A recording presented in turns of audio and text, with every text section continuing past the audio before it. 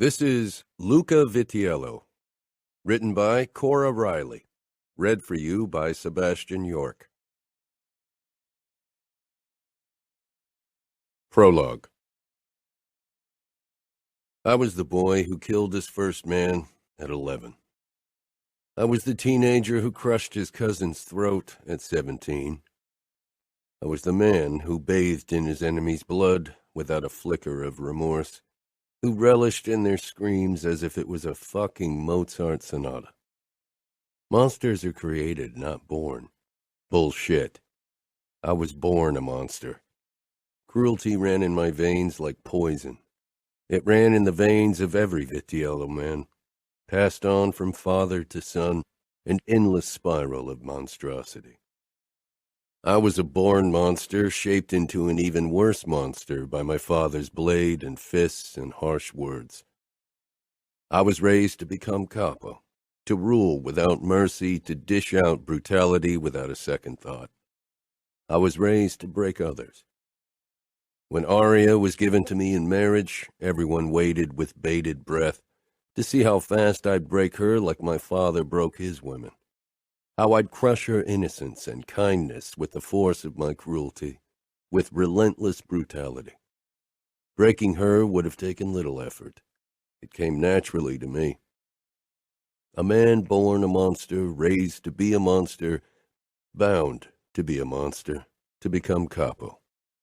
I was gladly the monster everyone feared, until her, until Aria. With her, I didn't have to cover up my darkness. Her light shone brighter than my darkness ever could. With her, I didn't want to be the monster. I wanted to shield her from that part of my nature. But I was born a monster, raised to break others. Not breaking her would come with a price a monster like myself shouldn't risk paying. Chapter 1. Luca, 9 years old. Matteo and I sat at the dining table, our eyes trained on the door, waiting for Mother. The bell for dinner had rung a long time ago. Our nanny, Mariana, stood against the wall, glancing toward the clock on the sideboard, then back to us. Father rarely ate with us, but Mother always did, at least dinner, even when she could hardly stand. She was always on time in case Father decided to show up. Where was she? Was she sick?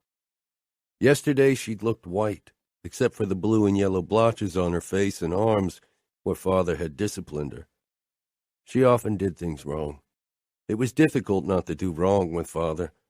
A thing that was okay yesterday could be wrong today. Matteo and I often confused one with the other and got punished as well. Matteo took his knife and stuck it into the bowl with mashed potato that had stopped steaming before slipping the mash-covered blade into his mouth. Mariana clucked her tongue. One day you'll cut yourself. Matteo shoved the knife back into the mash and licked it off again, his chin jutting out stubbornly. I won't. I pushed my chair back and stood. It wasn't permitted to get up before dinner was eaten, but Father wasn't home, so I was the master of the house, because Matteo was 2 years younger than me. I walked around the table. Mariana made a step in my direction. Luca, you shouldn't, she trailed off as she looked at my face. I looked like Father. That's why she was more scared of me than Matteo. That, and because I was going to be Capo. Soon, I'd be the one to punish everyone for doing wrong things. She didn't follow me when I walked through the foyer and up the stairs. Mother, dinner's ready. No answer. I stepped onto the landing, then approached Mother's bedroom. The door was ajar. The last time that had happened, I'd found her wailing on her bed, but it was quiet inside. I pushed the door open, swallowing. It was too quiet. Light spilled out of the open bathroom. Downstairs, I heard Father's voice. He had arrived home from work. He was probably angry that I wasn't sitting at the dining room table. I should have gone downstairs and apologized, but my feet carried me toward the light source. Our bathrooms were white Carrara marble, but for some reason a pink glow reflected in the room. I stepped into the doorframe and froze. The floor was covered with blood. I'd seen it often enough to recognize it and its smell. A hint of copper and something sweet. Was even sweeter today as it mixed with Mother's perfume. My eyes followed the river of blood, then the dried waterfall of red staining the white tub up to a limp arm. The white flesh was parted, giving way to dark red below. The arm belonged to Mother. It had to be her, even if she looked alien. Mask-like and stiff, her eyes were dull brown. They were staring at me, sad and lonely. I moved a few steps closer. Mother? Another step. Mom? She didn't react. She was dead. Dead. My eyes registered the knife on the floor. It was one of Mateo's, a black karambit knife. She didn't have her own weapons. She had cut herself. It was her blood. I looked down at her feet. My socks were soaked with the red liquid. I stumbled away and slipped, falling back, crying out. My butt hit the floor hard and my clothes soaked up her blood, sticking to my skin. I scrambled to my feet and stormed outside, my mouth wide open, my head throbbing, my eyes stinging. I collided with something. Looking up, I found Father's furious face glaring down at me. He hit me hard across the face. Stop screaming. My lips snapped shut. I'd screamed? I blinked up at my father, but he was blurry. He gripped me by the collar, shaking me. Are you crying? I wasn't sure. I knew crying wasn't allowed. I never cried, not even when Father hurt me. He hit me even harder. Speak up. Mother's dead, I croaked. Father frowned, taking in the blood on my clothes. He moved past me toward the bedroom. Come, he ordered. I noticed his 2 bodyguards in the hallway with us. They watched me with a look in their eyes I didn't understand. I didn't move. Come, Luca, Father hissed. Please, I said. Another forbidden thing, begging. I don't want to see her again. Father's face twisted with rage, and I braced myself. He was upon me and gripped my arm. Never again. You won't ever say that word again, and no tears, not another disgusting tear, or I'll burn out your left eye. You can still be a made man with one eye. I gave a quick nod and wiped my eyes with the back of my hand. I didn't fight when Father wrenched me back into the bathroom, and I didn't cry again, only stared at the body in the tub. Only a body. Slowly, the roar in my chest quieted. It was only a body. Pathetic, Father muttered. Pathetic whore. My brows drew together. The women Father met when he wasn't home were whores, but Mother wasn't. She was his wife.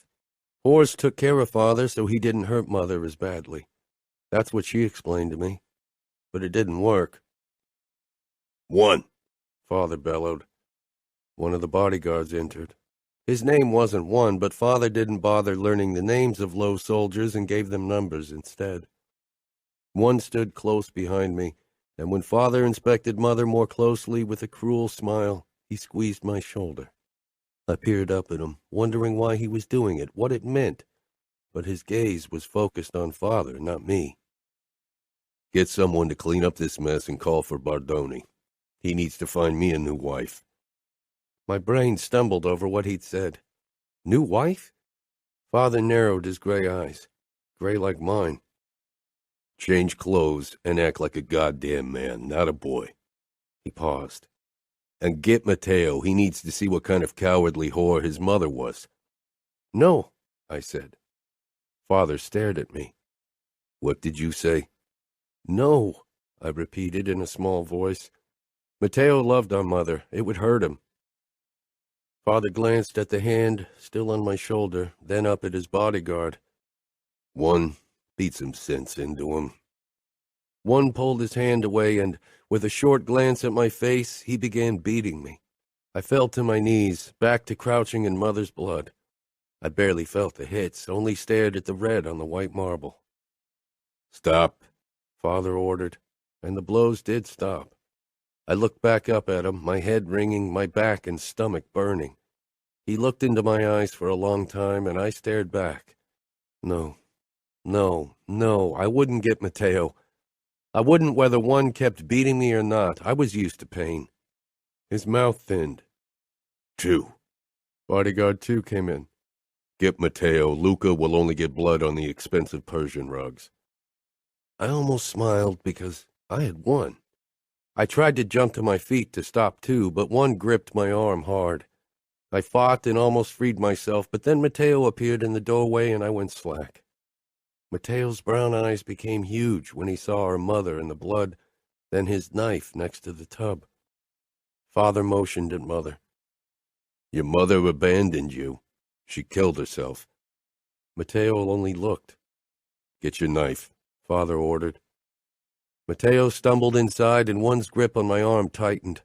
Father glanced at me, then back at my brother, who picked up the knife with shaking hands. I hated Father. I hated him so much. And I hated Mother for doing this, for leaving us with him. Now clean up, the both of you. Matteo stood stock still, staring at his bloody knife. I gripped his arm and pulled him out, stumbling after me. I led him into my bedroom, then into the bathroom. He still looked at his knife. I ripped it from his hand and held it under the faucet, cleaning it with hot water to get rid of the dried blood. My eyes prickled, but I swallowed. No tears. Not ever again. Why did she use my knife? Matteo asked quietly. I turned off the water and dried it with a towel, then held it out to him. After a moment, he shook his head, backing away until he bumped against the wall before he sank down on his butt. Why? He muttered, eyes filling with tears. Don't cry, I hissed, quickly closing the bathroom door in case Father came into my bedroom. Matteo jutted his chin out, narrowing his eyes even as he began bawling. I tensed and gripped a clean towel before I knelt in front of my brother.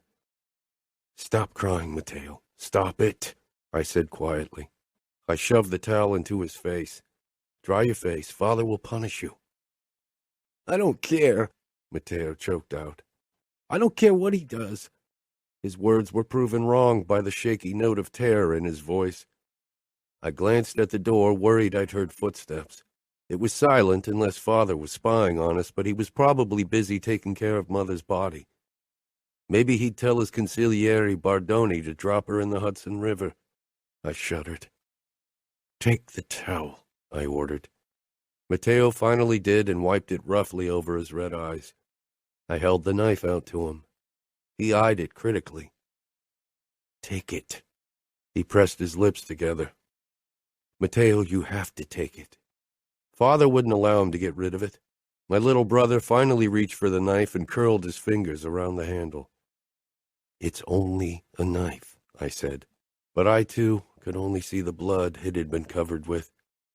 He nodded and pushed it into his pocket. We stared at each other. Now we're alone. You have me, I said. A knock sounded, and I quickly pulled Matteo to his feet. The door swung open, and Mariana stepped inside.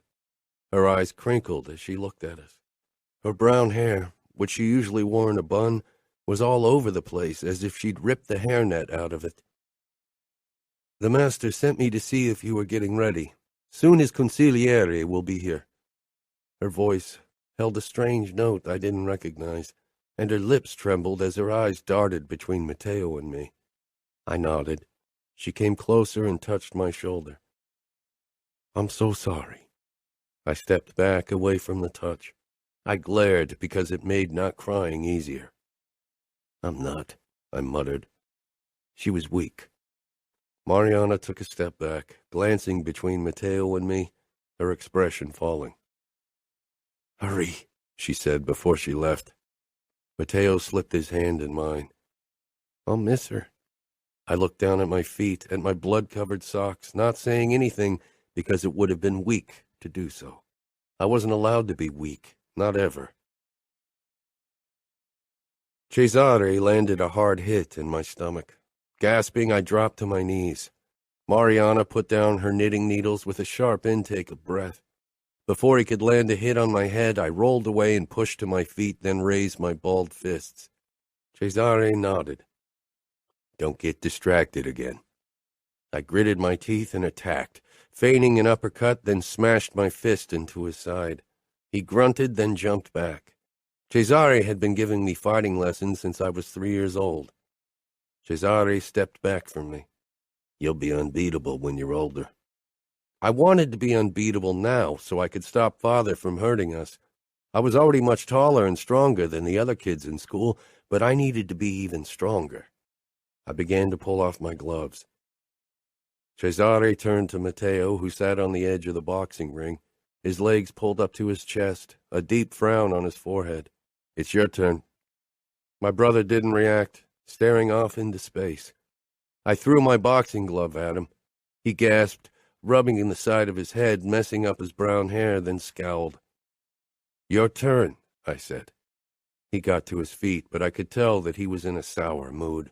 I knew why, but I really hoped he would keep it to himself. Why aren't we at Mom's funeral? Mariana was heading our way. I threw my second glove at him. Shut up. He stomped his foot. No! He jumped off the boxing ring and stalked toward the door of the gym. What was he doing? Matteo, I shouted, chasing after him. I want to say goodbye to her. It's not fair that she's alone. No, no, no. Why did he have to say something like that when others were around? I didn't look back at Cesare and Mariana, but I knew they'd heard every word. I grabbed Matteo's arm shortly before the exit and jerked him back. He tried to shake me off, but I was stronger than him. He glared up at me with teary eyes. Stop crying, I whispered harshly. Do you want to say goodbye? He rasped. My chest tightened. She didn't say goodbye to us either. I released Matteo, and he began crying again. Mariana put her hand on his shoulder, but not on mine. She'd learned. Every time she'd tried to console me in the last few days, I'd shaken her off. It's okay to be sad. No, it's not, I said firmly. Didn't she understand? If Father found out that Matteo was crying after our mother, especially when Cesare was around, he'd punish him. Maybe he'd burn his eye out like he'd threatened to do to me. I couldn't let that happen. I glanced at Cesare, who stood a few steps back, unwrapping his tape from his wrist. Our mother was a sinner. Suicide is sin. She doesn't deserve our sadness. I repeated what the pastor had told me when I'd visited church with Father. I didn't understand it. Killing was a sin too, but the pastor never said anything to Father about that. Mariana shook her head and touched my shoulder with sad eyes. Why did she have to do it? She shouldn't have left you boys alone. She was never really there for us before either, I said firmly, bawling my emotions inside of me. Mariana nodded. I know. Your mother was weak, I hissed, drawing back from her touch. I didn't want to talk about her. I just wanted to forget she'd ever existed, and I wanted Matteo to stop looking at the stupid knife as if it would kill him. Don't, Mariana whispered. Don't become like your father, Luca. That's what Grandma Marcella had said before she died. Grandma looked thin and small. Her skin appeared too big for her body, as if she'd borrowed it from a person twice her size. She smiled in a way no one ever smiled at me and stretched out her old hand. I took it. Her skin felt like paper, dry and cold. Don't leave, I demanded. Father said she would die soon. That's why he'd sent me into a room to understand death, but I already did. Grandma squeezed my hand lightly. I'll watch over you from heaven. I shook my head. You can't protect us when you're up there. Her brown eyes were kind. Soon you won't need protection anymore. I'll rule over everyone, I whispered. Then I'll kill Father so he can't hurt Matteo and Mother anymore. Grandma touched my cheek. Your father killed his father so he could become Capo. My eyes widened. You hate him for it? No, she said. Your grandfather was a cruel man. I couldn't protect Salvatore from him. Her voice got raspier and very quiet, so I had to lean close to hear her. That's why I tried to protect you from your father, but I failed again. Her eyelids fluttered, and she released my hand, but I clung to it. Don't become like your grandfather and father, Luca. She closed her eyes. Grandma? I scowled, then glanced back at Cesare, who was watching with his arms crossed. Had he heard what Mariana had said? Father would be angry with her, very angry. I turned on my heel and walked toward him, stopping right in front of him and narrowing my eyes. You didn't hear anything. Cesare's eyebrows rose. Did he think I was kidding? I didn't have much I could do. Father held all the power. You won't tell anyone anything, or I'll tell my father that you talked shit about him. I'm his heir. He'll believe me. Cesare dropped his arms. You don't have to threaten me, Luca. I'm on your side. With that, he turned on his heel and went into the locker room. Father always said we were surrounded by enemies. How was I supposed to know whom I could trust? Luca, 11 years old. Screams tore through my nightmare, through the images of red rivulets on white marble. I sat up, disoriented, listening to shouting and gunfire. What was happening? Light flared up in the hallway, probably the motion sensors. I rolled over to the edge of my bed when the door opened. A tall man I'd never seen before stood in the doorway, his gun trained on my head. I froze. He was going to kill me. I could see it in his expression. I stared into his eyes, wanting to die with my head held high like a real man. A small shadow dashed forward behind the man, and with a battle cry, Matteo jumped on his back. The gun fired, and I jerked as hot pain sliced through my middle. The bullet went a lot lower than it was supposed to. He would have killed me if it hadn't been for Matteo. Tears shot into my eyes, but I stumbled out of the bed and wrenched my gun out of the nightstand.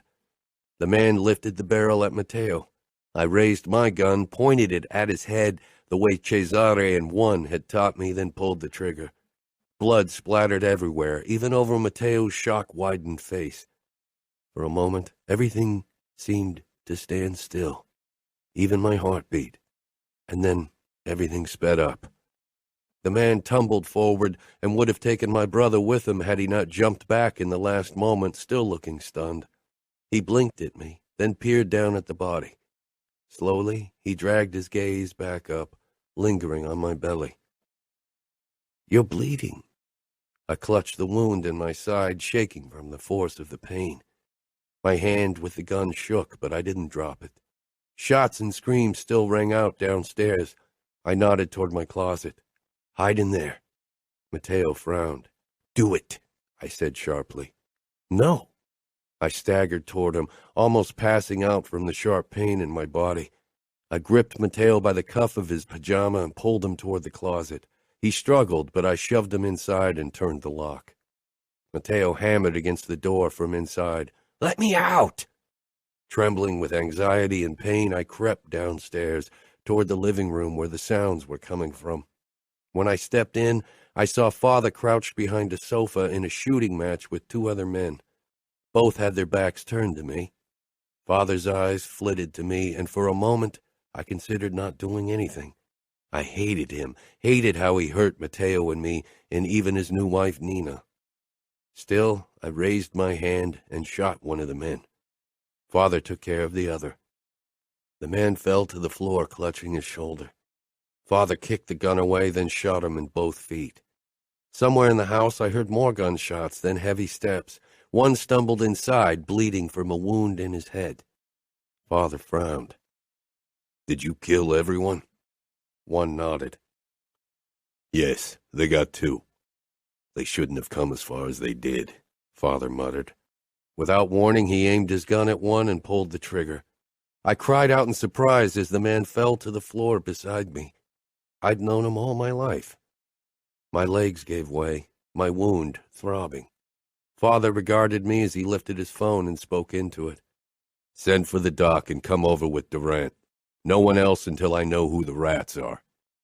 Father stalked toward me and pulled me roughly to my feet. Holding me upright, he shoved my hand away from my bleeding wound. He prodded at it, and my vision turned black as I jerked in agony. Father shook me. Get a grip on yourself. Don't die on me. My eyes peeled open. Father shook his head, then released me, and I sank back down to the ground. I braced myself on my hands, wheezing. Father moved out of the room, leaving me alone with the attacker who was moaning as he tried to crawl away. When Father returned, he carried rope. He tied up the man, then pulled out his knife and touched it to the man's forearm. He screamed when Father began to cut his skin off his flesh. It's like peeling an apple. That's what Father always said, but an apple didn't screech and beg. Cradling my bleeding stomach, I watched even as bile crawled up my throat. Father kept glancing my way. I knew he'd punish me if I looked away. The screams rang in my ears, and I shivered. My arms gave way, and my cheek collided with the hard floor. The static in my ears soon drowned out the screaming, and then all was black. The underbosses and captains waited in the living room of our mansion. Father stood in the middle and beckoned me forward. Every eye in the room followed me as I headed toward him. I held my head high, trying to appear taller. I was tall for my age, but the men around me still towered over me. They looked at me like I was something they had never seen before. I stopped right in front of my father. "The youngest initiate the Familia has ever seen," he announced, his voice booming in the room. 11 years and already so much stronger and crueler than any father could wish for. Pride swelled in my chest.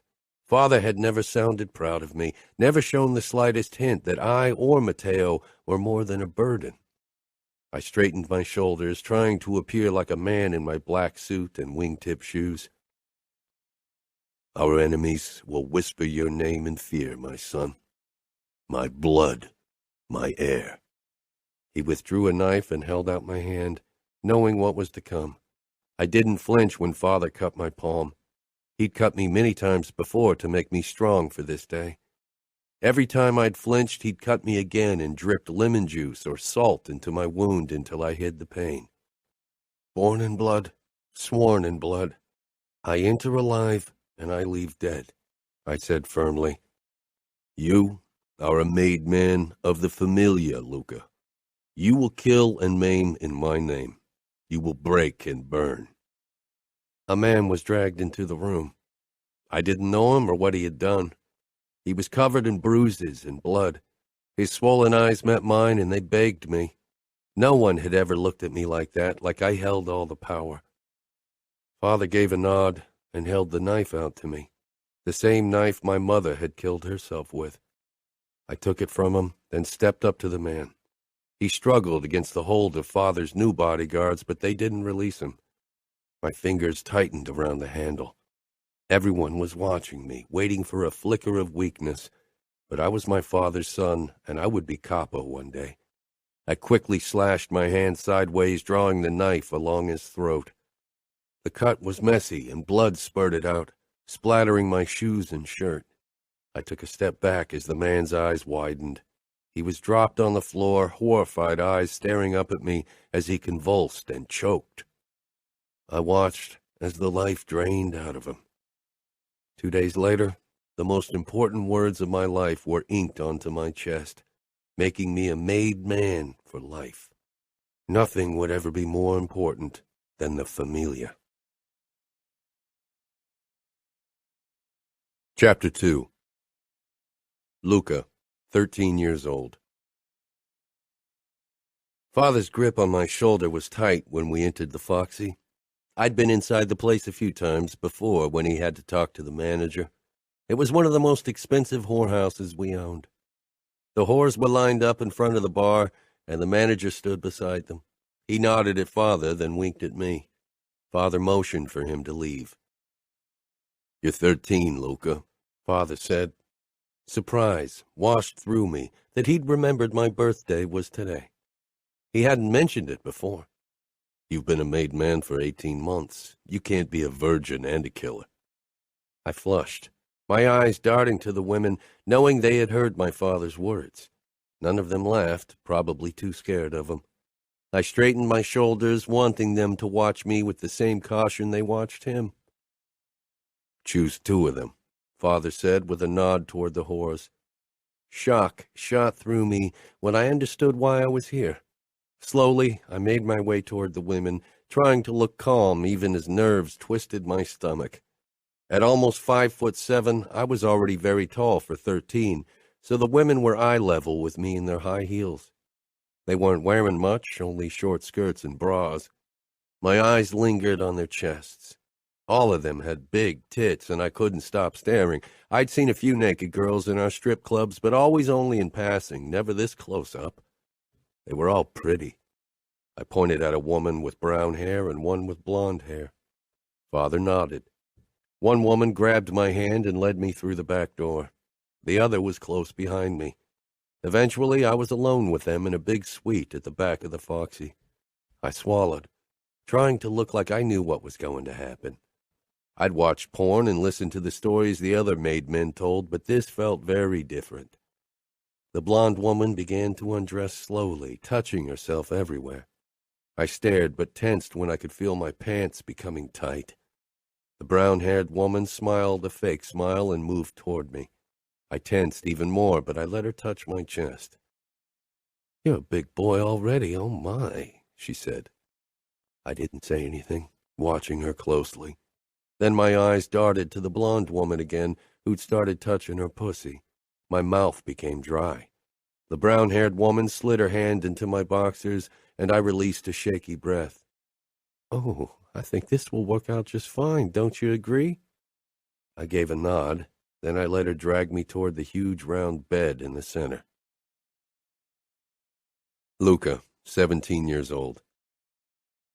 "I'm fucking glad to be away from Father, but I wish we didn't have to go to Junior to celebrate my birthday," Matteo muttered, shoving his shirt into his pants and checking his reflection. It was the fourth one he'd tried on. Fuck, how did he become such a vain bastard? It seemed to become worse every year. Now at 15, he was pretty much insufferable. Cesare shot me a look. He, Romero, and I had been waiting for Matteo to get ready for the last 30 minutes. "It would have been dishonorable to decline an invitation from your cousin when he organizes a party for you," Romero said, sounding twice his age. He'd turned 14 a few days ago, and he had been a made man since his father died a few months ago. His family needed the money, but we'd known each other for many years. "I don't trust him," Cesare muttered. "He and his family are too ambitious." My uncle Gottardo and his eldest, Gottardo Jr., definitely weren't in favor of me becoming capo after my father, but that could be said about all of my uncles. They thought they would be better capos. "We'll stay a few hours and then we'll come back here and have our own party, or we'll drive back to New York and go into one of our clubs." "Do you really think we'll be sober enough to drive back to New York? It's a long drive from the Hamptons," Romero said, frowning. Matteo chuckled. "How come you're so goddamn rule-abiding?" Romero flushed. "Come, Matteo, nobody gives a fuck about your shirt," I growled when it looked as if he was considering trying on another. Uncle Gottardo's mansion wasn't far from ours, so we walked over. A guard opened the gates for us, and we headed up the long driveway to the entrance door where Gottardo Jr. was waiting. He frowned when he saw us. "I didn't expect you to bring more people along." "Romero and Cesare are always with us," I told him as I shook his hand, before he turned to my brother and congratulated him. We all stepped into the entrance hall. Loud music and voices were coming from the living area. I stripped off my gun and knife holders and dropped them on the sideboard, as was expected. Matteo, Romero, and Cesare did the same before we followed my cousin toward the party. I knew most of the men only distantly since they were friends of Junior and his brother, Angelo, from Washington. "How come you're here?" I asked as I headed for the array of alcoholic beverages, while several half-naked girls danced around us. Junior had even set up poles for them. "I needed a few days off. Business has been soul-sucking." I nodded. The Bratva had given us all trouble recently. Junior smiled widely. "Now, let's have fun."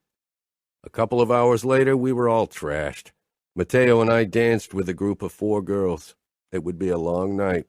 One of the whores started twerking right in front of us, her ass cheeks glittery, her thong a thin strip of nothing. Romero had disappeared with another whore in a back room. Maybe he'd finally get fucked. Cesare slouched in his seat, eyes half closed as a woman rode him like a pro. Matteo clapped the dancer's ass and she squealed, then whirled around and ground against his groin. More girls swarmed around us. I plopped down on one of the armchairs, the alcohol taking its toll, and one of the girls sank down in front of me, massaging my cock through my pants. A second came up behind me and ran her hands down my chest. I was about to snarl at her for being at my back when she fell forward, her cut throat spilling blood down my shirt. Fuck! The whore massaging my cock looked up with wide eyes. I shoved myself out of the armchair and turned at the same time, bringing my arm up just when Junior brought his knife down. The blade grazed my forearm, cutting it open. The whores began screaming around us. Where was Matteo? Junior slashed the knife at me again, and I rammed my shoulder into his chest, then grabbed his throat and shoved him into the wall. Grunts and screams rang out around us. Then the first shot sounded. I was focused only on Junior. I was going to crush him to fucking dust. I wrapped my second hand around his throat as well, and then squeezed as hard as I could. You fucking traitor, I snarled. Did he think he could kill me? His eyes began bulging, and I squeezed even harder until the veins in his fucking eyeballs began to pop and his bones crumpled under the force of my grip. He jerked one last time, and I dropped him to the ground. My fingers were covered in his blood. Slowly, I turned to find Matteo atop another attacker, about to cut his throat. No, I ordered, but it was too late. Matteo had sliced open the fucker. Breathing harshly, I took in the mess around us. Cesare leaned against a wall, looking slightly dazed. He had a cut on the side of his neck and was staring down at the dead body in front of him. Romero was breathing harshly, only in his boxer shorts and a gun in his hand. 2 whores were dead, and the others were crying and staring at me like I was the devil. I walked past them toward Romero and Cesare. Romero was bleeding from a wound in his shoulder. Matteo staggered to his feet, eyes wide, almost feverish. It was the thrill of the kill I knew only too well. You crushed his fucking throat with your bare hands! Father won't be happy, I said, then glanced down at my hands. I'd killed so many, but this felt different. It had been more personal, fucking thrilling. Feeling the life drain out of him, feeling his bones break under my palms. Fuck, I'd loved it. Cesare regarded my face. You all right? My mouth curled. Did he think crushing my cousin's throat had bothered me? Call my father. I turned to Romero, who looked a bit shaken. How bad is it? He shrugged. It's nothing. Bullet went straight through. One of Junior's friends got his guns the same I did. I nodded, but my mind kept replaying my cousin's death. My eyes were drawn to the uninjured whores, wondering if any of them had been involved in this. Matteo stepped up to me. Huck, I can't believe our own cousin tried to kill us. You had your knife, I said. You know I never go anywhere without it, Matteo said with an unsettling grin. I won't put my fucking guns down ever again. Romero came closer, looking a little shaky. Do you think your uncle and your other cousin were involved? Probably, I muttered. I doubted that Junior had come up with the plan by himself. It fit Gottardo's character that he'd talk one of his sons into this instead of risking his own fucking life. Coward. Why did he risk it? Even if he'd managed to kill us, there would still be your father, and he'd avenge you, Romero said. No, I gritted out. If Matteo and I had been stupid enough to get us killed by Junior, Father would have considered us weak links. He would have allowed Nina to have a child, and then he'd have had a new heir. End of story. Matteo grimaced because it was the truth. We both knew it. I need a fucking drink, I growled in the direction of one of the whores. She rushed toward the bar and poured me a whiskey before she brought it to me. I regarded her closely as I took a sip, and she lowered her eyes. Did you know? She shook her head jerkily. No. We were told this was a birthday party and we were supposed to dance, that's all. I walked over to one of the armchairs with my drink and sank down. The whore whose throat Junior had cut lay beside it in a puddle of blood. Eventually, Matteo, Cesare, and Romero sat down across from me as we waited for Father and his men. There was nothing else to do. We'd killed Junior and his friends, so we couldn't question them, and Gottardo and Angelo were all the way in Washington. I caught the looks Romero and Cesare gave me, a mixture of respect and shock. Matteo shook his head. Fuck, that's not how I wanted to spend this day. Father, his consigliere Bardoni, and several soldiers arrived about 1 hour later. Father barely glanced our way before he headed for my cousin. You crushed his throat? He asked, inspecting what remained of Gottardo Jr. I caught the hint of pride in his voice. I didn't want his fucking approval. I nodded. I didn't have any weapons because I assumed I was among family and not a fucking traitor. He choked on his traitorous blood. Like a vice, Matteo commented. Luca the Vice, Father said with a strange smile. It had been a long fucking day, long fucking weeks, one ordeal followed by another. I wanted to kill every single one of my uncles. I'm so over them treating me like a fucking kid, I said as Matteo and I headed for the entrance of the sphere. Matteo grinned and ran his hand through his hair for what seemed like the 100th time. One day I was going to knock him out and shave his fucking hair off to stop his annoying preening. You're 17, Luca, not yet a man. He imitated Uncle Gottardo's voice in annoying perfection, including the nasal undertone that made me want to rip his vocal cords out of his throat. I had seen the fear in his eyes, the same fear I saw in many people's eyes since I'd crushed Junior's throat. Gottardo was only able to spew this bullshit because he thought himself safe as my uncle. I couldn't believe my father had believed him and Angelo. Or maybe he didn't and enjoyed the groveling. He definitely upped his security and guards since that day, so he knew there were still traitors among us. I'm more man than all of them together. I've killed more men, have fucked more women, and I have bigger balls. Careful with the ego there, Matteo said, chuckling. You've got a zit on your forehead, I muttered. It was a lie, but given Matteo's vanity, I knew it was my best bet to pay him back for being an insufferable asshole most of these days. As predicted, Matteo immediately felt his skin for the offending flaw, then narrowed his eyes and dropped his hand. I rolled my eyes with a chuckle. We arrived in front of the bouncer of the sphere. He greeted us with a curt nod and stepped back to let us through when a guy at the front of the long queue, waiting to be allowed inside, shouted, "Hey, we were here first, and that guy's not old enough to be in a club." Matteo and I both looked at the idiot. He had been referring to Matteo, and of course he was right. At 15, Matteo was definitely not allowed to be in a nightclub like this, but neither was I. Only with my size, everyone assumed I was older. Matteo and I exchanged a look and walked over to Big Mouth. Some of his bravado slipped off when I stopped right in front of him. Got a problem there? There are laws, he said. Matteo flashed his sharp grin he'd perfected recently after spending too many hours in front of a mirror. Maybe for you. Since when are boys allowed in clubs? Is this prom or what? Big Mouth said to our bouncer. Matteo was about to draw his knife right in front of everyone, and I had half a mind to let him for the fun of it when a woman in the queue spoke up. He doesn't look like a boy to me, she said flirtingly in Matteo's direction. And you look like my next conquest, added the girl beside her with a smile at me. I cocked an eyebrow. Matteo, with his sunny boy charm, was always a girl magnet, but my rougher predator charm definitely had its perks as well.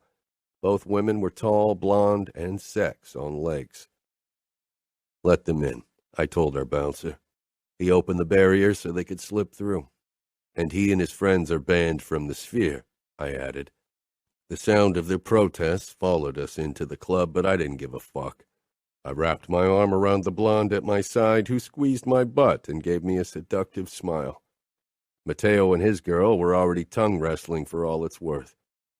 Is there a place where we can fuck? Blonde asked me, pressing herself against me. I smirked. That's how I liked it best. Women who weren't work, easy lays, no questions asked. Sure, I told her, reaching for her own ass and squeezing it. Is your cock as big as the rest of you? She asked as I led her through the back door into a storage room. Find out for yourself, I growled, and she did. The moment the door closed, she got down on her knees and sucked any sane thought out of my brain. Her lipstick stained my cock red as she blew me like a fucking pro. I leaned my head back and closed my eyes. Fuck, I hissed, as she worked me deep into her mouth. She was better than most of the whores I'd been with, and those women had spent years perfecting their craft. I relaxed against the door, getting closer and closer to spill my cum down her throat. She shifted and tensed in a way that raised my suspicions. Instinct made my eyes shoot open a moment before she jerked something toward my thigh. I lashed out, hitting her arm. She dropped a syringe and scrambled for it again. Grabbing her throat, I hurled her away from me. The back of her head collided with the storage shelves with a sickening crunch, and she slumped to the ground. Breathing harshly, I stared down at the syringe. What kind of shit did she try to inject me with? I pulled up my pants and staggered over to her. I didn't bother feeling for her pulse. Her neck was twisted at an angle that left no doubt about her death. I bent over her and tugged her pants down, revealing her hip bone. There was a scar where someone had burnt away a tattoo. I knew what kind of sign had been on her skin. The crossed Kalashnikovs of the fucking Bratva that they inked onto the skin of every single one of their whores. Fuck, I snarled. This had been a trap, and I'd walked straight into it, had let my dick rule over my thinking, had lowered my guards. Shouldn't the incident with my cousin have taught me better? I jerked upright. Matteo, fuck. I rushed out of the room and searched the other back rooms. No sign of him or the other no-doubt traitorous whore.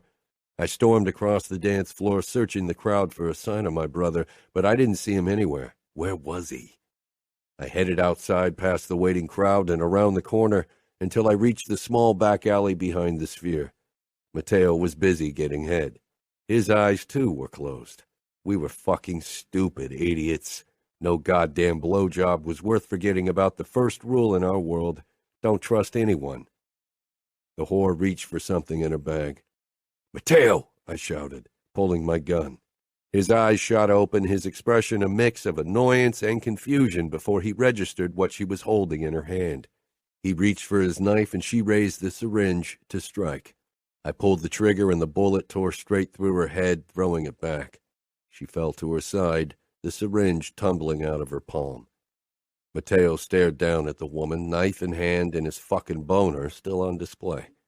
I moved toward him and revealed the burnt skin over her hip bone. I really wish she would have waited for me to come before she tried to kill me, he muttered. I straightened, then grimaced. Why don't you pull up your pants? There's no reason to present your junk anymore. He dragged his pants up his legs and fastened his belt. Then he looked at me. Thanks for saving my ass. He gave me a smirk, but it was off. Did you at least have your happy ending before your conquest tried to end you for good? I shook my head. The Bratva almost got us. We both acted like fucking fools, letting those stupid whores lead us around by our dicks like randy teenagers. We are randy teenagers, Matteo joked as he sheathed his knife. I glared down at the dead woman. The other whore's dead as well? Matteo asked. I nodded. Broke her neck. Your first two women, he said with a hint of wariness, his eyes scanning my face, looking for God knew what. You feel guilty? I regarded the blood staining the concrete and the lifeless eyes of the woman. Anger was the prevailing emotion in my body. Anger at myself for being an easy target, for thinking a pretty woman was no threat, and burning fury at the Bratva for trying to kill me, and worse, Matteo. No, I said. The only thing I regret is that I killed them before they could answer a few questions. Now we'll have to hunt down a few Bratva assholes and get info out of them. Matteo picked up the syringe and I tensed, worried he could get some of the poison on his skin by accident. I had no doubt that whatever was in there would lead to an excruciating death. We need to find out what's in there. First, we need to get rid of the two bodies before guests or the police find them. I raised my phone to my ear, calling Cesare. "I need you at the Sphere, fast." "All right, give me 10 minutes," Cesare said, sounding as if I'd woken him. Cesare was more my man than he was Father's soldier, and I trusted him to keep his mouth shut when required. "Father won't be happy about this," I said. Matteo gave me a curious look. "About us walking into a trap, or that the Bratva tried to kill us?" "The first and maybe the second." "I'm growing tired of people trying to kill us," Matteo muttered, his tone serious for once. I took a deep breath. "That's how it is, how it'll always be. We can't trust anyone but each other." Matteo shook his head. "Look at Father. He trusts no one, not even Nina." He did well not to trust his wife, considering the way he treated her. The marriages in our world rarely led to trust, much less love. Chapter 3. Luca, 20 years old. The second we entered the elevator, the sound of music and laughter drifted down to us. "Seems like this party might be worth our time," Matteo said, checking his looks in the reflection of the doors. Except for our general facial features, we don't look alike. I was still the spitting image of my father, same cold gray eyes, same black hair, but I'd never wear it in that disgusting slicked-back way he did. That would be a plus, but the main reason we're here is for connections. The apartment belonged to Senator Parker, who was away on business with his wife. His son, Michael, used the chance to throw a party, inviting pretty much everyone who mattered in New York. Michael waited in the open door when Matteo and I stepped out into the hallway. It was the first time I'd seen Parker Jr. without a suit, since he was trying to follow in his father's footsteps. He waved at us with a crooked smile, already drunk. I nodded at him. For a moment, he looked as if he wanted to hug me, like so many people tended to do with everyone. But then he thought better of it. Good for him. "So glad you can make it," he slurred. "Grab a drink. I booked a few bartenders who can prepare any cocktail you want." The penthouse was packed with guests, and the beat throbbed in my temples. Matteo and I wouldn't drink much, if anything. We'd learned from our mistakes of the past, even if the present crowd didn't pose a danger. Most of them would piss their pants if they knew half the things Matteo and I had done since we'd become made men. As it was, they only knew rumors. Officially, we were the heirs of businessman, real estate mogul, and club owner Salvatore Vitiello. The moment we entered, people began to whisper. It was always the same. Michael pointed at the bar and buffet, but I barely listened. My eyes were drawn to the dance floor, which had been set up in the center of the large open space that must have been the living room before the furniture had been removed for the party. Several girls who had been dancing with sons of other politicians were throwing glances our way. Matteo and I exchanged a look. The thrill-seekers were about to descend on us. These kinds of girls, from good families, pampered, and entirely boring, were our main prey. They wouldn't end up trying to kill us. One of the girls, a tall blonde sex bomb with fake tits and an outfit that clung to her body like a second skin, began eye-fucking me immediately. She left her dance partner standing dumbfounded on the dance floor and shimmied over to me on high heels. Michael groaned. I glanced his way. "That's my younger sister, Grace." I frowned. This could complicate my plans. Michael looked at my face, then at Grace. "I don't care if you make a move on her. She does what she wants anyway. She's always on the lookout for her next conquest, but lots of wieners have been dipped into the mustard jar, if you catch my drift." My eyebrows rose. I didn't care if Grace had fucked half of New York's male population. She was for fucking and sucking, not anything else. But if I had a sister, I would definitely mind if she acted like that, unlike Michael. Michael shook his head. "I'm off. I don't want to witness that." He moved to the bar, and Matteo followed him, but not before he sent me a wink. Grace danced closer and closer, then touched my chest. "I hear you're involved in organized crime," she crooned into my ear. Her hand slipped lower, her eyes eager and flirting. She definitely went for it. If she reached around, she'd feel the gun in the holster at my lower back hidden under my T-shirt. "Is that what you hear?" I asked with the smile that got girls like her going. Dark enough to call to her bored as fuck pampered rich girl persona, but nowhere near my true dark side, which would scare her away. She shivered against me. "Is it true?" "What do you think?" I growled, pulling her against me, letting some of my harshness show. Her lips parted, her expression a mix of fear and lust. She pressed her mouth to my ear. "I think I want to be fucked." "Good," I said darkly, "because I'm going to fuck you now. Lead the way." With an excited smile, she grabbed my hand and pulled me along. Mateo grinned at me, but a second later, he was back to shoving his tongue down a brunette's throat. Grace and I entered what I assumed was her bedroom. I pushed her toward her vanity and hoisted her up, knocking half of her lipsticks off in the process. She pursed her lips. "You're making a mess." I gave her a dark smile. "Do I look like I give a fuck? The rest of your fucking lipsticks will fall off when I fuck you." Her lips parted. She was used to weak-ass rich boys who'd never swung a fist in their life. "Then you'll have to pick them up later." Was she testing me? Trying to see if I was someone who could be pushed around like her preppy boyfriends of the past? Tugging her skirt down, I checked the unblemished skin of her hip bones. It was more habit than necessity. Definitely not a Bratva assassin. "I won't do a fucking thing, Grace. Got it?" I growled as I slid my hand under her skirt, then pushed her thong aside, finding her wet. "People do what I tell them, not the other way around. New York is my fucking city," I added as I pushed 2 fingers into her. Her eyes flashed with fascination. She was fascinated by the danger, even when she didn't know the first thing about it. I finger-fucked her hard. "Choke me," she whispered. "One of those." I closed my fingers around her throat and pressed her down on the vanity, shoving the rest of her makeup to the floor. She shuddered with pleasure. I hardly put any pressure behind my grip. If she knew that this was how I'd killed a man, if she knew how many worse things I'd done with these hands, she wouldn't have asked me to do this. But for her, this was a game, a thrilling kink. It was the same with all the girls. I was their darkest fantasy come true. She didn't understand that I didn't play a dark role for her, that this wasn't my dark side, not even close, but the only side I was allowed to show in public.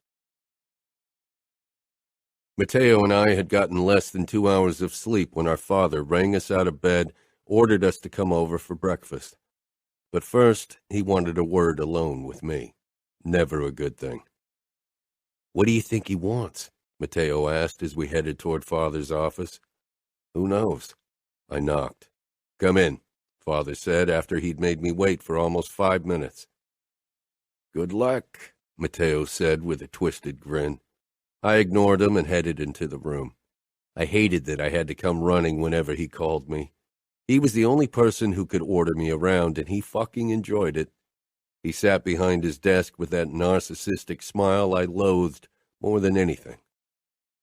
"You called for me, Father," I said, trying to sound like I didn't give a damn. His smile widened. "We found you a wife, Luca." I raised one eyebrow. I know he and the Chicago outfit had been discussing a possible union for months, but Father had never been very forthcoming with information. He loved having that power over me. "From the outfit?" "Of course," he said, tapping his fingers against the desk and watching me.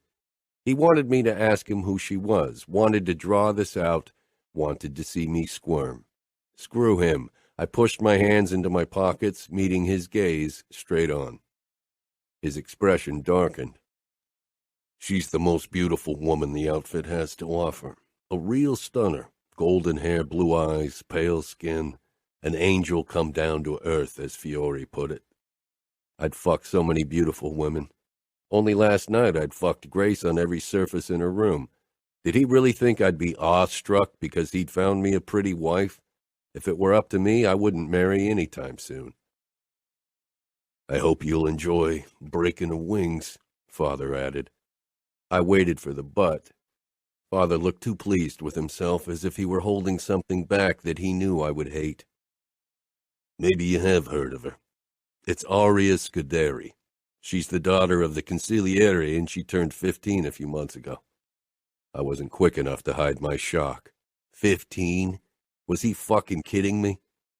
I thought they wanted the wedding to take place soon, I said carefully. Father leaned back, his eyes looking for a flicker of weakness. They do. We all do. I won't marry a fucking child, I growled, done with playing nice. I was sick of his games. You will marry her, and you will fuck her, Luca. I exhaled before I said or did something that I'd regret later. Do you really think our men will look up to me if I act like a fucking pedophile? Don't be ridiculous. They look up to us because they fear us. And Aria isn't that young. She's old enough to spread her legs and have you fuck her. It wasn't the first time I'd considered putting a bullet in his head. He was my father, but he was also a sadistic bastard I hated more than anything else in the world. What does the girl say to your plan? Father barked a laugh. Ha! She doesn't know yet, and it's not like her feelings are important. She'll do what she's told, and so should you. Her father doesn't mind giving his daughter to me before she's of age. He doesn't? What kind of bastard was Scuderi? I could see how much Father enjoyed my fury. But Dante Cavallaro was averse to the idea and suggested to postpone the wedding. I nodded. At least one person wasn't out of their fucking mind. Of course, we haven't decided yet what to do. I'll let you know once the decision is made. I'll be in the dining room in 15 minutes. Tell Nina I want a 5-minute egg, not a second longer. I left, knowing I was dismissed. Matteo leaned against the wall across from Father's office. I strode past him, trying to get a handle on the rage burning through my body. I wanted to kill someone, preferably our father. I went straight toward the bar area in the living room of the house. What did our sadist of a father do now? Matteo asked as he fell into step beside me. I glared. He wants me to marry a fucking child. What the fuck are you talking about? I thought he was trying to set you up with the most beautiful woman of the fucking outfit, Matteo said mockingly. They must be out of pretty women over there because they want me to marry Aria Scuderi, who's fucking 15. Matteo whistled. Holy shit. Have they lost their fucking mind? What did the poor girl do to deserve such a fate? I wasn't in the mood for his jokes. I wanted to hit something, hard. She's the oldest daughter of the consigliere, and she looks like an angel come down to earth, if you believe Fiore Cavallaro. So they marry her off to the devil, a match made in hell. You're starting to piss me off, Matteo. I reached over the counter of the bar and grasped the most expensive whiskey bottle, which our father kept for special occasions. I brought it to my lips and took a deep swig. Matteo snatched the bottle out of my hand and tipped it back, downing a considerable amount of the amber liquid before sliding it back over to me. We went back and forth like that for a while before Matteo spoke again. Are they really going to make you marry that girl? I mean, I'm all for the kinky stuff, but fucking a 15-year-old is too freaky even for me. Her asshole of a father would hand her over to me tomorrow. That bastard doesn't seem to care. So what are you going to do?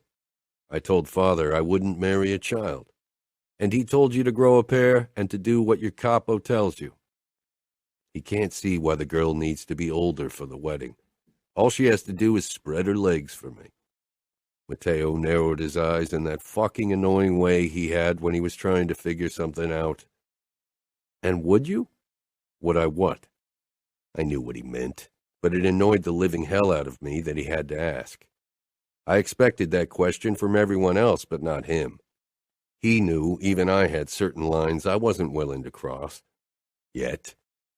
Life could be a bitch, especially if you were in the mob, so I'd learned that never say never was a motto to live by.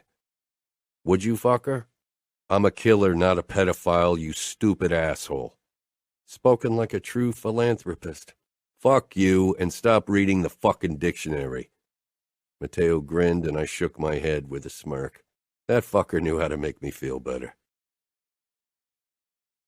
Matteo had barely stopped talking since we'd gotten off the plane, and he obviously had no intention of doing so now that we were in the Scuderi mansion. I was seconds away from punching him in the throat. Stop sulking, Luca. You should be happy. You'll meet your fiancée today. Aren't you curious how she looks? She could be butt ugly. She wasn't. Father wouldn't let the outfit cheat us like that. But I hadn't found a photo of her on the internet. Scuderi seemed to keep his family out of the public eye. I'm surprised the maid didn't follow us. It seems like a risk to let potential enemies walk through the house without supervision. Makes me wonder if this is a trap, Cesare said as he kept looking over his shoulder. It's a power play. Scuderi wants to show us that he isn't worried about our presence, I said, as we headed in the direction the maid had pointed us toward. I could hear people running our way. My hand went to my gun. Cesare and Matteo did the same as we turned the corner. When I saw what caused the commotion, I relaxed. Children were chasing each other, hurtling straight toward us. The boy managed to stop, but a young girl rushed toward me, her arms flailing, and crashed into my body. My hand shot out to catch her. She stared up at me with wide eyes as I held her by the shoulders. "Liliana!" one of the other girls shrieked. My eyes snapped toward her, then her golden blonde hair, and I knew who she was. Aria Scuderi, my future wife. She was the oldest of the bunch, but damn it, she looked so fucking young. I mean, it wasn't as if I'd expected a grown woman, but I'd hoped it wouldn't be so fucking obvious that she was only 15. When I was that age, I already felt and acted like a man. I wasn't sure what I'd have done if Cavallero and my father hadn't agreed to wait until she was 18. She was beautiful in a childish way, but there was the promise of breathtaking beauty under her young features. She was small, but with my size, most women were. In a few years, when she'd become my wife, she'd be stunning. She'd better learn to hide her emotions better until then. She looked fucking terrified. I was used to people giving me that kind of look, but with women I preferred admiration and lust to terror any day. "Liliana, come here," she said. It was pretty obvious that she was trying to look strong and grown up. She would have been more convincing if her voice wasn't shaking and if there wasn't that petrified glint in her eyes. I loosened my grip on her sister, who bolted toward Aria as if the devil were at her heels. Had these girls never met other men? Scuderi probably kept them in a golden cage, which suited me just well. "That's Luca Vitiello," a redhead blurted, and actually wrinkled her fucking nose at me.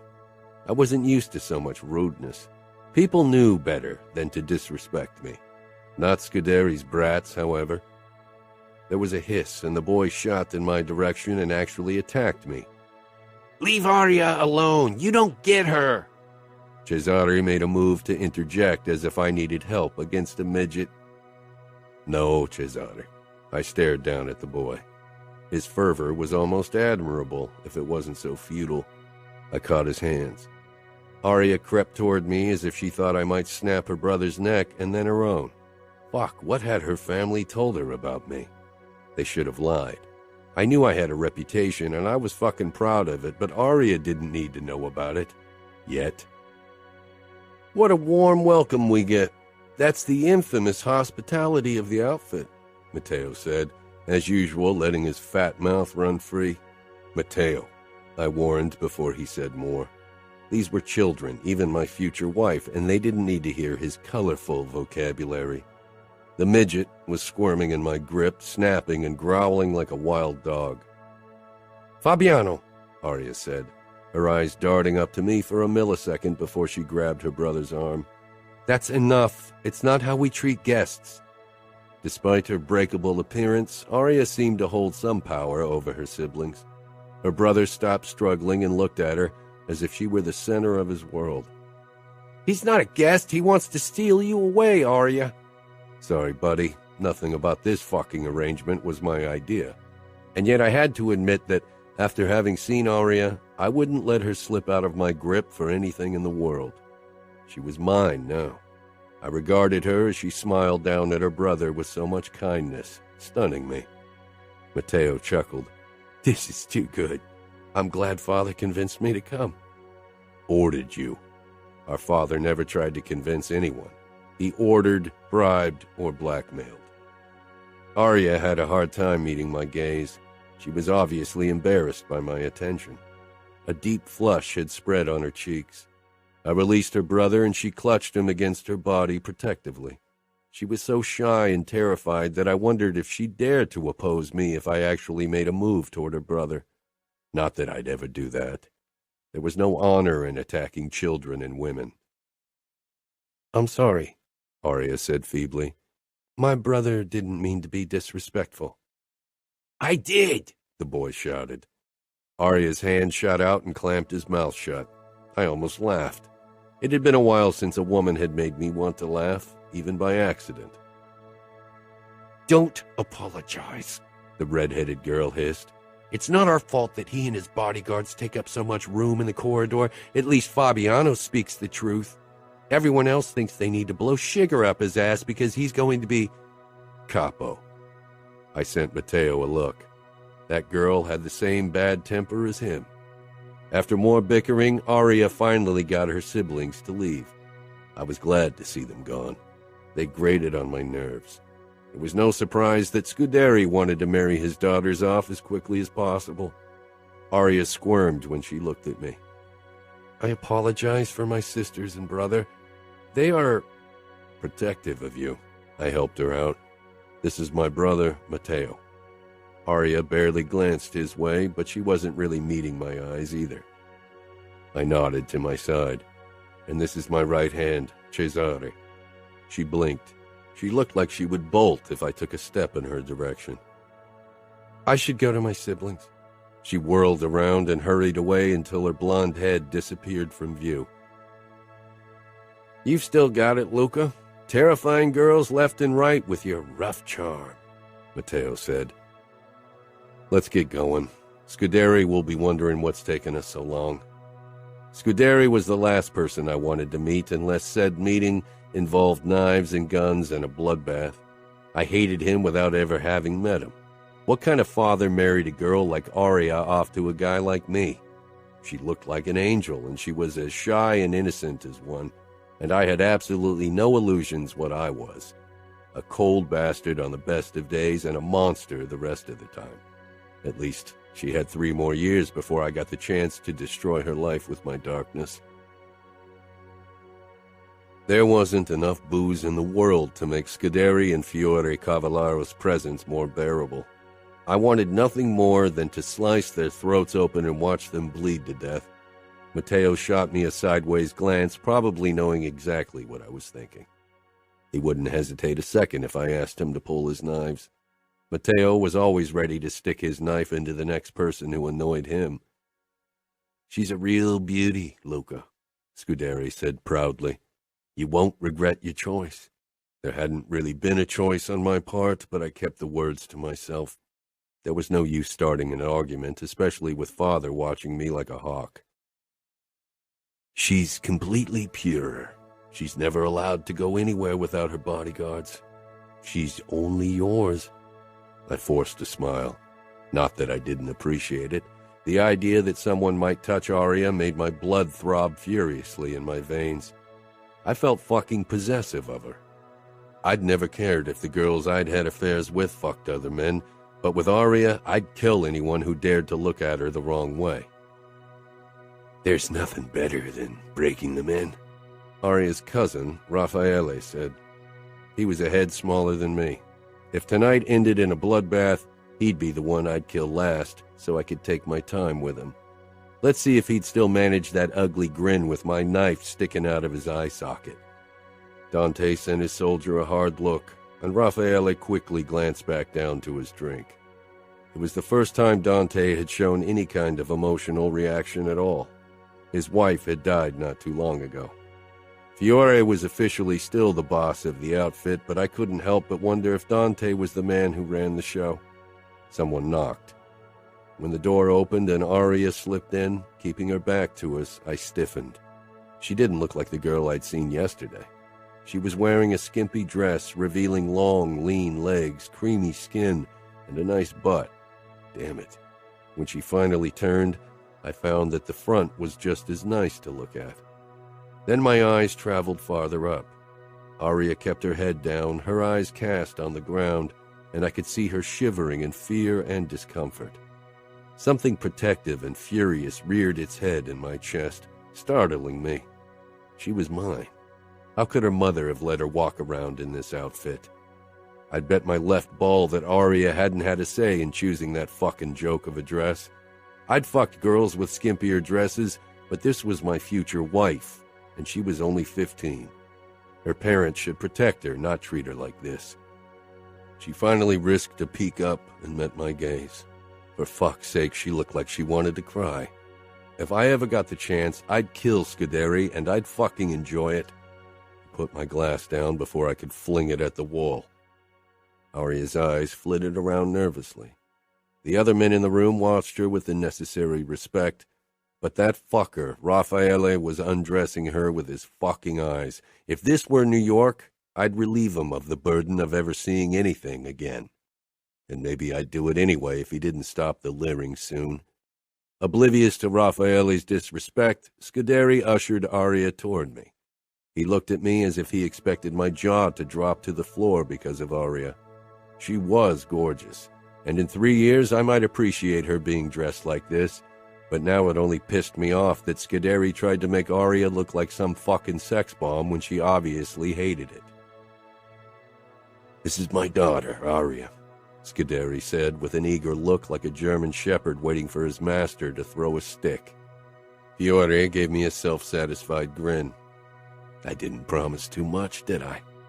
"Fuck you. You didn't?" Aria's little brother snuck up on her and slipped his hand into hers. My eyes went to her legs for a moment, but I tore them away. "Maybe the future bride and husband want to be alone for a few minutes," Father said with the look I knew only too well. He probably thought he was doing me a fucking favor. I didn't miss Aria's panicked expression, or the way she practically begged her father with her eyes to forbid it. Of course, Scuderi didn't. He'd probably let me manhandle her right in front of him as long as I didn't steal her virginity before the wedding. "Should I stay?" her bodyguard asked. Relief flashed across Aria's face. I had no illusions as to what I was, but in this room, I was the one Aria had to fear the least. "Give them a few minutes alone," Scuderi said, and Aria froze. What did she think I was going to do to her? Ravish her on the sofa? Father winked at me. He obviously thought I was going to grope at my 15-year-old fiancée. He probably would have. Everyone started to leave until only the little boy was left, clinging to his sister protectively. I had to give it to the midget. He was the only one from the outfit with an ounce of courage. "Fabiano, get out of there now," Scuderi snapped, and the boy let go of Aria and sent me a scathing look before he left. I liked that insolent brat. The door fell shut, and Aria and I were alone. She peered up at me through her long lashes, biting her lip. Did she have to look so fucking terrified? I knew how I appeared to others, and for a petite girl like her, I probably looked like a menacing giant about to crush her. But I had absolutely no intention of hurting her, much less feel her up no matter how delicious she looked. I wasn't that depraved.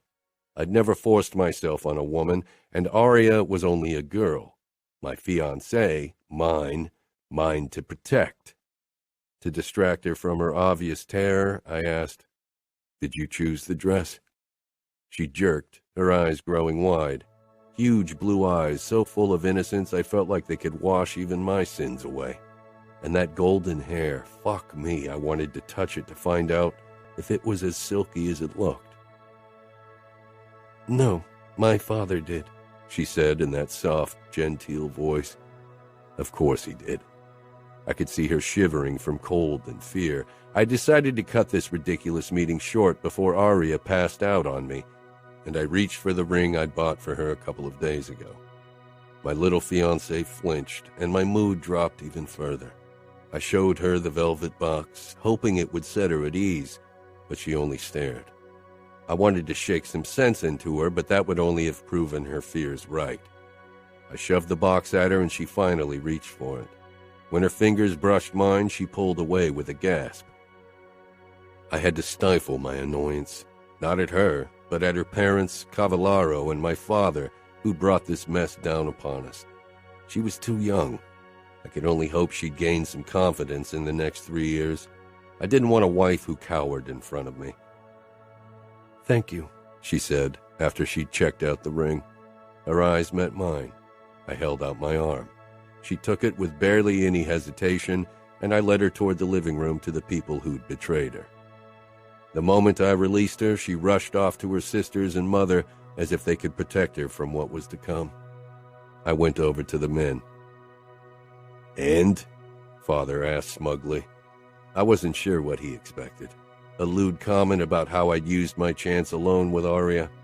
Matteo shot me a sideways glance. "Aria accepted the ring," I said matter-of-factly. Scuderi's face fell.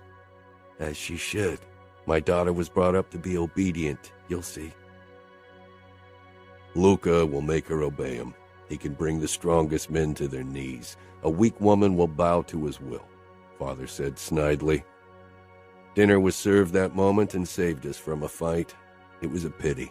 I would have enjoyed it thoroughly. I sat down beside Scuderi as tradition dictated. Matteo sat across from me, a flicker of boredom on his face. Aboard Matteo was always a ticking bomb. Fiore Cavallero raised his glass. The way his eyes went out of focus, I'd say he should stop drinking. Old bastard.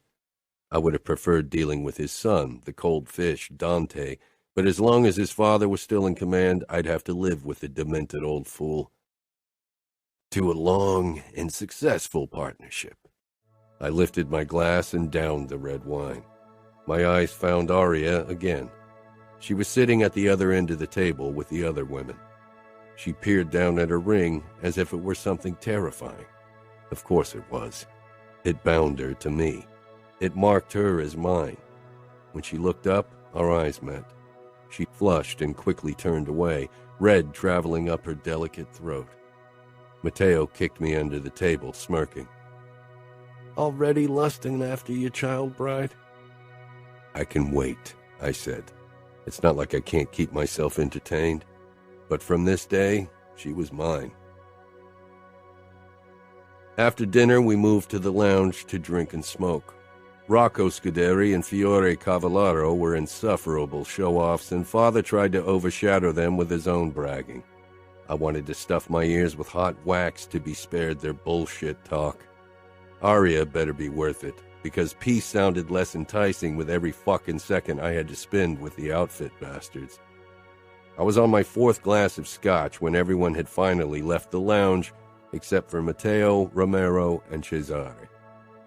Father had left to meet with a high-class prostitute from the outfit's best whorehouse, but I had no intention of risking a repeat performance of the Bratva whore incident. I allowed myself to relax against the marble ledge of the fireplace. My eyes were heavy from being alert all day, and I couldn't risk letting my guard down as long as we were in Chicago. Matteo was sprawled out on an armchair as if he owned the place.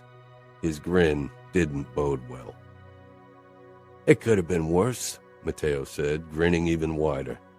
"She could have been ugly, but holy fuck, your little fiancé is an apparition. That dress, that body, that hair and face." Matteo whistled. Anger surged through me. Matteo and I often talked about women like that, and even with less favorable words, but this was different. "She's a child," I said dismissively, hiding my annoyance.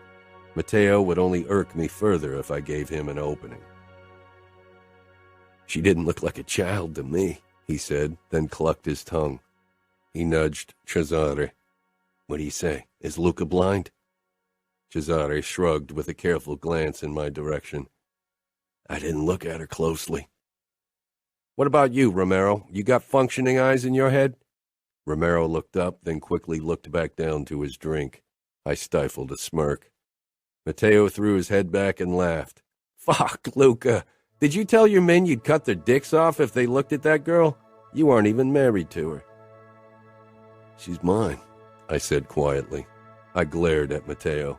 My men respected me, but Matteo was a losing battle. Not that I had to worry. He'd never lay a hand on my woman. Matteo shook his head. For the next 3 years, you'll be in New York, and she will be here. You can't always keep an eye on her, or do you intend to threaten every man in the outfit? You can't cut off all of the dicks. Maybe Scuderi knows of a few eunuchs who can keep watch over her. I'll do what I have to, I said, swirling the drink in my glass. I had considered what Matteo had said before, and it didn't sit well with me. I didn't like the idea of being so far from Aria. 3 years were a long time. She was beautiful and vulnerable, a dangerous combination in our world. Cesare, find the 2 idiots who are supposed to guard Aria, I ordered. Cesare left immediately and returned 10 minutes later with Umberto and Raffaele. Scuderi was a step behind them, looking pissed. What's the meaning of this? He asked.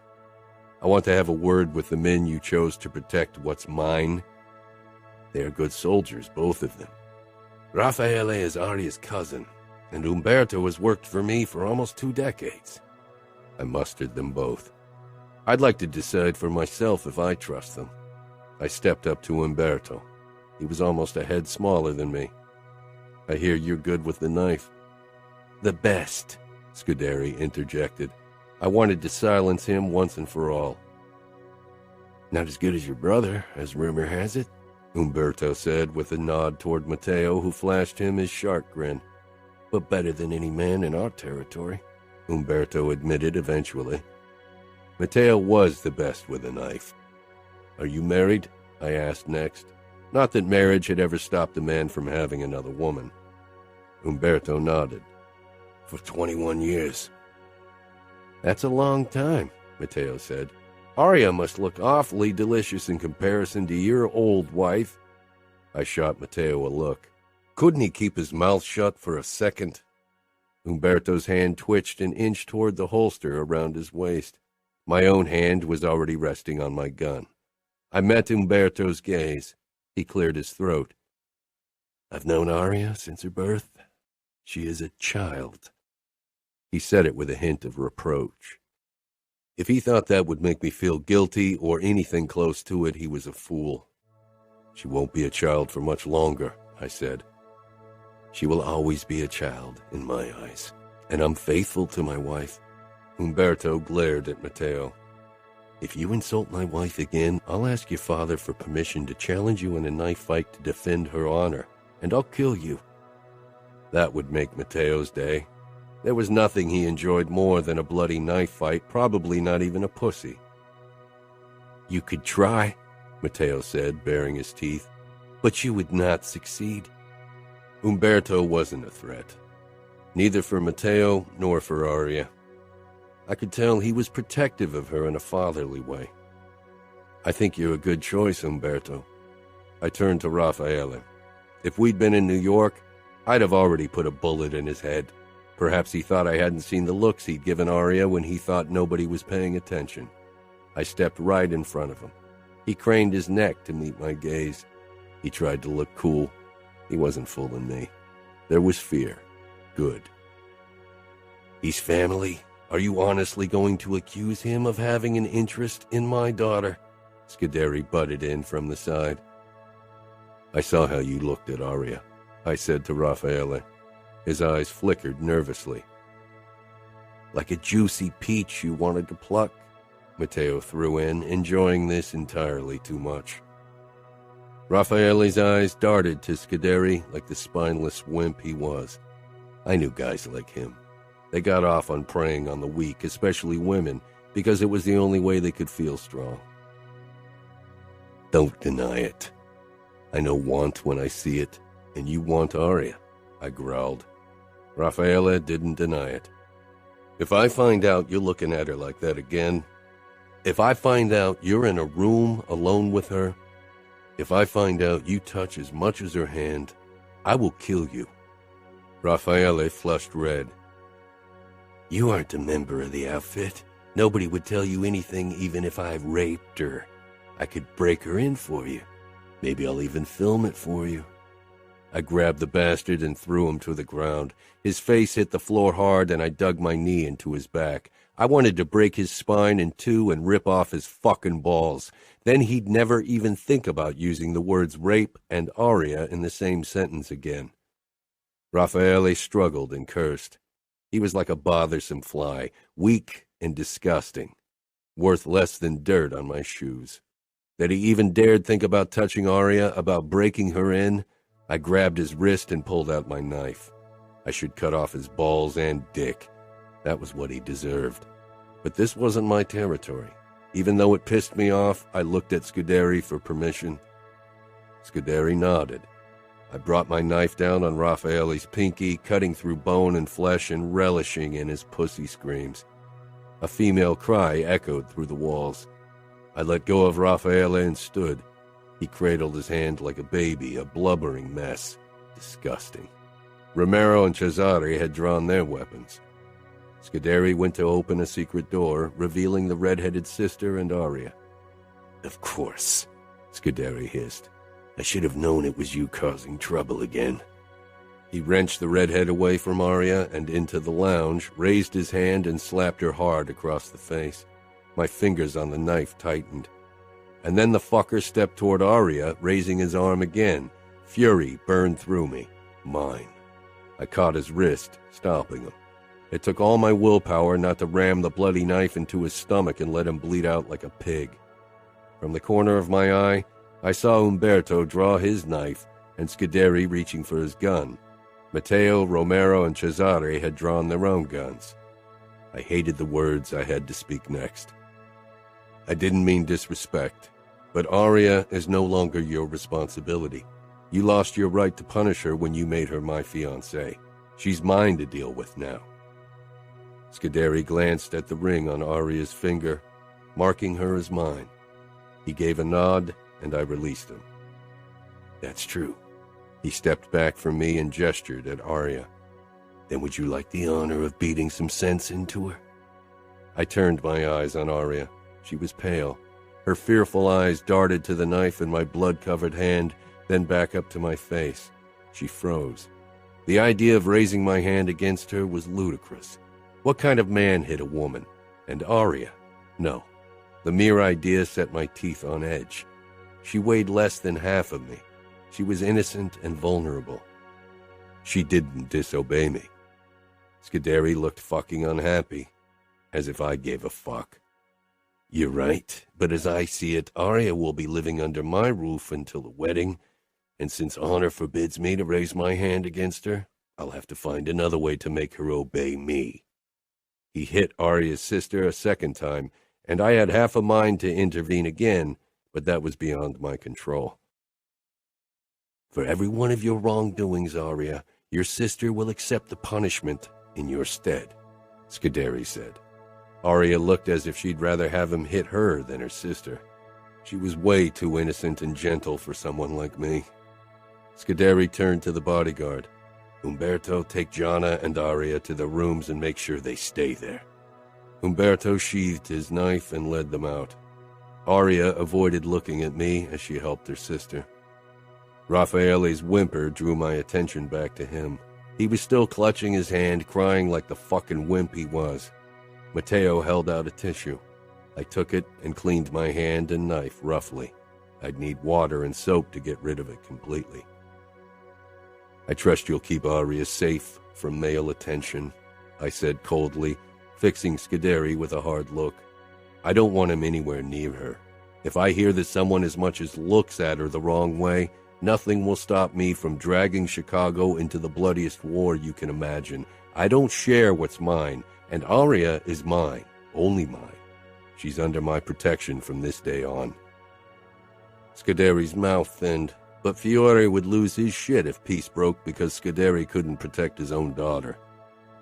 "Don't worry, she will be protected. Like I said, she attends a Catholic school for girls and is never alone with men." I knelt beside Raffaele and he shied back, terror flashing in his eyes. I leaned even closer. "This was nothing," I growled. "This pain is a fucking joke compared to the kind of agony you'll be in if you go near Aria ever again. If you ever touch as much as a hair on her body," my voice turned even deadlier, shaking with the force of my rage. "A single fucking hair. I'll shove my knife up your ass and fuck you with it, slowly, until you bleed out through your asshole. Got it?" He gave a jerky nod. "I want to hear it." "I won't touch her," he pressed out, looking like he was going to puke onto my shoes at any moment. I stood and stepped back, my lip curling in disgust at the coward in front of me. "We're done here," I said. "I'll see you out," Scuderi said in a clipped voice. Romero, Cesare, Matteo, and I followed him. We didn't shake hands as we parted. Those kinds of fake pleasantries could wait until my wedding. After returning to our hotel, we gathered in the bar for another drink. Romero was the only one who barely touched his, always dutiful. I regarded him. I knew him since we were kids. He was close to Matteo's age, and they'd gone to school together. He was a good soldier and a trustworthy man. Noticing my attention, he frowned. "Is something the matter? What do you think of Aria?" Cesare and Matteo both fell silent. Romero set down his glass, his body tightening. "She's going to be your wife. I don't want you to state the obvious. I want to hear your impression of her. She's shy and obedient, well-behaved. I don't think she'll cause trouble in the next 3 years." His words had been chosen carefully. "She's beautiful now. She'll be out of this world stunning in 3 years. I need someone to be her bodyguard, someone I can trust not to touch what's not his or anyone else's." Romero's eyes widened, finally catching up. Matteo and Cesare looked surprised as well. "Luca," he said quietly, "if you choose me to guard Aria, I swear she'll be safe. And I won't ever even think about her in an inappropriate way." Matteo snorted. "Don't swear on it. I have a feeling it'll be difficult not to have inappropriate thoughts about Aria." I fixed Romero with a hard look. "You know I trust you, and you're one of my best soldiers. But what I just said to Raffaele holds true for anyone who touches her." My eyes slid over all three men before I smirked and raised my arm, asking the barkeeper for another round. They'd got the message. Chapter 4. Almost 3 years later. Matteo waved a newspaper in the air when he entered my penthouse. Setting my cup of coffee down, I raised my eyebrows. "Since when do you read the newspaper?" I asked. Of course, we needed to stay up to date on political events, especially legislation, but that's what the internet was for. Did Matteo think it would make him look better, like some fucking Brooklyn hipster? I wouldn't put it past him to carry a newspaper with him for fashion purposes. His answering grin raised my suspicions. "I saw an interesting article online when I checked the news in bed this morning and decided to get physical proof of it." "Of what?" Matteo stepped up to the kitchen bar and put the newspaper down in front of me. My eyebrows rose in surprise when I saw the headline and the photo. "This is the woman who snatched New York's most sought-after bachelor from the market." Below the headline was a photo of me, and beside it, a photo of Aria. For a second, I froze. I hadn't seen Aria in the last 3 years since our engagement. There hadn't been any reason to do so. I'd sent her presents for Christmas, the anniversary of our engagement, Valentine's Day, and her birthday, the last one yesterday for her 18th birthday. Aria was painfully beautiful. The photo wasn't an official one. It looked as if paparazzi had taken it without her knowledge, so her gaze was distant as she looked into the camera. She was walking the streets in Chicago carrying a few shopping bags and followed by Umberto and her second bodyguard. She was dressed in a short gray winter coat, an oversized white wool pullover, a heart-stoppingly short plaid skirt, and gray over-knee suede boots that showed off her slim calves and legs. Her long blonde hair trailed down her shoulders, and good Lord, her face. I wasn't even sure if she wore makeup, but she was stunning. "You're drooling," Matteo said as he leaned across from me. My eyes snapped up to his. But so was he. Matteo pointed at a man in the photo who almost broke his neck to stare after Aria, checking her out. I felt the urge to find out who he was and kill him just for the thrill of it. But I had a feeling I wouldn't stop killing if I punished every guy who checked out my fiancée. I have to say I'm a bit offended that they didn't consider me the most sought-after bachelor in New York. I mean, look at me. Matteo stepped back so I could admire him in his outfit. Fucking biker boots, leather jacket, and ripped jeans. You don't have to worry about it anymore. According to this, I'm now off the market, I said dryly. Did you know the news would be leaked to the press? I shook my head. Father hadn't told me when exactly the announcement would go out. I scanned the article to see what they'd written about Aria. Luca Vitiello's long row of conquests will certainly shed a couple of tears finding out that the heir with an estimated net worth of $600 million is no longer up for grabs. They even disinherited you in their article, I said to my brother. He and I would both inherit Father's fortunes, and it was closer to $700 million, but what were $100 million give or take for the press? They kept their fact-checking to a minimum, as usual. His future wife, Aria Scuderi, Italian-American as expected, is the oldest daughter of restaurant chain owner Rocco Scuderi. I almost snorted. Rocco definitely had his hands in several restaurant chains, but that was definitely not his job description. His connections to the Chicago underworld have been rumored but never confirmed. The same can be said for the Vitiellos, which leads to the question of how the connection came to be. Salvatore Vitiello and Rocco Scuderi declined any comment. One can't help but wonder how Aria Scuderi convinced the Vitiello heir to give up his bachelor ways. I closed the newspaper. What bullshit. My phone rang and Grace's name flashed across the screen. She usually knew better than to call me. I was the one who asked for a meeting, not the other way around. It's an angry ring, Matteo said with glee. I picked up, but before I could say a word, Grace's voice shrilled in my ear. When were you intending on telling me? Her voice was pissed and whiny. Matteo chuckled and emptied the rest of my coffee. Telling you what? That you're going to marry, of course. It's none of your business. What? She screeched. We've been fucking each other for 3 years. I think I deserve... You don't deserve shit, Grace. It's like you said, we fucked, and if I remember correctly, we both fucked others in that time as well. Silence. I would have agreed to being exclusive if you'd asked me. I didn't want to. I don't care whom you fuck. Matteo was laughing quietly, making me want to chuck my phone at his pretty head. So, you think I'll just let you keep fucking me when you're married as if nothing's changed? First of all, I'm not married yet. Second, you've fucked married guys before. And third, you aren't anything special, so I don't give a fuck if you let me fuck you or not. Luca! Her voice became even whinier. You don't mean it. Why don't we meet later and have some fun?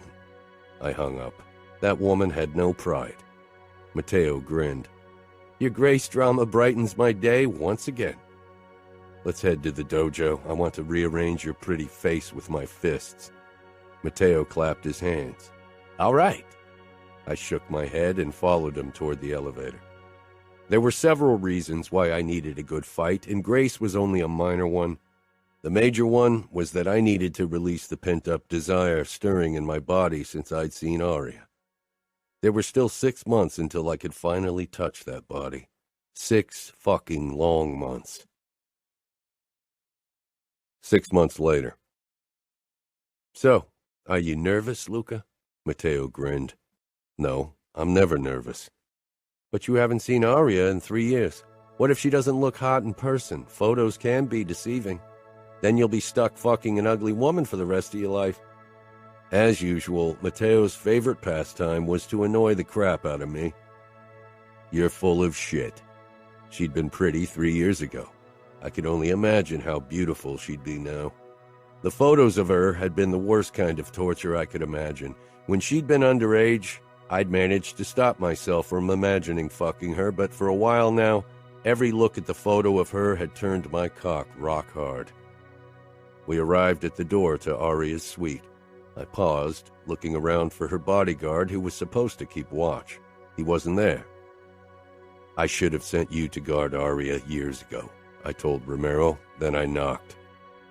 Light steps rushed toward us, and the door was ripped open by a girl with dark blonde hair. She was dressed like a cheap rocker girl.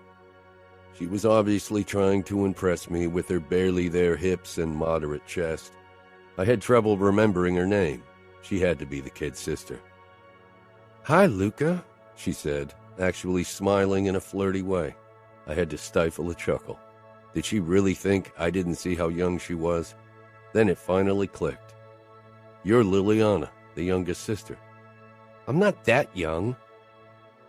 "Yes, you are," a familiar soft voice said. "Go to Jana." And there she was. Damn it. 3 years ago she'd shown promise, but today she looked like a fucking wet dream come true. Long blonde hair, smooth skin, lean legs, and firm tits. I couldn't wait to see every fucking inch of her body. "I didn't know we'd meet in my suite," she said with a hint of disapproval. What a warm welcome. "Are you going to let me in?" She stepped aside. I gave Cesare a sign to wait outside before the rest of us walked into the suite. Matteo headed straight toward the redhead. As usual, he was attracted to the troublemaker. My eyes were once again drawn to Aria's fucking hot body.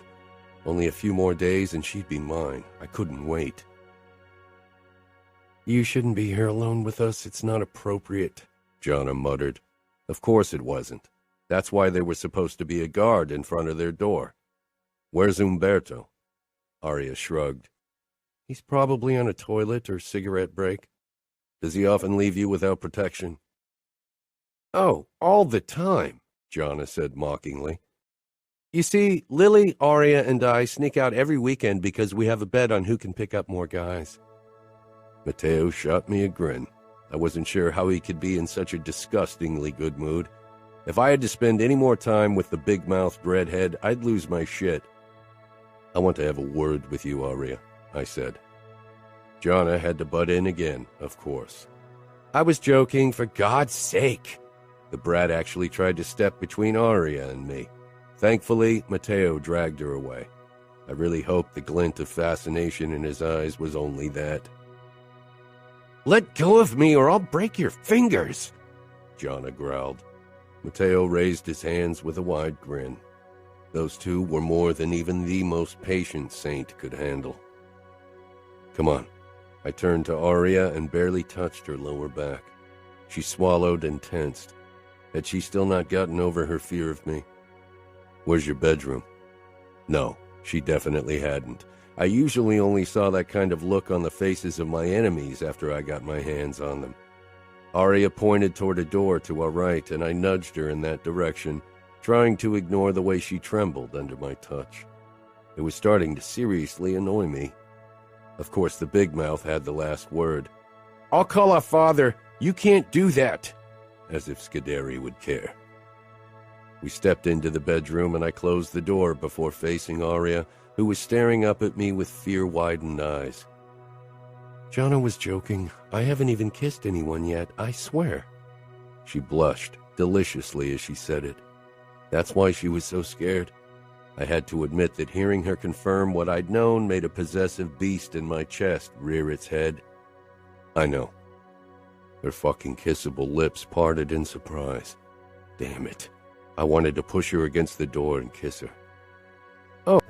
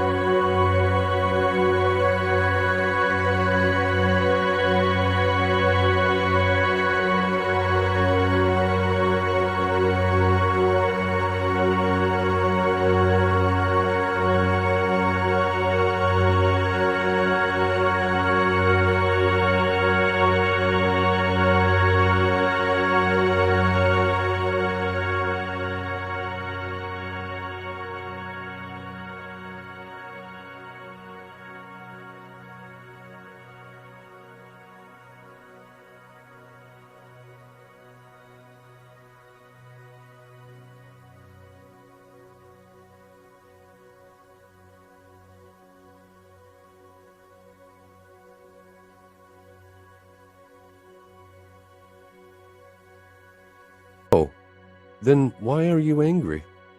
Do I look angry to you? Her expression was like an open book. It would make things easier for me. You don't know me very well. She shot me an indignant look. That's not my fault. This was the first real sign of defiance from her, and I was fucking glad about it. I really couldn't live with a terror-stricken wife.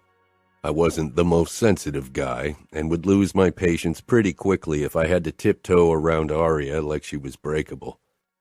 I took her chin between my thumb and forefinger. She stiffened, and defiance was replaced by worry. You're like a skittish doe in the clutches of a wolf.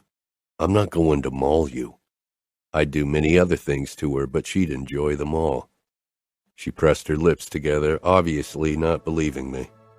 She looked fucking beautiful, and her skin was like velvet under my fingertips. Would every inch of her feel so soft? I leaned down to kiss her, wanting to know if she'd let me. Women had rarely refused me, but Aria wasn't like them. Her eyes grew wide. What are you doing? Man, did she have to act as if I were a creep who trapped her in a dark alley? I'm not going to take you if that's what you're worried about. I can wait a few more days. I've waited 3 years after all. Fury flickered across her pretty face, and I fucking loved the sight of it. You called me a child last time. She remembered that. I let my eyes trail over her amazing body, then smirked. But you aren't a child anymore. Damn it, I wanted her more than I'd ever wanted a woman, but the horrified glint in her eyes stopped my cock from getting any ideas. I moved even closer. You're making this really hard. I can't kiss you if you look at me like that. Then maybe I should give you that look on our wedding night, the little vixen actually said. Two could play that game. Then maybe I'll have to take you from behind so I don't have to see it. It was meant as a joke, even if the idea of having her perfect butt propped up in front of me was too good. Aria paled and flinched away from me before bumping into the fucking wall. For fuck's sake, did she really think I'd throw her on the bed and mount her from behind in our first night together? Not that I didn't have the intention to have her braced on all fours in front of me while I slammed into her, but that would have to wait until later. From her fearful expression, she really thought I'd take her virginity like a beast. Stifling my annoyance, I said in as calm a voice as I was capable of, Relax, I was joking. I'm not a monster. Aren't you? What the fuck? I hadn't come here to let her insult me. If she wanted to see me as a monster, then I could gladly act like one. I glared down at her. I wanted to discuss the matter of your protection with you. Once you move into my penthouse after the wedding, Cesare and Romero will be responsible for your safety. But I want Romero at your side until then. I have Umberto, she said with a frown. Right. That's why I could walk into their suite without anyone trying to stop me. Apparently, he's taking too many toilet breaks. Romero won't leave your side from now on. Will he watch me when I shower, too? Not in a million years. If I want him to. Defiance returned with full force. You would let another man see me naked? You must really trust Romero not to take advantage of the situation. She tried to make herself taller, which was still more than a head smaller than me. Romero is loyal, I said, then bent down until we were at eye level. Don't worry. I'll be the only man to ever see you naked. I can't wait. I made a show of undressing her with my eyes, and of course, she wrapped her arms around herself, looking as if she were about to cry. I couldn't deal with crying women. What about Lily? She asked quietly. If she didn't stop looking so damn vulnerable, I might feel the need to console her, and that would be a fucking premiere for me. I wasn't the consoling type. She and Jonna share the suite with me. You saw how Lily can be. She'll flirt with Romero. She'll do anything to get a rise out of him. She doesn't realize what she could get herself into. I need to know that she's safe. Romero won't touch your sister. Liliana is playing around. She's a little girl. Romero likes his women of age and willing, I told her. I trusted Romero. He took his job seriously, and no matter how much Aria's little sister flirted, it wouldn't change the fact that she was a kid. I knew there were made men that wouldn't hesitate to take advantage of a girl that age, and even some who preferred them that young. But those pieces of shit would never be in my inner circle. Aria's eyes found the bed, and I wondered what she was thinking. Before my own dirty mind could start imagining all the things I wanted to do with her, I said, "There's something else. Are you taking the pill?" "Of course not." It was almost cute how offended she was by my question. "Your mother could have made you start it in preparation for the wedding. I had absolutely no intention of using a fucking condom with my wife. I wanted to bury my cock in Aria's pussy without anything between us. I was the only man who'd ever have her, and I had always made sure to use a condom with the women I'd fucked in the past." Aria's lower lip trembled. "My mother would never do that. She won't even talk to me about these things." I loved that Aria was only mine, but I wasn't used to this level of inexperience. Only half joking, I asked, "But you do know what happens between a man and a woman on a wedding night? If I had to give her the sex talk, I'd have to fucking kill someone, or I'd seriously lose my shit." "I do know what happens between normal couples. In our case, I think the word you're looking for is rape." Fury burst through my body, making me want to lash out at anything and anyone. I'd gotten better at controlling myself over the years, but I still had to wait a moment before I was sure I wouldn't snarl at her. "I want you to start taking the pill." I handed her the packet the doc had given me. "Don't I need to see a doctor before I start taking birth control?" "We have a doctor who's been working for the Familia for decades. This is from him. You need to start taking the pill immediately. It takes 48 hours for them to start working." "And what if I don't?" she challenged. Anger was still simmering under my skin, but when wasn't it? "Then I'll use a condom. Either way, on our wedding night, you're mine." I opened the door. Aria staggered out. I hadn't meant to terrify her, but she'd better get used to it. I wasn't a kind man. Chapter 5. Father sat with a self-righteous expression in the pew at the front, as if this wedding was his ultimate triumph. I didn't think a marriage to Aria would lead to indefinite peace with the outfit. Maybe the euphoria of the union would carry us through a few more years, but that was it. Matteo leaned closer when the string quartet and piano started to play, announcing Aria's entry. "Nervous? These are your last moments as a free man?" I rolled my eyes at him. A marriage wouldn't bind me the same way it would bind Aria, and free, that's not something I'd ever been. From birth, I'd been bound to the Familia, and that wouldn't change until my death. The Familia was the only thing that mattered in my life. Matteo let out a low whistle, and I followed his gaze toward the back. Aria stood at the end of the aisle, white and golden. My eyes drank in every inch of her body, but a veil covered her face. My stomach did tighten for only a moment before I reined myself in. When she and her father arrived in the front, he finally lifted her veil, and for the briefest moment, before Aria could mask it, I could see utter fear in her eyes. Damn it. Damn them all for forcing her into a marriage with me. But most of all, damn myself, because nothing in the world would have stopped me from making her mine, not anymore, not ever. I held out my hand, and Scuderi gave her to me with almost the same self-righteous smile my father wore on his face. Aria didn't look at me. She was fighting for composure. Her hand was cold in mine, and a tremor went through her body. I wasn't sure what she expected of me. The priest in his white frock greeted us, then the guests, before he began his opening prayer. It was tradition to get the church's blessing, but I didn't believe in a God. I doubted we'd all be here if there was one.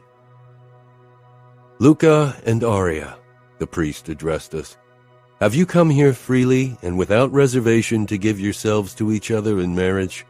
Will you love and honor each other as man and wife for the rest of your lives?" Love. As if this marriage was about love. I didn't love anyone and never would. Love was a weakness. Aria's hand stiffened, and I wondered if she was stupid enough to hope for something like that. I would treat her with respect and perhaps even come to tolerate her as a partner, but love her? I almost laughed. The familia, that was the only love I had. Yes, I said, because it was expected. Aria's own yes held no hesitation. The priest nodded, satisfied.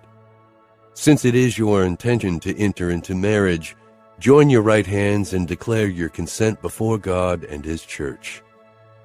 I took Aria's hands in mine and turned toward her. For the first time since she'd lifted the veil, she met my eyes. Her face didn't betray anything, but her eyes couldn't hide her emotions. Fear, despair, hopelessness. Anger filled my bones. I, Luca Vitiello, take you, Aria Scuderi, to be my wife. I promise to be true to you in good times and in bad, in sickness and in health.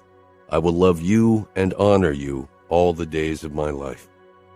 I tried to ignore her shaking when I slipped the ring on her finger. Aria, take this ring as a sign of my love and fidelity. In the name of the Father, and of the Son, and of the Holy Spirit. She was mine now. It was Aria's turn to put the ring on my finger, but she was trembling too fucking much. I steadied her hand. People didn't need to see how terrified she was of me. Matteo, with his fucking hawk eyes, noticed, of course, and gave me a smirk. I wouldn't hear the end of it. You may kiss the bride, the priest said. Aria's head shot up. She stiffened further, and her eyes held trepidation and embarrassment. Fuck! I squeezed her hands. I wasn't even sure why. I hated to share this moment with all the fuckers in the room. I'd kissed so many women, fucked just as many, but this first taste of my wife, that wasn't something I wanted to share. I knew Aria would have preferred more privacy. Of course she would. This was her first kiss. Her first fucking kiss. I leaned down and brushed my lips over hers. It was nothing. More air than touch. Not worth a second thought, but damn, my body sprang to life anyway. Aria was mine. A blush spread on her cheeks, and it took every ounce of self-control not to throw her over my shoulder and carry her up to our room right away. I couldn't wait to have her naked body under me, to bury my cock in her. As if she could read my mind, Aria shuddered violently, and my lust evaporated. I didn't want to consider the possibility that she might react the same way to my touch tonight. Fuck. I took her hand and led her down the aisle. The men of the family gave me nods as they clapped. A waiter headed our way at once, balancing a tray with champagne glasses on his palm. I took one for me and one for Aria, handing it to her. Aria clutched the glass in her delicate fingers, but didn't react otherwise, not even looking my way. Soon our guests crowded around us to offer us their blessings. It was a necessary tradition we couldn't avoid, even when all I wanted was to fast forward to my first night with my wife. Aria's gaze was distant, her lips a thin line in her pale face. I dipped my head down to her. Smile. You're the happy bride, remember? As if a switch had been turned, Aria's face became a mask of happiness, all fake. I took a sip of the champagne, stifling my frustration over her apparent unhappiness. This marriage hadn't been my idea. I wouldn't have married at all. My life was devoted to the familia, and a woman had no place in it. The first guests appeared before us, my father and Nina. She stood a step behind him, as he expected. My father put a hand on my shoulder. He was my height, the only man at the party who was, and his eyes met mine. Gray eyes and dark hair like me. But that was the extent of our similarities, if you disregarded our streak of cruelty. Luca, my eldest, he said in a booming voice, drawing the attention of the surrounding guests to us. Today marks a special day for you and the familia. I gave him a tight smile. He leaned closer, lowering his voice so only I could hear him. I envy you tonight. There's nothing better than looking into a woman's eyes when she realizes you can do to her whatever you want, to crush those silly hopes and break their spirit and body. And I must say, your wife has expressive eyes. It'll be thrilling to see terror in them. Something dark and cruel roared in my chest, but it was definitely not directed at the vulnerable woman at my side. I gave my father another smile, not saying anything from fear of revealing my thoughts. Father stepped back, and his gaze settled on Aria as he moved to congratulate her. My entire body erupted with tension as he kissed her hand. Then, Nina appeared before me and leaned up to kiss my cheek, saying in a conspiratorial whisper, "Oh, Luca, that girl is petite. Don't break her your first night together. There will be many more nights for you to save her." She had to know. My father enjoyed breaking her almost daily. Nina's spitefulness made me hate her fiercely, but I knew it was the only armor she had. Finally, my father and his wife excused themselves and allowed other guests to step forward. As honor dictated, it was Aria's family. Scuderi looked like he'd won the Nobel Prize as he shook my hand, then hugged Aria. Her mother, Ludovica, stepped up to me. She briefly glanced up into my eyes, then lowered her gaze submissively. That was why Aria was like that. For a moment, Ludovica looked as if she wanted to say something, her gaze flickering from Aria to me, her face filling with worry before she managed to mask it. She swallowed hard and surprised me by stepping closer and taking my hands. "Aria is a good girl. She won't give you any reason to hurt her. She'll comply with your wishes." Her voice was barely audible. "Ludovica, the other guests want their turn," Scuderi said sharply, and his wife drew back from me at once. With a last pleading glance at me, she stepped up to her husband. It didn't take a genius to realize what her veiled words had meant. She begged me not to brutalize her daughter tonight, because that was what a man like me would do. I didn't offer her words of assurance. Aria was no longer her responsibility. She was mine. Father stood back like a benevolent patron, but his sharp eyes watched my every move. He wouldn't see a sliver of weakness, not today, not ever. Dante Cavallaro and his parents were next. It surprised me that Dante was at the front. It was a clear sign that he would soon become the head of the outfit, even when his father was still officially the boss. His expression was stoic when he kissed Aria's hand, breaking protocol by greeting her first and not me. I regarded him closely, my eyes narrowing. When he finally stepped up to me, our gazes locked, and the same wariness I felt reflected in his eyes. This marriage was supposed to ensure peace, but neither Dante nor I trusted this fragile truce. "Congratulations on your marriage," he said, emotionlessly. "Thank you for giving me the outfit's most beautiful woman, considering you are in need of a wife as well." Something feral flashed in Dante's eyes, but it wasn't the only emotion my words had summoned. There had been a flicker of sorrow and pain in his expression before the cold mask had returned. Dante missed his dead wife. The realization surprised me. I filed it away for possible later use. My father hadn't waited long to marry Nina once my mother was dead. Women were replaceable pleasure objects for him. "My son has peculiar tastes when it comes to his next wife," Fiore butted in, stepping up beside his son. I didn't say anything. Dante's eyes were already murderous, and while I would have enjoyed killing him and every outfit fucker in the room, a wedding wasn't the right place or time. Mrs. Cavallaro waited with a pinched expression beside her husband and son. She barely talked. Maybe Fiore forbade her. My eyes darted to Aria, who stood with her hands folded before her stomach. Her expression reflected polite interest and fake happiness, but I could see the myriad of darker emotions lurking beneath her outward mask. Would she be like her mother, Nina, or Mrs. Cavallaro soon? Would I break her? She didn't glance my way, but I was sure she noticed my gaze.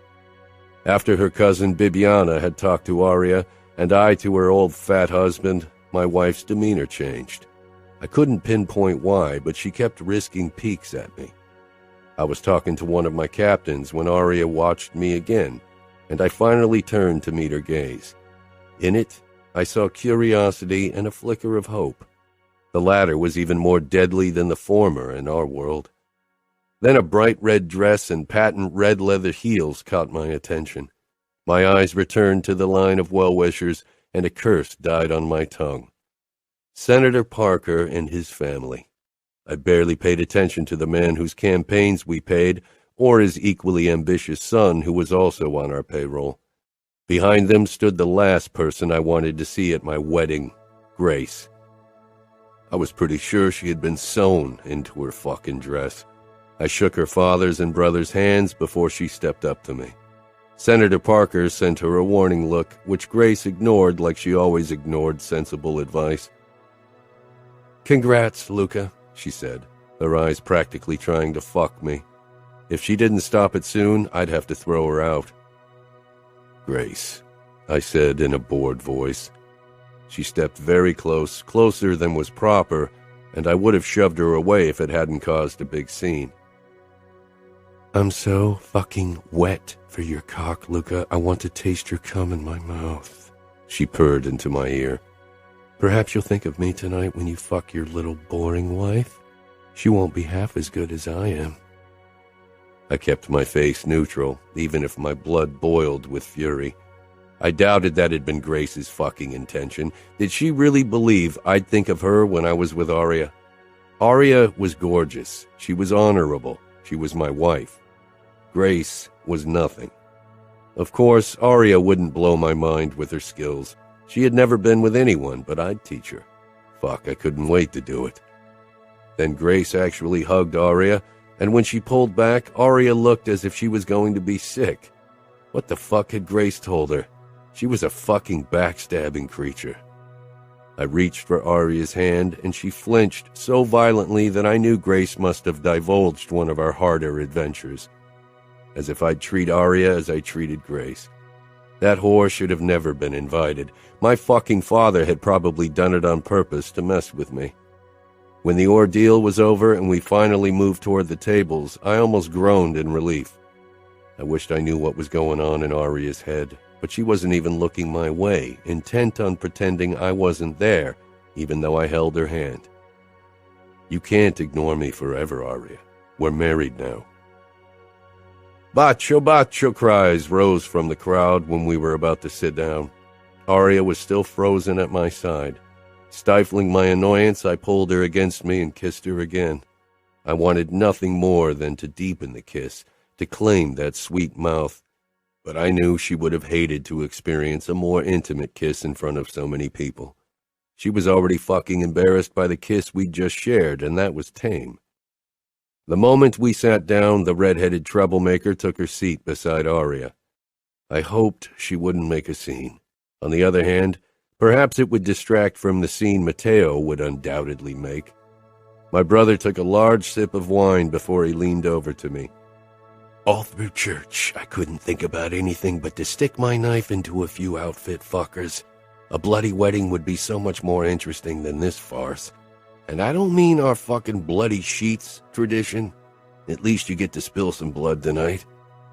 Matteo laughed and I fell in, but then sobered again. I had been in a few presentations of the sheets over the years. Matteo and I had always made fun of them. My eyes found Aria, who was listening to something her sister whispered in her ear. Aria was my wife now. She was mine to protect. I hated the idea of presenting sheets with her blood in the morning. She'd be fucking embarrassed, that was for sure. "You got a strange look on your face, Luca. Worried she won't bleed?" I narrowed my eyes at Matteo. "I hope you're not insinuating that Aria isn't honorable." Matteo snorted. "Oh, please. It's obvious she's never even been close to a man the way she acts around them and you." He grinned. "But perhaps you can't go through with it." I gave him a disbelieving look. "Really? You think anything or anyone could stop me from taking my wife tonight?" Matteo smirked. "No, not a single man in this room could stop you, and probably not even all of them, but perhaps she will." He nodded toward Aria, who was holding her sister's hand, looking pale and small. "You've lost your fucking mind, Matteo. You should know me better than that. I will fuck her." Matteo shrugged. "Perhaps." Matteo rose from his chair after everyone had settled down, and clinked his knife against the champagne glass to silence the crowd. I sent him a warning look, which only made him grin. I'd kill him one day.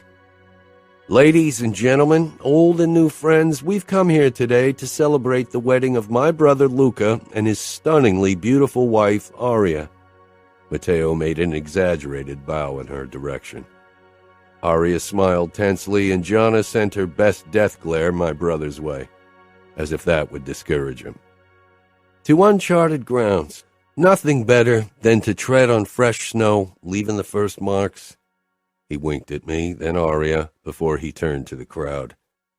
I'm sure everyone here agrees. To uncharted grounds. The men laughed and threw his words back at me, lifting their glasses in my direction. I shook my head with a smile. Matteo was a fucking nuisance. My smile died when I saw Aria. She'd put her brave face on, but her skin was bright red from embarrassment, and her eyes reflected anxiety. Gianna was clutching one of her hands, but the other was curled into a fist on her pure white dress. For some reason, I wanted to reach out and unfurl her fingers, link them with my own. It was a ridiculous notion I would never follow, especially not in a room with my enemies and my soldiers. I was glad when my father and Scuderi were done with their toasts, and the food was finally served. Not only was I starving, but I was tired of their bullshit talk. The servers began piling the tables with antipasti. I wanted to make a toast as your bridesmaid, but father forbade it. He seemed worried I would say something to embarrass our family, Gianna said loudly. I looked her way, then rolled my eyes and filled my plate with antipasti. Aria took a big gulp from her wine and lifted the glass for another. I stopped her with my hand on hers. You should eat. Her plate was empty, and she hadn't touched any of the appetizers during the champagne reception. Her lips thinned, but she picked up a piece of bread and took a bite before she dropped it on her plate. She didn't eat much more when the main course was served, and I had to hold back my frustration, especially when she drank more wine. Maybe she thought I didn't notice because my father and the Cavalleros dragged me into a conversation about the bratva, but I wasn't blind. When it was time for our dance, I rose and held out my hand. Of course, the crowd requested another kiss the second Aria stood beside me. I pulled her against me, tightening my grip when she swayed. Her gaze wasn't as focused as it should be. She definitely had too much alcohol. I had to steer her over the dance floor in a tight grip to keep her upright and stop her from stumbling, all the while fighting my anger. I was glad when the dance was finally over, but before I led Aria back to the table, I whispered in her ear, Once we're back at the table, you'll eat. I don't want you to pass out during our celebration, much less during our wedding night. If she was drunk, I definitely wouldn't fuck her, and that wasn't going to happen. Under my watchful eyes, Aria ate her main course and drank 2 glasses of water. When Father stepped up to Aria to ask her for a dance, I almost snarled at him, but I had to hide my feelings and gave him a tight smile. As was tradition, I had to dance with Nina while my father danced with my wife. Nina was surprisingly quiet as I led her over the dance floor, but my full attention was directed at my father and Aria anyway. I could tell she was uncomfortable in his hold, not that she'd been relaxed when we'd danced. Jealous? Nina asked. No, I said coldly. Matteo strode past the other dancers and tapped Father's shoulder, asking to dance with Aria.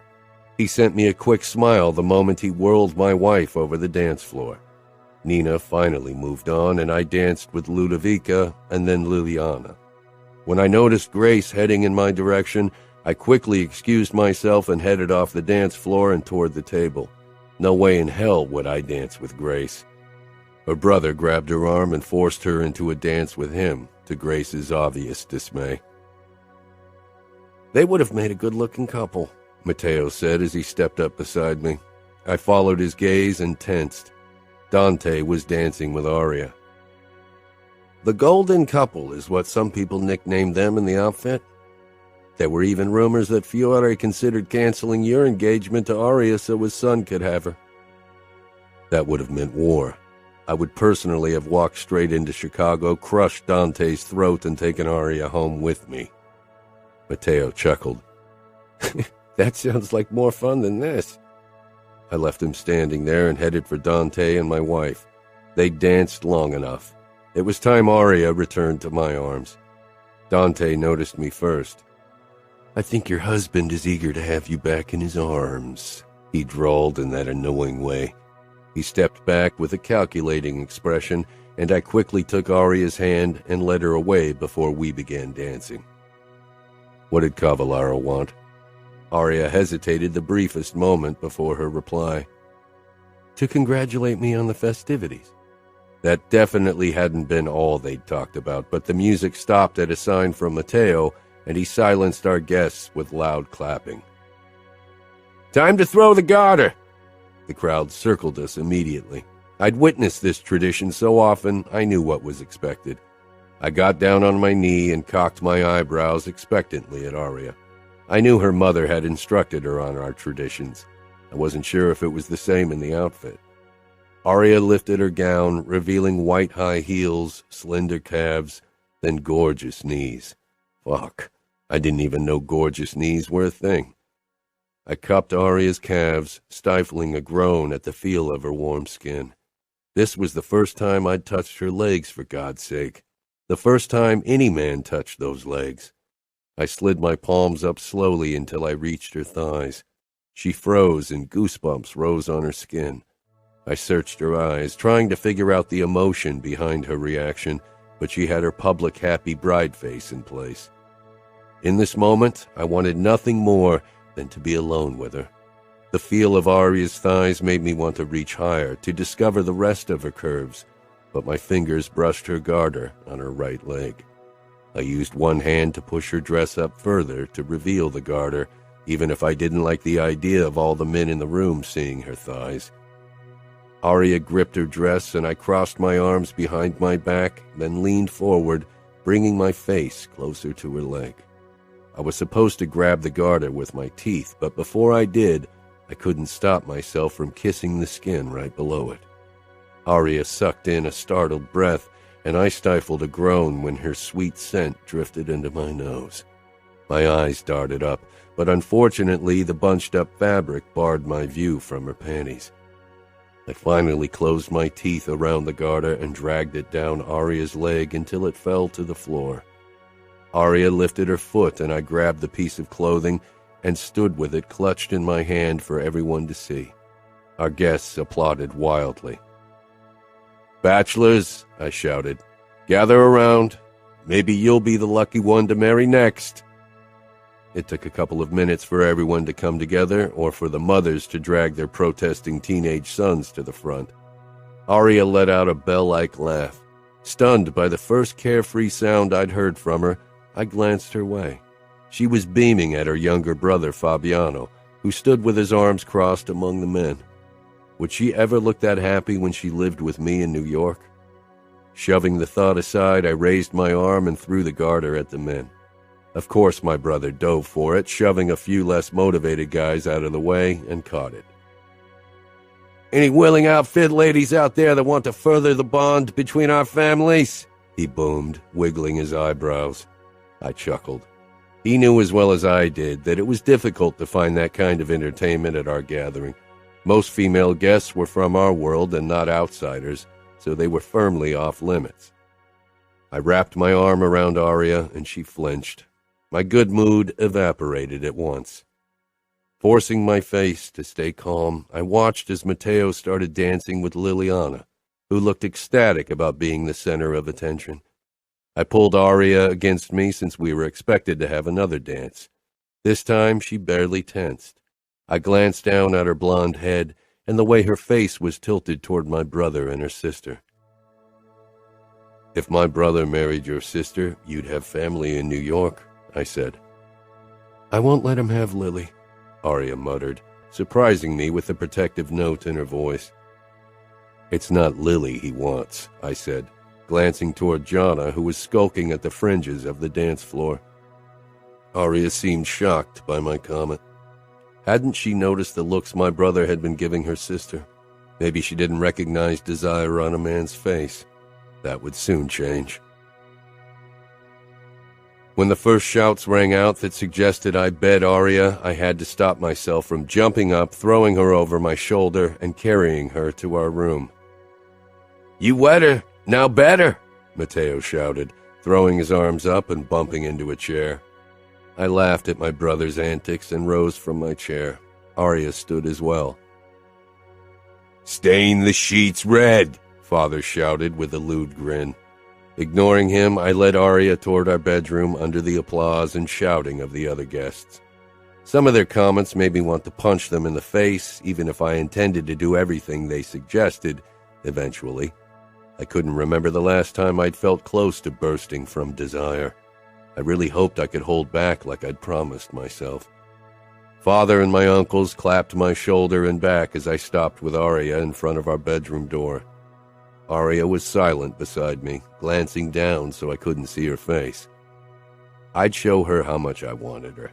I shoved the door open, and she slipped in. Finally mine. Chapter 6. I slammed the door shut in Matteo's face as he kept spewing suggestions of all the ways I could fuck Aria. If I didn't have better things to do, I'd go outside and kick Matteo's fucking ass. "Shut up, Matteo, and go find a whore to fuck," I shouted. He finally shut his fat mouth, or maybe he'd passed out. From the amount of booze he'd downed, I wouldn't be surprised. Aria released a rushed breath behind me, and I turned to her, my body already thrumming with desire. I had to watch her all evening in her sexy dress, not to mention the 3 years I'd spent waiting for her before. But tonight, the wait was finally over. She was fucking gorgeous. Narrow waist, smooth skin, pink lips. I couldn't help but wonder if her nipples would be the same color. Fuck, I needed her. I threw my jacket over the armchair. I really hoped she would be up for more than one fuck tonight. I didn't think my cock would be satisfied after one round. When my father told me I was to marry you, he said you were the most beautiful woman the Chicago outfit had to offer, even more beautiful than the woman in New York. I didn't believe him, I said. I hated that my father had been right, but damn it, in this case, he'd been spot on. I walked toward Aria and grabbed her waist. She stilled completely, not meeting my gaze. I leaned down, inhaling her sweet scent. But he told the truth. You are the most beautiful woman I've ever seen, and tonight you are mine. I bent low to kiss her throat, but she kept ignoring me. Was this some kind of game she was playing? She should know that the games I usually played were of a darker variety, and I always won. "No!" she hissed and stumbled away from me, her eyes wide and horror-struck. What the hell did she mean? No! She glared, but behind her bravado was another emotion I was too angry to read. "What? Have you never heard the word no before?" "Oh, I hear it often. The guy whose throat I crushed said it over and over and over again until he couldn't say it anymore." She backed away. "So you're going to crush my throat, too?" She really knew how to push my fucking buttons. Did she really think that making me angry on our wedding night was the way to go? I'd sworn to myself that I would hold back for her. No, that would defy the purpose of our marriage, don't you think? "I don't think my father would be happy if you hurt me," she said haughtily. "Is that a threat?" I asked quietly, feeling my pulse pound in my veins. I had to fight the urge to throw her on the bed and show her what I really wanted to do to her. Maybe she was more like her insolent brat of a sister, Jana, than she'd let on. Maybe the shy, innocent act had been for show. But then she dropped her gaze, and I could see her shivering as she whispered, "No." Anger still simmered under my skin, and I wasn't in the mood to let her off easy. "But you deny me what's mine?" "I can't deny you something that you don't have the right to take in the first place. My body doesn't belong to you. It's mine," she said fiercely, eyes shooting daggers my way.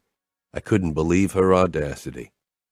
I reached for her shoulder to pull her against my body and silence her with a kiss before she said anything else that drove me up the wall, but Aria flinched violently and clenched her eyes shut as if expecting a blow. I dropped my hand, stunned by her reaction.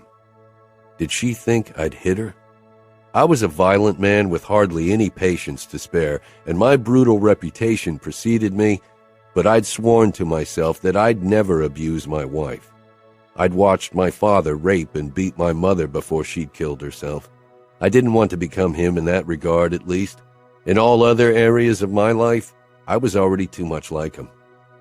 I could take what I want, I said, because I wasn't sure what else to do.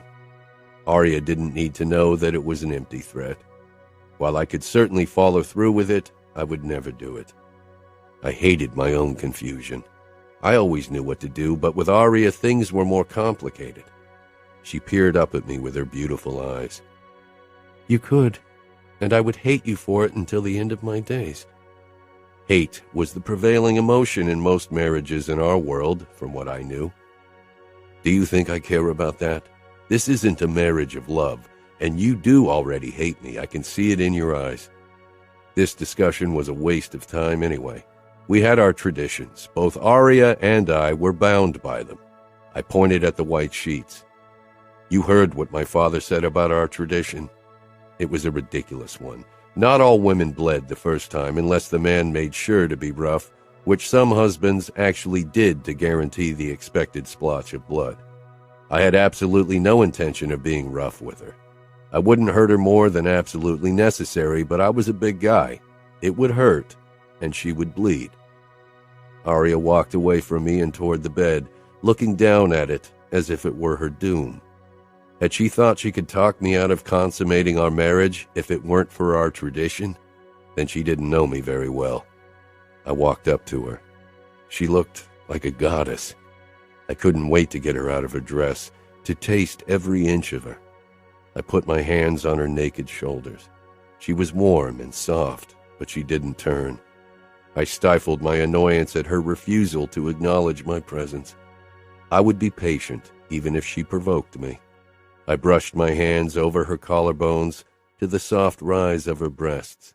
I could feel my cock responding to the feel of her perfect skin, to her tantalizing scent. Fuck, I burned to bury myself in her. Something wet dropped on my hand. I didn't have to see it to know it was a tear, a fucking tear. She was crying. I grabbed her shoulders and turned her around before I hooked my finger under her chin and tipped it up. Tears rolled down her cheeks. I knew some women could cry whenever they wanted, but the look in Aria's eyes told me all I needed to know. She was terrified and hopeless. I was a good judge of human character. I had to be to keep my men in check. Aria wouldn't fight me if I pushed her toward the bed, ripped her clothes off, and took her. She'd lie back and let it happen. She would cry, but she wouldn't refuse me, not anymore. She was mine for the taking. It was expected of me to take her, to make her mine. Tears had never weakened my resolve, but before now, those tears had never belonged to my wife, to the woman I was supposed to spend the rest of my life with.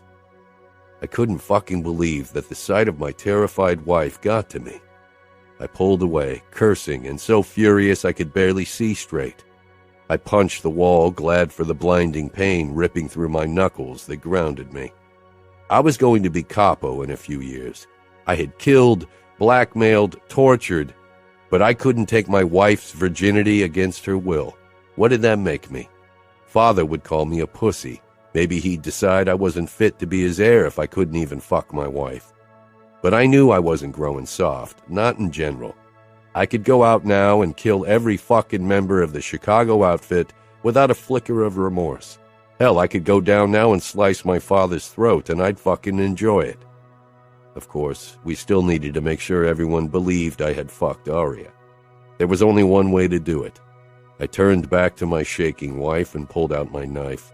Not only was I denying myself the pleasure of being inside her tight pussy tonight, but I was also going to bleed for her.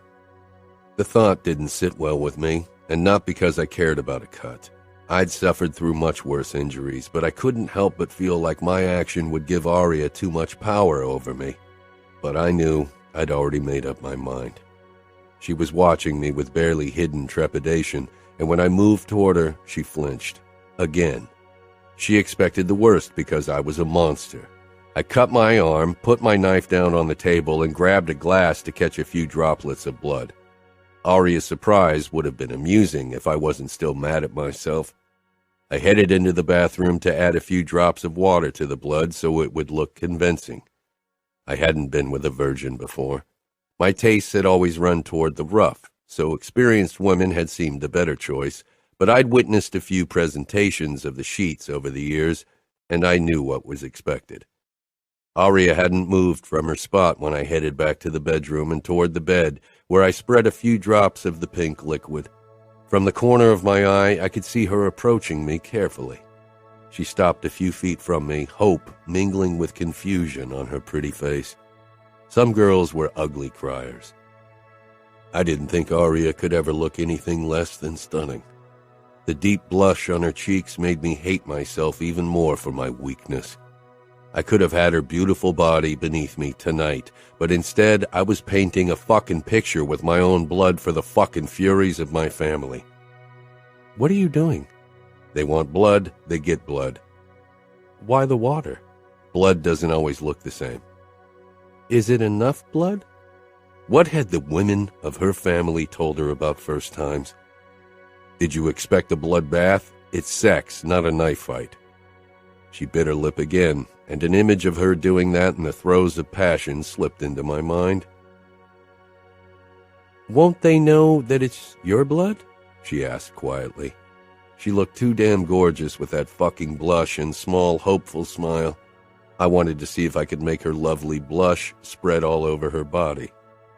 I needed a fucking drink.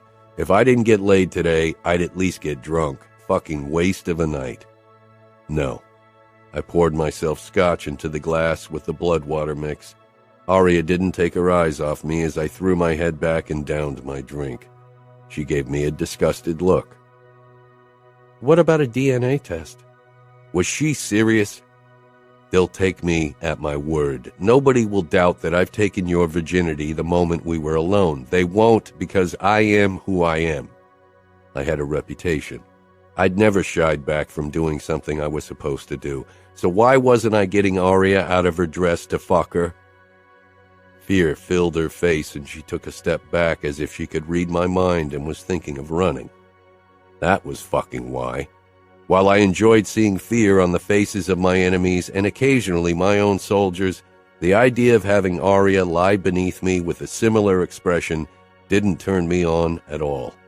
I didn't want her terrified of me. No, I said. That's the 5th time you've shied back from me tonight. I put my glass down and grabbed my knife from the table before I walked toward her. She looked like she wanted to bolt. Did your father never teach you to hide your fear from monsters? They give chase if you run. She didn't say anything, but I could see her start shaking when she peered up at me. Did she think I'd fucking cut her? If I really was that kind of monster, we wouldn't be standing here. She'd be sprawled out on the bed, crying her eyes out because I'd fucked her. That blood on the sheets needs a story, I told her, hoping to fucking calm her, but she flinched again. That's 6 times. I brought the knife down to the edge of her dress, making sure the blade didn't touch her unblemished skin. I sliced the fabric slowly until the dress finally fell apart and pooled around her heels. It's tradition in our family to undress the bride like this. Aria was left in nothing but a tight corset and white lacy panties. Damn it. She was fucking sex on legs. And then she flinched again. 7, I said, wishing I could tear my eyes away from her gorgeous body. The rise of her perfect small breasts, her narrow waist, the thin fabric of her panties barely hiding her pussy. Turn around. Fuck. Aria's back was even more tantalizing than her front. What was that thing she was wearing? She had a fucking bow over her perfectly round butt, practically inviting me to unpack her.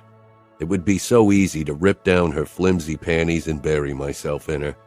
She smelled sweet and perfect, and she was mine, only mine. I tugged at the bow. It would be so easy. "You've already bled for me," she whispered in a small voice. "Please don't." My wife begged me not to hurt her. Maybe I was a monster. I ran my knuckles over the silky skin of her back, needing to touch her before I cut through her corset. She held onto it before I could catch a glimpse of her breasts. I wrapped my own arm around her, pulling her against me. She gasped and stiffened when my cock dug into her lower back, and the blush across her cheeks deepened further. Tonight you beg me to spare you, but one day you're going to beg me to fuck you. Don't think because I don't claim my rights tonight that you aren't mine, Aria. No other man will ever have what belongs to me. You are mine. She nodded quickly. If I catch a man kissing you, I'll cut out his tongue. If I catch a man touching you, I'll cut off his fingers, one at a time. If I catch a guy fucking you, I'll cut off his dick and his balls, and I'll feed them to him, and I'll make you watch. She knew I wasn't kidding. She'd seen what I had done to her bastard of a cousin years ago, and that was nothing. I let her go.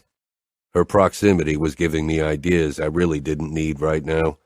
I walked toward the chair and got myself another drink as Aria disappeared into the bathroom. I heard the lock click into place and had to bite back a laugh. My wife was hiding from me behind a locked door. Everyone in this fucking mansion was probably getting more action than me tonight. Damn it. I had downed 3 more glasses of scotch when Aria finally emerged. This was fucking torture. She was wearing a flimsy see-through nightgown that didn't hide anything. Was she fucking kidding? That's what you choose to wear when you don't want me to fuck you. Her eyes darted between the bed and me. I didn't need to read her mind to know that she still didn't trust me. In that outfit, she was probably right not to trust any man. I didn't choose it. Of course she hadn't. My stepmother?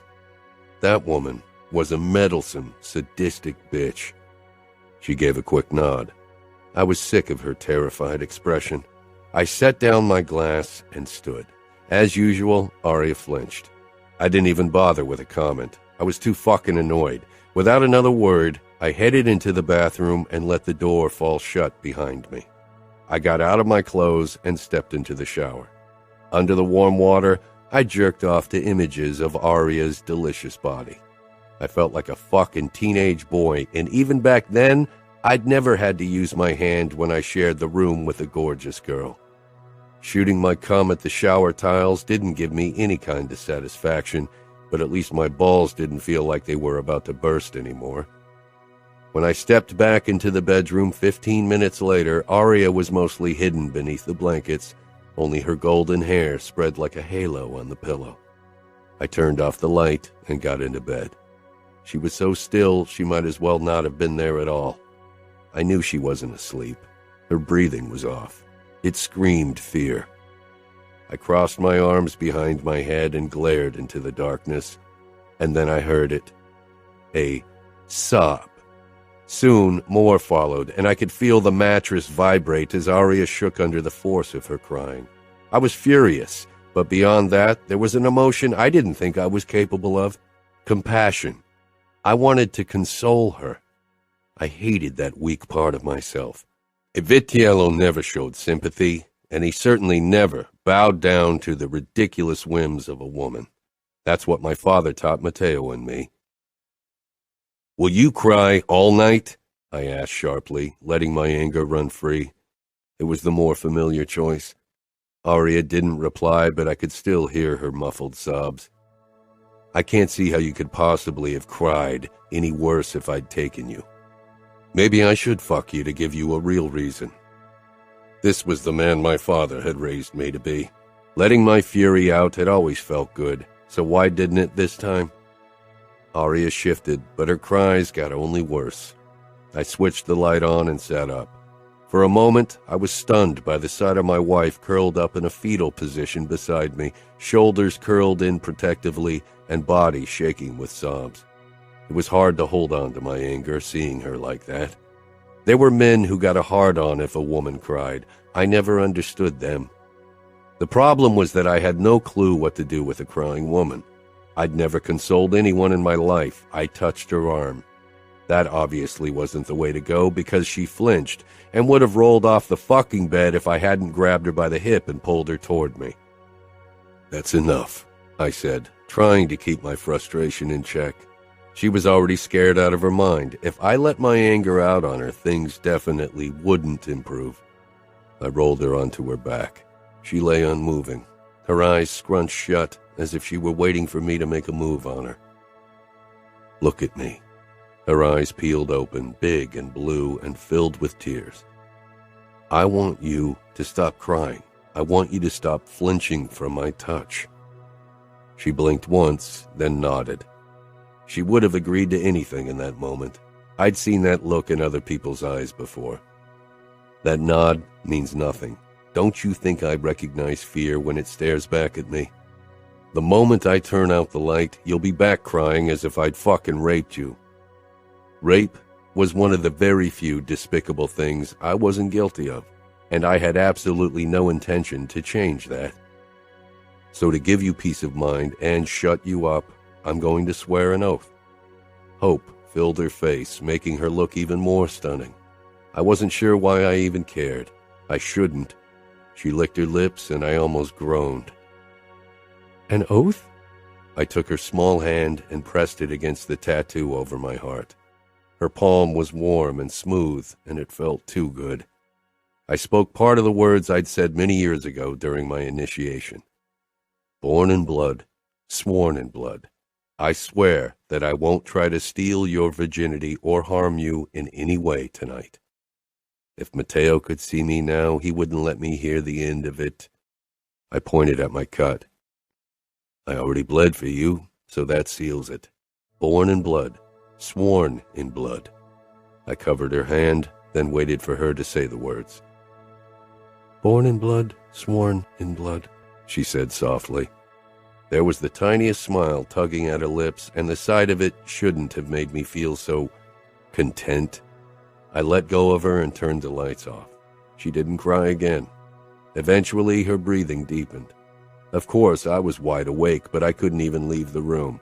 If someone saw me running around when I should be banging my wife, that wouldn't go over well. Nobody could ever find out. Listening to Aria's even breathing, I wondered if I'd get a sliver of sleep tonight. I had never slept when I had to share a room with anyone. I was a light sleeper, always vigilant, waiting for someone to stick a knife into my back or eyeball, and lowering my guard was out of the question when others were around. But Aria was my wife, and to be honest, she wasn't a threat in any regard. Not because she was weaker and untrained, that wouldn't matter if she poisoned me in secret, but because she didn't strike me as someone who could seriously injure, much less kill someone. It wasn't in her nature. Slowly, my muscles slackened. Aria's breathing never hitched. It was calm, soft, her sleep unperturbed. No horrors in her past haunted her nights. Knowing what kind of man I was, I hoped her sleep would stay as innocent as it was. Chapter 7. Something soft tickled my fucking nose. My eyes shot open, and I stared at hair the color of spun gold. I was spooning Aria's small body, my arm wrapped around her narrow waist, and she was completely relaxed in my embrace. I had slept with her body against mine. I'd never let a woman sleep in my bed. I thought it would take months before I'd get a decent night of sleep now that I was forced to share a bed with my wife. Fuck. Aria was my wife. And still a fucking virgin. I propped myself up on my elbow. She didn't stir. Her pale eyelashes rested on her porcelain skin, lips slightly parted. Fucking perfection, that's what she was. Her stomach lifted and fell under my palm as she breathed peacefully. I could feel her warmth through the little nothing she was wearing. I wanted to slide my hand down between her legs, wanted to feel the heat there. Wanted to bury my fingers in her, and my cock. Fuck, my cock sprang to life. I wanted to claim her because it was my right. She was mine, my wife, and because of that, I wanted to protect her even from myself, the hardest task of all. Aria's breathing changed. Her stomach tightened under my palm, then her entire body stiffened. She was scared of me, of what I might do. Good, you're awake, I murmured. She stiffened even further, and slowly her eyes peeled open. Gripping her hip, I rolled her over so I could get a better look at her face. Even without a hint of makeup, with tousled hair and sleepy, Aria was stunning. Her eyes lingered on my chest, a blush spreading on her cheeks. While I'd never fallen asleep beside a woman, I'd spent more than enough time in bed with them, but for Aria, this was the first time she was so close to a man. The early morning sun let her hair glow in golden hues. I reached for a strand, marveling at the silkiness. Everything about her was soft, smooth, silky, beckoning to be touched, to be claimed. It won't be long until my stepmother, my aunts, and the other married women of my family knock at our door to gather up the sheets and carry them into the dining room, where undoubtedly everyone else is already waiting for the fucking spectacle to begin. Her blush deepened, acute embarrassment flickering in her eyes. The epitome of innocence, so different from me and yet at my mercy. She glanced down at the cut on my forearm. I nodded. My blood will give them what they want. It'll be the foundation of our story, but we'll be expected to fill in the details. I know I'm a convincing liar, but will you be able to lie to everyone's faces, even your mother's, when you tell them about our wedding night? Nobody can know what happened. It would make me look weak. Weak. People said many things about me. Weak wasn't one of them. I had no trouble doing what was necessary. No trouble hurting and breaking others. I shouldn't have hesitated claiming Aria, shouldn't have been bothered by her terror and tears. I should have pushed her down on her knees so I didn't have to see her fear and fucked her from behind. That's what people expected from me. Weak because you didn't want to rape your wife? She asked, her voice shaking. My fingers tensed on Aria's waist. Rape. We both knew nobody in our world would see it that way. No matter how brutally I fucked Aria, they'd see it as my privilege, my right. My lips pulled into a tight smile. Weak for not taking what was mine for the taking. The tradition of bloody sheets in the Sicilian Mafia is as much a proof of the bride's purity as of the husband's relentlessness. So what do you think it will say about me that I had you lying half-naked in my bed, vulnerable and mine, and yet here you are, untouched as you were before our wedding? Fear simmered in Aria's eyes. Nobody will know. I won't tell anyone. Why should I trust you? I don't make a habit of trusting people, especially people who hate me. Aria touched the wound on my forearm, her eyes softer than before. I don't hate you. She had every reason to hate me because I owned her, because I would never release her now that she was mine. She'd be trapped in an expensive golden cage, safe from violence because I vowed it to myself, but condemned to live without love and tenderness. And you can trust me because I am your wife. I didn't choose this marriage, but I can at least choose to make the best out of our bond. I have nothing to gain from betraying your trust, but everything to gain by showing you that I'm loyal. She was right. It was a matter of survival instinct that she'd try to gain my trust, even if it was a futile endeavor. She was at my mercy and needed to stay in my good graces. Aria was a clever woman, but she didn't know my treacherous uncles and cousins like I did. The men waiting in that living room are predators. They prey on the weak, and they've been waiting for more than a decade for a sign of weakness from me. The moment they see one, they'll pounce. My uncle Gottardo had never forgiven me for crushing his son's throat. He was waiting for a chance to get rid of me. Aria's brows puckered. But your father... If my father thinks I'm too weak to control the familia, he'll gladly let them tear me apart. My father didn't care about me. I was his guarantee to uphold the bloodline. As long as he considered me his strongest, most brutal option, he'd keep me alive. If he thought I was getting weak, if he thought I wasn't fit to become Capo, he'd put me down like a fucking dog. What about Matteo? Father still believed Matteo would taste blood the second he saw his chance to become Capo instead of me. He would never understand that Matteo and I weren't enemies, that we weren't only bound by necessity and pragmatism. My brother and I would die for each other. Father hated his brothers as much as they hated him.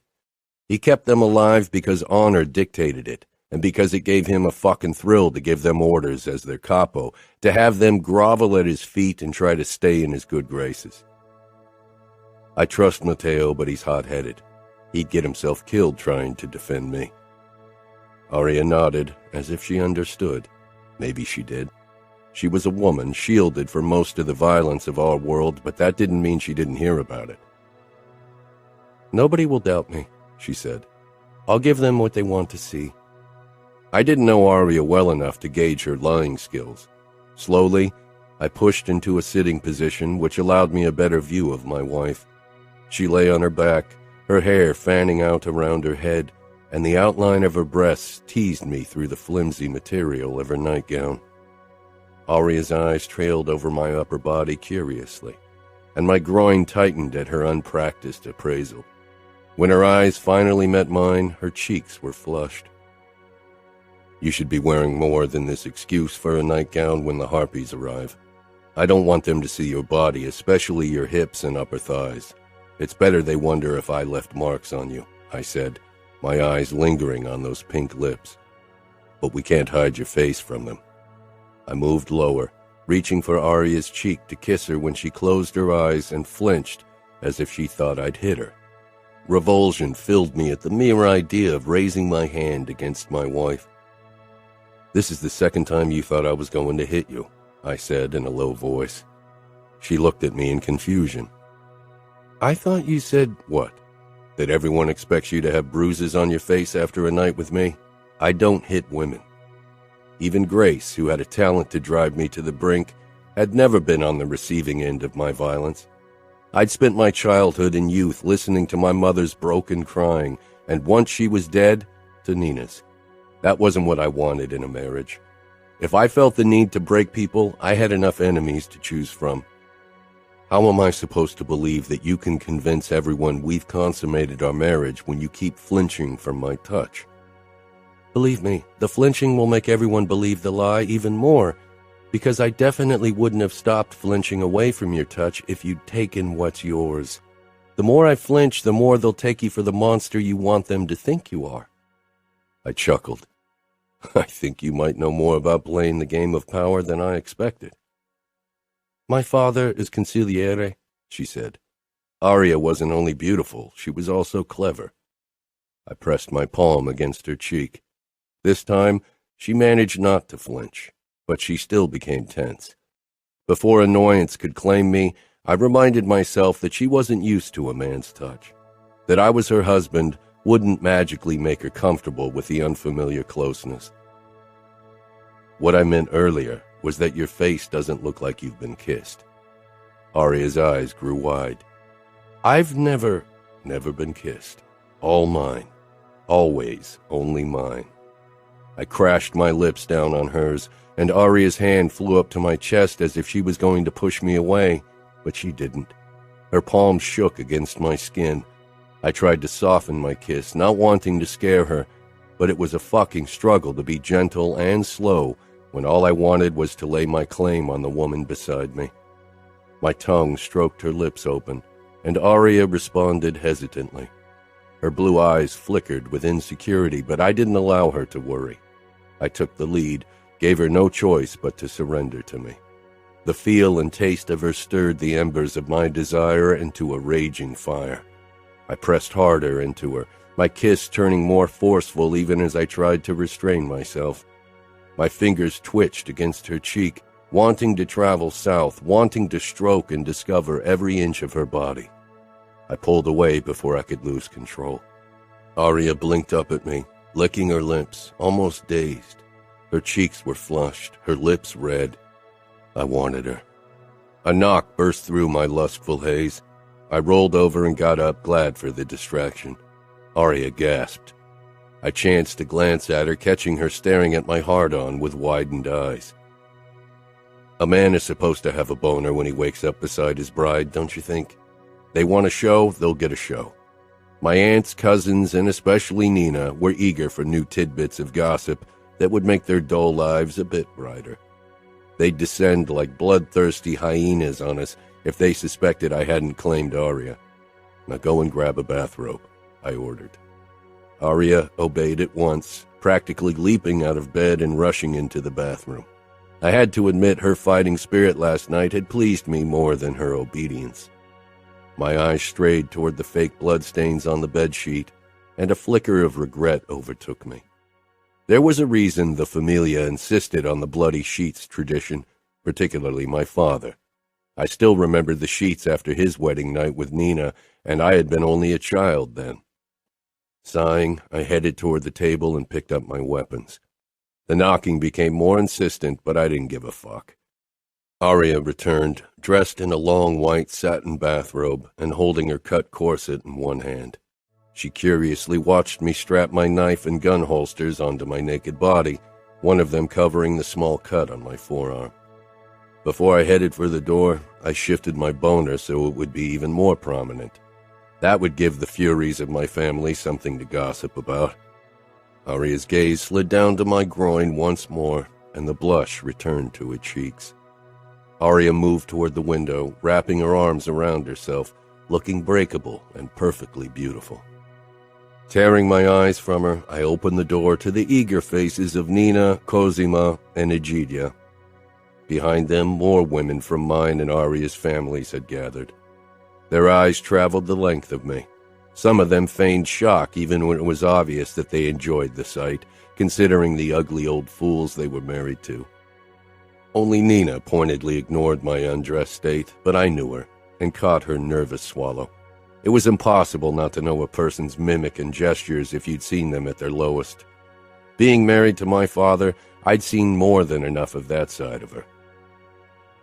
"We've come to collect the sheets," she said, putting on her usual mask, smiling spitefully.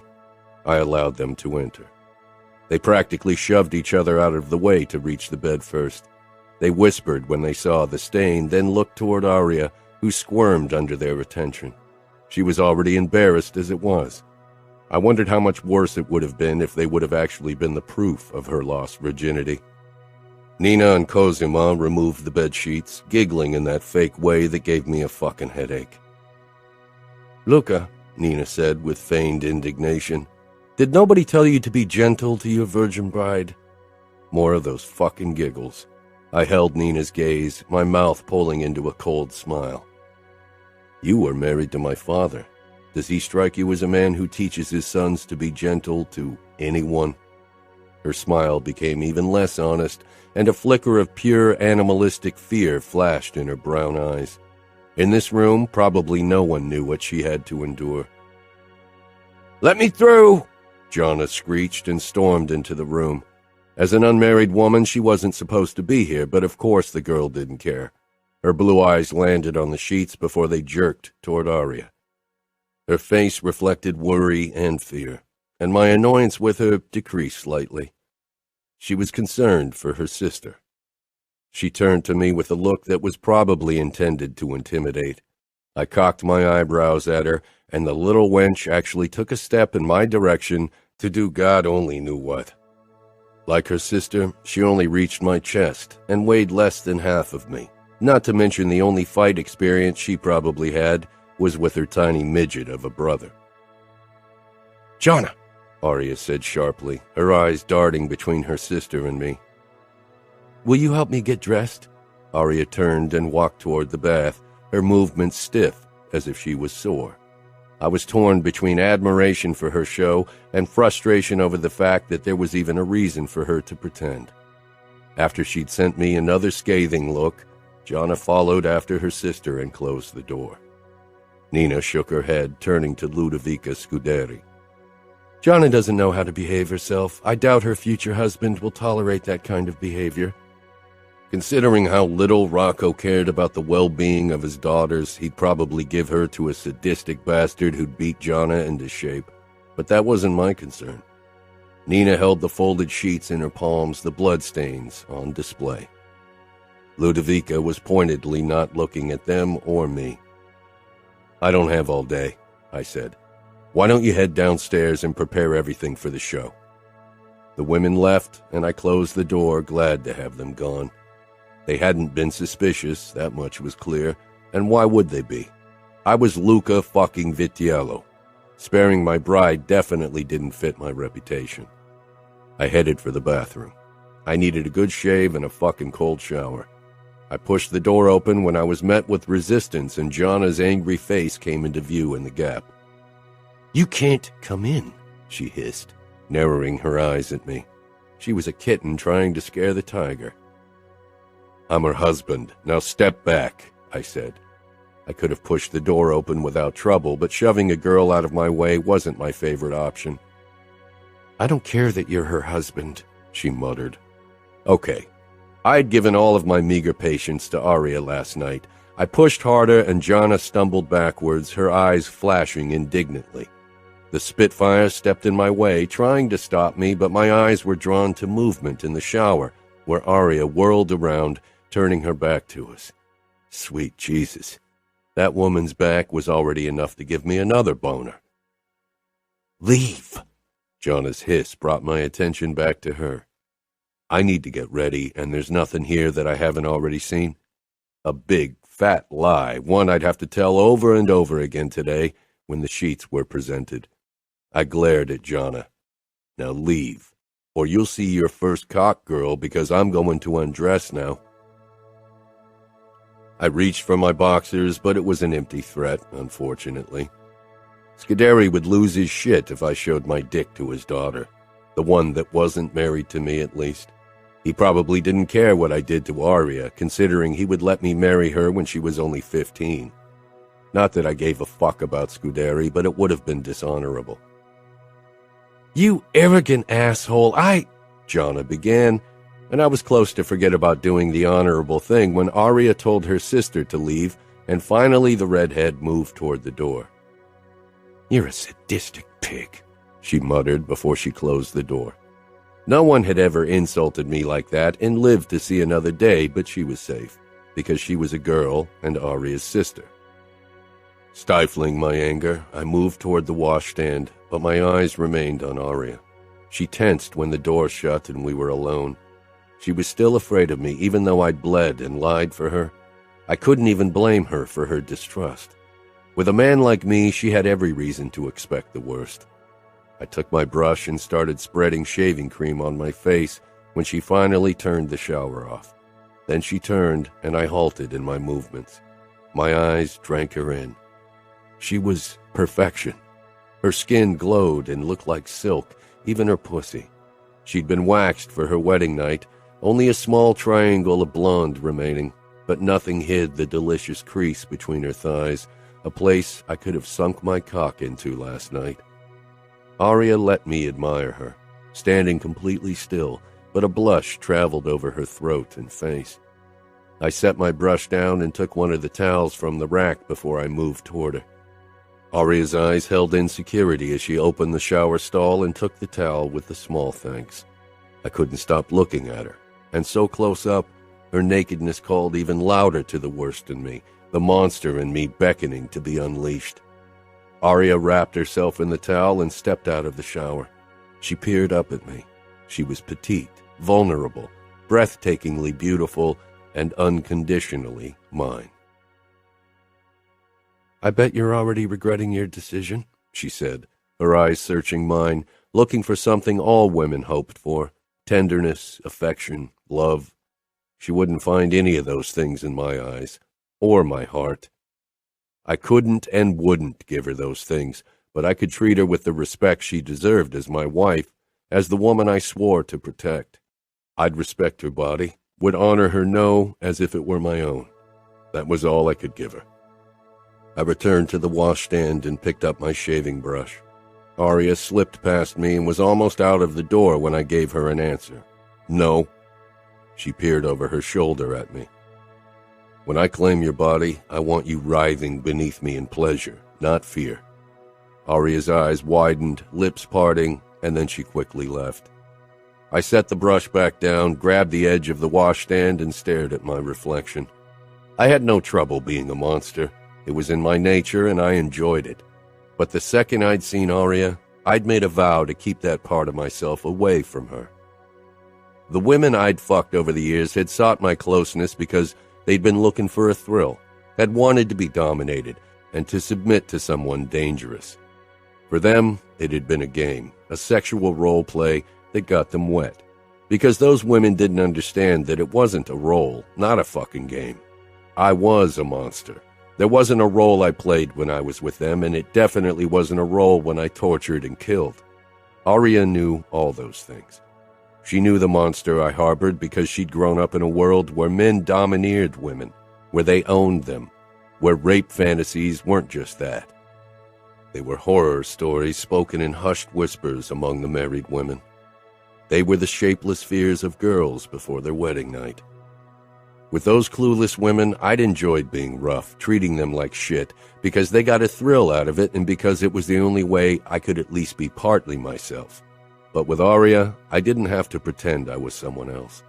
She knew what I was, and for some reason that made me want to be good to her, to show her that there was more than brutality, at least where she was concerned. Chapter 8.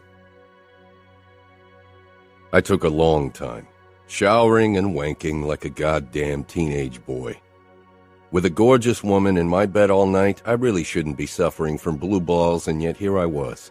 Slinging a towel around my waist, I stepped out of the bathroom. Aria perched on the stool in front of her vanity, blonde hair trailing down her back and using whatever women use to accentuate their eyes. Not that Aria needed it. Her eyes widened in shock when she saw me. They trailed the length of me, fascination reflecting on her face. Stifling a groan at her innocent appraisal, I stalked toward the wardrobe and grabbed a few clothes. Knowing she was still watching, I let my towel fall to the ground. She sucked in a breath and my cock gave a fucking twitch, imagining how she was blushing. When I'd put on briefs and pants, I turned. As expected, Aria's cheeks were flushed. She pretended to be busy inspecting her nails, but she wasn't fooling me. She was too embarrassed to face me. It was something new for me. I didn't have experience with a girl like her.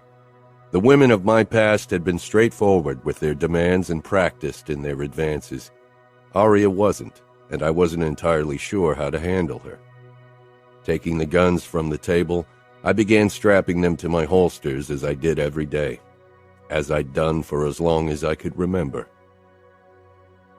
"Do you ever go anywhere without guns?" Aria asked quietly, turning around in her stool to face me.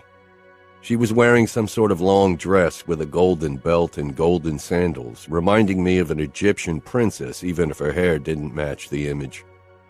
It was still strange to think that she was really mine, that she would be mine until the very end. This wasn't for one night or a few weeks of mindless pleasure. This wasn't no strings attached. This was forever, for both of us.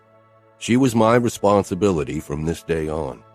Remembering how my father had failed his wives, both my mother and now Nina, it seemed like a fucking impossible challenge. "Not if I can avoid it. Do you know how to shoot a gun or use a knife?" "No. My father doesn't think women should get involved in fights." "Sometimes fights come to you. The Bratva and the Triad don't distinguish between men and women. The Triad had laid low. Most of their territories had been claimed by the Bratva, so they were the ones we were worried about." Aria tilted her head. "So you've never killed a woman?" "I didn't say that." Aria didn't need to know how the Bratva had almost gotten me. It wasn't something I wanted people to know. Aria rose from the chair, smoothing the long dress out. I was glad she'd chosen something floor length. It made things easier. People might suspect I'd left my marks on her upper thighs. Good choice. The dress covers your legs. Someone could lift the skirt and inspect my thighs.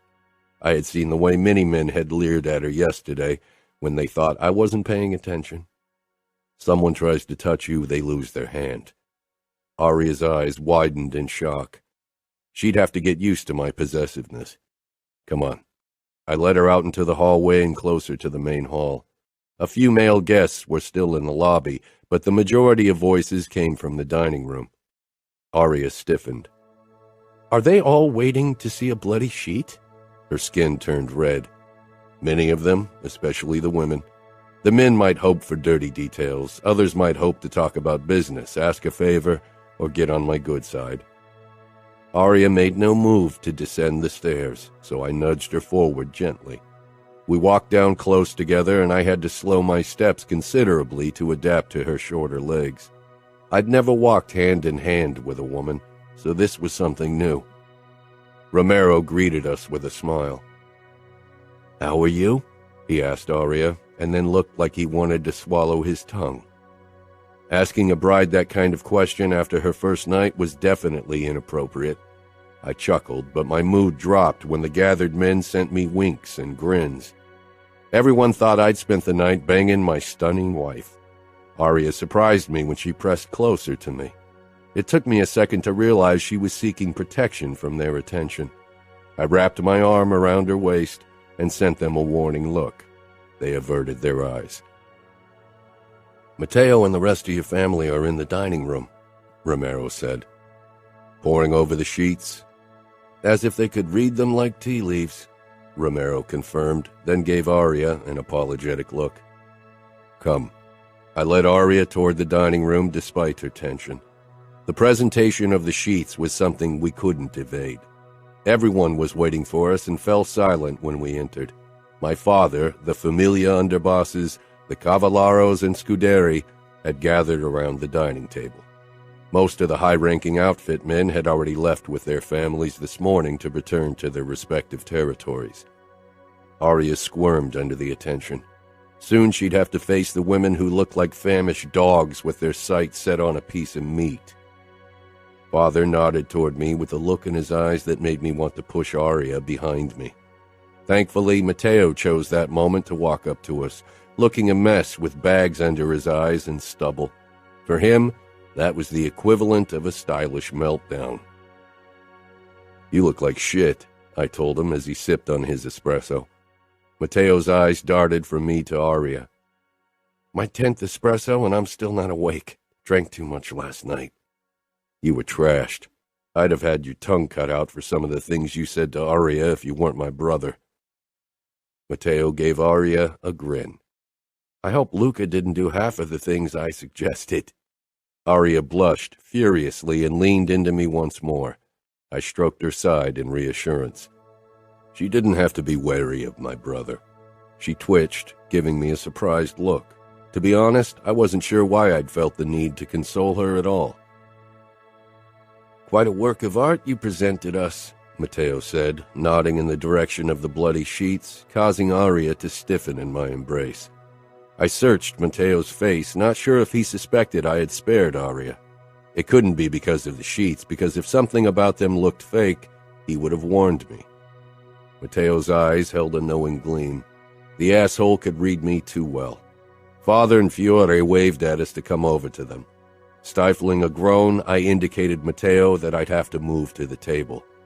Mateo smiled but didn't move an inch, obviously not in the mood to talk to them. Aria followed me toward the table. Her face reflected anxiety, and I could only hope that she'd be able to keep up the charade. The men rose. Father's leer made me want to drag Aria right back out, but that wasn't an option. Scuderi spread his arms, and I reluctantly released Aria so he could embrace her. I couldn't hear what he said, but Aria didn't look happy about it. Fiore smiled and shook my hand. "It seems you are still satisfied with our choice for you." I nodded. I knew this was only the beginning. The moment Aria was out of earshot, the men would try to extract details of my night with her. Father put a hand on my shoulder before he gave Aria and me his false benevolent smile. "I hope we can expect small Vitiello soon." Aria's eyes widened a tad before she could mask her shock. I had absolutely no intention of having kids anytime soon, not as long as my father was in power. He wasn't that old yet, only in his mid-50s, but I hoped he'd find an end soon. I want to enjoy Aria alone for a long while, and with the Bratva closing in, I wouldn't want to have children to worry over. Father gave me a knowing smile, thinking I wanted to fuck my young wife in peace for a while. Yes, of course. Understandable. I hear the Bratva sent a new Pakan into your territory, I said to Fiore, wanting the topic of my wife off the table. Fiore nodded, then looked at Dante, who frowned. "Yes, Grigory Mikhailov. We're still trying to check his background. He used to work directly under the Pakhan in Yekaterinburg, and now he's taking over everything in Chicago. Unpredictable and brutal. They call him Stalin. Aria peered up at me, and I loosened my hold on her. This wasn't anything she needed to worry about. The women were throwing eager glances her way anyway. She quickly walked away and toward them, stopping beside her mother and sister. "Can't you take your eyes off your wife?" Father asked with a chuckle. I only smiled coldly. The less I said, the better. Nina pointed at the sheets, and giggling rose among the women. Only Aria looked like she wanted to be swallowed whole by the ground. Scuderi turned to us.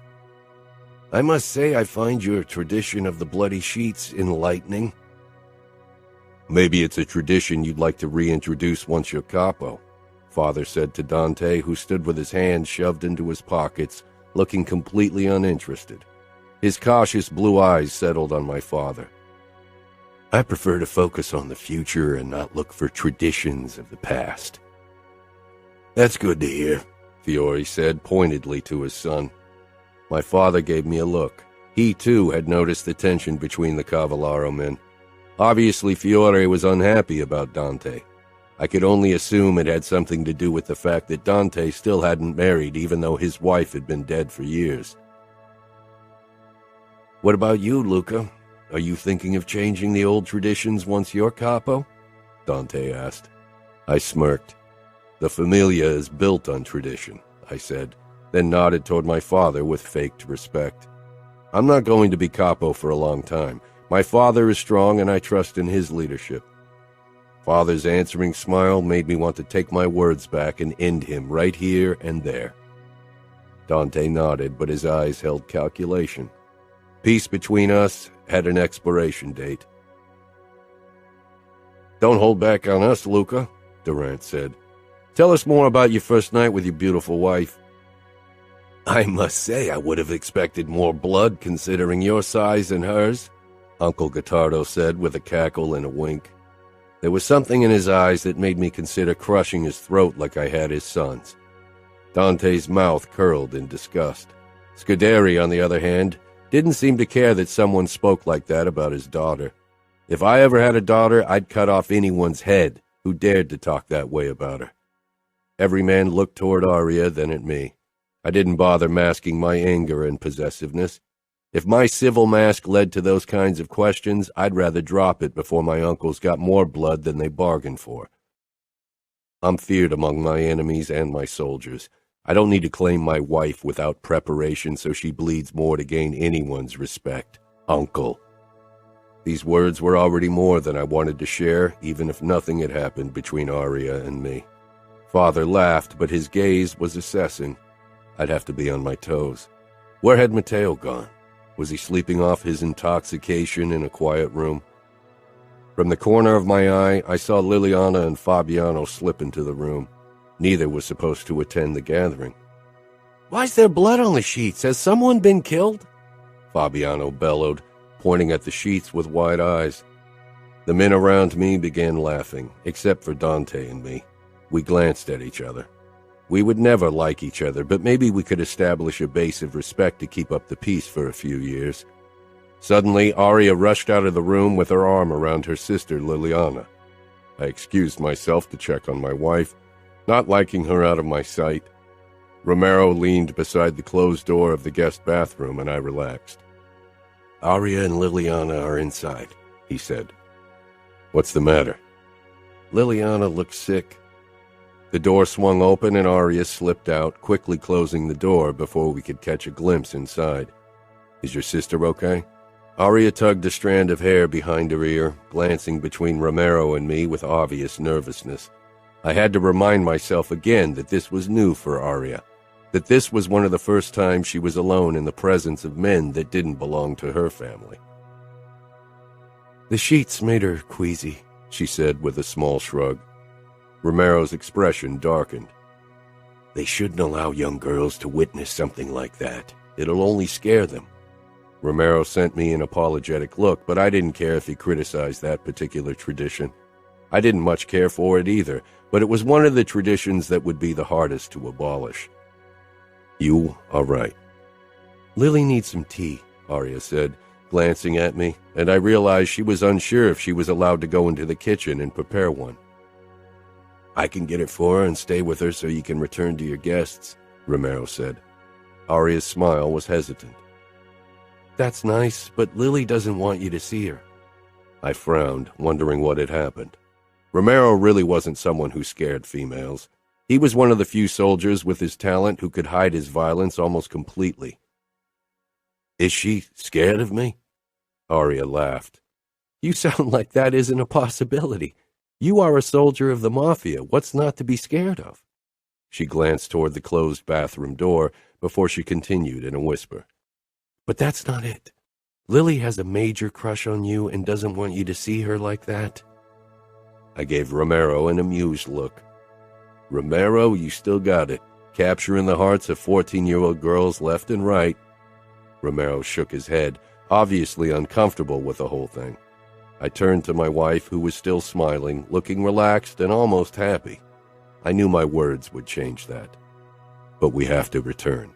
The women will be mortally offended if you don't give them all of your attention. I'll take care of Lily, Jana said. Looking over my shoulder, I found Aria's sister and brother heading our way.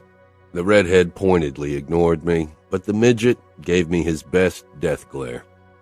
I led Aria back into the dining room. The men had by then gathered around the sheets while the women flocked around the table. I reluctantly released Aria so she could head back to the Harpies. The men laughed at something Durant said. It was probably for the best that I hadn't heard it. There's the lucky bridegroom, Father intoned, holding out a glass of scotch to me. I took it reluctantly. Judging from the way he and his brother smiled, they'd probably enjoyed more than one already. Only Scuderi, Dante, and Fiore looked sober, which didn't come as a surprise considering they were in our territory. Gottardo's beetle eyes held challenge when I stopped beside him. So, Luca, won't you at least tell us how many rounds you managed last night? Won't you share at least that piece of information with us? Durant smiled in a way that made me want to slice my blades from one fucking corner of his mouth to the other to see how much wider his fucking grin could get. I don't share ever, not even the tiniest fucking bit of my wife, I snarled. My father and his brothers were disgusting pieces of shit. The same sadistic streak stained their blood. Sometimes I worried it ran in my veins as well and was only waiting to show its full potential. I was cruel and pitiless, but not like my father, not yet. Father shook his head with a bellowing laugh, but the laughter didn't extend to his eyes. They were vigilant and suspicious, and for a moment I worried he'd seen through the charade I was playing. But my father was always suspicious because he had reason to be. There was no one he trusted, and rightfully so. Everyone hated and feared him. That wasn't the base for trust. Not that I had many people I trusted, definitely not without reservations. Mateo had my trust, and Romero to some degree, but everyone else could be an enemy disguised as an ally. Uh-oh, quite possessive of your gorgeous young bride, Durant cackled. Considering her beauty and your possessive streak, I'm surprised you agreed to wait 3 years before marrying her. His fucking beetle eyes latched onto Aria as she talked to the other women, and something in them made me want to stick my blade into his eyeball before shoving the fucking thing down his throat so he could choke on the slimy globe.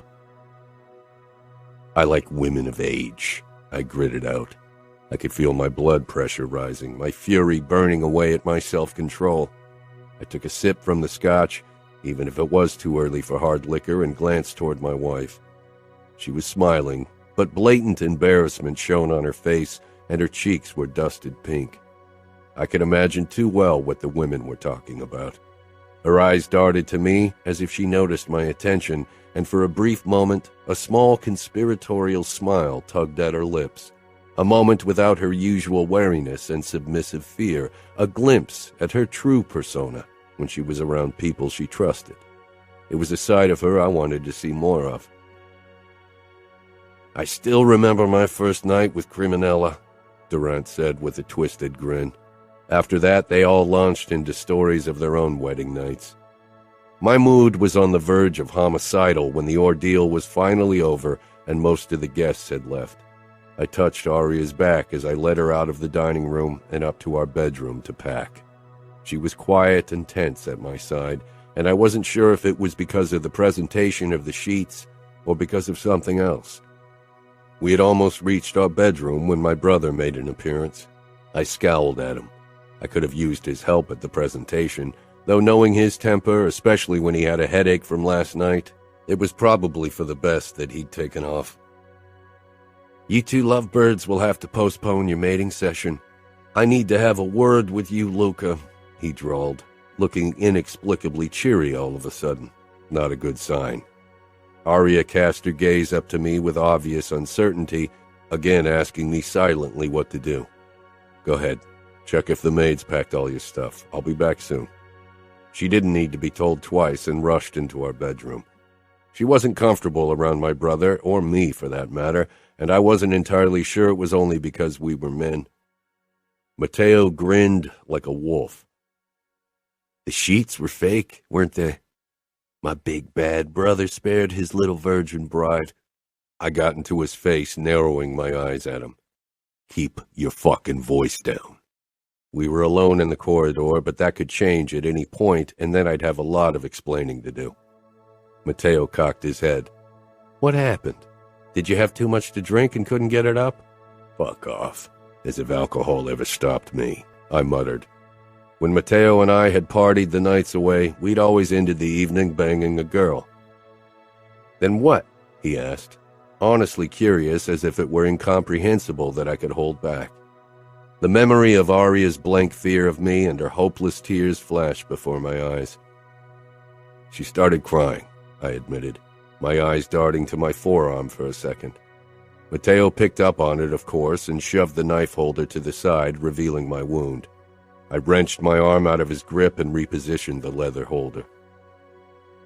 "You cut yourself," he said, searching my face. Matteo was the person who knew me best, and yet he was surprised. His mouth twitched, then he shook his head with another chuckle. "I knew it. I told Jonna last night that she didn't need to worry about Aria. You have a soft spot for damsels in distress." That was bullshit. I'd never felt the urge to hold back for anyone. "I don't," I began when his words registered fully.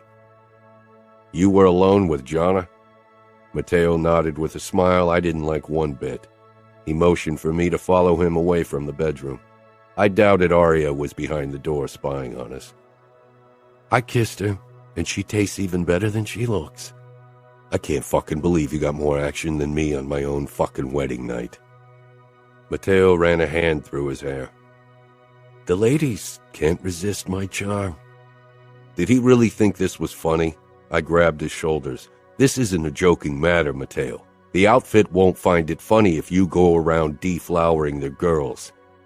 Father would have to make amends to the outfit if that happened, and I wasn't sure if these amends wouldn't include having Matteo handed over to Scuderi for disembodiment. Or maybe Father would order me to dish out the expected punishment and kill my brother. I'd kill Father and every fucker who wanted to kill Matteo, but it would lead to all of us losing our lives. "I didn't deflower anyone. I kissed her," Matteo interrupted my thoughts. "Yeah, as if that's ever the end of it." I had noticed the way Matteo watched the redhead, but I had hoped he'd be more sensible than actually pursuing her. "I want to deflower her, but I'm not an idiot." The facts were speaking a different language. Kissing a woman he wasn't married to, especially from the outfit, was the biggest kind of idiocy imaginable. If Jonna told anyone, we'd be doomed. The only thing stopping her was probably that she'd be ruined as well. "I want to marry her." I froze. "Tell me you're kidding." "I'm not. That's why I need your help. Father won't talk to Scuderi on my behalf if he thinks I want Jonna for any other reason than spite or revenge. You know him." "So what do you want me to do?" "Help me convince him that she hates me and insulted me and that I want to marry her to make her miserable." "Isn't that the truth? The girl can't stand you and you want her because of it. How is that any different from the story we're going to tell Father?" "I don't want to make her miserable. The end result might be the same. The girl is going to drive you insane. You realize that, don't you? I'm really not sure if I want her in New York. You'll deal with it, and Aria will be happy to have her sister with her. He had a point, but I wasn't sure if I wanted them to be together often. Gianna's influence wouldn't make my marriage to Aria less difficult. It would be hard enough to make it work. I didn't need additional complications. You really think you thought that through, don't you? I said. I did, and Father will choose some bitch that'll make me miserable for me soon enough. So you rather choose your own bitch who will make you miserable? He shoved my hand away, looking pissed. Gianna isn't a bitch. You want to hit me because of her. I want to hit you for a lot of reasons. Matteo was serious. I could tell how much this meant to him, so even if I considered it a bad idea, I knew I'd have to help him. As his firstborn, Father valued my word more than Matteo's. I could only hope this wouldn't come to bite Matteo and me in the ass. After Father promised to talk to Fiore and Rocco about Gianna, he asked me to stay for a private conversation. Matteo mouthed good luck before he left Father's office. I crossed my arms in front of my chest, waiting for my father to speak. He regarded me closely, and for a moment I wondered if he suspected the sheets were fake. But if this were that kind of conversation, he wouldn't have been alone with me. The surveillance cameras wouldn't save his life. Now that you're married, you might want to consider moving into the mansion with me and Nina. After all, it's our family's home. That's a gracious offer, I bit out, even when the words left a bitter taste in my mouth. But like I said, this early in my marriage, I want to enjoy my wife as much as possible, wherever I want, whenever I want. Father nodded with a dark laugh, leaning forward. I don't care if you do that in the mansion. As if I didn't know that. But I would never live under the same roof as my father again, especially not with Aria. Picking up on my reluctance, Father said, I didn't expect you to be this possessive of your wife. It's a new side of you. He leaned back. Very well. Stay in your penthouse for now. He tapped his fingers against the desk, making me wait to see if he was going to say anything else. He nodded. That's all. I turned on my heel and stalked out, feeling my vein throb in my temple. Every day it became harder to have my father tell me what to do, to bear his presence. Matteo and I loaded our luggage into my car since Matteo was riding his Kawasaki back home. Then I waited for Aria to say goodbye to her siblings. She was clinging to Gianna. You'd think she was on her way to jail and not to live with you, Matteo murmured, then winked. I suppose there isn't much of a difference. I ignored him and tried to stifle my impatience. I wanted to get back to New York. For one, because I didn't want to spend any more time under the same roof as Father, and because I had a meeting to attend. Business had rested these last 3 days, and at the current time, that was too long. Scuderi seemed to lose his patience at the same time as I did. Gianna, for Christ's sake, do I have to come get you? Aria finally came toward me, looking like she'd been gutted. Chicago isn't the end of the world, I told her. Her sisters could come visit occasionally. Aria shook her head, biting her lip, as if she were trying to force back tears. It might as well be. I've never been separated from my sisters and brother. They were my whole world. Matteo and I had never been separated for long either, but I still didn't get why she was so emotional over it. We should leave. I have a meeting tonight. I held the door open for Aria and she got in. Closing it, I jogged around the car. I'll be behind you, Matteo said, then headed for his motorcycle. I slipped behind the steering wheel and revved the engine. Matteo was already racing down the driveway like a madman. No bodyguard? Aria asked as she fastened her belt. I don't need bodyguards. Romero is for you, and this car doesn't exactly have room for additional passengers. Aria didn't say anything, only stared out of the window. Looking at the miserable face of my wife, I wondered how life with her would be. I'd never shared my apartment.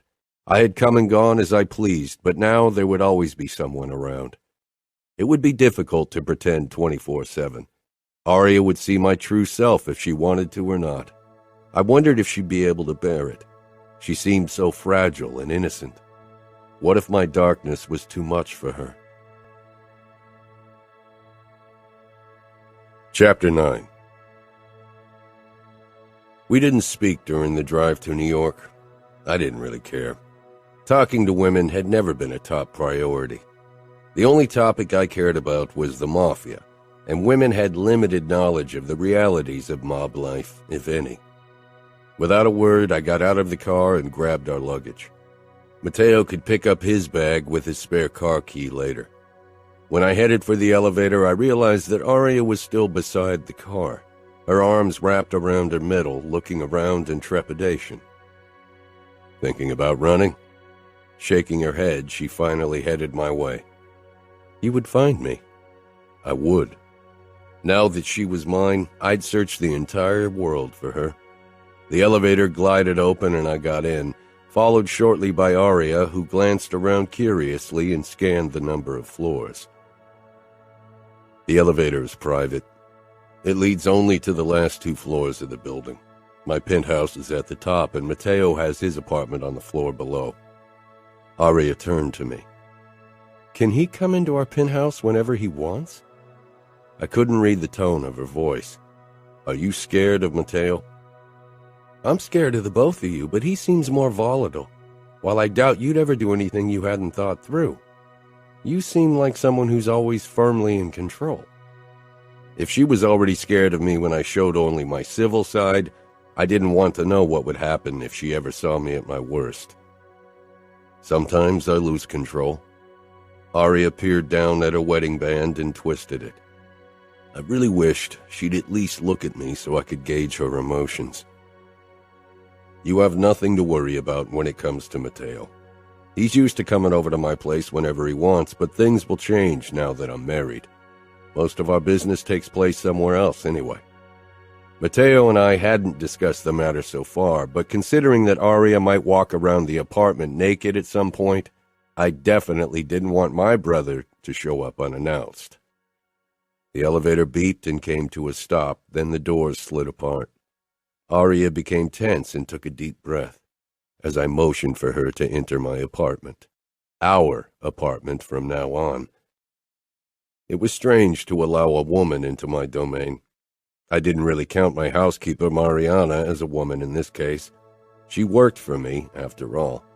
I'd never had one of my affairs or one-night stands over, and even Nina had only managed to weasel her way inside once when she accompanied my father. But this would be Aria's home now, not just mine. As I watched her take in my penthouse, I realized that was probably why she looked so tense. She hadn't chosen this place like she hadn't chosen me, but she'd have to call it home from this day on. I wondered if she liked it. There were no frills or soft colors, no plush throw pillows or fluffy rugs. I'd asked the interior designers to keep it functional and modern, with grays and whites and blacks.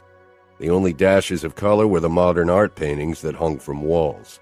And now Aria. She stepped up to the French windows. With her bright orange dress and her long blonde hair, she was an absolute eye-catcher in my colorless apartment. I wasn't sure how long I'd stared at her when I finally snapped out of it. Your things are in the bedroom upstairs. Mariana wasn't sure if you wanted to put them away yourself, so she left them in your suitcases, I told her. Her family had sent most of her belongings to New York a couple of days ago. Who's Mariana? Aria asked without turning. I walked up to her until I could see her face in the window. For once, her expression was blank, impossible for me to read. She's my housekeeper. She's here a couple of days per week. How old is she? Aria asked. She tried to sound casual, but the delicate blush traveling up her throat betrayed the reason for the question. Are you jealous? I asked. I touched her hips, and as always, she froze for a split second before she caught herself. I'd been doing everything I could to treat her right, but she still acted as if I'd brutalized her. I'd never felt more like my goddamn father than in this moment. Aria slipped away from me and moved toward the doors. When she faced me, her expression was perfectly controlled once more, and I hated it. Can I go outside? She asked. This is your home now, too, I gritted out, trying to hold back the darkness that threatened to claw its way out of my chest. Aria stepped outside and headed directly for the banister. I followed her, suddenly suspicious of her motives. "You're not thinking about jumping, are you?" I asked as I leaned beside her. The idea that Aria might choose death over me like my mother had chosen death over my father, and ultimately Matteo and me, felt like a punch to the stomach. Aria looked up at me with a small frown. "Why would I kill myself?" "Some women in our world see it as their only way to gain freedom. This marriage is your prison." She knew that as well as I did. There was no sense in lying to her. "I wouldn't do that to my family. Lily, Fabi, and Jana would be heartbroken." Of course they would, and of course Aria would think of them. I still remembered her anguish over having to leave them. "Let's go back inside," I said, wanting this conversation over. I led Aria into the apartment, my hand on her lower back. Despite her constant tension, I couldn't stop touching her. It annoyed the hell out of me. "I have a meeting in 30 minutes, but I'll be back in a few hours. I want to take you to my favorite restaurant for dinner." "Oh," Aria said, eyes growing wide. "Like a date?" I was surprised by my suggestion as well. It was a spur-of-the-moment decision, wanting to show Aria that life in New York wouldn't be as bleak as she feared. "You could call it that. We haven't been on a real date yet," I said, wrapping my arms around her. Aria tensed as usual. "When will you stop being afraid of me?" I asked quietly. People were always scared of me, but not the people who mattered, Matteo and Romero. Aria bit her lower lip. "You don't want me to be afraid of you?" Dark amusement rose in me, but I shoved it down. "You are my wife. We'll spend our lives together. I don't want a cowering woman at my side." Some of the tension disappeared from Aria's face, and a small smile played around her lips. "Are there people out there who don't fear you?" "A few," I said. With the way she smiled, I couldn't resist kissing her. She froze briefly, but I did my best to keep our kiss gentle, my lips tasting hers without demanding she open up for me. It was fucking hard, but Aria's softening body was my reward. She finally parted her lips for me, and I dove in, teasing her tongue. She touched my neck, surprising me with the gesture. It was a soft touch, as always, so soft and careful. When she put her palm up against my chest, right over my familia tattoo, a surge of desire flooded me, but it wasn't the only sensation I felt. For the first time ever, a kiss gave me a foreign sense of belonging. I drew back, staring into the hooded blue eyes of my wife. I felt my phone vibrate in my pocket and almost groaned. "I have half a mind to cancel this fucking meeting," I murmured, stroking Aria's swollen lips.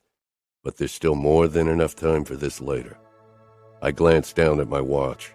Only 20 minutes until the meeting with all of the underbosses of the Familia. I'd suggested it myself, considering that they were all in the area because of the wedding, but now I really regretted my suggestion. "I really need to go now. Romero will be here when I'm gone. Take your time to look around and make yourself comfortable." I quickly drew back from Aria before her soft body and enticing scent made me late. Without another glance at my wife, I headed for the elevator. It took me down to the garage, and I locked our floor with a code only Romero had. Checking my phone, I found a text from him telling me he'd be here in 5 minutes. That had been a couple of minutes ago. I headed for my car and got in. On my way outside, I passed Romero in his own. I gave him a quick nod before I sped up. The meeting would take place in the Vitiello townhouse. I'd never understand why Father took business home. Matteo's bike was already parked in the front, right on the boardwalk, and he was perched on top of it, smoothing his hair back and looking like he was waiting for a photographer to come along. I parked, then joined him. "Not inside yet?" "I was waiting for moral support." "You mean someone who stops you from sticking your knife into one of our uncles?" "I don't have a track record of killing family members, so if anyone ends up crushing our uncle's throats, it'll be you," he said with his sharp grin. Giving him the finger, I headed up the stairs. Matteo was close behind me. I jabbed the code into the security panel, then stepped inside. Male voices came from the back of the house where the meeting room was situated. When we entered the room, everyone had already taken their respective seats. Only the 2 chairs on Father's right side were still vacant, our seats. Father scowled. "You're late." My eyes darted to my watch. 1 minute late. "I'm sure the boy got distracted by his stunning wife," Mansueto Moretti, underboss of Philadelphia, said with a crooked smile. He was several years older than my father, which was why he dared to speak up at all, and his age was also why he was going to survive calling me boy. "He should get his priorities straight. A whore can be replaced," Father drawled, turning around toward his liquor cabinet. Mateo gripped my wrist hard, and my eyes jerked toward him. His warning gaze made me take a deep breath. I wasn't sure what he'd seen on my face, but it must have been bad. I turned back to the gathered men, most of them focused on my father, who poured himself a scotch, but Mansueto and Uncle Gottardo had their eyes on me. The former didn't worry me as much as the latter. I stalked toward my chair and sank down. Mateo took his seat beside me, still watching me warily. He could stop it. I wouldn't kill our father in a room full of underbosses. I was fairly sure the underbosses from Philadelphia, Boston, Charleston, and Baltimore would be on my side, even if the last city was ruled by my Aunt Egidia's husband, Felix. She hated her brother, and her husband definitely shared that sentiment. But the remaining men wouldn't be on my side. Father's consigliere Bardoni, because he knew I wouldn't keep him in that position the moment I was in power, and the other men because they were either loyal to my father or wanted to become Capo themselves. My father took his seat at the head of the table and took a sip from his scotch. He didn't offer anything to us, but I hadn't expected him to. It was his way to show all of us that we were his subjects, which was also why he sat in a wide leather armchair while we perched on fucking wooden stools. My father motioned with his glass toward his consigliere, which was obviously his cue to report about the latest attacks from the Bratva in our territory. I knew most of them already. I made sure to get updates from the underbosses once a month at least, while my father never bothered to get involved. He preferred things being handled for him, especially in recent years. It led to some underbosses, my uncles namely, doing whatever they pleased in their territories. That would change the moment I came into power, but knowing my father, he'd live forever out of spite. The meeting dragged on for hours, and when we finally emerged from the house, it was getting dark. Mateo blew out a breath. "I don't suppose you're up for a night in the Sphere?" he asked with a lopsided grin, but his eyes were tired. "You said it yourself, my days as a free man are over. I have a date with Aria." Mateo shook his head. "Strange to think of you as a husband. Why don't you bring her along? I'm sure she can shake her booty to the beat." "The only one she's going to shake her booty for is me," I muttered. The idea of Aria in a crowded club, even with me at her side, didn't sit well with me. Mateo mounted his bike, then put on his helmet. "Enjoy your wife, while I find a girl for a meaningless toilet stall fling." He laughed, then put down his visor and raced away. Enjoying my wife was something I was fucking eager to do, if she'd let me. It was strange returning home, knowing someone was waiting for me. Someone who'd be waiting for me all our lives. But when I stepped into my penthouse, it wasn't Aria I saw. Romero sat on the sofa but got up when he saw me. "She's upstairs getting ready," he said. "How did it go?" I asked, regarding him closely. I trusted Romero, which was why he was allowed to be alone with Aria, but he was still a guy and she was a woman too beautiful for words. "She was upstairs most of the time," he hesitated. "What?" "I think she cried, but I didn't check on her." I gave a terse nod. "Mateo is on his way to the Sphere. Why don't you join him?" Romero glanced at his watch. "My mother and sisters expect me for dinner. They'll be offended if I cancel." When Romero had left, I made my way upstairs. The bedroom door was ajar and I stepped inside. Aria came out of the bathroom dressed in a white flowing skirt and a pink sleeveless blouse and pink high heels. A dash of color. Then my eyes registered her red eyes and the photo of her family on the nightstand farther away from the door. "I wasn't sure which was your side. I can move it to the other nightstand if you want," she said, motioning at the bed. I didn't really have a side I slept on because I always slept alone. I had the entire bed. "No, it's okay," I said. The side farthest from the door was a good choice since that meant I'd be between her and a possible attacker coming through a door, even if it was nearly impossible to get inside the penthouse without my permission. Even torture wouldn't make me give away the security code. "Was the meeting okay?" Aria asked, hovering a few steps away from me. "Let's not talk about it. I'm starving." I held out my hand, wanting the distance between us gone. Aria put her hand in mine, and I closed my fingers around hers loosely, marveling at how small it was in comparison to mine. I led her down into the underground garage silently. My mind kept drifting to Father and his lack of interest when it came to fighting the Bratva. He regarded the Familia and the Italian mob as superior and didn't even consider that the Bratva could beat us at our own game. He was blind, and one day it would cost us parts of our territory. Truce with the outfit wouldn't change that. I glanced toward Aria, the woman who was meant to bring peace. It seemed strange that she might have been my enemy if our fathers hadn't arranged our marriage. Aria noticed my gaze and turned to face me. "You look great," I said. Great didn't even begin to cover it. Aria was so breathtakingly beautiful. She gave me a small smile. "Thanks." I parked my car in a gated parking area that I always used when I was in the area. On our way to the Korean restaurant I'd chosen for the date, I caught the looks of the men, caught their admiration and awe when they saw Aria, my wife, mine. The look I gave them made their eyes move on quickly. Surprise flashed across Aria's face when I led her into the restaurant. Matteo and I both enjoyed Asian food and had discovered the place due to business a couple of years ago. One of the waiters came up to us at once and took us to a vacant table in the back. The place wasn't fancy. There were no white tablecloths and fancy napkins.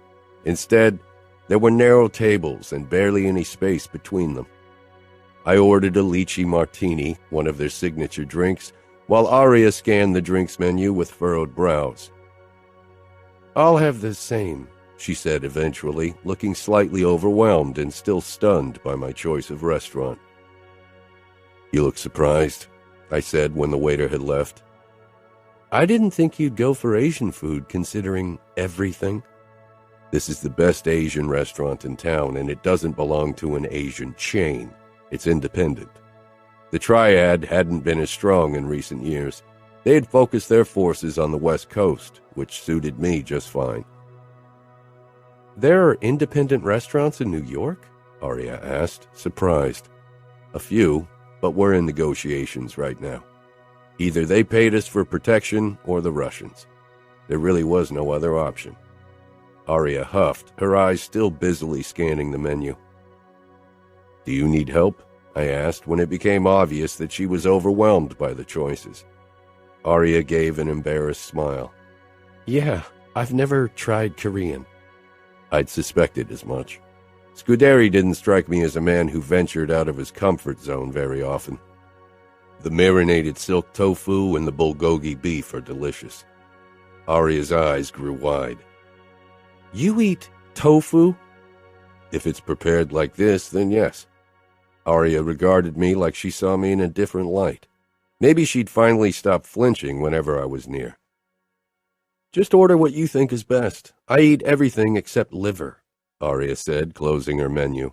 I was glad she wasn't one of those women whose list of the things they didn't eat was longer than the list of things they did. I like women who eat more than salad. When the waiter stopped at our table, I ordered for both of us while Aria battled the chopsticks. "Have you never used sticks before?" I asked once the waiter was gone. I had to stifle laughter at the look of deep concentration on Aria's face.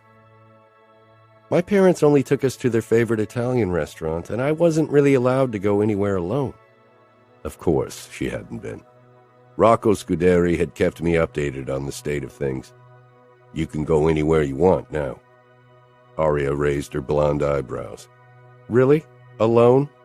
I leaned forward so the people at the neighboring table wouldn't overhear me. With Romero or me or Cesare when Romero isn't available. I could tell that Aria wasn't happy about it, but she really couldn't have expected me to let her walk around without protection. Deciding to distract her, I picked up my own chopsticks. Here, let me show you. I showed Aria how to open and close them. Biting her lip in a very distracting way, she tried to imitate the motions, again with a look of utter concentration on her face. No wonder New York girls are so thin if they eat like this all the time. You're more beautiful than all of them, I said without hesitation. Aria peered up, as if she wasn't sure I was being serious. It was the longest she had ever looked into my eyes, and I wondered what she was trying to see. I was towing the line, trying to make her feel comfortable, and being good to her without making her hope for something as ridiculous as love. Aria had been completely sheltered, even if she knew the rules of our world and what kind of man I was.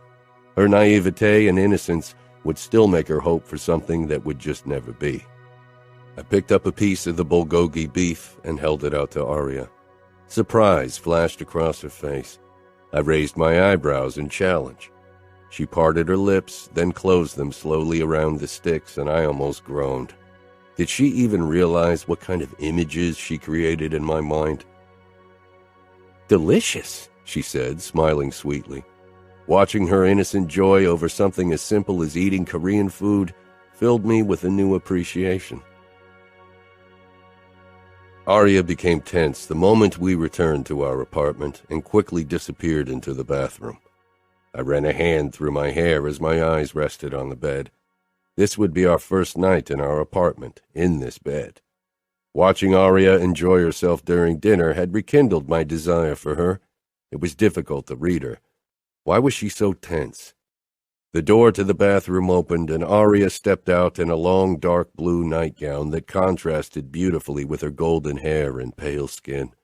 My eyes were drawn to the slit, showing off a small sliver of her smooth thigh. Unfortunately, Aria had the deer in the headlights look going. I walked past her into the bathroom, needing to cool off. I splashed some cold water into my face. My body throbbed with the desire to lay claim on the woman in my bedroom. I'd never had to hold back, never wanted to, but Aria needed me to. Fuck. Staring down at the boner in my briefs, I pushed away from the sink. Aria was my wife. She shouldn't still be a virgin. Maybe she was ready tonight. Maybe she'd only been terrified because of the pressure on our wedding night. Wasn't she curious? I remembered how fucking eager I'd been before my first time, despite my nerves. When I stepped out of the bathroom, I found Aria in front of the panorama windows, her back turned to me, looking out toward the skyline. I moved toward her, noticing the way her body tightened. It got only worse when I reached out for her. Her obvious nervousness set my teeth on edge, because I didn't know how to put her at ease. Words of consolation or reassurance weren't really my fucking strength. My first instinct was to give her an order to stop the tensing, but that wouldn't have gone over well. I reached out for her and she stiffened even more, as if she thought I'd grab her, push up her nightgown, and fuck her right against that window, which was what I wanted to do but never would, unless she fucking wanted me to. I touched my knuckles to her soft skin and lightly ran them down her spine, trying to show her that I was going to hold back for her, that I'd be careful with her. Apart from the goosebumps pimpling her skin, she didn't react. She obviously wouldn't act on her own accord. I had no trouble leading. The problem was that my style of leadership was usually not for sensitive women, and Aria was breakable. I held out my hand to her, knowing that she would follow my silent order because she'd been brought up to obey. She finally turned around to me, but her gaze rested on the scar in my palm, which she traced with her fingertips. My skin tingled from the almost non-existent touch. It was strange being treated that carefully. "Is that from the blood oath?" She looked up, finally meeting my gaze. She often averted her eyes, and I wasn't sure if it was because of my reputation or if her upbringing had taught her to cast down her gaze. It was something I wanted gone as soon as possible. "No, this is," I said, showing her the scar on my other hand. It was much smaller than the one Aria was still touching. That happened in a fight. I had to stave off a knife attack with my hand. Aria's eyes widened, her lips parting in surprise. I needed to kiss that mouth. Wrapping my fingers around her waist, I led her toward the bed. She followed obediently, even though I could feel her pulse pound in her veins in fear. I decided to ignore it for now because I had a feeling she'd still be a virgin in a year if I waited for her to be relaxed around me.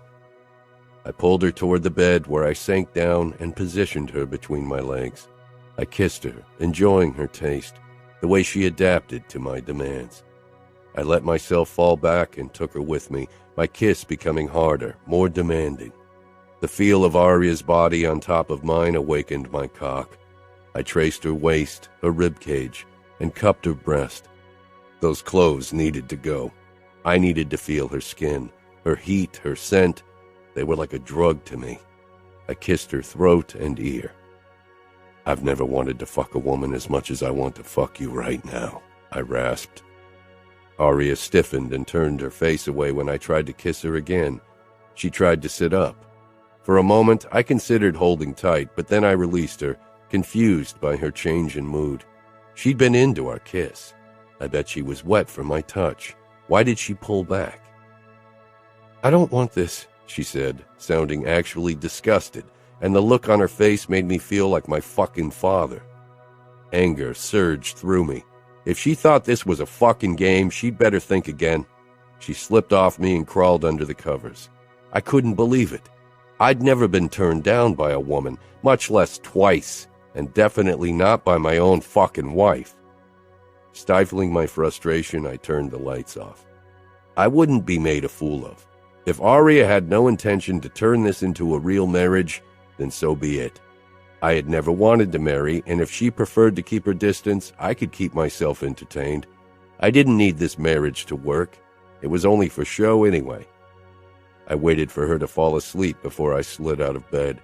It would have been disrespectful to leave while she was awake. It was a silent code of honor that husbands tried to keep that part away from their wives, even if their wives preferred them seeking out other women. I grabbed my mobile and a few clothes before I headed downstairs. Aria's expression, full of disgust and anxiety, kept flashing in my mind, making me feel like my father. That was the last thing I wanted to be. My days of seeking women in clubs were over, and I couldn't risk the press catching me. I sent Grace a text, even if I was starting to grow tired of her. Apartment, 30 minutes. She'd have to hurry to make it there in time. I left the penthouse, locking it so Aria would be safe, and drove to the apartment where Grace and I often met to fuck. My anger at Aria's rebuke turned to anger toward Grace, because I knew she said something to Aria on our wedding day. Was that why she couldn't bear my fucking touch?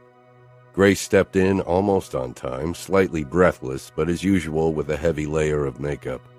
Either she slept with that shit on her face or she'd hurried to put it on so she could meet me. "You're 2 minutes late," I said coldly. She flushed. "I'm so sorry, Luca. I came as quickly as I could." She removed her coat, revealing garters, a miniskirt, and a bra where her nipples peeked out. Usually that sight got me going, and I was getting hard, but for some reason it felt different, which annoyed the fuck out of me. If I couldn't enjoy my wife, I at least wanted to enjoy other women, but even that seemed impossible now that I was with Aria. Fuck it. I focused on my anger, on the monster inside of me. I don't wait for anyone. I pushed away from the wall, but Grace quickly stepped in front of me, touching my chest. I narrowed my eyes at her. "I'll make it up to you. I'll give you what you need. My pussy is dripping for your cock, Luca." She cupped me through my pants and squeezed hard. My cock jerked. I hadn't slept with a woman in 2 weeks. That was the longest dry spell I'd suffered through since I was 13. All for Aria. Damn it. "I knew that virgin pussy couldn't keep you entertained." I gripped Grace's neck hard and brought our faces close. "Don't mention my wife again, understood? And don't think I don't know you talked shit to her on our wedding day." Grace winced, but my roughness turned her on. Her nipples puckered and her lips parted. I just needed to get the fucking anger out of my system, the fucking desire for Aria. Get on your knees. I'm going to fuck your mouth. Grace shivered and knelt before me. I opened my zipper, grabbed her hair, and guided her mouth to my cock.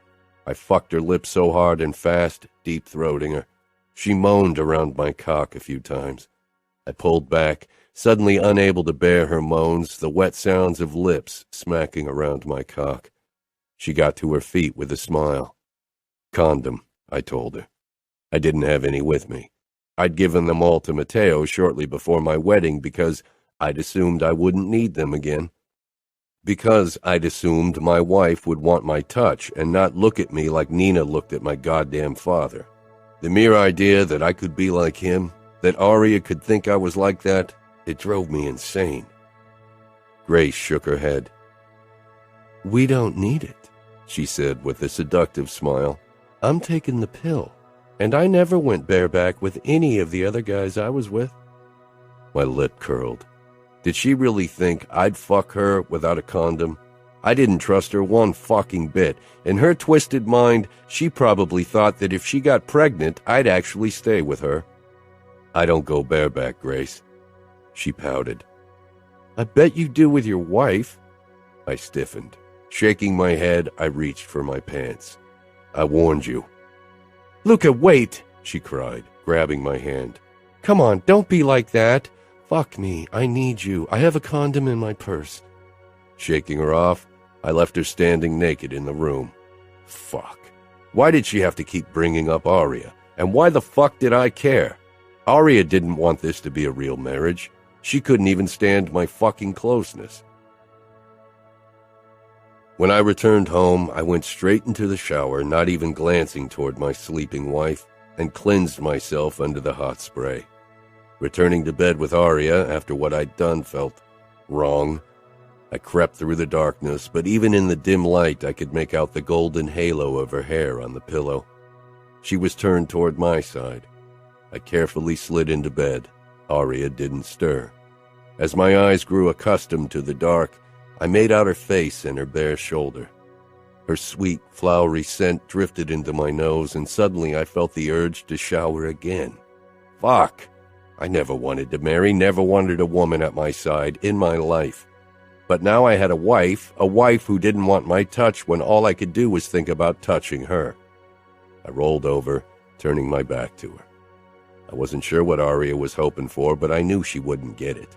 And she was obviously determined not to give me what I wanted either. The next morning I left bed early, not wanting to face my wife. I wasn't worried that she'd realize where I had been. Aria didn't have experience with men, so she wouldn't be able to link my behavior to my nightly visit, but I was wary of being in her presence because, even without having to look at her, my fucking conscience was already giving me trouble. Before Aria, I had been convinced I didn't have one to begin with. I'd never felt like it, and it didn't even make sense. Aria didn't want this marriage. She'd been forced into this and made it plainly clear how unwilling she was. Chapter 10. I felt like an intruder in my own penthouse. Trying to evade Aria was almost impossible. Wherever I went, her scent seemed to linger. I was growing tired of having to tiptoe around the fucking apartment, of not knowing how to handle the woman in front of me. My go-to reaction with anyone else would have been harshness, maybe even a threat or violence. My father had never walked on eggshells around his wives. He'd broken them until they anticipated his every demand, before he ever uttered a word. My eyes followed my wife as she sank down on the sofa with a book. She kept her distance from me, and so did I, but damn it, I couldn't stop looking at her. "I have work to do all day," I informed her, as if she gave a fuck. "Okay," she said simply. Stifling my frustration, I turned and headed for the elevator. Romero had sent me a message that he was almost there. The door opened on Matteo's floor, and he joined me. "Still no luck?" I glowered, knowing exactly what he meant. "No, she can't bear my touch." Matteo regarded me curiously. "Maybe you're just trying the wrong approach." "And what kind of approach do you suggest?" I gritted out. He shrugged. I don't know your wife well enough to tell you what kind of approach she requires. Maybe you should ask Romero. After all, he spends more time with her than you. Mateo grinned, challengingly. Fuck you. When we stepped into the underground garage, I almost bumped into Romero, who was about to take the elevator up to the penthouse. Luca, Mateo, he said with a small nod. I'll be gone all day to check on the drug lab that reported suspicious delivery trucks in their street, and won't be back until midnight. Keep Aria busy.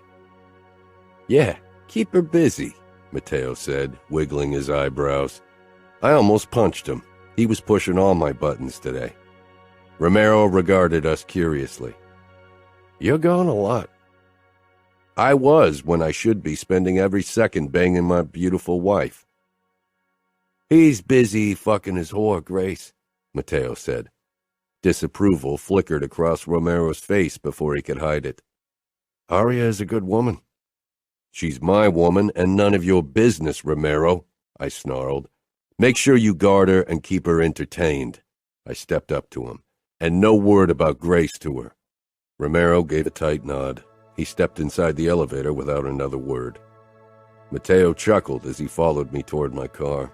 His bike parked right beside it. You know how to make people hate you.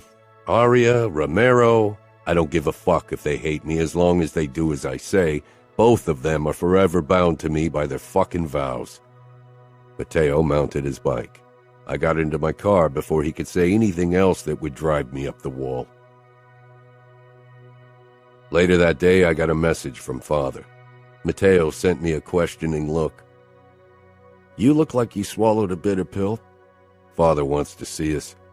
Mateo grimaced. Again? Come on, let's head over there. I want to get this over with as soon as possible. When we arrived in front of the mansion in the Upper West Side where Mateo and I had grown up, my insides tightened as they always did. I hated this fucking place, hated the memories connected to it. From the outside, it was regally white, but it harbored only darkness. Light hadn't been part of our childhood or our present. Mateo was already waiting on the bottom of the stairs leading up to the double doors. He was always quicker on his bike. His expression held the same apprehension that I felt. We didn't say anything as we headed up the stairs. The camera swiveled toward us. I keyed in the code that would switch off the alarm system and unlock the door. The guards would already have seen our faces and stayed in their rooms in the back of the house. Mateo and I both froze in the entrance hall when Nina's cry rang out. I'm sorry, Salvatore, please, she cried out again. My hand curled to a tight fist. Father, we're here. Mateo shook his head, his mouth tight. We should kill him, he whispered. You're a better Capo. You're a better everything. Shh, I growled. Mateo had spoken quietly, but Father was paranoid. I wouldn't put it past the old man to have micros hidden away somewhere so he could hear everything that went on in his home. There was nothing I wanted more than to kill my father, but the Familia would never accept patricide. Father appeared on the landing, only in a bathrobe. He didn't even bother closing it, and I had to stop myself from grimacing in disgust. He was covered in blood and still sporting a fucking boner from whatever he'd been doing to Nina. His cold eyes settled on Mateo and me, and his mouth pulled into a creepy, benevolent smile. Sons, good to see you. I knew he was trying to get a reaction out of us, daring us to look away from the sight of his disgusting old man dick. But Mateo and I were his sons. We had seen and done so many horrible things. No way in hell would we show weakness in front of that bastard. You called for us? I said simply. Mateo stayed silent, which was for the best. Father regarded my brother, and I knew he was daring him to say something. My muscles tensed. He had at least 6 guards in the back of the house. If Mateo lost his shit and we had to kill our father and his men, it would get nasty. Thankfully, Mateo gave a tight smile. It was fucking fake, but Father wouldn't know that. His self-satisfied smirk widened. I have a few matters to discuss with you. I'm taking a shower and getting dressed. Check on Nina and see if she's still breathing. I gave a terse nod. Satisfied with our obedience, Father turned and headed for his bedroom. Matteo met my gaze, and the look in his eyes worried me. "Let's check on Nina," I told him firmly. Without a word, we headed upstairs and toward the bedroom Nina slept in. Father didn't share a bed with her. He only sought her out when he wanted to fuck or when they had social events to attend. The door was ajar. Taking a deep breath, I pushed it open, hoping I wouldn't have to dispose of a body or make up an inane story about how Nina had died so we could publicly bury her. Soft sobbing came from inside. My eyes landed on the bed where Nina was tied, spread eagle. She was bruised, bloody, and naked. "Fuck," Matteo muttered. It wasn't the first time that Father had done something like it. I pulled my knife, and so did Matteo. Nina whimpered when I cut through the binds around her ankles, while Matteo freed her arms. She tried to sit up, but she must have been tied up for a while and couldn't manage. I reached for the satin gown discarded on the ground and draped it over her before I pulled her into a sitting position. I bent low so I was eye level with her. "Why don't you run?" Nina looked toward Matteo. "He would send you after me." Matteo was the best hunter in the Familia. He'd hunted down a few traitors. "Matteo wouldn't find you," I muttered. "I can't," she said firmly. "Where would I go? What would I do? This is my world." I straightened. Nina tolerated Father's sadism because she loved the luxury and the money he could offer her. I didn't understand it, and I didn't have the patience to try. Steps rang out, and I moved back. Father appeared in the doorway, dressed in a dark suit and a high-collared shirt. "Salvatore?" Nina simpered submissively. Father didn't look at her, only at me and Matteo. "Why don't you have a go at her? I don't mind sharing her with my sons." He'd offered her to us before. I wasn't sure if it was another way to test us, and if he'd really let us touch what was his. Hatred filled me. I couldn't understand my father's reasoning. He was a disgusting monster. Instead of protecting her, he treated her like shit. I'd never hurt Aria like that, much less allow anyone to see her naked, or heaven forbid, touch her. I'd kill anyone who thought he had a right to my woman. She'd never have to submit to anyone but me. "Luca's got his young little wife. Why would he want me?" Nina said quickly, as if she really thought I'd consider it. I hadn't last time, and I wouldn't. It was bad enough that she had to bear Father's touch. I wouldn't break her further. "She's so shy and petite. I can only imagine how much fun it is to break her, right?" Nina said, as if she needed other women to suffer so her own became easier. I hated and pitied her equally. "What about you, Matteo?" Father asked. "I prefer my women young and prettier," he got out. It was a lie. Nina wasn't that much older than the women we both took into our bed, and she was beautiful with her long brown hair and slender figure. Father shrugged, then finally turned to his wife, who'd managed to put on her bathrobe by now. "Take one of the guards and buy yourself a few new shoes and dresses." She smiled and nodded. "But put on makeup. You look like shit," he added. I turned on my heel and left the room, not giving a fuck if Father still wanted me there. Matteo was close behind me, his eyes burning with rage. The same rage I felt. Maybe we should just kill him. Kill him today and try to make it look as if someone else had. Nobody would be sad to see him gone. Not a fucking soul. "In my office," Father ordered as he followed us. He took his time to sit down and lean back in his office chair, regarding Matteo and me. "Still satisfied with your bride?" Father asked with a curl of his mouth. Satisfaction hadn't been part of my marriage so far, but that was something Father couldn't find out. I smirked. "I am. As you said, Aria is more beautiful than any other woman I've ever seen." "That she is," Father said in a strange voice, and my hackles rose. Matteo looked from him to me, and his eyes sent a clear message. He'd be with me. He'd cut the bastard down if I gave the sign. And I seriously considered it, because I hated him for what he'd done to Mother, for what he did to Nina and all the other women, hated him for how he'd ruined our childhood and still ruined our lives as much as he could. But right this second, I hated him the most because of the fucking greedy note his voice had taken on when he spoke about Aria.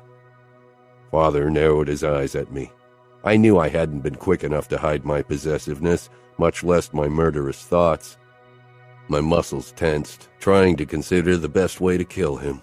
Shoot the camera in the corner and then kill the guards before they could alert reinforcement. I knew Father was hated among our men, but even the respect they harbored for me wouldn't be enough to make me Capo, at least not of a united familia. We would be torn in half between the men who were loyal to my father, or pretended to be because it suited them better, and my supporters. It would be the end of the familia. The outfit would use our moment of weakness to strike, truce or not. The familia was my future, my fucking birthright. I forced myself to relax. I'd kill him another day, when I'd figured out a way to do so without people finding out. Father smiled. Do you enjoy breaking her? I stared into his eyes, my smile turning harsh. I won't talk about my wife, Father. She's mine, and whatever happens between her and me is only for me to know. I won't share a fucking memory with anyone, mine alone. Father chuckled, but then he sobered. Good, good. As long as you don't mistake your ownership of her for something else.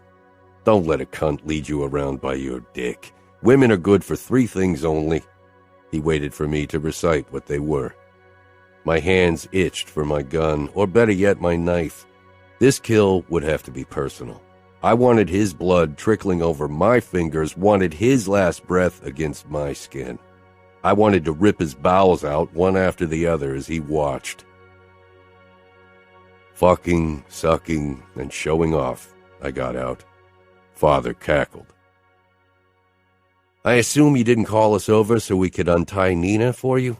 Matteo asked with cocked eyebrows. I sent him a glare. Father narrowed his eyes. No. The familia in Sicily is struggling. The Camorra over there is much stronger than they are in the States. That was a safer topic than women, but my anger still simmered under my skin. Aria was content ignoring me. She never sought my closeness and slept soundly beside me at night while I couldn't stop watching her and wondering why she looked at me as if I were my father when I'd sworn to myself to treat her right. Fuck, I was turning into a fucking pussy. 2 days had passed since my last meeting with Grace, but today I met her again, and I didn't wait long. Grace didn't look at me with disgust. With her, I didn't feel like my sadistic bastard of a father, even when she wasn't the woman I wanted. Within a few minutes of her arrival, I had shoved her on all fours on the bed and was fucking her from behind. My mind kept drifting to Aria with every thrust. I pushed Grace further down, so I only saw her hair. Blonde, but so very different from the spun gold of my wife.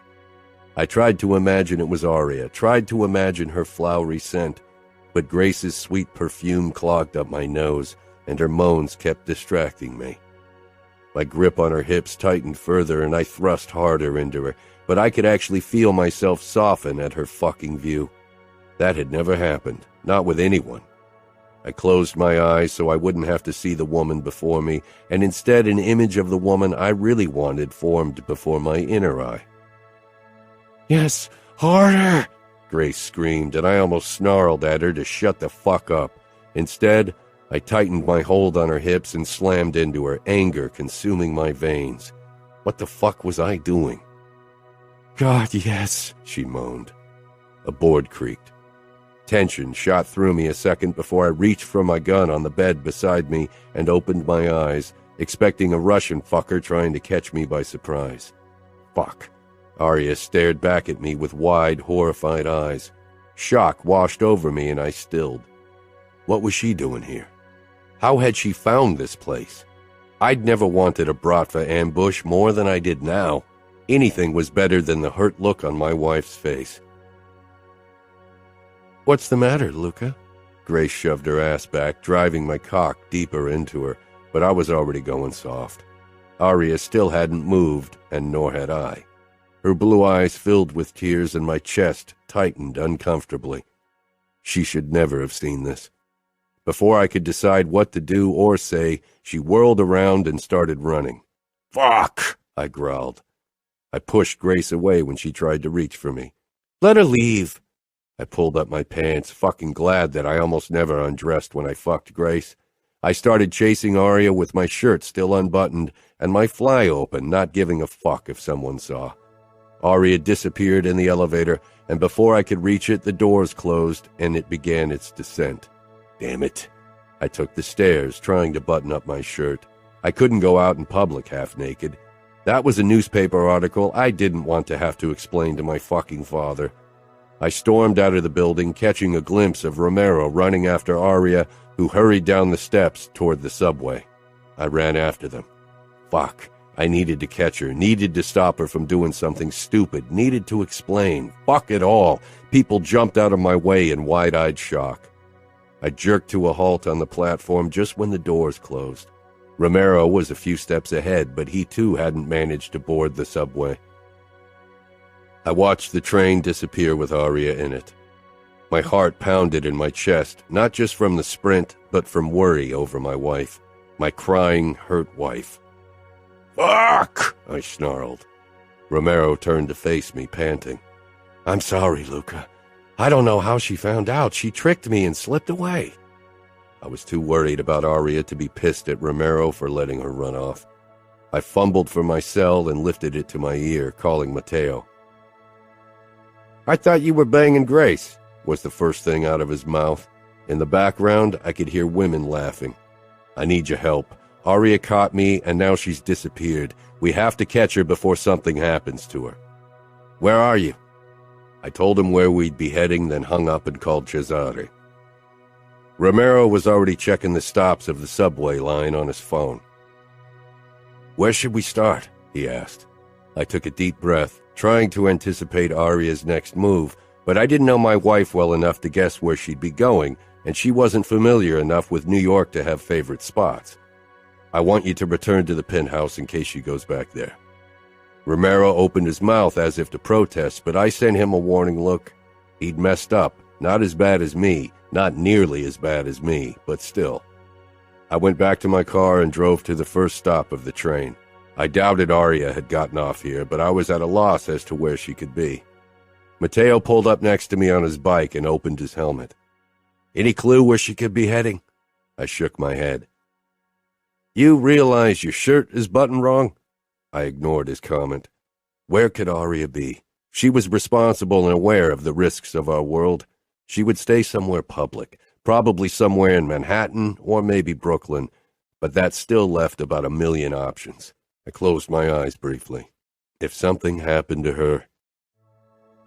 "Luca?" I looked at Matteo, who was frowning at me. "We'll find her. Aria won't run off. She'll come back eventually." "Eventually?" "Why don't you call Gianna?" I nodded. That was a good idea, but I doubted Gianna would tell me the first thing. Grabbing my phone, I realized I didn't have the redhead's number. "Do you have her number?" I asked my brother. After all, he'd kissed her, so who knew if they'd exchanged more than spittle? Matteo shook his head. "Calling Scuderi is out of the question," I muttered. Aria's father would call my father, and then things would get nasty. Cesare pulled up in his car and got out. We were only 3 men who needed to search New York. We had to find Aria. There was no other option. We'd been searching for Aria for almost 2 hours, but there was still no sign of her. My temple was throbbing, and I actually considered calling Scuderi after all. Screw the consequences. The only thing that mattered was getting back Aria. My phone rang, and I picked up immediately. "Aria just came home," Romero said. I sagged with relief. "Is she all right?" "Yes," Romero said without hesitation. "Keep watch on her. I'll be there as fast as I can." Matteo, Cesare, and I arrived less than 15 minutes later at my penthouse. Romero, perched on the bar stool, jumped off the moment we entered. "She's upstairs showering." His face reflected the same relief that I felt. I walked past him, then continued upstairs. I pressed down the door handle, but it was locked. I knocked. "Aria?" No response. I knocked harder. Still nothing. I could hear movement behind the door. "Aria, let me in!" I hammered my fist against the door once more. I needed to see her with my own eyes, needed to make sure she was okay, unharmed. "I'm going to kick in the door if you don't let me in." Matteo and Cesare slowly came up the stairs, watching me with worry. I didn't give a fuck. "Aria, open the fucking door!" Finally, the lock was turned and I shoved open the door and stalked inside. Aria stood in the center of the room, dressed in a silk nightgown, her eyes swollen and red. I moved toward her and grabbed her arm, needing to know where she'd been, needing to explain what she'd seen. "Don't touch me!" she shrieked, wrenching out of my grip. "Where have you been?" I rasped. I wanted to touch her arm again. I fucking needed to touch her, as if merely seeing her wasn't enough to confirm she was unharmed. Aria jumped back, her eyes flashing with anger. "No! Don't ever touch me again, not when you use those same hands to touch your whore!" "Out, everyone, now!" I growled. Steps rang out, and then there was the familiar sound of the elevator. "Where have you been?" My pulse was pounding wildly. Didn't Aria understand how much danger she'd been in? Aria glared at me, but behind the anger lingered deep hurt, and I didn't get it. "I wasn't cheating on you, if that's what you're worried about. I would never do that. I think faithfulness is the most important thing in a marriage, so you can calm yourself now. My body is still only yours. I only walked around the city." If she knew how eager the Bratva probably was to get their hands on my wife, then she wouldn't have done it. "You walked around New York at night, alone?" "You have no right to be angry with me, Luca, not after what I saw today. You cheated on me." Guilt flared up in my chest, but I shoved it down. I was never guilty about anything. How can I be cheating when we don't have a real marriage? I can't even fuck my own wife. Do you think I'll live like a monk until you decide you can stand my closeness? Aria swallowed hard. God forbid. How dare I expect my husband to be faithful to me? How dare I hope for this small decency in a monster? Faithful? Was this even a real marriage? Aria might have said yes, but she didn't act like she wanted to be my wife. She'd looked at me like I was my father. I'm not a monster. I've treated you with respect. Respect? I caught you with another woman. Maybe I should go out, bring a random guy back with me and let him fuck me in front of your eyes. How would that make you feel? Aria hissed, and something snapped inside me. I grabbed her by the hips and hoisted her on the bed, pressing her down with my weight as I held her wrists above her head. Nobody would ever touch her. Nobody but me. Do it. Take me, so I can really hate you, Aria whispered harshly, tears glistening in her eyes. She closed them and turned her face away.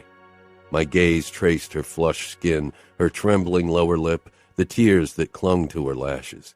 Scared. Scared of me. Fuck. Aria, my wife. Mine to protect and honor. I needed to control myself better. I lowered my head and pressed it to her shoulder, breathing in her flowery scent. I exhaled, getting a grip on my anger. God, Aria. I released her wrists and raised my head. Aria didn't move, her arms still stretched out above her head submissively. The sight of her surrender left a fucking bitter taste in my mouth. I tried to touch her cheek, but she drew back. Don't touch me with her on you. She was right. She didn't deserve this. I got up. I'm going to take a shower now, and we will both calm down, and then I want us to talk. Aria peered up at me. What's there left to talk about? Us, this marriage. Slowly, she brought her arms down from where I'd pushed her into the bed. You fucked a woman in front of my eyes today. Do you think there's still a chance for this marriage? I didn't want you to see that, I murmured. Fuck, the look in her eyes when she'd caught me would haunt me for a long time, which was ridiculous considering how much I'd done and seen. Why? So you could cheat in peace and quiet behind my back? Aria was right, but she'd never showed any hint that she cared about this marriage. Let me take a shower. You were right. I shouldn't disrespect you further by touching you like this. She didn't say anything, only regarded me with those sad eyes that felt like a blade in my chest. I turned and headed for the bathroom.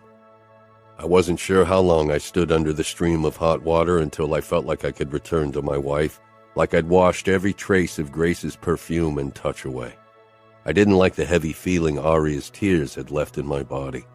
It was a sensation I had no experience with and wasn't keen on experiencing more often.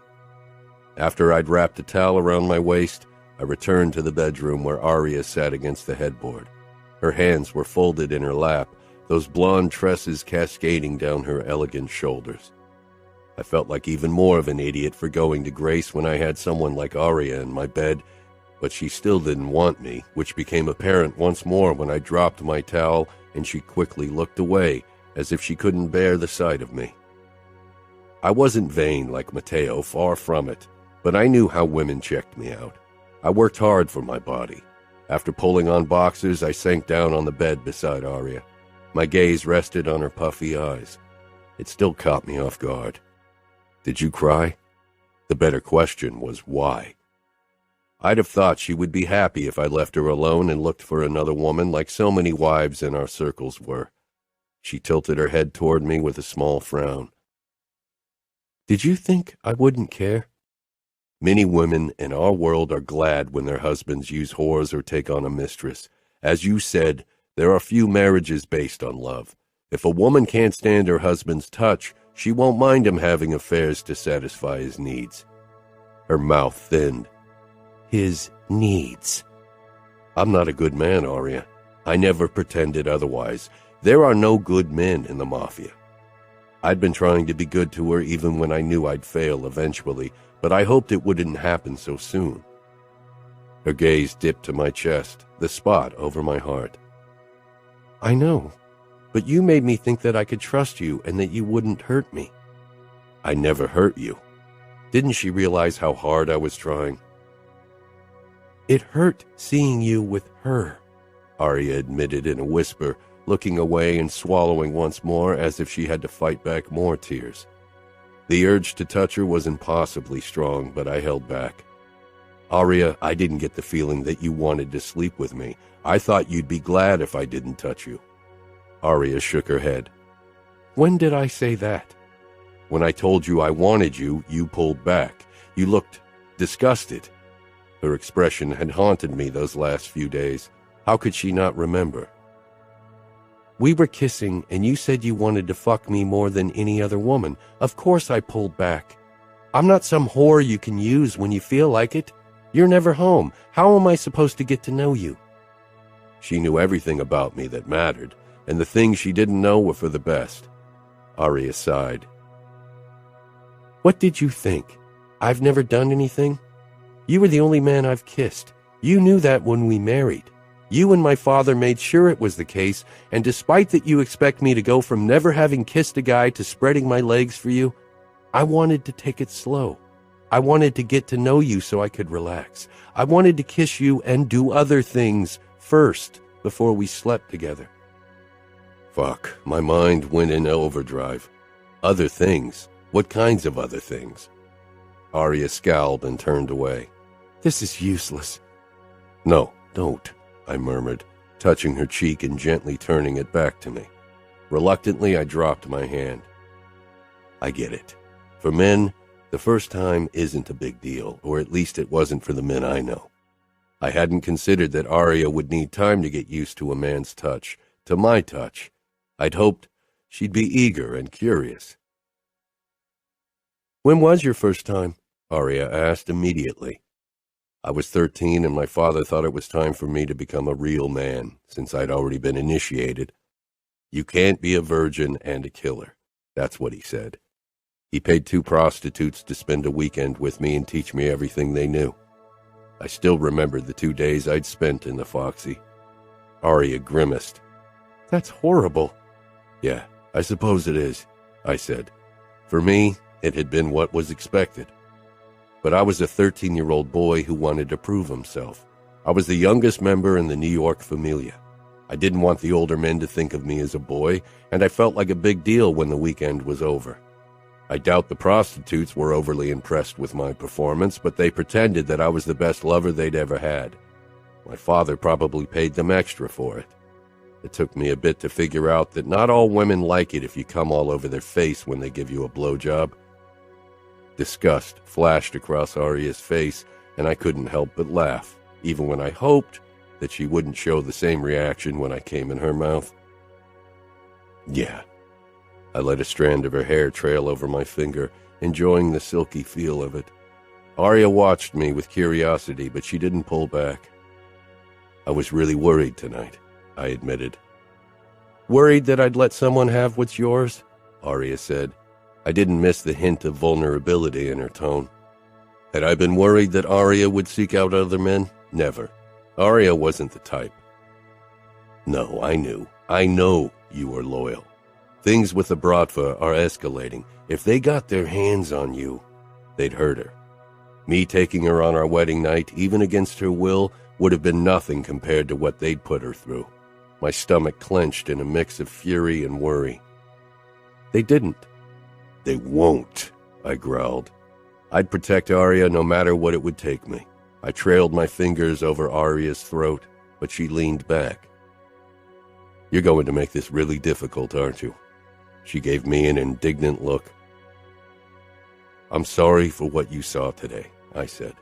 Apologizing was something I didn't do. Father had beaten it out of me, but here I was doing just that. But not sorry for what you did. I rarely say I'm sorry. When I say it, I mean it. And I did. Aria shouldn't have seen what she did, and I shouldn't have gone to Grace. If I didn't want to be like my father, I couldn't act like him, not even in that regard. Maybe you should say it more often. There's no way out of this marriage for you, nor for me. Do you really want to be miserable? After a moment of consideration that almost made me lose my patience, Aria gave a small shake of her head. No, but I can't pretend I never saw you with her. I could only imagine what kind of images played out before her inner eye. Aria had never seen anything like it, and then she had to see me fucking Grace. I don't expect you to, but let's just pretend that our marriage begins today. A clean start. Longing flashed across her face, but still she looked doubtful. It's not that easy. What about her? Tonight wasn't the first time you were with her. Do you love her? She looked so goddamn vulnerable. Love? No. I don't have feelings for Grace. I'd never had feelings for any of the women in my life, or anyone, really, except for Matteo, perhaps. Then why do you keep seeing her, the truth? I hoped she could take the truth. Because she knows how to suck a cock and because she's a good fuck. Truthful enough? Aria's cheeks turned red, and again I had to touch the heated skin, needed to feel her. I love how you blush whenever I say something dirty. I can't wait to see her blush when I do something dirty to you. If you really want to make this marriage work, if you ever want the chance to do something dirty to me, then you'll have to stop seeing other women. Maybe other wives don't care, but I won't have you touching me as long as there's anyone else. She was right, and it wasn't as if any woman could hold my interest. I had only thought about Aria since I'd seen her photo in the newspaper, even when I was with Grace. I promise, I'll touch only you from now on. Aria regarded me with narrowed eyes. Grace won't like it. Grace definitely wouldn't. Who gives a fuck what she thinks? Won't her father give you trouble? We pay for his campaigns, and he has a son following in his footsteps who needs our money soon as well. What does he care about a daughter who isn't good for anything but shopping and eventually marrying a rich man? She probably hoped you'd be that man. Of course she did. We don't marry outsiders, never. She knew that, and it wasn't like she was the only woman I fucked. Aria blinked, obviously stunned by my admittance. You said it yourself. You have your needs. So how can you tell me you won't cheat on me again soon if you get tired of waiting for me to sleep with you? Do you intend to make me wait long? I asked. I think we have very different concepts of the words long wait. I'm not a patient man. If long means a year, these last few days were already hell. The idea of sleeping in a bed with Aria for months without sleeping with her, that wasn't something I wanted to consider. Aria glared. What do you want me to say, Aria? I kill and blackmail and torture people. I'm the boss of men who do the same when I order them to, and soon I'll be the Capo dei Capi, the leader of the most powerful crime organization on the East Coast and probably the U.S. You thought I'd take you against your will on our wedding night, and now you're angry because I don't want to wait months to sleep with you. Resignation crossed Aria's face as she closed her eyes and scooted down on the bed. I'm tired. It's late. I leaned toward her and touched her waist lightly. No, I want to understand. I'm your husband. You aren't like other girls who can choose the man they're going to lose it to. Are you scared that I'm going to be rough with you because of what you saw today? Aria gave the smallest shiver, confirming my suspicion, but by God, she didn't need to be scared. I won't be. I told you I want you to writhe beneath me in pleasure. And while that probably won't happen the first time I take you, I'll make you come as often as you want with my tongue and my fingers until you can come when I'm inside you. I don't mind going slow, but what do you want to wait for? Aria's eyes fluttered open, and the look in them sucked the breath cleanly out of my lungs. I wasn't sure why, but I didn't like it. This time, I managed not to run my fingers through the golden halo on the pillow. I won't make you wait for months, Aria whispered, sounding exhausted. She closed her eyes again, looking like a sleeping queen as she did. I swallowed, unsure what to do to make her happy in this marriage, unsure if I should try. I lay down beside her, listening to her breathing that had already evened out in sleep. I knew I wouldn't fall asleep anytime soon. Chapter 11. I woke before sunrise after less than 2 hours of sleep with my arm around Aria. For a few moments, I stayed like that, enjoying that she was relaxed in my embrace and sleep. Finally, I pulled back and reached for my cell on the nightstand. I quickly typed a message to Matteo, telling him that he'd have to talk to the manager of one of our whorehouses alone. Then I wrote Romero. He wouldn't have to guard Aria today. Business? Aria asked in a sleepy voice. I glanced toward her and shook my head. I canceled my plans for the day so we can spend some time together and get to know each other. Aria blinked, becoming more alert at once. Really? Really, I said. Resisting the urge to kiss her, I swung my legs out of bed. I'll get ready, and then I'll think of something we can do today. Okay, Aria said with a small smile. 30 minutes later, I was looking into the fridge, trying to figure out what we could make for breakfast. Mariana had stocked the fridge well, but she wouldn't come over to cook today. Aria came down the staircase in shorts, showing off those legs. Can you cook? Aria huffed as she headed toward me. Don't tell me you've never made breakfast for yourself. I usually grab something on my way to work, except on the days when Mariana is here and prepares something for me. I couldn't stop checking her out. I love your legs. Aria ignored my comment and peered into the fridge. Her arm touched mine, and I had to stare down at her, at the golden crown of her head and the way her nose crinkled in thought. Aria reached into the fridge, taking out eggs and red peppers. She looked like she knew what she was doing. That made one of us. I stepped back and leaned against the counter to watch her cook, but Aria wouldn't have it. She raised her eyebrows. Won't you help me? You can chop the peppers. You know how to handle a knife, from what I hear, she said teasingly. I snatched a knife and stepped up beside her. Aria gazed up at me. She reached my chest, and again a wave of protectiveness washed over me. Aria handed me the pepper and motioned at a wooden board. I'd seen Mariana use it for chopping before. While I cut the peppers, Aria scrambled the eggs, then poured them into a hot pan. What happens to these? I showed her the peppers I'd chopped. Shit, Aria said with a grimace, glancing between the sizzling eggs and the peppers. Have you ever cooked? I asked. Aria grabbed the peppers and thrust them into the cooking eggs. I doubted they'd get done before the eggs. Leaning against the counter once more, I enjoyed watching Aria trying to unstick the eggs from the pan. Her expression became increasingly frustrated. Why don't you make coffee for us? she asked with a pointed look. She was really cute when she was trying to look angry. I humored her and went over to the coffee maker while Aria muttered curses under her breath, trying to save the eggs. When I finally put 2 cups of coffee down on the bar, Aria spooned the burnt mess of eggs down on 2 plates.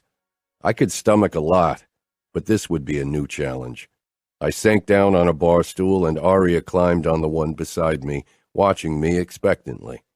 Despite the burnt smell wafting up to my nose, I picked up the fork and shoved a piece of the eggs into my mouth. It was by far the worst omelet I'd ever had. Aria took a bite as well and scrunched up her face, then spit the eggs out immediately before drinking a large gulp of the coffee. She looked at me with watery eyes. "Oh my God, that's disgusting." "Maybe we should go out for breakfast," I suggested. I had a feeling that if Aria tried to cook us something else, we'd either get food poisoning or she'd burn down the penthouse. Embarrassment flashed across Aria's face as she glared down at her coffee. "How hard can it be to make an omelet?" My chest vibrated with suppressed laughter, but it died when my eyes dipped down to Aria's bare legs. We were sitting close enough to touch, and gauging her reaction, I put my palm down on her knee. Aria paused with her cup against her lips. She didn't push me away or flinch, which I took as a good sign. I ran my thumb gently over her skin. "What would you like to do today?" Aria's brows drew together as she glanced between my hand on her knee and my face. Did she enjoy the touch? "The morning after our wedding night, you asked me if I knew how to fight, so maybe you can teach me how to use a knife or a gun, and maybe some self-defense," she said. That wasn't what I'd expected. Shopping or something like that, yes, but fighting? Thinking about using them against me? Aria rolled her eyes. "As if I could ever beat you in a fair fight." "I don't fight fair," I teased. "So will you teach me?" "I want to teach you a lot of things," I murmured as I cupped her knee. "Luca, I'm serious. I know I have Romero and you, but I want to be able to defend myself if something happens. You said it yourself. The Bratva won't care that I'm a woman." Aria didn't know the Bratva. Even if she could defend herself, these fuckers would still be able to hurt her if they ever got close. "Okay, we have a gym where we work out and do train. We could go there." Aria smiled widely and hopped off the stool. "I'll grab my workout clothes." I hadn't expected her to be this excited about the prospect of fighting. The second Aria and I entered the familiar gym, every man in the room stopped what they'd been doing to stare at my wife. A glower from me quickly made them look away. "Our changing rooms are men only. We don't usually have female visitors." Aria grinned. "I know you'll make sure nobody sees me naked." "You bet I will." Not that any of my men would dare to look at her. They knew I'd crush them if they did. Aria laughed, looking happy. I led her toward the changing room. "Let me check if someone's in there," I said. The only dick Aria was going to see would be mine. I pushed inside. 3 men were in different stages of undress. They turned to me and gave respectful nods. "I'm here with my wife and she needs to get changed," I said, giving them a cold smile. They exchanged surprised looks, then quickly put on their gym clothes. After they'd left, I led Aria inside. Her face pulled into a grimace at the stench. Such a girl. "We're not catering to sensitive female noses," I said with a smirk. Aria tugged her bag out of my hand and headed for one of the lockers. I followed close behind, then dropped my own bag on a bench. Aria grabbed the hem of her shirt, then stopped. "Aren't you going to give me some privacy?" Was she being serious? I opened my gun holster and put it down, then pulled my shirt over my head. Aria's eyes took in my upper body, indignation flashing in her eyes. She turned her back to me before she pulled her t-shirt over her head. Aria reached for her bra, but I beat her to it and unhooked the clasp with one finger, brushing her skin. I wanted nothing more than to turn her around and kiss her, but I took a step back and changed into my gym shorts, all the while watching in rapt attention as Aria pushed down her pants. 2 perfect ass cheeks came into view. She was wearing a fucking thong, and then she pulled that down as well before she bent down to pick up her shorts, and the sight almost undid me. Didn't she realize what kind of view she just gave me? I exhaled. The small glimpse of her pussy sent blood into my cock. I was almost relieved when she got dressed in tiny running shorts. When Aria turned around to face me, her eyes darted to the bulge in my pants, and her eyebrows skyrocketed as her cheeks turned red once more. That's what you're wearing for self-defense lessons? The shorts barely covered her upper thighs and were skin tight, as was her tank top. I don't have anything else. This is what I wear when I go jogging. You realize I'll have to kick every guy's ass who looks at you the wrong way, right? And looking like that, my men will have a hard time not looking at you the wrong way. It's not my job to make them control themselves. Just because I'm wearing revealing clothes doesn't mean I'm inviting them to look. If they can't behave themselves, that's their problem. Oh, they would behave themselves. I nodded toward the door and led Aria outside, my hand on the small of her back. A few men looked up, then quickly down. I steered Aria toward the sparring mats, which 2 soldiers vacated with respectful nods the moment we approached. From the array of knives hanging at the wall, I picked one that was good for beginners and not too heavy, then held it out to Aria, who took it with a look of confusion. We faced each other on the mat. Attack me, but try not to cut yourself. Won't you get a knife too? I don't need one. I'll have yours in a minute. My biggest challenge would be to fight Aria without hurting her. I'd never had to be careful in a fight before, but she was tiny in comparison to me. Aria was obviously annoyed by my comment, but it was the truth. So what am I supposed to do? She asked, eyeing the knife uncertainly. It was obvious from the way she held it that she'd never fought with one before. Try to land a hit. If you manage to cut me, you win. I want to see how you move. Aria glanced around us for a moment before she straightened her shoulders. She lunged forward, and I was surprised by how fast she could move, but I sidestepped her unpracticed attack easily. It was harder to grip her wrist without crushing it, and then I whirled her around until her back was pressed enticingly against my front. You don't have my knife yet, Aria said breathlessly. I tightened my hold on her wrist ever so slightly, then lowered my head to her ear. I would have to hurt you to get it. I could break your wrist, for example, or just bruise it. Aria held her breath, her pulse thudding under my fingers. I released her and she quickly dashed out of my reach, whirling around to face me once more. Again, I said. Fighting Aria was fun, and I could tell that she was growing annoyed by her inability to hit me. I'd never been beaten in a fight, and those men had been made men with years of experience and twice Aria's weight. When she tried to kick my balls, I snatched up her foot and tugged. I underestimated her momentum, and she landed hard on her back, gasping and dropping the knife. I knelt beside her, touching her belly. Are you okay? I murmured, trying to look calm because my soldiers were watching. Aria's eyes fluttered open. Yeah, just trying to catch my breath. She glanced behind me toward my men. Don't you have a soldier who's only 5'something and terrified of his own shadow who would be willing to fight me? There were definitely a few men around who would be easier opponents for Aria, but I'd never let anyone fight her, not even in jest. My men aren't terrified of anything, I said loudly as I helped Aria to her feet before I faced them. Anyone willing to fight my wife? A few of them laughed, and others quickly shook their head. You'll have to fight me, I told Aria. Aria definitely didn't want to give up, but I could tell that she was tiring. I was holding her against my body once again when a sharp pain in my bicep startled me. I loosened my hold and Aria managed to slip away, but before she could bring the knife down, I grabbed her wrist. My eyes darted to the spot on my upper arm where she had left teeth marks. Did you bite me? Not hard enough. There isn't even blood, she said, her lips twisting with amusement. My stomach shook, but I held the laughter back. Aria's eyes shone with pride as she peered up at me. Fuck. I wanted to laugh, but with my men watching, I couldn't. A few low chuckles escaped anyway. Aria grinned. I shook my head. I think you've done enough damage for one day.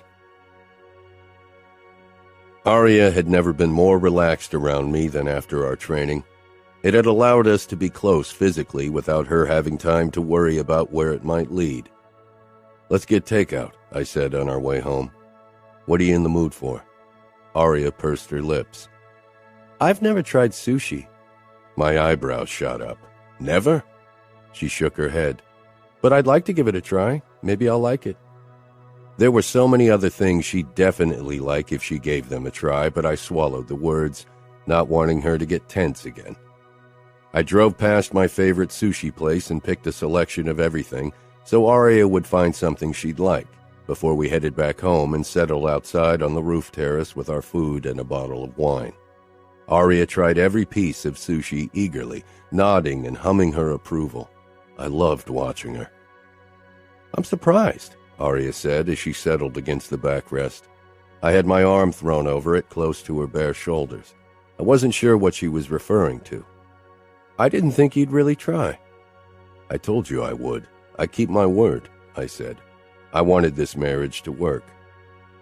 "I bet this is hard for you." Aria motioned at the space between us. "You have no idea. I want to kiss you really fucking bad." Aria's eyes flitted to my lips. I put my glass back down on the table and leaned closer, touching her waist. "Tell me you don't want me to kiss you." Aria opened her mouth, but she didn't say anything. Slowly, I leaned forward, giving her time to pull back, but she didn't. I kissed her, forcing myself to go slow, but soon our kiss became more heated. It was a struggle to keep my hand on her waist and not explore the rest of her body. I pushed my thumb under her shirt and rubbed her bare skin. Aria moaned softly into my mouth. I wasn't sure if she even noticed. I guided her back gently until she was stretched out on the lounge and I was half bent over her. Aria tasted so fucking sweet as my tongue claimed her mouth. I could tell she was growing more and more aroused by the way she rubbed her thighs together. I raised my head to gaze at her flushed face. "I could make you feel good, Aria," I said, my fingers twitching eagerly on her hip, wanting to head south. "You want to come, don't you?" Conflict danced in Aria's eyes, but then a determined glint took over. "I'm fine, thank you." My stomach twitched with suppressed laughter. "You were so stubborn." I knew she was wet. The way she'd pressed herself into me, the way she'd moaned. Fuck.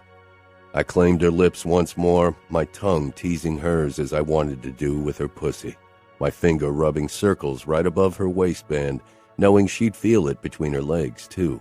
But Aria stayed true to her words, even as she panted and moaned and shivered under my kiss.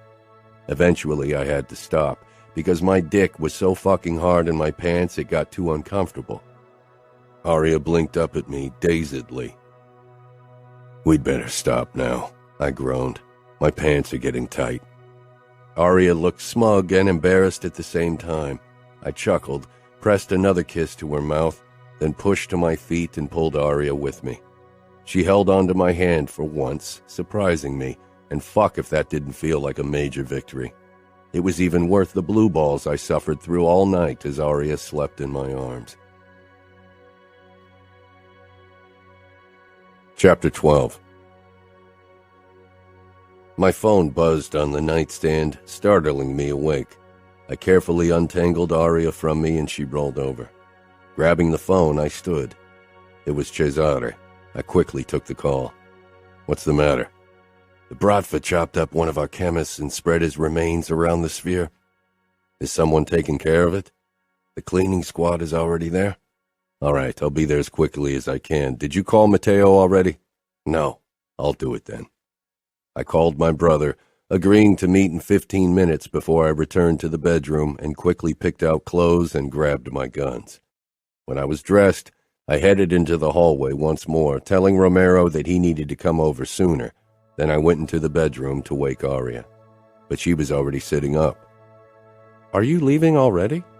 She actually looked disappointed. "The Bratva got one of ours. They left him in tiny pieces around one of our clubs." "Somebody I know?" Aria asked. "Will the police get involved?" I went over to her. She looked adorable with her tousled blonde hair. "Not if I can help it," I murmured, cupping her face. I'll try to be home early, okay? Aria gave a small nod, and I dipped my head down to kiss her. She didn't flinch or draw back when our lips touched. Instead, she parted from me. I took her up on the invitation, eagerly deepening the kiss, but eventually duty called. I pulled back and left quickly.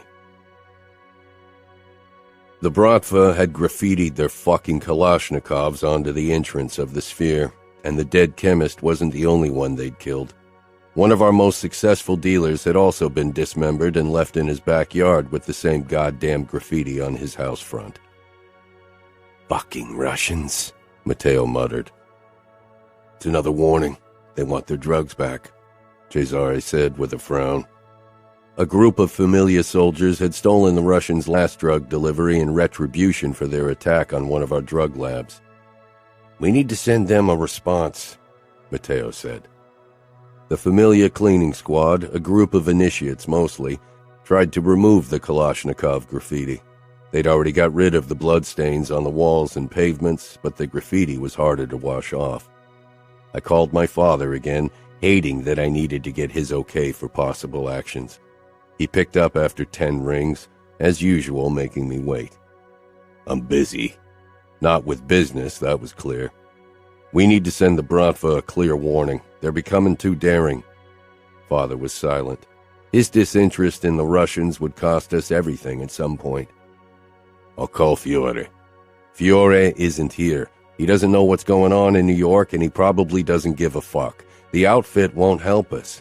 They have their own problems. We need to act now. We can't wait for you and Fiore to discuss every fucking thing in detail. The Russians are turning us into fools."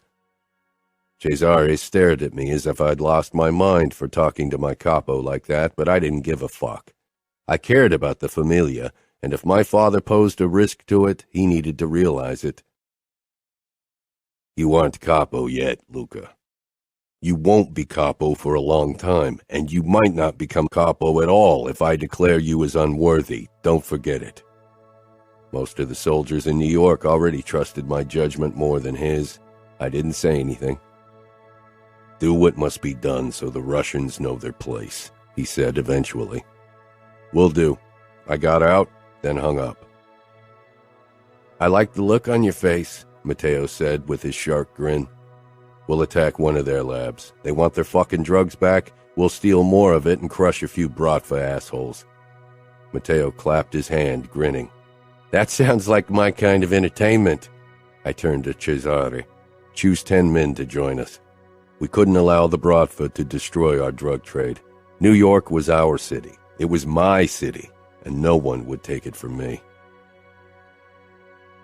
The attack was bloody, brutal, and exhilarating, but it was a success, even if the Bratva almost caught us by surprise by the end. After hours of killing and torturing Russian bastards for information on possible future attacks, a veil of darkness seemed to cloak my mind, a need for more violence, more blood. I didn't bother getting out of my blood-soaked clothes before heading home. I just wanted to see Aria, wanted to feel that calm and belonging her closeness miraculously brought me. But I was barely myself, or maybe I was my true self in those moments of mindless bloodshed, of unrestrained cruelty. It was difficult to say. More monster or man? Before Aria, the answer would have been easy. Romero eyed me worriedly when I entered the apartment. "Are you okay, or do you want me to stay?" "Leave," I growled, my eyes latching onto Aria, who lay on the couch. "She couldn't sleep because she was worried about you, and then she fell asleep on the couch and I didn't want to carry her upstairs." I gave him a harsh look as he finally stepped into the elevator and disappeared. Slowly, I stalked closer to my beautiful wife. She was in her satin nightgown, revealing her slender legs and the enticing swell of her breasts. Mine. Only mine. So fucking beautiful. A dark hunger unfurled in my body, a need to finally claim the woman before me. I slid my hands under her back and legs, then lifted her into my arms. She smelled sweet and innocent. I wanted to corrupt her, to taste her, to fuck her. I wanted to make her mine. "Luca?" Aria's soft voice echoed through the pounding in my ears. through the fog that always clung to me after hours of screams and shooting. I carried Aria into our room and lay her down on our bed. My eyes traced her body in the dark. She was like a beacon of light in the black of the room. She moved, and the room was flooded with light. Aria's eyes met mine, wide, fearful. My gaze dipped to the swell of her breasts once more, then continued to her narrow waist and down to the valley between her thighs. Luca? I could have died today. I could die tomorrow. I could die without having tasted every inch of my wife, without having claimed her. I got out of my blood-soaked shirt, then unbuckled my belt. My hands were steady, always steady, no matter what they did. They didn't shake when I pulled the trigger, when I cut a throat, or when I skinned a fucker. Luca, you're scaring me. What happened? I shoved down my pants and knelt on the bed before wedging one of my knees between Aria's legs. I leaned over my wife, my eyes taking in the way her breasts rose and fell with every breath. Mine to claim. Aria lifted her hands and touched my cheek, warm and soft and careful. I blinked, my focus shifting to her face, to her fear-widened eyes, the barely contained terror in her expression. Man or monster? I dipped my face down into the crook of her neck and breathed in her flowery scent, feeling her pulse throbbing against my lips. I concentrated on the feel of Aria's palm against my cheek. Aria was my wife, mine to protect. Luca? I peered at her face. I wouldn't be a monster with her. I shoved off her and quickly moved into the bathroom. Turning the shower to ice cold, I slipped under the stream, watching as it took away the blood and some of the darkness. But the rest clung to me as it did so often after days like these. After I'd wrapped a towel around my waist, I strode into the bedroom. Aria watched me warily. I needed to be close to her, needed her to get rid of this fucking darkness for me. I dropped the towel, but Aria quickly rolled over so she wouldn't see me naked. I slipped under the covers and moved close to her until her warmth seeped into me. Wanting to see her face, I grabbed her hip and rolled her over. She didn't resist. I peered down at her as she lay on her back in front of me, her eyes searching my face. I needed her even closer. Closer, always closer. I reached for her nightgown, wanting that barrier gone, needing to feel her, skin on skin. Aria touched my hand, stopping me. Luca? Her voice held worry, and when I met her gaze, the same worry was reflected in her eyes. She didn't have to be scared, not anymore. I want to feel your body against mine tonight. I want to hold you. It was a weak thing to admit, but I didn't care. Only hold me? She asked, her blue eyes questioning. I swear. Aria finally allowed me to pull her nightgown over her head, leaving her in only white panties. My eyes raked over her beautiful breasts, the way her pink nipples puckered. I ran my finger along the waistband of her panties, but she froze, and she was probably right. It was better if that small barrier remained between us. I rolled over on my back and took Aria with me so she laid on top of me, her knees beside my waist. Our chests brushed, but she kept herself suspended, as if she worried she could hurt me with her weight. I tightened my hold around her back, pressing her tightly against me. I trailed my palm along Aria's spine to the curve of her ass and began stroking her lightly. She was tense at first, but slowly relaxed when it became clear that I wouldn't push her. Doesn't your cut need stitches? Aria asked, her voice drenched with worry. Worried about me. I pressed a soft kiss to her mouth, feeling more of the violence drain from my body. Tomorrow. These wounds didn't matter, not at all. Tasting my wife did. Those perfect lips. I caressed her ass, my fingertips tracing her panty line, occasionally slipping beneath. So fucking soft. Aria held my gaze with half-lidded eyes. She brushed her fingertips over my throat, a spot I'd never let anyone touch. Too vulnerable, but with Aria, I enjoyed the touch. And then she pressed a kiss to a small wound there. So caring. Aria raised her head and gave me the smallest smile. I wanted her closer, still closer. My hand cupped her ass cheek and squeezed lightly. My finger grazed her folds through the fabric of her panties. Aria gasped, tensing on top of me. I watched her closely as I lightly traced her. Soon her panties were drenched. My cock stirred, but the dark hunger from before had been replaced by a more restrained need. So wet. She lowered her eyes in obvious embarrassment, and I halted my movements, needing to see her eyes. "Look at me, Aria," I ordered, my voice harsher than I wanted. Aria's eyes darted up, swimming with mortification. How could she be embarrassed when I wanted to scream in triumph over her body's reaction to my touch? "Are you embarrassed because of this?" I stroked my fingers along her crease, and Aria bucked her hips, her lips falling open in a breathless moan. She was so responsive.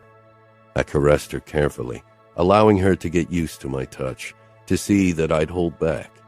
Her grip on my shoulders tightened and her lips parted as she made small rocking motions. Watching her beautiful face as I guided her closer and closer to her first orgasm, as her juices soaked her panties, it was the best thing I could imagine. When my fingers slid over her clit, Aria started to tremble, her breathing ragged, and I didn't take my eyes off her, not for a single second as she came on top of me. I kept my fingers on her pussy, feeling possessive, and wishing she wasn't wearing panties so I could feel her folds slick with her arousal. Aria pressed her face into my throat, holding on to me tightly as she tried to catch her breath. Her pussy was so hot and wet. The thought of burying my cock in her was almost overwhelming. I sunk my nose into her hair, pushing my needs back. If I gave in to them now, things would get out of hand. Too much of the darkness, of the violent energy, still swam close to the surface. "God, you're so wet, Aria. If you knew how much I want you right now, you'd run away." A harsh laugh burst out of me. Part of me wanted her to run so I could chase and catch her. The thrill of the hunt, the need to claim. I can almost feel your wetness on my cock. My cock brushed Aria's thigh, and a groan lodged itself in my throat. "Do you want me to touch you?" Aria asked quietly. I wanted more than that, and that was the problem. "No," I got out, "even if it cost me a lot." Aria raised her head, looking hurt. She didn't understand my reasoning. She couldn't understand. "I'm not quite myself yet, Aria. There's too much darkness on the surface, too much blood and anger. Today was bad. When I came home today and found you lying on the sofa, so innocent and vulnerable and mine, my desire flared once more, the need to claim what was mine. I'm glad you don't know the thoughts that ran through my head then. You are my wife, and I swore to protect you, if necessary, even from myself." "You think you'd lose control?" "I know it." "Maybe you underestimate yourself." She stroked my shoulders, that careful touch I was starting to crave like a drug. I wasn't sure what Aria was doing to me, what was happening to me, but it was dangerous for both of us. "Maybe you trust me too much," I murmured, trailing my finger along her spine, feeling her shiver, not with fear. "When I laid you down on the bed like a sacrificial lamb, you should have run." Aria's mouth pulled into that smile. "Someone once told me not to run from monsters because they give chase." "Next time you run, or if you can't, you ram your knee into my balls." I had a feeling that if I ever hurt Aria the way I was capable of, it would mess with me in ways I never thought possible. Aria shook her head. "If I'd done that today, you would have lost control. The only reason you didn't was because I treated you like my husband, not a monster." I caressed her lips and cheek, my heart seemingly clenching and unclenching at the same time. "You are far too beautiful and innocent to be married to someone like me, but I'm too much of a selfish bastard to ever let you go. You are mine, forever." "I know," Aria said, for once not sounding resigned. "Fuck, Aria, you were meant to be our guarantee for truce, not more." She put her head down on my chest. For some reason, it felt as if it were meant to be like this, as if Aria had always and would always belong right there, close to my cold, cruel heart. I turned off the lights, staring into the dark, listening to Aria's rhythmic breathing as she fell asleep on top of me. The dark had always called to me because it was something I was familiar with, a place I'd grown up in. I didn't think there would ever be light in my life, that it could pierce the blackness that was my life. My eyes dipped to the golden crown of Aria's head, a beacon of light even in the dark of the room. Chapter 13. I was blanketed in heat, but my limbs were still too heavy and sore to move.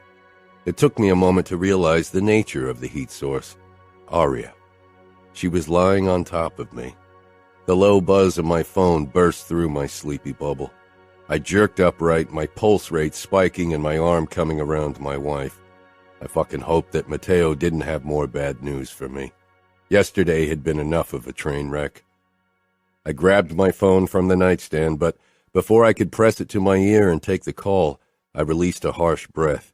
My cock was wedged between Aria's thighs, its length enticingly lined up against her pussy. Her heat seeped through her thin panties, giving me all the ideas I didn't need. I took the call, staring at my wife, who clung to me with surprise-widened eyes. Aria moved, and my tip nudged her ass cheeks. Pleasure shot through me. I groaned, my body tightening. "You looked like shit last night. An update would have been appreciated," Matteo muttered. "How bad is it?" "I'm fine, Matteo," I said. My wounds were the least of my problems now. Blue balls was the only thing that would kill me. "You don't sound it." "Because Aria is pressing her fucking pussy against my dick. I'm fucking fine. I could send the doc to check on you." "No, I can handle this. I don't need to see the doc. Now let me sleep." I ended the call before Matteo could say another word and set the phone back down. Aria peered up at me, tension radiating off her body in waves. Her fingers dug into my shoulders.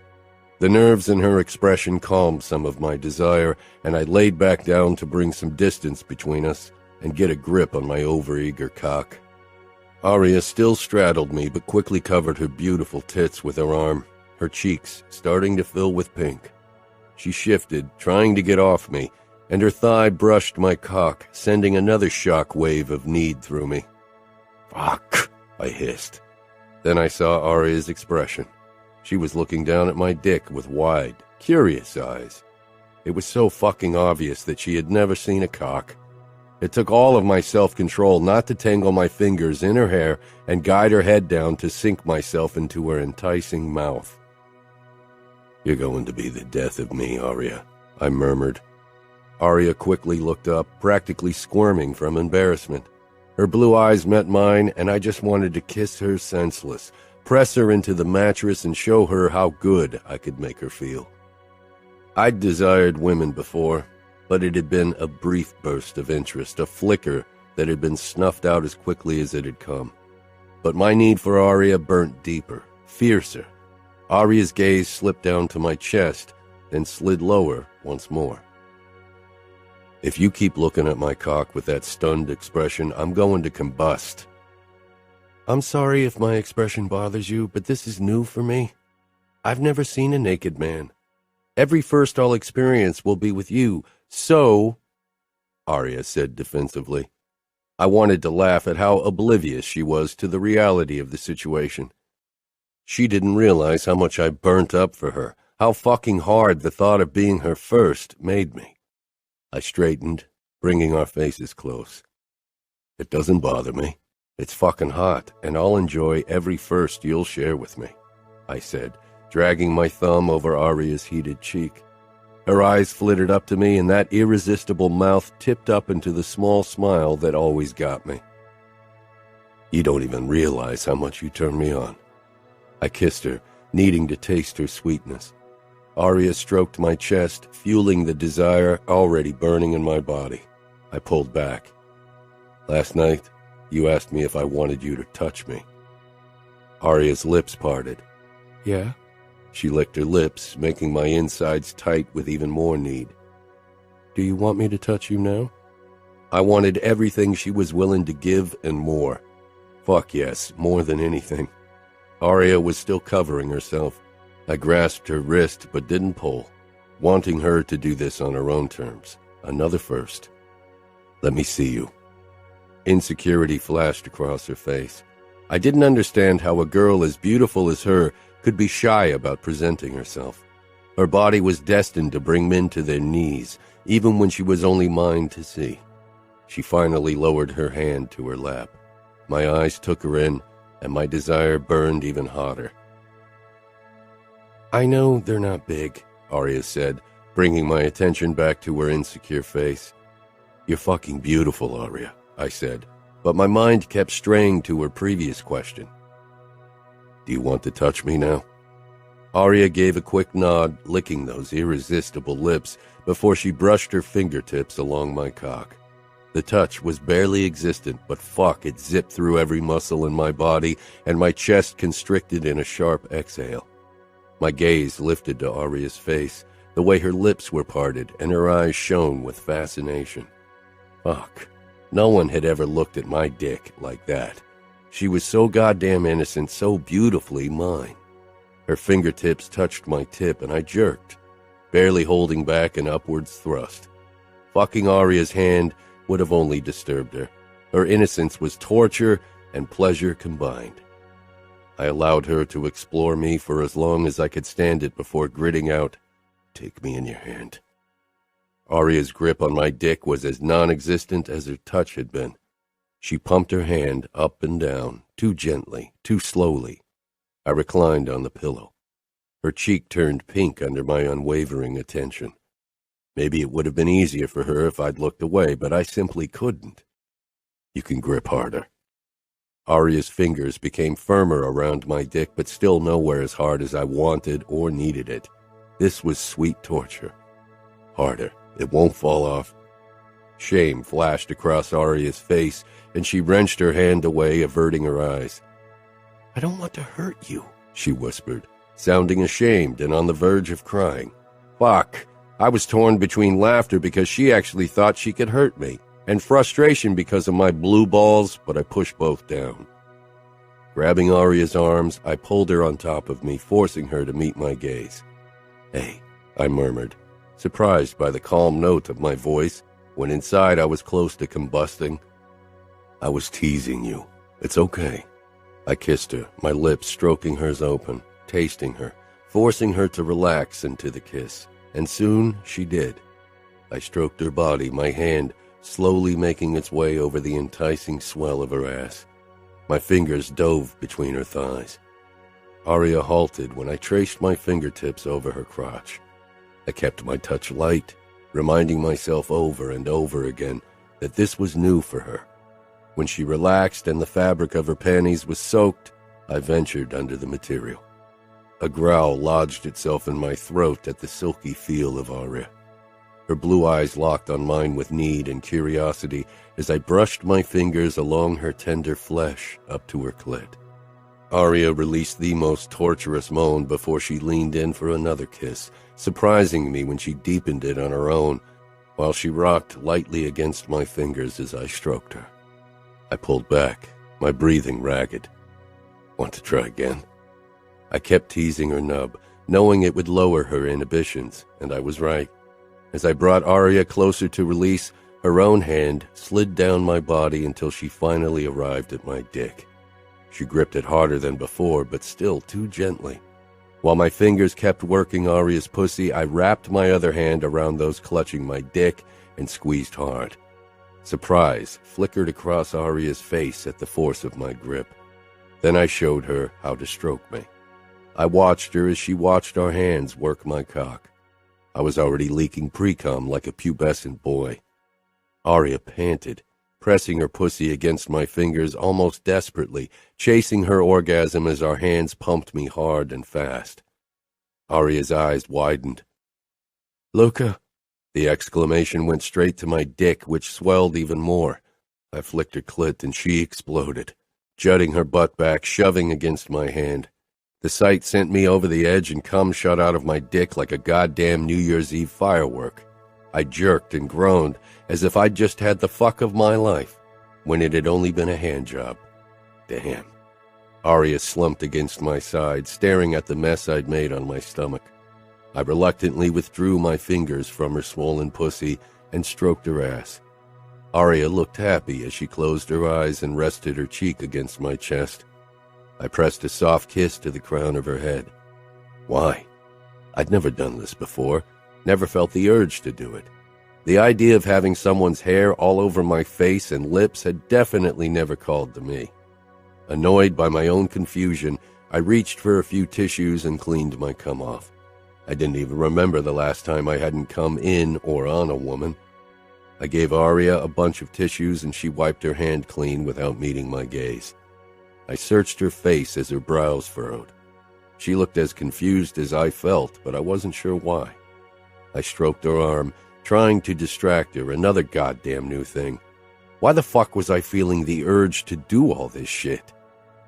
Aria jerked into a sitting position. You're bleeding. Her fingers hovered over a cut on my ribs. Does it hurt? I glanced down. I'd completely forgotten about it. My body throbbed with a dull ache, but it was nothing I couldn't deal with, and this cut served me right for letting the fucker get too close to me. Not much. It's nothing. I'm used to it. Aria's brows tugged together as she caressed the skin below the wound. It needs stitches. What if it gets infected? Her lashes fluttered as she looked at me. Was she concerned for me? Maybe you'll get lucky and become a young widow. It was the dream of many wives, and I didn't kid myself into thinking that Aria had been happy about our union. Being shackled to a man like me was a fate many women would do anything to escape. She narrowed her eyes at me. That's not funny. I regarded her, trying to detect deceit in her expression or tone, but I couldn't find any. She seemed serious. Her reasoning was difficult to grasp. Maybe she feared she'd be married off to the next monster if I died, though she could hardly think there were worse monsters out there than me. But there were monsters who didn't hide their monstrous side. I could have taken her worry by telling her that she wouldn't remarry even if I died. If Matteo was Capo then, he wouldn't force her, that much was clear. But my father, I wouldn't put it past him to dispose of Nina and marry Aria himself. If it bothers you so much, why don't you grab the first aid kit from the bathroom and bring it to me? I said, breaking my disturbing strand of thoughts. Aria didn't hesitate to jump out of bed. Where is it? In the drawer below the sink.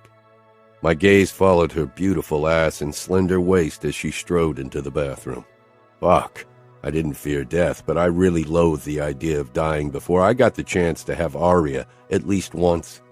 And even one time seemed entirely inadequate to sate my desire for my young wife. Aria returned with the first aid kit. To my disappointment, she put on her nightgown before she climbed on the bed. She avoided looking anywhere near my half-erect cock. I ran my thumb over her heated cheek. Still too shy to look at me after what happened. I touched her satin nightgown. I liked you better without it. Aria ignored my comment. What do you want me to do? The way she pursed her lips, one thing immediately came to mind. Many things. She rolled her eyes, but I caught the pleased shiver that passed through her body. Aria was getting more comfortable around me. With your cut. They're disinfectant wipes. Clean my wound, and I'll prepare the needle. Aria wiped my wound clean while I unpacked the needle. The sharp stench of the disinfectant tingled in my nose, and the familiar sting of it numbed my wound. Does it burn? I'm fine. Wipe harder. Usually Matteo or Cesare took care of my wounds, if I didn't handle them myself, and they definitely weren't as careful as Aria. I stitched myself up under her watchful gaze, wondering what she was thinking. I threw the needle away when I was done. We need to cover it, Aria said, searching the kit for bandages. I stopped her. It'll heal faster if it's allowed to breathe. Really? Are you sure? What if dirt gets in? If I told her how often I'd been wounded in the last decade, she would trust my word. You don't need to worry. This won't be the last time I'll come home injured. I opened my arms, not in the mood to get up yet. Come. Don't you have to leave? Aria's eyes darted to the clock. We hadn't spent many mornings in bed together so far, but I really wanted to change that. Not today. The bratva is dealt with for the moment. I'll have to be in one of the Familia's clubs in the afternoon." Aria's answering smile was dazzling and knocked the breath right out of my lungs. She pressed close to me, one arm slung over my stomach, and I held her tightly, stunned by the burst of emotion I felt. "I didn't expect you to look so happy," I admitted, even if I regretted it right after. I needed to be more careful what I let slip. Emotions could be used as a weapon, and even if I didn't think Aria would do something like that, I should be careful. "I'm lonely," Aria whispered. Life at my side would always be a golden cage, and making friends as the future Capo's wife was as good as impossible. The majority of people would only seek Aria's closeness because they hoped to gain something from it. Her sisters would probably always remain her only true friends. Maybe Matteo's obsession with Gianna would be good for something after all. Aria would have one of her sisters in New York. That would make her happy, even if the annoying redhead would probably bring me nothing but trouble. Unfortunately, I couldn't tell her about Gianna yet, not until things were ready to be announced. "I have a few cousins you could hang out with. I'm sure they'd enjoy going shopping with you," I said instead. "Why does everyone think I want to go shopping?" "Then do something else. Have a coffee or go to a spa, or I don't know." "I still have a spa certificate that I got at my bridal shower." "See, if you want, I can ask a few of my cousins." She shook her head quickly. "I'm not too keen on meeting another one of your cousins after what Cosima did." Cosima was one of my least favorite cousins. She was good friends with Grace and both lived for bitching. "What did she do?" Aria lifted her head, eyes widened in what looked like realization. A fucking bad feeling overcame me. "She gave me the letter that led me to you and Grace," Aria whispered, her voice catching. She withdrew from me and hugged her legs to her body, looking small and hurt.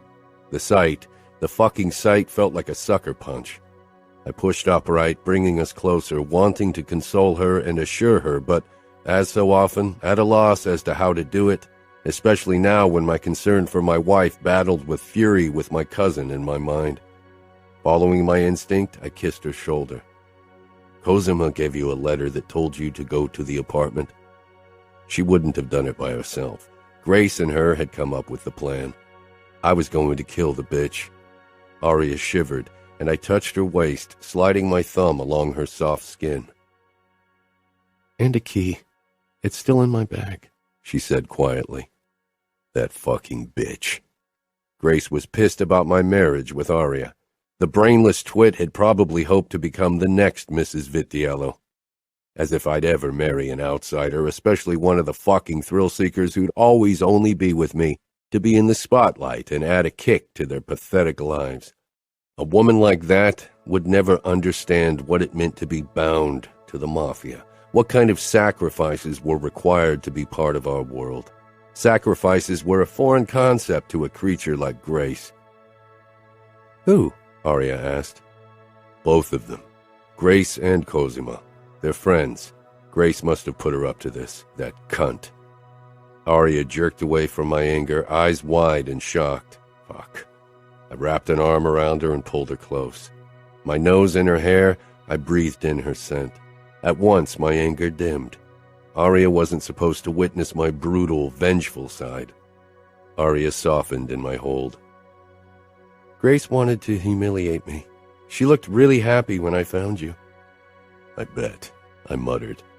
Grace and Cosima had probably met right after the incident and laughed their fucking heads off. They wouldn't laugh for much longer. She's a fucking rat trying to humiliate a queen. She's nothing. Aria was a queen, and nobody would treat her as anything less than that. "How did she react when you told her that you couldn't see her anymore?" Aria asked curiously. I hadn't seen or talked to Grace since our last fuck, and I had no intention of doing so. I'd never even considered telling her that we were over. Why? We'd never been a couple or even an affair. I'd messaged her when I wanted to fuck, and she'd always come running. We hadn't gone on dates or even been exclusive. Far from it. "You promised you wouldn't see her or other women again," Aria whispered, and I realized my fucking mistake. She tried to escape my embrace, body trembling, but I didn't allow her to pull away. I did, and I won't. But I didn't talk to Grace. Why should I? I don't owe her an explanation, just like I don't owe a fucking explanation to the other sluts I fucked. Aria was stiff in my hold, not believing me. I tilted her face up so she had no choice but to meet my gaze. She needed to get my next words into her head. You are the only one I want. I'll keep my promise, Aria. It was the goddamn truth. I desired Aria like I'd never desired a woman, in the obvious way, but also in a deeper way that didn't even make sense to me. Aria searched my eyes. So you won't see her again? Oh, I will see her again to tell her what I think about her little stunt. I'd probably end up killing her. I'd never been more furious in my life. Grace tried to mess with my marriage, and I knew she wasn't done yet, if I didn't put a stop to it once and for all. Aria touched my arm. Don't. I stared at her incredulously. I thought she wanted me to end it verbally. I don't want you to talk to her again. Let's just forget her. Forget how Grace had not only tricked me, but also tried to humiliate my wife? Please, Aria begged, her fingers digging into my biceps. Fuck. How was I supposed to deny her when she looked at me like that? Begging didn't work with me, but Aria... I nodded, even if I knew I couldn't do nothing. I'd keep my word and not contact Grace, but I sure as hell wouldn't forget what happened. Next time I saw her father to give him money for his campaign, I'd tell him exactly what was on my mind. He knew that Grace was good for nothing. I don't like it, but if that's what you want... It is, she said quickly. Let's not even talk about her anymore. Pretend she doesn't exist. Aria gave me a small smile. I touched her parted lips, loving their softness. Your lips are too fucking kissable. Aria averted her eyes in embarrassment, shy and sweet. That men like Fiore Cavallero and my father had chosen this kind of woman for me was a miracle, but one I was definitely grateful for. There's something I wanted to talk to you about, she mumbled. More bad news? I asked carefully. The Grace thing was already souring my morning. Aria shrugged. Well, I guess that depends on your viewpoint. I want Jonna to visit me. Her school doesn't begin for another 2 weeks, and I miss her. I stifled a groan. It's been only a few days since you saw her. I know. Aria's expression became pleading once more, and I knew I was screwed. If Matteo found out that Jonna was coming to visit, he'd be ecstatic. Where would she stay? I immediately knew what she was up to. I don't know, maybe in our guest room? She bit her lower lip with that smile, her eyes so fucking hopeful that I knew there was no way I could say no to her. But she didn't need to know that. Your sister is a major pain in the ass, I muttered. Aria leaned closer, her expression pleading. My eyes dipped down her nightgown to her beautiful tits. How about a deal? Aria's smile fell, anxiety taking over. A deal? She sounded as if I was going to force her to let me fuck her. I wanted nothing more than finally being with her, claiming her, but not if she was so fucking terrified. Don't look so nervous. I'm not going to ask you to sleep with me so you can see your sister. I'm not that big of an asshole. No? Aria grinned, her entire face transforming, and I just couldn't resist. I kissed her hard, needing to taste those lips. No, but I'd like to explore your body, I said, my hand trailing over her waist and hip, imagining how it would be to taste her beautiful tits and pussy, to bury myself between her legs. Fuck, I was getting hard again. What do you mean? Aria asked, her voice low. Tonight, I'll try to be home early from the meeting at the club, and I want us to soak in the jacuzzi for a bit, and then I want you to lie back and let me touch you and kiss you wherever I want. I ran the tip of my tongue along her ear, showing her what I'd do to her lovely pussy. You'll love it. Aria exhaled, her body tensing under my touch. Her eyes reflected her conflict, torn between curiosity and anxiety. I slid my hand between her thighs, putting pressure against her clit. Aria's resulting moan and the twitch of her hips made me smile. Her mind was anxious, but her body definitely wasn't. Her panties were wet with her need for more. She was so wonderfully responsive. The idea of how slick she'd be around my cock almost drove me to insanity. You like this, Aria. I know you do. Admit it. There really was no doubt about it. Her body sent a clear message, and the soaked lace was all the answer I needed. I pressed the heel of my palm against her clit again, earning another gasp. Aria's face was flushed, her eyes hooded. Yes. Watching her, I rubbed my palm over her slowly, enjoying her amazed pants. Don't stop. I won't. I rasped against her throat. I wouldn't stop at all if she allowed it. I wish she'd allow herself to turn off her brain and let her body take over control. So, will you let me have my way with you tonight? I won't do anything you don't want. Yes. I kissed and nibbled her throat as I stroked her pussy through her panties, faster and harder, matching the rhythm of her desperate rocking. She arched and cried out as she came under my touch. I regarded her closed eyes, parted lips, pink-tinged cheeks, breathtakingly gorgeous. I left another lingering kiss on the tip of her chin before I met her gaze. It was obvious that Aria's mind was a whirlwind of thoughts again, worrying, wondering. She pressed her head against my shoulder, gripping my biceps. So, can I call Jonna and tell her to buy plane tickets? She whispered against my skin. Back to business, the little minx. Sure, but remember our deal? The buzzing of my phone ruined the moment again, and any chance of me getting another hand job or better yet a blow job. I didn't even look at the screen before growling. For fuck's sake, Matteo, what now? We got another message from the Russians, he said. They left pig heads in front of Ferris's best restaurant. I shoved down the string of curses lingering on the tip of my tongue. Business wasn't something we should discuss in detail over the phone. I gently untangled myself from Aria and stood. We've got his back. I won't let another fucking restaurant go to the Russians. Father wants us to have a word with him. Yeah, I gritted out. I'd assumed that much. Ferris's restaurant chain paid a shitload of money for our protection. We definitely didn't want to lose him to the Russians because their threats got to him. ASAP? Matteo added. Yeah, I'll be ready in 30 minutes. So much for enjoying a nice, calm morning with my wife. I dropped my cell on the nightstand. At least my annoyance over the bratva had gotten rid of my boner. I have to talk to the owner of a restaurant chain, I told Aria. She was propped up on her elbows, her hair spread out behind her.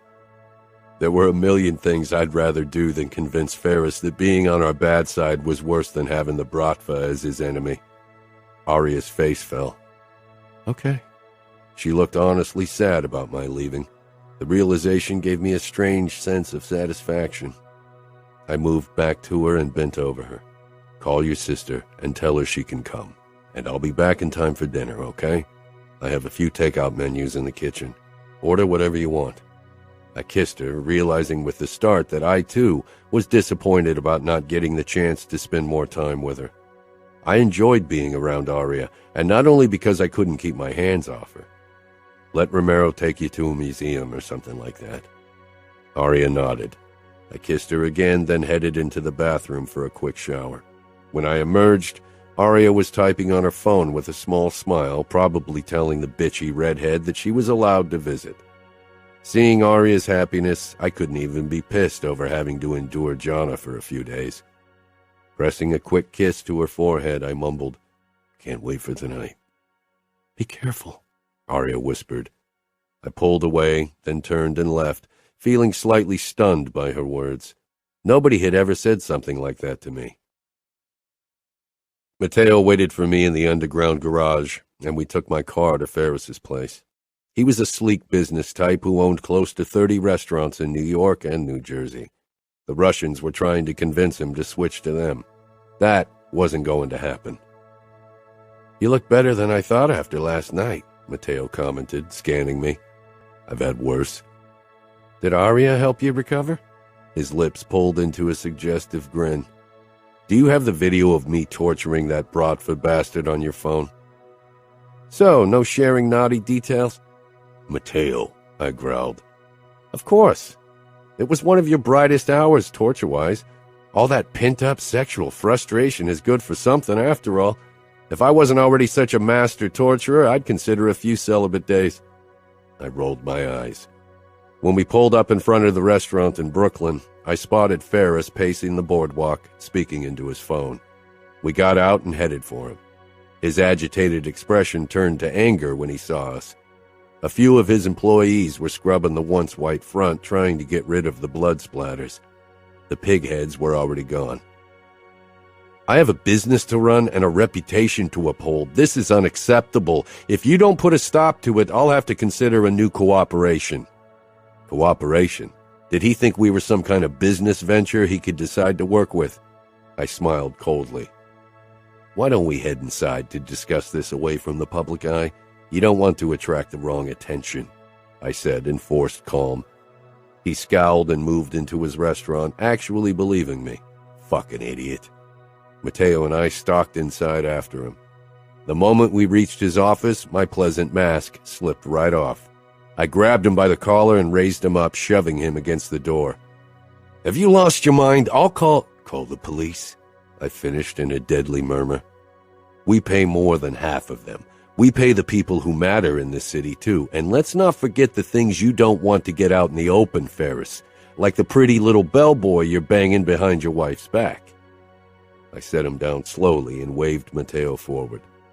Now listen up, Ferris, and listen well, because I'll say this exactly once. Our cooperation ends when we end it. Not one fucking day sooner, and if it ends, trust me, you won't like it. Matteo held his cell in front of Ferris's face, then played the video of me slicing the Russian into tiny pieces. His screams blared from the speakers. Ferris squirmed, trying to get away. When I didn't let him, he closed his eyes. Either you open your eyes, or I'll remove your fucking eyelids. His eyes flew open and his face began to perspire as he watched the video. He retched, and I quickly shoved him away from me so he threw up on his shoes and not mine. Matteo flashed me his shark grin and put his cell back into his back pocket. We'll handle the Russians, I said. You only need to worry about paying us on time. Matteo clapped the man's back hard. Good talking to you. We left. Why do they always throw up? Matteo asked as we headed for my car. I need to pay Cosima a visit, I said. Matteo sent me a curious look. I'd never talked to Cosima by choice. I have a feeling it's got something to do with your Grace debacle. It does. She told Aria where to find me. Matteo whistled. Bitch!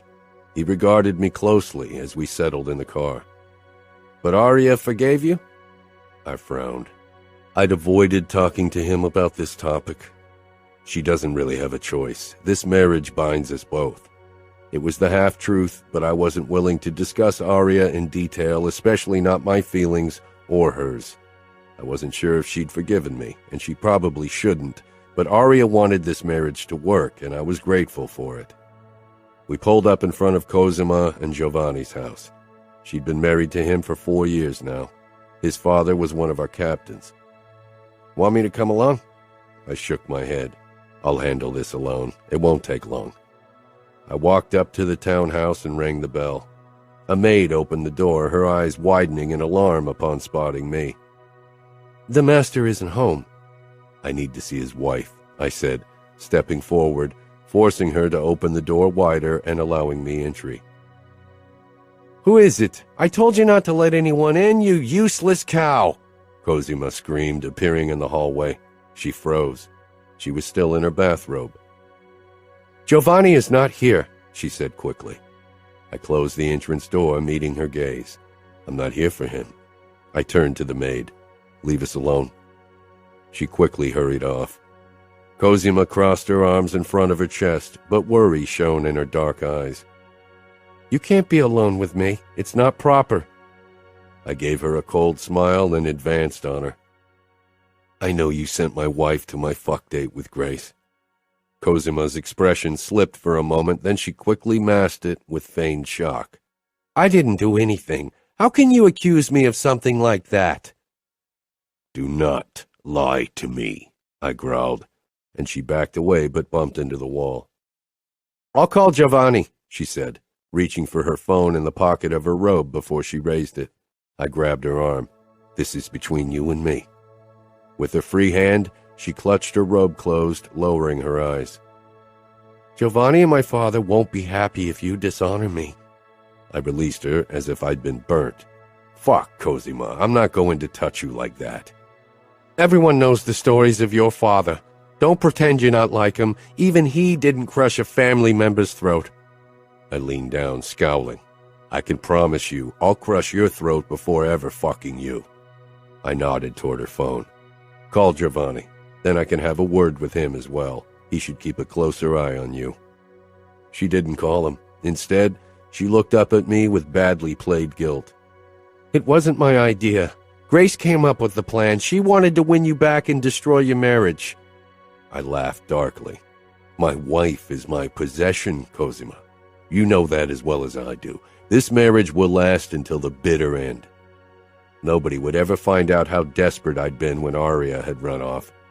The only thing your insane plan did was make me furious, and trust me when I tell you that it's never a good thing to be on my bad side, dear cousin. So the next time Grace asks you for a favor, you'll say no, or your husband won't become captain. She paled. Cosima was ambitious. She dreamed of marrying an underboss, but she hadn't been graced with the beauty required to lure a man in that position. If Giovanni remained a mere soldier, that would be a humiliation she wouldn't survive. I left her standing there.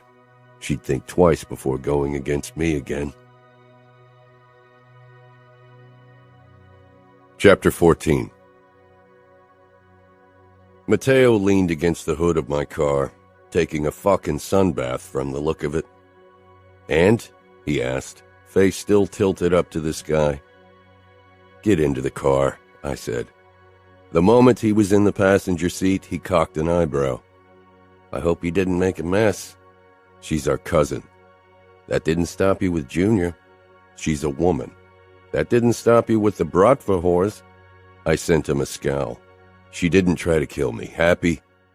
Maybe next time Grace will try to poison your wife, Matteo joked, but I almost steered us into oncoming traffic because I jerked.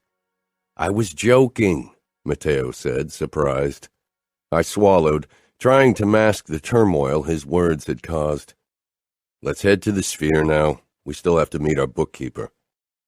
Several hours later, I was on my way back home while Matteo headed out to party with Romero. My phone rang and Father's name flashed on my dashboard. I took the call and Father's voice boomed in the car. How did it go? Did you convince Ferris of the perks of working with us? Matteo and I made our point very clear to him, yes, I said. I wasn't in the mood to talk to my father now. I just wanted to return home to my beautiful wife and discover her body with my hands and lips. It was what had kept me going throughout the day. Very well, he drawled. I think we should attack a few more of the Bratva establishments in retaliation. What's their most popular club? The Pergola. Most of the high-ranking Bratva members frequent it. Unfortunately, the half of New York society that doesn't come to the Sphere is there as well. An attack might draw lots of unnecessary media attention to us. Attacks on labs or whorehouses were the safer option, since both were out of the public eye. Figure something out. I want them to bleed, Father clipped. I wondered if he'd talked to Fiore. Or why did he suddenly give a fuck about the Bratva? They will, I promised, as I steered my car into the underground garage. Is there anything else you want? On your way to your wife? Or why are you eager to shake me off? Because I hate your goddamn guts. It's been a long, fucked up day. I want you, Matteo, and Aria to come over to dinner as soon as possible. Talk to Nina to arrange a date and time. He hung up, not waiting for a reply because it was an order, not a request. I really didn't want to be around my father more often than absolutely necessary, but most importantly, I didn't like him anywhere near Aria. My muscles brimmed with tension when I stepped into the elevator. Another fucking mess of a day. Despite all the shit thrown our way today, I made good to my promise to Aria and was home earlier than usual. When I entered our apartment, Romero was perched on a bar stool working on his tablet. I'd sent him photos of a surveillance camera from the restaurant because he was the best when it came to detecting suspicious behavior. Maybe he'd be able to figure out who'd left the fucking message so I could kill them personally. Carrying pigs' heads through Brooklyn couldn't have gone unnoticed. He stood, grabbed the tablet, and stepped into the elevator. I'll work on this tonight. Aria is still your top priority, so don't pull an all-nighter. Romero smiled. You know me. I'll be as vigilant as always for work tomorrow.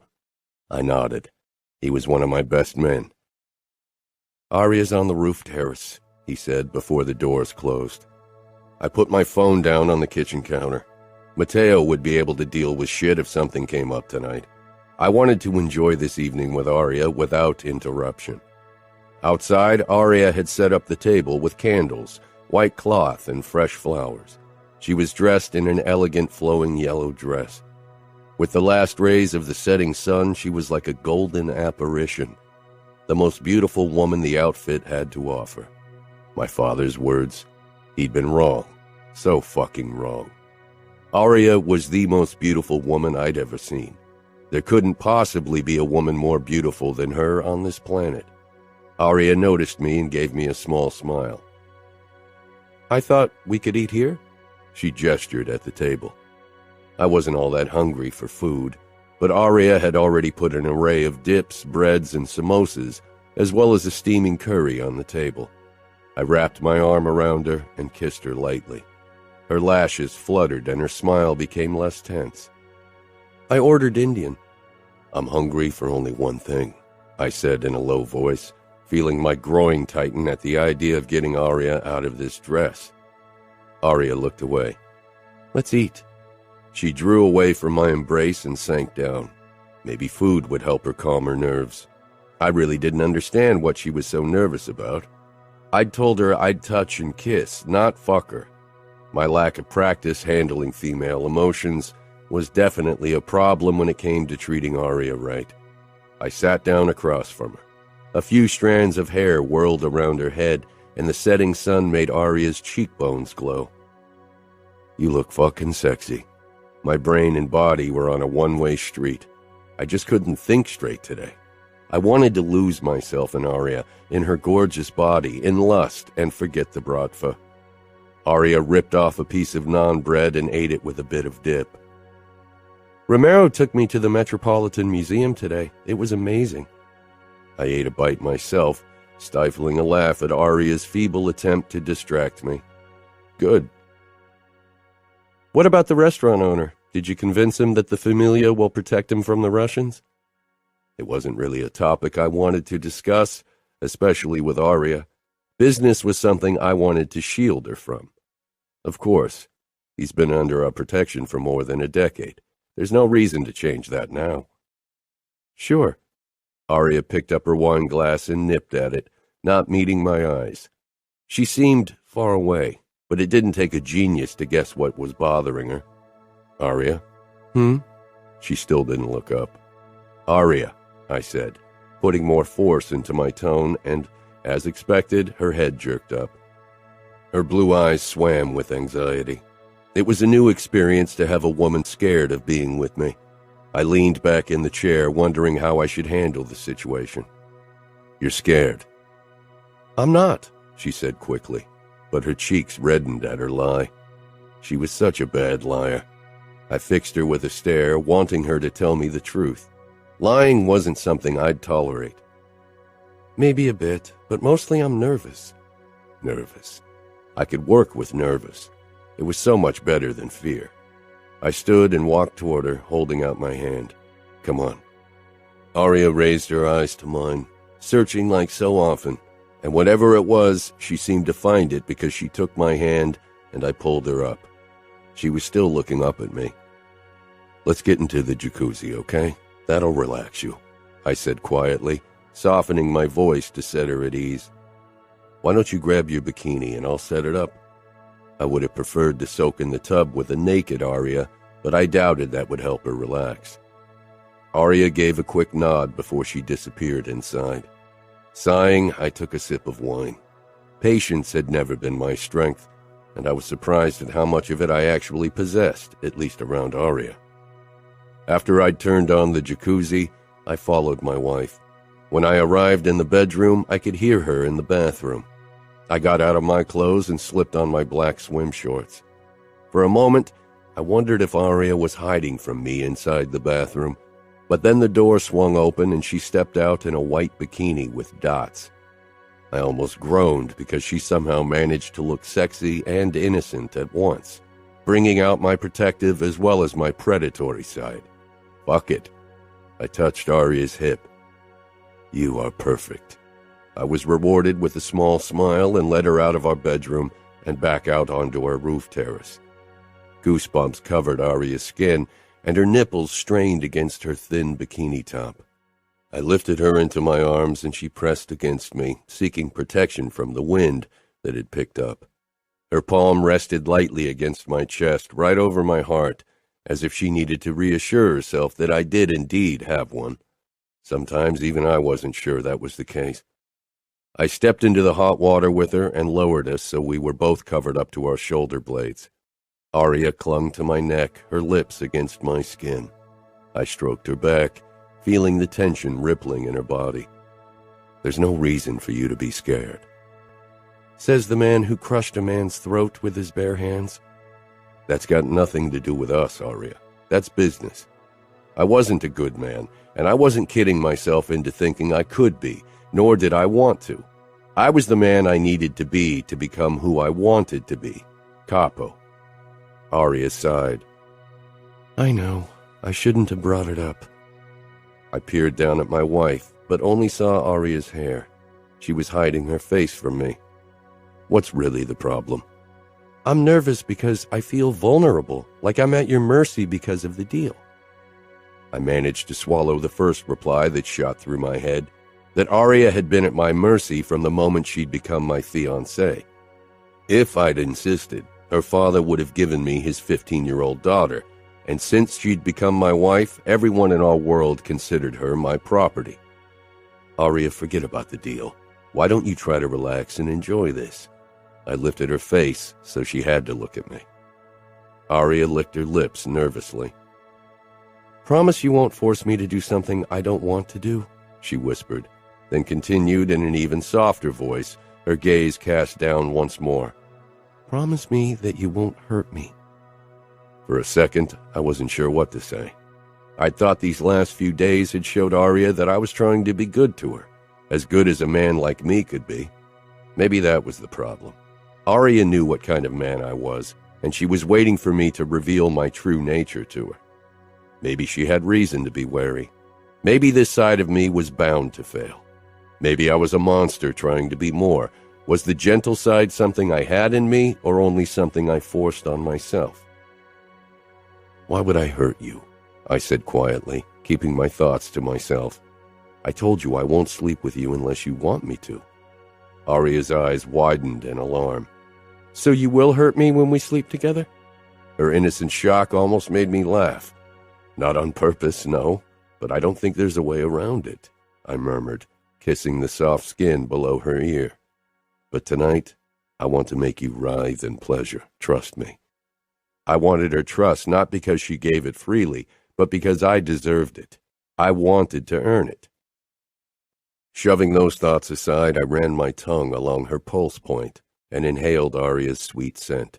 My grip on her tightened as I suckled her skin. She felt and tasted so good, and my body reacted to her closeness. I trailed my kisses back up until I reached Aria's sweet mouth, which I claimed for a hard kiss as I pressed my erection against her butt. Fuck, I wished we were naked. Aria drew back and I let out a groan in frustration. I wanted to lose myself in her taste. Can we talk for a bit? She asked softly. Trying to hide my impatience, I sat back. What do you want to talk about? My hands had a mind of their own, stroking along Aria's naked back and waist, then lower to her bikini bottoms. Her breath caught when my fingers slid along her ass. What happened to your mother? She asked, completely catching me by surprise. My hands froze and my chest squeezed into a tight ball. She died, I clipped. I turned away from Aria's compassionate face, annoyed that she'd bring something like that up. That's not the kind of thing I want to talk about tonight. I didn't want to talk about her at all. She was the fucking past. Her death had messed up enough of my past. It wouldn't mess up my future as well. Aria gave a nod. I slid my hand along her thigh, wanting to distract myself and her. I pushed my fingers beneath her bikini bottoms, brushing over her pussy lips. So velvety. Fuck. I used my other hand to free her breasts from her top. Her nipples puckered deliciously in the cold. Good Lord. I lowered my head and drew a hard pebble into my mouth, sucking it softly at first, then harder. I flicked my thumb over her clit, making her arch and gasp. She pressed herself into me as I swirled my tongue around her nipple. I couldn't take my eyes off Aria's face as she surrendered to pleasure. Her cheeks heated under my unwavering attention, and she looked away. "No, look at me," I commanded, and her eyes darted back down to me. I wanted her to see what I was doing, wanted her to remember that she was mine, that every beautiful inch of her was mine. Fixing her with my eyes, I sucked her nipple into my mouth while my fingers worked her pussy, teasing her nub and folds. I grazed Aria's nipple with my teeth, testing if she'd enjoy a bit of pain. Aria bucked her hips with a cry, her body becoming tight as she came. The sight was marvelous, but I didn't allow myself to bask in it. I quickly hoisted Aria onto the edge of the jacuzzi, spreading her legs. Aria's eyes widened in shock. "Luca, what?" I ripped her bikini bottoms away, shoving my way between her legs. My eyes dipped down to her pink pussy lips and my cock jerked. I bowed down my head, needing to get a taste. I dragged my tongue along her glistening folds. Fuck, I'd waited way too long for the first taste of my wife. Aria let out an astonished cry. Her legs were starting to soften against my biceps as she surrendered to the new sensations. I licked Aria long and deep, my tips sliding along her slit, tasting that torturous sweetness. Fuck yes. I could feel myself leaking at the first taste of her. A new wave of possessiveness hit me as I regarded her pink pussy, only for me to save her. I sucked one soft fold into my mouth, teasing it with my lips and tongue. Aria gasped, half-lidded eyes checking our surroundings. "Look at me," I demanded, pulling back a bit from her. After a moment of hesitation, she met my gaze despite her obvious embarrassment. Her cheeks were flushed, her lips parted. I wanted Aria to watch when I ate her out, wanted to see her beautiful face when she came in my mouth for the first time. Slowly, I leaned forward and raked my tongue along her crease, lightly nudging her lovely nub. "You are mine," I rasped, as her taste swirled on my tongue, fueling my own arousal. I took another lick. "Say it." Aria's eyes flashed with need. "I'm yours." "Mine." I stroked those puffy lips apart, baring her clit, knowing she'd come if I sucked that little button. Fixing my eyes on her needy face, I fluttered my tongue over her clit. Aria's eyes opened wide, lips falling apart in a moan as she yanked at my hair, pressing her pussy against my face. She clenched against me, those lovely folds twitching under the force of her orgasm. So unbelievably responsive. Aria threw her head back as she writhed against my mouth, and I took everything she offered, licking up her arousal, getting so turned on by her obvious pleasure that I could hardly hold back. I plunged my tongue into her, groaning against her at how tight those walls clamped around the digit. I suckled her, making sure she could hear how much I enjoyed this, and it didn't take long for her body to respond to my loud appreciation. Aria was turned on by the sounds, and fuck if that didn't turn me on even more. I lapped at her with more fervor, and then my lovely wife arched again and rewarded me with another beautiful orgasm. I drew back, my breathing ragged, my dick throbbing so furiously I was sure I'd lose my goddamn mind any second. I needed to be inside her, needed to claim every little part of her. I burnt up with the need to do it. Bringing a finger up to her pussy, I entered her in a swift move. Aria cried out, her walls clamping down on my finger. For a moment, I considered shoving down my pants and finally taking what I wanted. But the impulse lasted less than a second. "Fuck, you're so fucking tight, Aria," I rasped. Her channel gripped me tightly, and I could feel more resistance against my fingertip. Fuck. Soon I'd be claiming that part of her, making her mine once and for all. Aria didn't say anything, didn't move. I glanced up, snapping out of my lust haze. She lay flat on her back, arms pressed against her sides, and was staring up at the sky with furrowed brows. That wasn't what I'd expected. Slowly, I shifted up and leaned over her. "Hey," I murmured, trying to get her attention. The distant look needed to go. Aria finally dragged her eyes down to mine. Her mouth was set tight, her brows still puckered, and I felt like an asshole, realizing I'd hurt her. "I should have entered more slowly, but you were so wet," I said, getting as close to an apology as I ever allowed myself. Aria tilted her head, then nothing. A strange sensation squeezed my chest. Maybe it was guilt. I had trouble putting my finger on it. I kissed her, but I still hadn't pulled my finger out of her. She felt too damn good. I wanted all of her. I'd never had to wait for something I wanted. "Does it still hurt?" I asked. Aria moved, making my finger shift in her pussy, and I stifled a groan. "It's uncomfortable, and it burns a bit," she admitted. I traced my tongue over the seam of her lips. I know I'm an asshole for saying it, but the thought of my cock inside your tight pussy makes me so hard. Aria stiffened, the douse of cold water for my over-eager cock. "Don't look so terrified. I told you I wouldn't try it tonight," I said, even as I wished she'd let me. "You also told me you wouldn't hurt me," Aria said, voice small and vulnerable. Fuck. It was definitely guilt squeezing my chest into a bloody pulp. "I didn't think it would, Aria," I murmured. It hadn't even crossed my mind that my finger would cause her the slightest bit of discomfort. I'd never been with a virgin, never considered how different it would make things. "You were so wet and willing. I thought my finger would go in without trouble. I wanted to finger you for your fourth orgasm." A shudder went through her. I lightly stroked her inner thigh, my silent apology. "Did it hurt because you took my, Aria squirmed, her cheeks turning red. "Holy shit."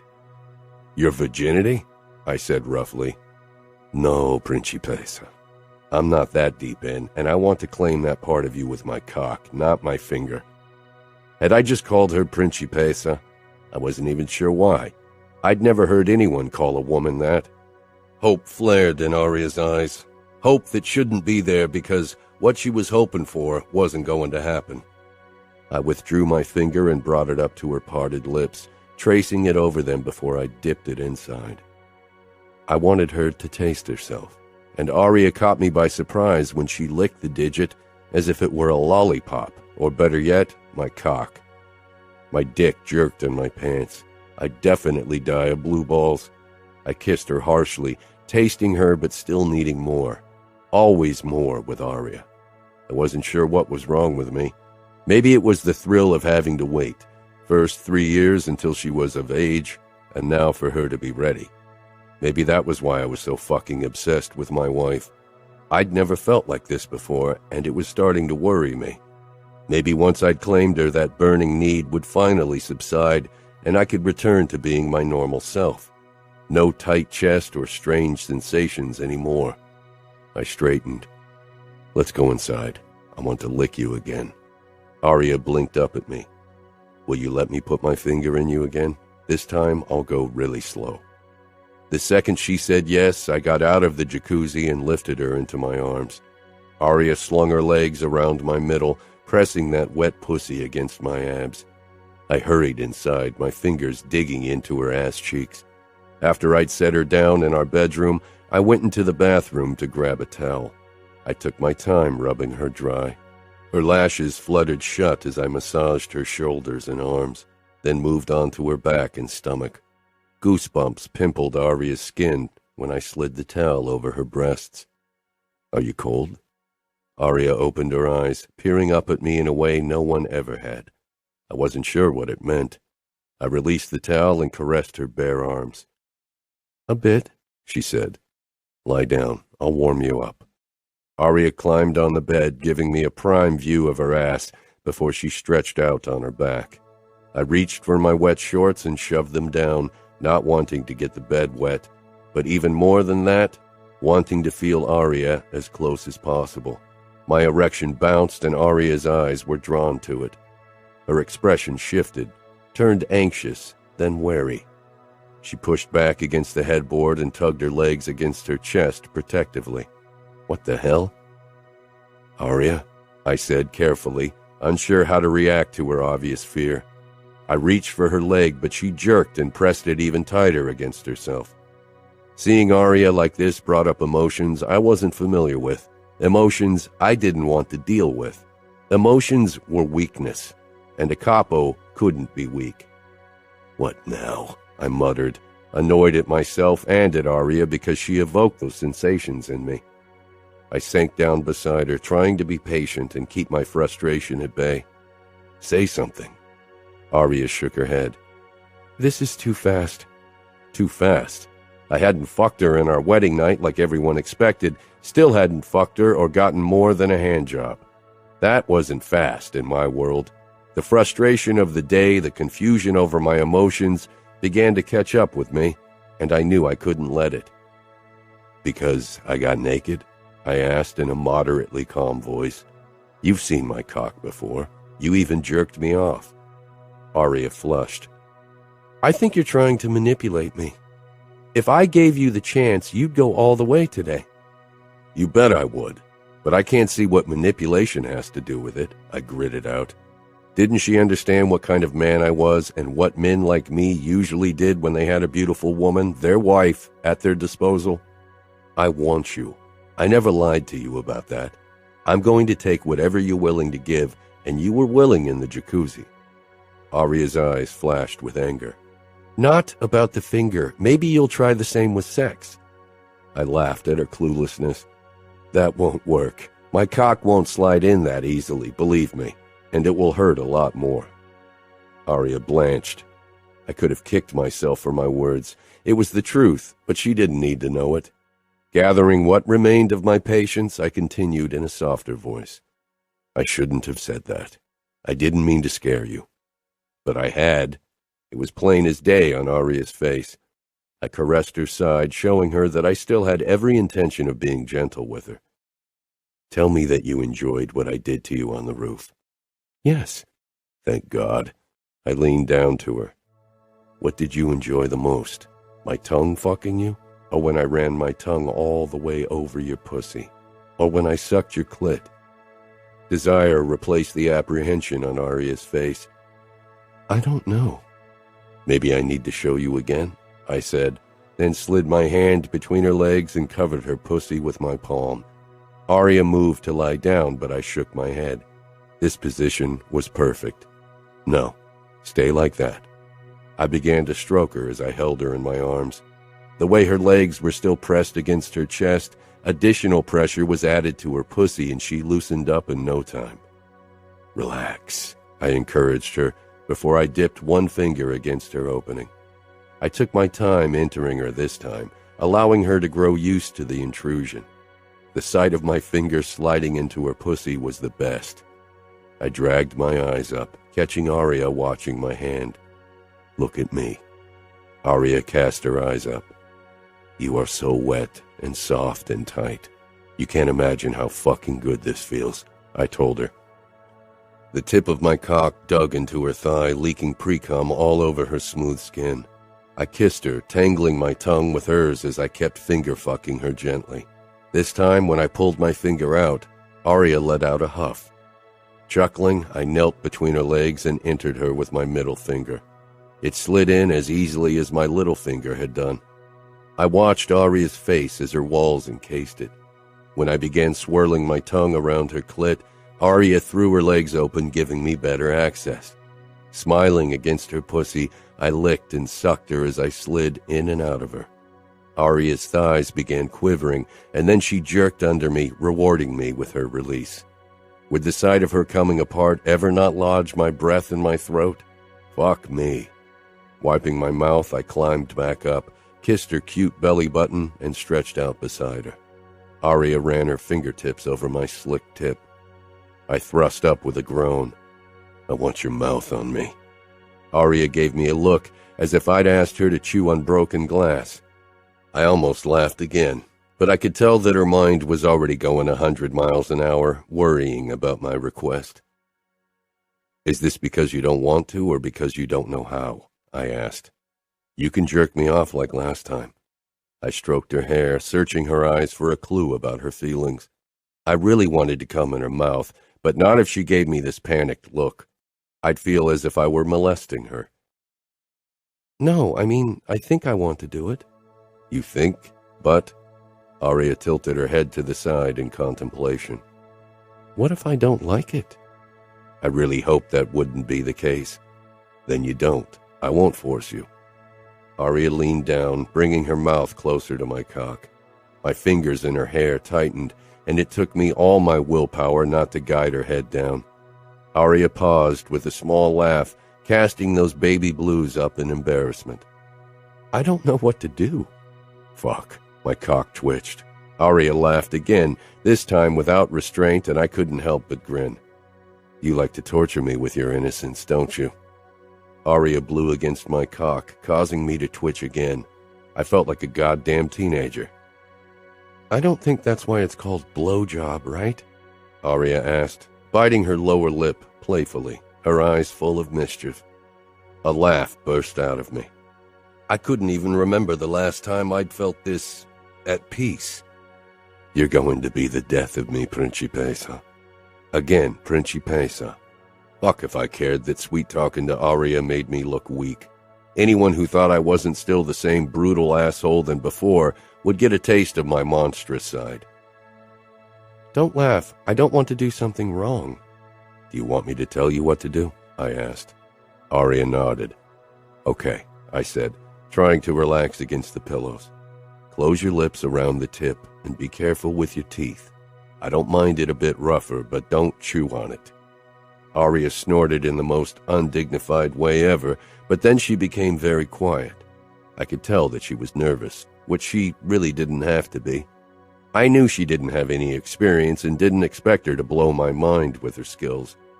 The way my balls were already throbbing, I'd probably shoot my load the second her lips touched my fucking dick.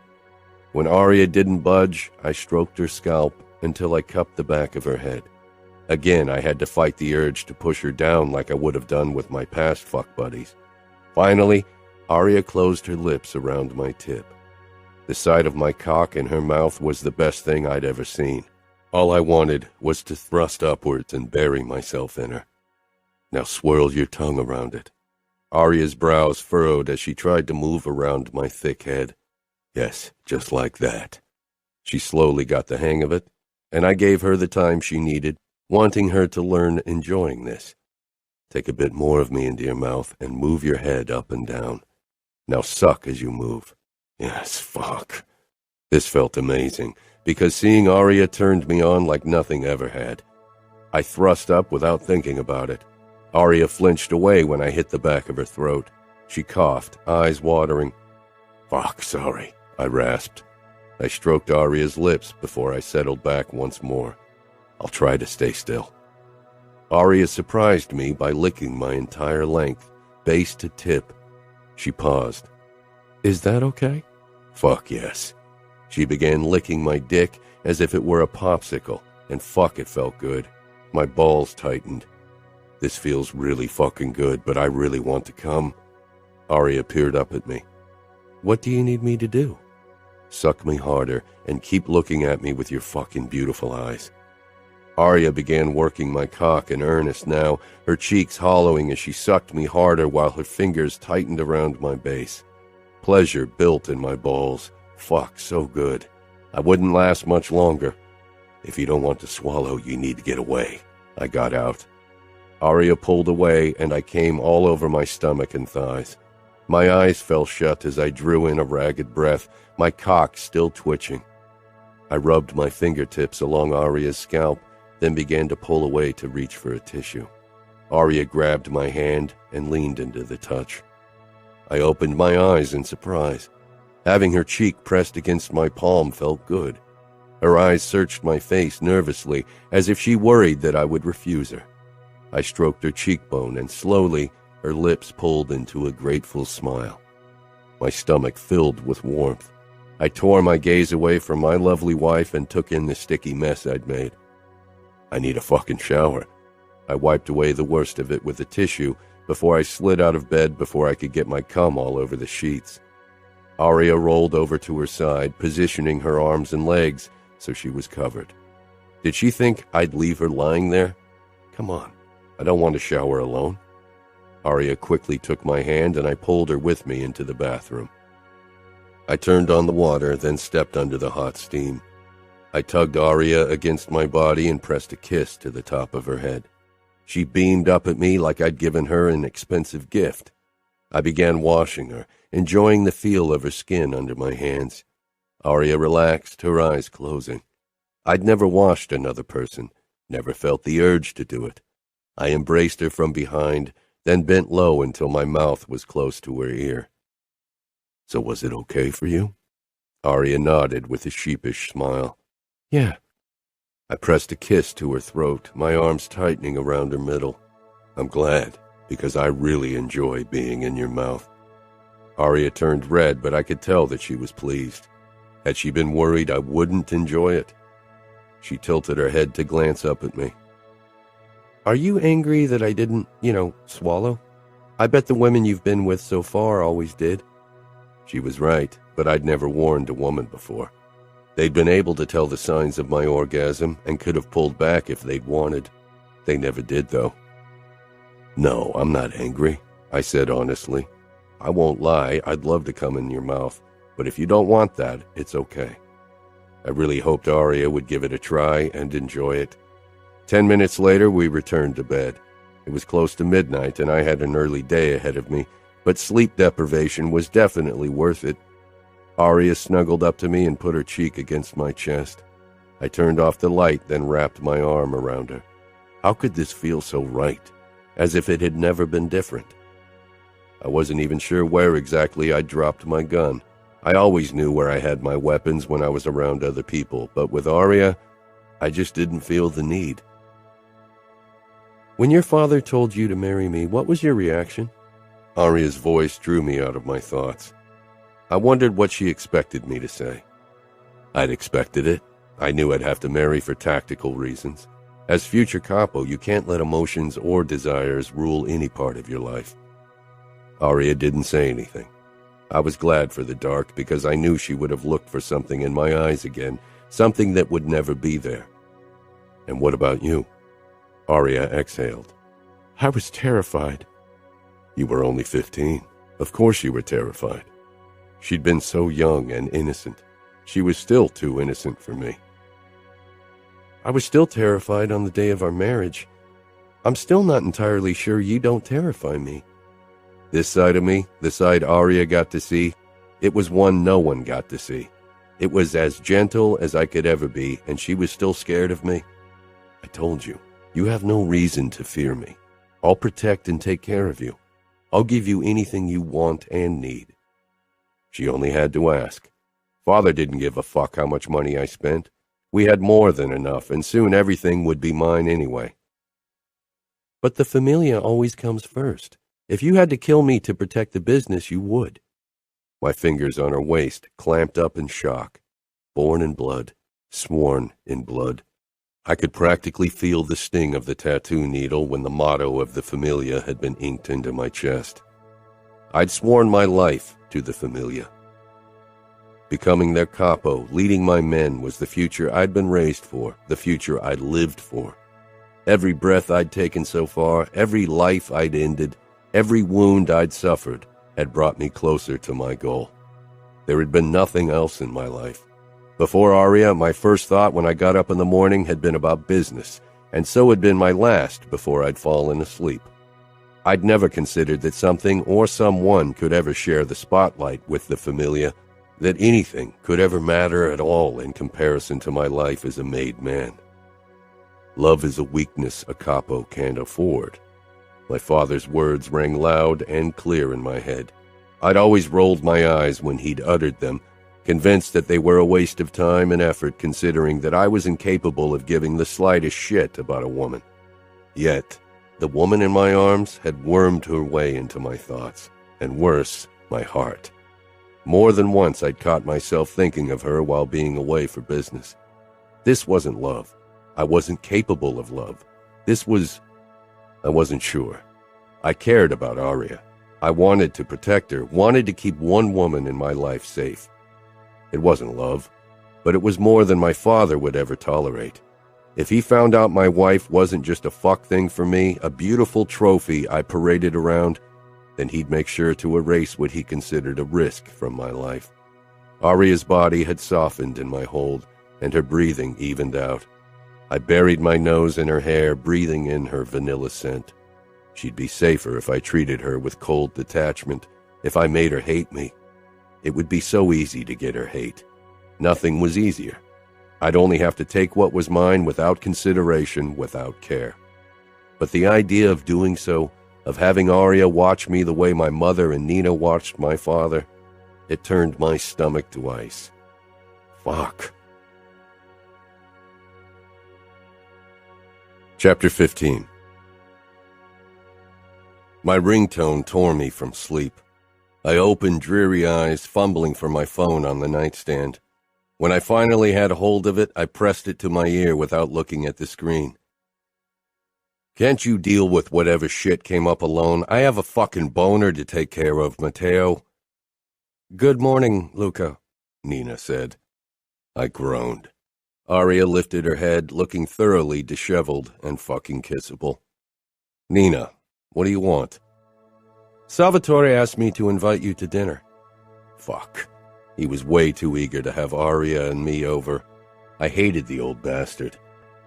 In case you didn't notice, Matteo and I are busy dealing with the Russians. I'll have the cooks prepare a feast for tonight. Be here at 7. I don't have time, Nina, I gritted out. Hearing my stepmother's high-pitched voice this early in the morning gave me a fucking migraine.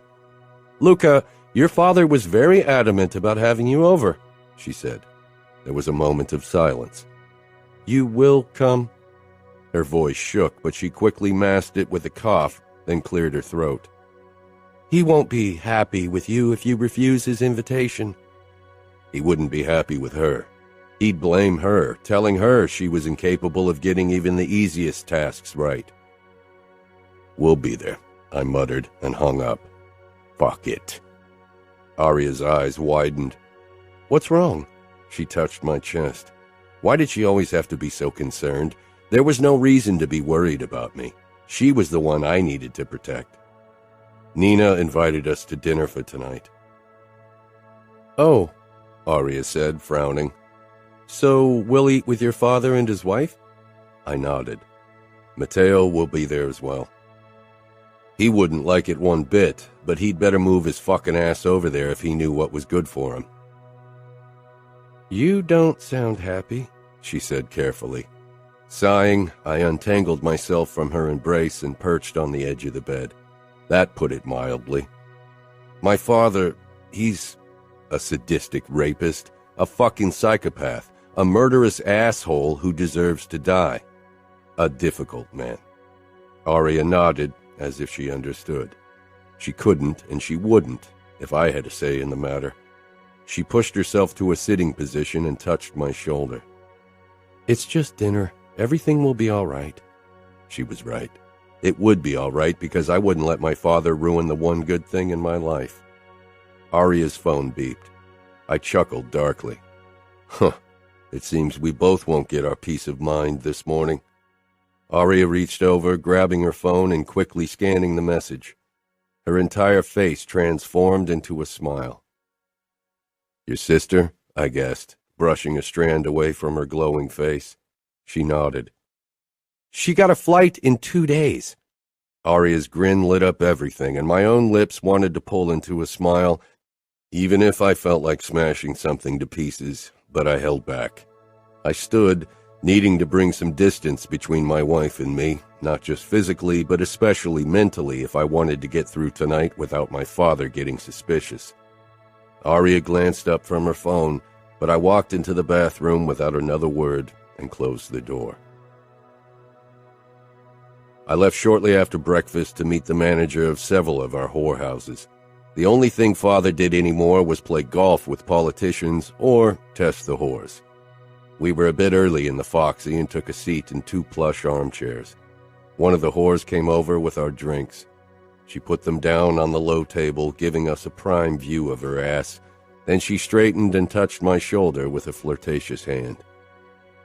"Did I give you permission to touch me?" My eyes flashed up to hers, and she quickly dropped her hand before she rushed back to the bar. I wouldn't break the promise I'd given to Aria, not even in that small way. "What's crawled up your ass?" Matteo asked after he'd taken a sip from his Negroni. "Do you think I'm growing soft?" I leaned back and watched through narrowed eyes as my fucking brother almost pissed himself from laughing. Give me a moment," Matteo bit out. "Know what?" I muttered. "Maybe I should beat some sense into you to test my theory." Matteo grinned, eyes teary. "Oh, Luca, this was good." He shook his head with another fucking chuckle. "You're many things, but soft? Come on, what's wrong with you?" I considered not saying anything. Making myself vulnerable in front of others, even my brother, wasn't something I ever did. Matteo's smile slipped off. "It's because of Aria?" Fuck. I trusted the asshole, so fuck it all. I still haven't fucked her, and I promised her never to touch another woman either. What does that make me? Matteo shrugged. "A good husband, by normal standards, I suppose." As if we give a fuck about normal standards. Those aren't the rules we play by. "You will be Capo as soon as our father dies. You'll make the rules soon enough." Some traditions can't be shaken, and our father is still Capo. If he knew that I haven't fucked my wife yet. I trailed off. "He'd probably do it himself," Matteo said, and I lost it. "He touches a fucking hair on her body, and I'll end him. That's a fucking promise," I growled. Matteo nodded. "One word from you, and I'm in on it. You know that, right?" "I know," I said quietly. Matteo and I had been entertaining thoughts of how to kill our father for years. But the Familia won't accept a capo who killed his father. Matteo sighed. "Why can't the old sadist just die? Maybe Nina finds the courage to slip poison in his food at some point. How much longer can she or anyone bear the humiliation and beatings he gives her?" "Maybe she'll kill herself instead of him," Matteo muttered, not voicing the "like our mother" that we were both thinking. "And you'd have to kill her if she killed our father." "She'd run off to Europe, and I won't have time to hunt down a woman," I said. "If Nina ended our father, I definitely wouldn't punish her for it. I hated her, but compared to my father, she was a victim." "You know," Matteo said in a low voice, "I knew you wouldn't force Aria." I regarded him, not liking the heavy note underplaying his words. "You still hear our mothers begging in your nightmares?" he continued in a whisper. My stomach twisted. "Too often." Matteo took out his knife, his eyes focusing on the gleaming blade as he turned it slowly. It was his favorite, the knife our mother had used to cut her wrists with. "A woman shouldn't have to beg her husband not to rape, beat, and humiliate her. I'm a cruel fucker, but even I know that." I nodded. I remembered only too well how our mother had looked in the mornings after those nights, bruised, with a look in her eyes like a beaten dog. The idea that Aria could ever look like that made me want to kill everyone around me. Aria would never look like that. She'd never suffer violence through mine or anyone else's hands. I'd cut my fucking fingers off before I'd hit her, and I'd chop my dick into pieces before I'd ever rape my wife. She would be safe with me, in bed and anywhere else. "You got your Aria expression on again." I frowned. What the hell is that supposed to be? Matteo smirked. "It's a mix of protectively murderous and reverent." I pushed into a standing position. "Fuck you, Matteo." His smile widened. "I have enough women to fuck, but thank you." I gave him the finger and turned on my heel, heading for the bathroom to take a piss. A few minutes before 7, we pulled up in front of the Vitiello townhouse. The drive had passed in silence. Neither Matteo nor I felt like chatting before a dinner with our father and Nina, and Aria hadn't tried to make conversation either. Nina opened the door before we could even ring the bell. Seeing her so eager to have us over wasn't a good sign. My hand on Aria's hip tightened, and she gave me a curious look, but then she greeted my stepmother with an awkward hug. Aria's eyes lingered on Nina's face, which was covered in a thick layer of makeup, but it didn't hide her swollen lip, despite the dark lipstick she wore. Aria's expression remained perfectly polite. She'd probably seen more than enough bruises in her life. Nina smiled her fake smile. "Good to have you over. Dinner's about to be served." She led us into the dining room where Father waited in his usual chair at the head of the table. He didn't stand, only nodded, but his eyes latched onto Aria. I took the seat beside him before he could offer it to her and gave him a tight smile. Nina sat on Father's other side and Matteo across from Aria. My stepmother snapped her fingers, and at once the maid rushed in with the starters. Father's favorite, liver pâté. I ate a bite while Aria peered down at her food, then at me. It took me a moment to realize why. She didn't like liver. She'd mentioned it to me on our first date. "Don't you like your food?" Nina asked with pursed lips, her gaze darting from Father to Aria. He regarded Aria in a way I didn't like one bit. Aria gave an embarrassed smile. "I'm not very fond of liver. It looks delicious, though." "Luca eats liver," Father said disapprovingly. Aria glanced at me, obviously not sure where my father was going with his comment. She couldn't know that Nina had to like what my father liked or face the consequences. I opened my mouth to tell him that I didn't give a fuck if Aria ate liver or not, but Matteo was quicker. "Luca also likes torturing and killing. That doesn't mean his wife has to like it." He sent our father his fake smile. A muscle in Father's cheek twitched. "I don't appreciate good food going to waste, Aria," he said to my wife. "I'll eat it," I gritted out, reaching for the plate. "Your wife will eat it," Father ordered. Aria froze. "She won't," I growled. "Aria's my wife. She won't answer to your demands, Father." Nina had become perfectly still in her seat, clutching her knife. Matteo's hand had slipped off the table.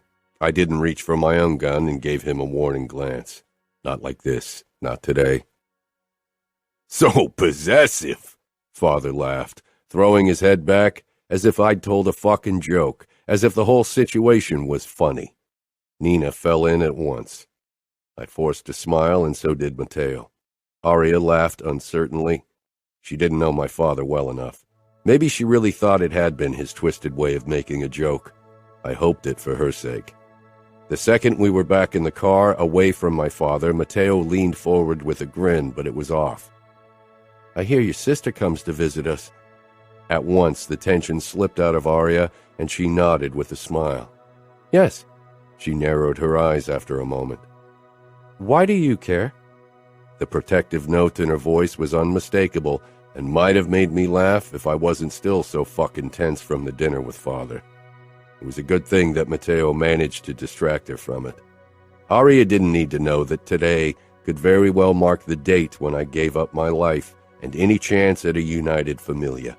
Even without saying a word to him, Matteo knew, and he'd be at my side, no questions asked.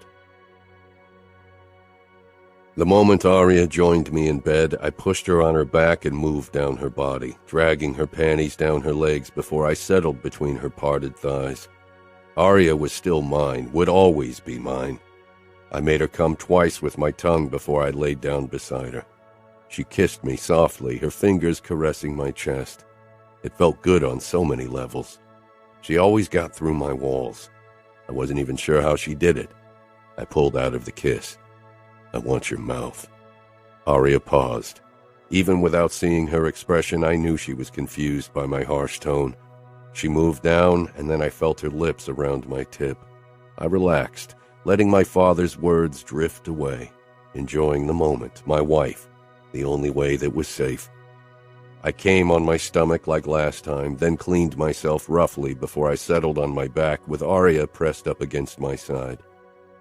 "Is everything okay?" she whispered. "Yes." She stiffened at my clipped reply, but nodded after a moment. It took a long time before she fell asleep. I knew I wouldn't get any sleep tonight, not when I kept thinking of ways to dispose of my father without anyone finding out. Chapter 16. Aria kept throwing glances my way as we pulled up in front of JFK Airport. I'd barely talked to her all day, and it was obviously bothering her. But this was for the best.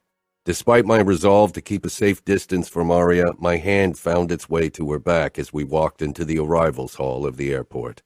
I couldn't stop touching her. It was maddening.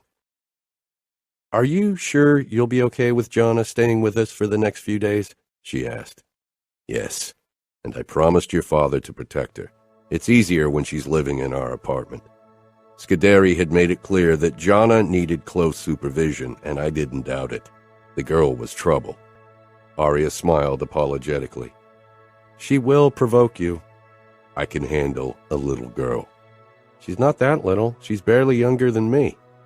I regarded my wife. Sometimes I forgot how young she was. When I'd been her age, I'd already been a made man for 7 years, had slept with countless women, had done and seen so much shit. But Aria was young and sheltered, and so was her sister. I can handle her. "Luca, Jonna knows how to push people's buttons. If you aren't absolutely sure that you can control yourself, I won't let her near you." What did she think I'd do? Jonna was a 17-year-old girl. "Don't worry, I won't kill her or you in the next few days." "Aria!" Jonna's screech rang through the hall. The redhead stormed in our direction and collided with Aria. They hugged each other as if they hadn't seen each other in months. When they finally pulled away from each other, Jonna made a show out of checking Aria's body. "No visible bruises? You only hit places that are covered by clothes?" She narrowed her eyes at me, and I gave her a cold smile.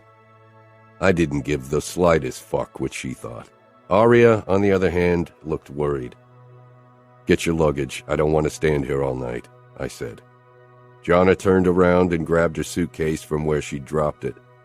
"A gentleman would have got it for me." A gentleman, yes. Jonna definitely didn't bring out anything gentle in me. It was a good thing that my father hadn't chosen her for me. I turned and began walking back to the car, only occasionally making sure that Aria and Jonna were close behind in case something happened. Aria and Jonna actually both wanted to sit in the back seat. I gave my wife a scowl. "I'm not your driver. Get in the front with me." She flinched at my tone, and again I wanted to find a way to get rid of my father. I hated keeping Aria at arm's length until he was out of the way. "You shouldn't talk to her like that," Jonna butted in. Aria slid into the seat beside me. "She's my wife. I can do and say to her what I want," I told Jonna. Aria regarded me with furrowed brows, hurt, and confusion swirling in her eyes. I almost reached out to stroke her cheek. Fuck, keeping my distance was impossible. Turning my attention back to the street and away from Aria's reproachful expression, I started the car and pulled away from the airport.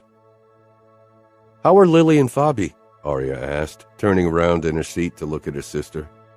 "Annoying as hell, especially Lily. She doesn't stop talking about Romero. She's in love with him."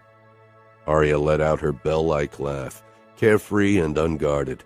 I felt the treacherous twitching of my own stomach, then mouth, but I held back. Aria put her hand on my thigh with a soft smile. My eyes darted to hers, and without thinking about it, I covered her small hand with my big one. Keeping my distance was a losing game. When we stepped into the apartment, the smell of roasted lamb and rosemary wafted over to us. "I told Mariana to prepare a nice dinner," I said casually. If I really wanted to succeed in pushing my young wife away, I was definitely using the wrong approach. Fuck it. Aria gave me that smile, that goddamn smile. "Thank you." I resisted the urge to dip my head to kiss that sweet mouth. "Show your sister to her room and then we can eat." I didn't wait for her reaction. Instead, I moved into the kitchen area where Mariana was wielding her cooking magic. "Luca," she said with a brisk smile, then checked on the lamb. I reached for one of the roasted potato halves swimming in a sea of olive oil and rosemary. Mariana swatted my hand away, clucking her tongue. "Not before dinner," she chided in Italian. My eyebrows rose, and holding her gaze, I took a potato and put it in my mouth. She shook her head. The fucking thing burnt my tongue, but the delicious taste was worth the pain. "How's your girl?" "Good," I said. She shook her head. "She's too beautiful to be alone so often." "Mariana," I warned. I liked Mariana, and I'd known her all my life, but I wouldn't let her meddle.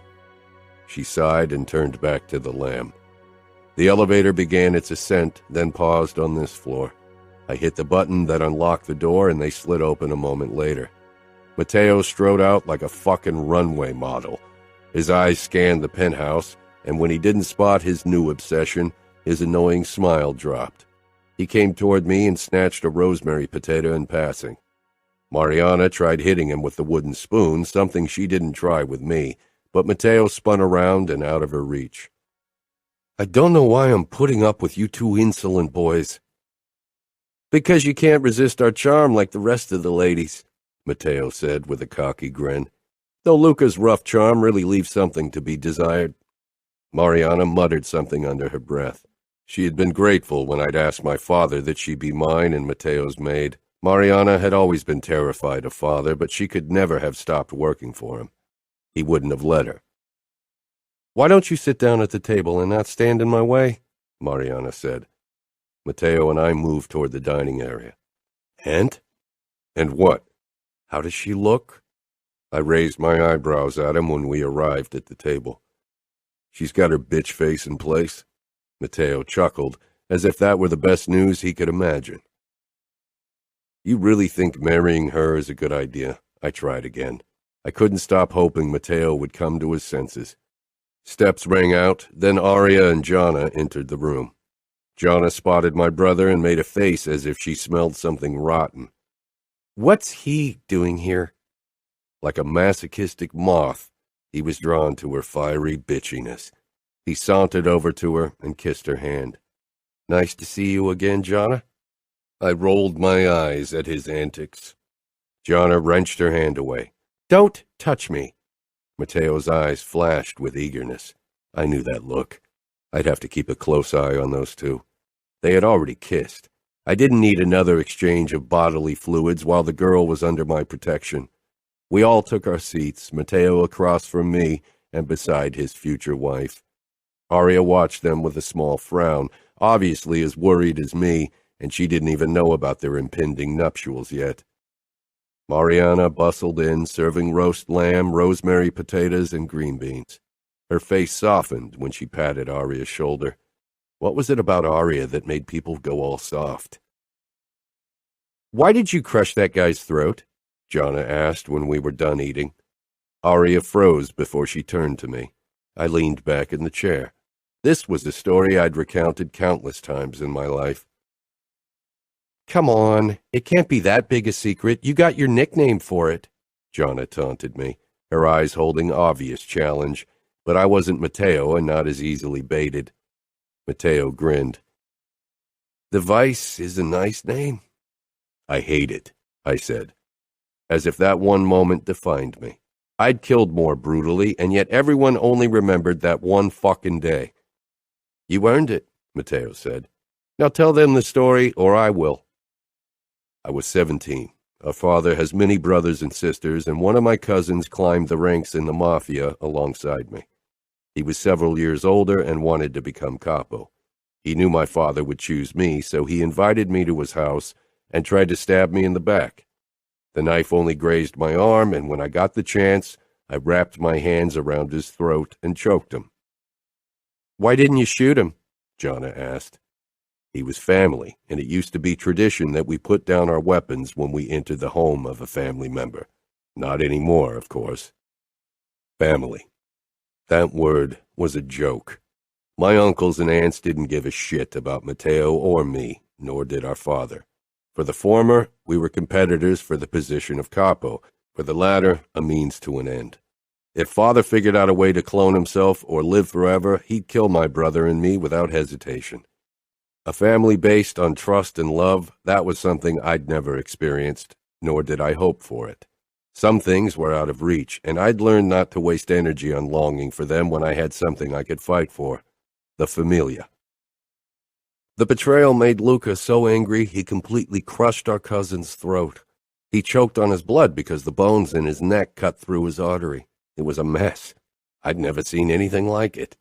Matteo flashed me a grin. He'd always been more eager to tell my story than me. He found it amusing, while it only made me angry. I'd been foolish in the past, had put my trust in people who didn't deserve it, and it had almost killed me. I wouldn't make that mistake again. Trust was stupidity. Love was weakness. My eyes found Aria, who watched me with compassion. That's why Luca always sleeps with an eye open. He never even spends the night with a woman without a gun under the pillow or somewhere at his body. Matteo's voice cut through my thoughts, and I realized he was right. Since that day, I'd never been without a gun around other people, until Aria. I glared at my brother. Couldn't he just shut up? Matteo raised his hands. It's not like Aria doesn't know you screwed around with other women. Did he think that was why I was pissed? He blurted out facts I had no intention of sharing. Aria knew I was unarmed around her. I didn't want her to read too much into it. Jonna leaned forward on her elbows, eyebrows cocked. So, are you wearing a gun now? We're all family, after all. Luca always wears a gun. Matteo leaned toward Jonna. Don't take it personally. I don't think even I have seen him without a gun since that day. It's Luca's tick. I could feel Aria's eyes on me, could see her thoughts worrying behind those baby blues. She knew. I sent her a harsh look, trying to dissuade her from making a big deal of my actions. So what? I didn't wear a gun around her because she wasn't an opponent to fear. That was all. After dinner, I helped Aria move the plates into the dishwater, while Matteo and Jonna kept on their arguments in the living room. Aria yawned again, blinking slowly. Let's go to bed. Her eyes darted to my brother and her sister sitting across from each other on the sofas. Not before Matteo leaves. I won't leave him and my sister alone. She had a point. I didn't trust Matteo to honor the rules of our world when it came to Jonna, and I doubted she gave a flying fuck about losing her V-card on her wedding night. You're right. She shouldn't be alone with him. I walked over to my brother, who tore his gaze away from Jonna with a grin. I bent down. That's your panty dropper grin. Bag it and get down to your fucking apartment. You won't go anywhere near Jonna's panties before she's your wife. Says who? Matteo challenged. I gave him a warning look, and he pushed to his feet with a scowl. What had he thought? That I'd allow him to spend the night with the girl? That was a war declaration in the making. Father would lose his shit and make us both pay for losing face. I had a feeling he'd finally found a way to make me pay in ways that would have a lingering effect. My eyes found Aria, who leaned against the kitchen counter. It would take time to come up with a foolproof plan to get rid of the bastard. Until then, I needed to make sure Father had no reason to target my wife. With a last grin at Jonna, Matteo left the apartment. Ignoring me, Jonna moved over to her sister. He's obsessed with me. She was right. Then stop teasing him. He likes it, Aria said as I walked over to her and leaned beside her. I don't care what he likes. I wrapped an arm around Aria's waist, remembering a moment too late that I was trying to be less affectionate toward her. Matteo is a hunter. He loves the chase. You'd better not make him want to chase you, I told Jonna. Jonna rolled her eyes. He can hunt me all he wants. He won't get me. That's where she was wrong. Matteo already owned her, and soon she'd find out. You don't intend to go to bed now, right? Jonna asked Aria. I'm really tired. Jonna's shoulders slumped. Yeah, me too. But tomorrow I want you all to myself. She sent me a scathing look, as if that had an effect on me, before she headed for the guest bedroom. If I hear screams, no gun under a pillow will save you, Luca. She closed the door with a bang. Aria's cheeks were flushed. I dipped my head. Will you scream for me tonight? I trailed my tongue over her throat. Not with my sister under the same roof, Aria said in embarrassment. We'll see about that, I murmured, nibbling her throat the way she loved it, and was rewarded with a breathy moan. I'd get Aria's screams tonight. Without another word, I led her into our bedroom. Shutting the door, I tugged Aria toward me, then slipped her dress off. My eyes trailed over her white lace underwear in appreciation before I lifted her off the ground and carried her over to the bed where I put her down. I didn't waste any time before I bowed my head over her parted legs and kissed her pussy through her panties. The material was already soaked, and Aria's sweet scent tightened my groin with arousal. I kissed my way up to her chest. Mine, I murmured against her breast before I opened her bra and removed it. I fucking love your nipples. They're pink and small and perfect. I pulled her panties down next and stroked her swollen pussy lips, already eager for attention, but I focused on her nipples until Aria was writhing under me. Then I moved lower and dipped my tongue between her folds.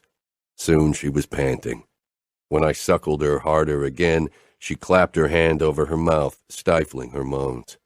No, I ordered, grabbing her hands and holding them down against her stomach. Jonna will hear. I hoped she did. It would probably drive her up the wall. Keeping my eyes on Aria's needy face, I began teasing her clit with my lips until she couldn't hold back her sounds anymore. She was so fucking wet that my fingers slipped in easily. Oh, God, Aria gasped. I finger-fucked her gently as I sucked her clit, and then she came hard. She pushed her face into the pillow, but a few moans rang out loud and clear. The sight of Aria losing control alone made me want to eat her out every day. I crawled back up her, kneeling between her legs. When will you let me take you? I asked in a low voice as I pressed a kiss to her pulse point. Aria stiffened. I looked at her. Fuck. Why do you have to look so fucking scared when I ask you that question? I'm sorry, I just need more time. More time, when I wasn't sure how much time we had. I gave a terse nod. Aria stroked my chest through my clothes, smiling apologetically. I leaned back and took off my shirt. She helped me out of my gun and knife holsters before she kissed my tattoo, then the wound over my ribs. Suddenly her expression turned daring, and she raked her fingers over my nipples. I groaned, then quickly got naked and settled on my back. Aria leaned over my erection and stopped with her lips only an inch from my tip. If you're not quiet, I'll stop. I touched the back of her head, loving this teasing side of Aria. Maybe I won't allow you to stop. Maybe I'll bite. I crossed my arms behind my head. Have your way with me. I won't make a sound. Don't want to offend your sister's virgin ears. What about my virgin ears? She kissed my cock, making me twitch. Still a virgin. You shouldn't still be one, I got out. But then Aria started sucking me, and I focused on the feel of her hot mouth and staying quiet. Like last time, I warned her before I came, and she quickly pulled back. Afterwards, I spooned her and turned off the lights. I'm sorry for what your cousin did, Aria said suddenly. It took me a moment to understand whom she was referring to. Junior, my traitorous cousin. The worst thing was that I hardly ever thought about his betrayal anymore because there were so many new threats in my life, not all of them Russian. I should have known better than to trust anyone. Trust is a luxury people in my position can't afford. Life without trust is lonely. Yes, it is, I agreed, kissing her neck. Part of me wanted to risk trusting Aria. It was a part I thought long dead. I woke after Aria for once. When she returned from her shower, I was already sporting a morning rod. Aria gave me a disbelieving smile, but I didn't wait long. I got out of bed and pressed her to my chest, facing the floor-length mirror. I made her watch as I teased her nipples, even as her cheeks turned red in shame. Of course, her sister was an early riser as well, and soon called for Aria right in front of our door, but I didn't release her. I wasn't done with her yet. Far from it. Your sister is a fucking nuisance, I whispered in her ear as I eased my finger between her folds, then pushed into her. But you're so fucking wet, Principessa. Aria rewarded me with more arousal.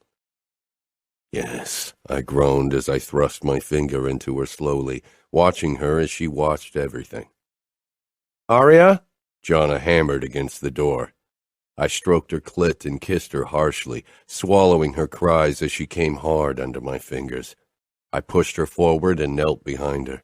Fuck, the sight of her ass and pussy on display was almost too much. I dragged my tongue along her crease, then dove back in until Aria's second orgasm caused her legs to give away. Panting, she knelt beside me. I straightened, bringing my dick close to her face. After a moment of hesitation, Aria took me into her mouth. Having her on her knees sucking my cock was the hottest sight I could imagine. You're so beautiful, Aria, I murmured as I started thrusting gently, trying to see if she could take me like that. Jonna finally gave up as well, but I could only watch Aria as she blew me slowly. I began guiding her head into a faster rhythm. Cup my balls. Fuck, this felt amazing. I rocked my hips as Aria sucked me. I want to come in your mouth, Principessa. When Aria nodded, I almost came right then, but I held off until it just got too much. My hips jerked as I came hard, all the while watching my wife. I stroked her cheek as she tried to swallow everything. I pulled Aria up to me, not wanting her to get insecure, and kissed her harshly. I hope you remember this all day. I definitely would. After a quick breakfast, I left for a day in the Sphere. Matteo and I had our drug sale numbers to go over and to finally discuss our father's end. We settled across from each other in the office. So you finally want to give the sadistic asshole what he deserves? He's barely doing what needs to be done so the familia stays at the top. Matteo grinned. As if that's why you want to kill him. You don't like how he treated your wife. I don't like how he treats a lot of people. Matteo's expression made it clear that he wanted me to cut the bullshit. I leaned forward, lowering my voice. He ruins everything. He thrives on misery. I just want him gone. You with me? Do you really have to ask? I've wanted to kill him for as long as I can remember. I nodded, then leaned back. We have to be careful. We can't risk anything being traced back to us. Matteo considered that. Father is paranoid. The only time he isn't heavily guarded and doesn't have his bodyguard sitting right beside him is when he meets with his mistress. We can't kill him ourselves. Matteo's mouth tightened. I really want to be the one to do it, but I get your point. We'll figure something out. Father's got a long line of enemies. There has to be a way to get one of them to kill him. Chapter 17. Matteo and I were checking our sales numbers for cocaine and synthetic drugs when my phone beeped. It was a message from Romero's cell. A wants to hit a club. Permission? I hope no more bad news, Matteo muttered as I typed no and sent it off.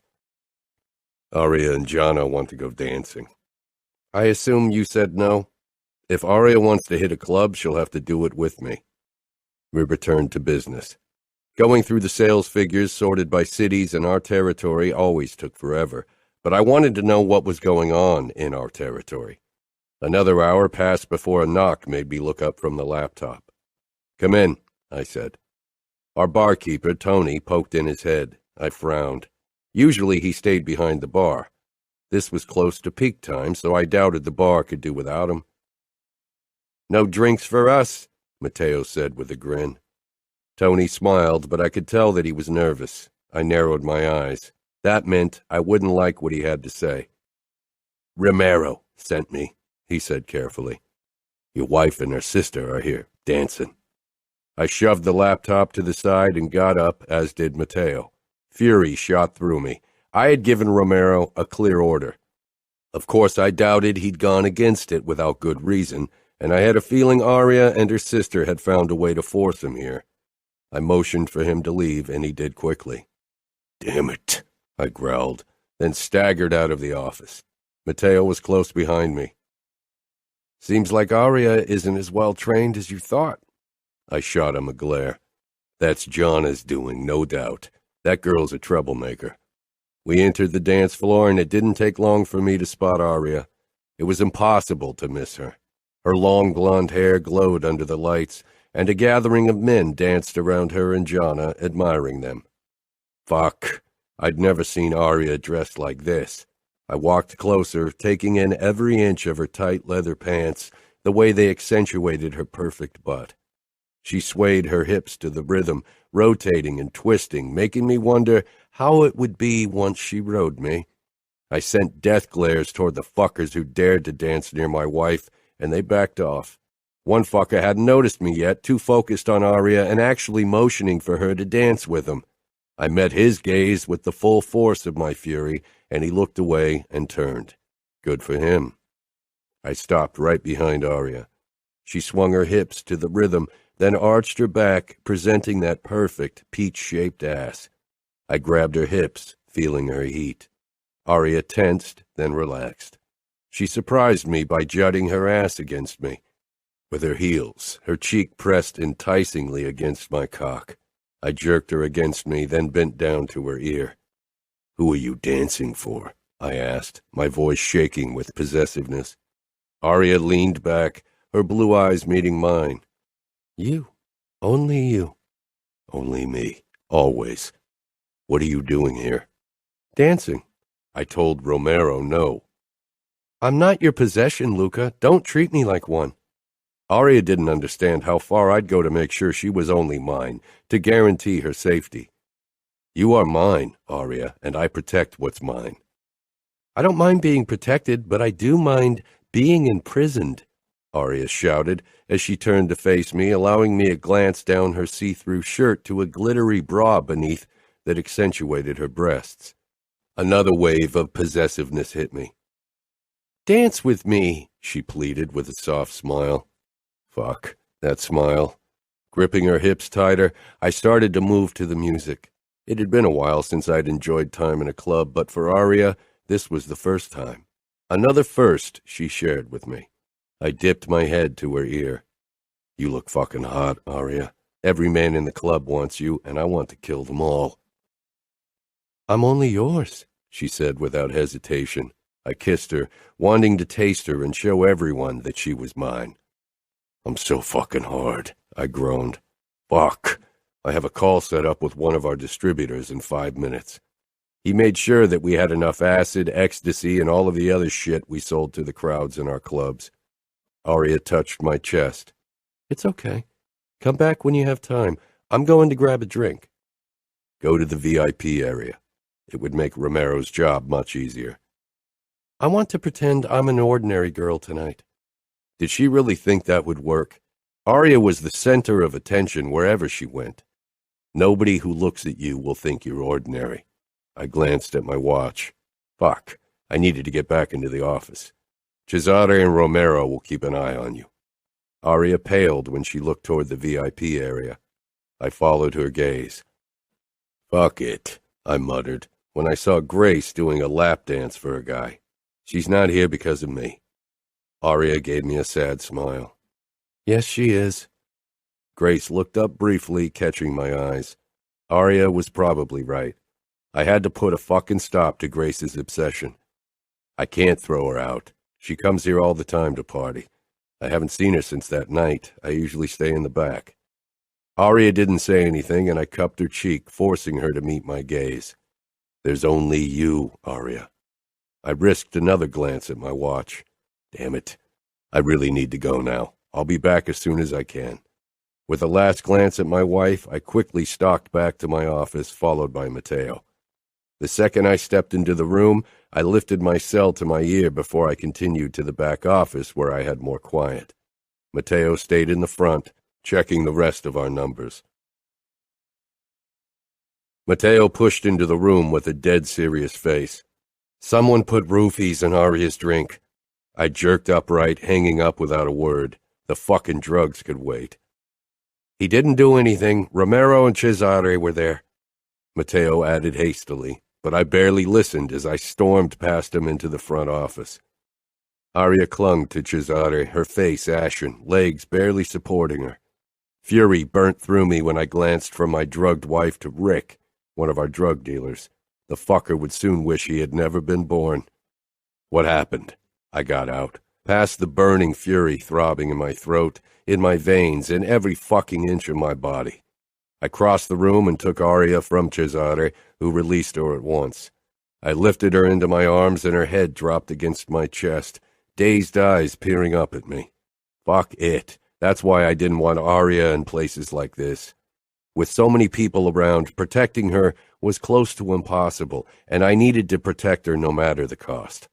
A brief burst of anger toward her for disobeying flickered in my body, but it slipped away as I peered down at my helpless wife. Jana kept bitching in her high-pitched voice, but my focus tunneled in on Aria. Her blue eyes clung to my face, her fingers crinkling my shirt. Romero explained some shit about roofies to Jana as I put Aria down on the sofa. She looked small and vulnerable. I turned toward Rick and stalked to him. I wanted to smash his skull against the wall, leave a goddamn dent in the plaster from the force of it. But a quick end like that? No, that wasn't going to happen. "You put roofies in my wife's drink, Rick?" I asked, my voice vibrating with my barely contained anger. Without Aria and Jana in the room, I would already have started slicing him into bite-sized pieces. Rick's beady eyes shot open, mouth gaping. "Wife? I didn't know she was yours. I didn't, I swear." I shoved Romero aside to get into Rick's ugly face, then gripped the knife still sticking out of his thigh and turned it sharply. Rick roared in agony, eyes rolling back, but Romero kept the fucker on his feet. "What did you plan to do to her once you had her outside?" Fuckers like Rick used roofies for a chance to get their dick wet, and they sold roofies to assholes who wanted to do the same because no women would ever give them the time of day. "Nothing." "Nothing? So if my men hadn't stopped you, you would have just dropped her off at a hospital." The mere idea that this piece of shit could have touched Aria drove a burning ball of fire into my chest. Aria murmured a few incoherent words. I moved to her side and got down on my haunches to be eye level with her. "What did you say, Aria?" "I'll fuck your tight ass. I'll make you scream, bitch. I'll fuck you, bloody cunt." That's what he said to me. Aria dragged the words out of her mouth, her eyelids fluttering. Jana lost her shit before I could, raging and screaming. "You will die!" she screamed at Rick. He wouldn't only die. Death was for a simple transgression. This was the ultimate crime, the fucking ultimate sin. I stood, feeling my pulse slow as it always did before the kill, before the torture. Matteo was holding Jana back from scratching Rick's eyes out. "They will make you bleed. And I hope they'll rape your ugly ass with that broomstick over there." "Jana?" Aria whimpered, and briefly my pulse spiked. Then my eyes settled on Rick, assessing him, trying to decide how to cause him the most agony possible in as short a time as possible. Aria needed to go home, to sleep off the drugs.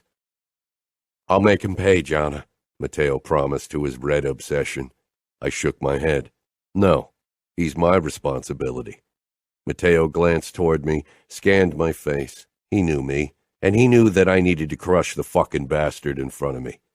I stepped up to Rick. His chin wobbled, his eyes twitching with fucking terror. Oh, he knew the stories of what I did to people who fucked with me.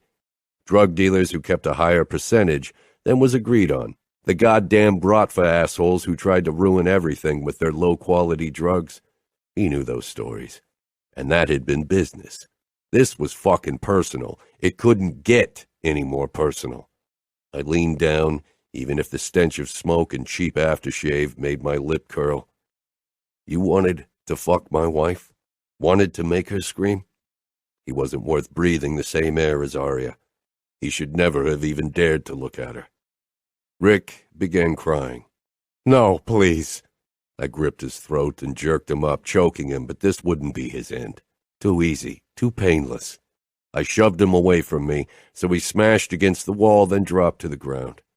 His gaze briefly flitted toward Aria, as if he hoped for her help, and I fucking snapped. "I hope you're hungry, because I'm going to feed you your cock." I staggered toward him, static rushing in my ears, poisonous fury sloshing in my veins as I withdrew my knife.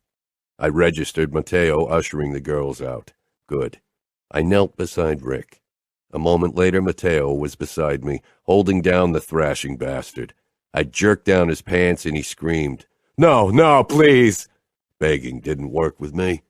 I brought the knife down, not on his cock, though, not yet. First, I wanted answers. Soon, Rick revealed that a blonde woman had given him money so he'd put roofies in Aria's drink. It must have been Grace. I should have known the bitch wouldn't give up easily. The only other option was a Russian spy, like the killers who'd been sent out to kill Matteo and me. Or maybe even a woman sent by my father in case he feared Aria could turn me soft. But Rick was a blubbering mess, and his brain too frayed from years of taking shit himself. I wouldn't get more information out of him. Rick hadn't known Aria was my wife. It didn't matter. "Please," he begged again. "I told you everything. It won't happen again." I brought my face close, smiling harshly. "You're right. It won't happen again." Then I brought my knife down on his cock, and his screams pitched higher until they turned into a choked gurgle. When I was done, I stood, and so did Matteo. Rick still occasionally twitched in the sea of blood around him. I went over to the sink, washed his filthy blood off my hands and face and knife. Then I left without a word. Matteo would find someone to clean up the shit. I went through the back entrance toward the waiting car. Romero stood beside it. The moment Jonna spotted me, her bitch face dropped, turning to shock. "Holy fuck, you're covered in blood." "Only my shirt," I told her. Romero grabbed a fresh shirt from the trunk as I slipped out of the ruined one.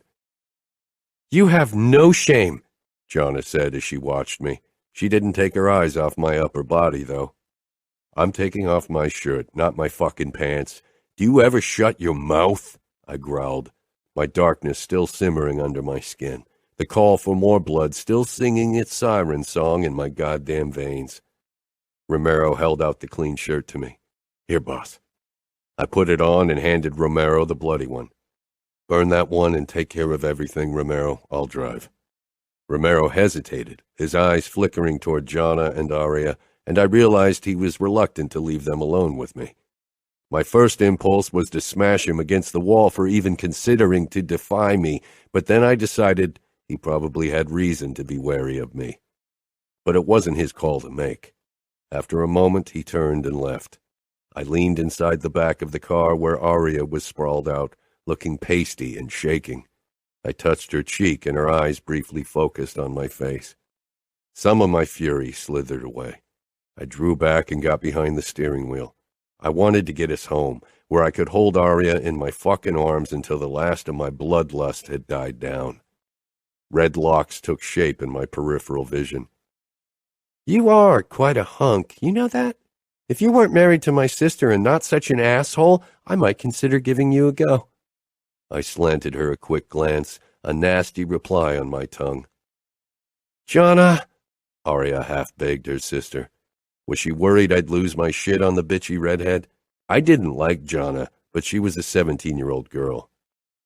"What, cat got your tongue? I hear you usually jump everything that doesn't have a dick." She finally shut up when I didn't take the bait. We pulled into the parking garage, and I got out of the car. I lifted Aria into my arms and carried her into the elevator.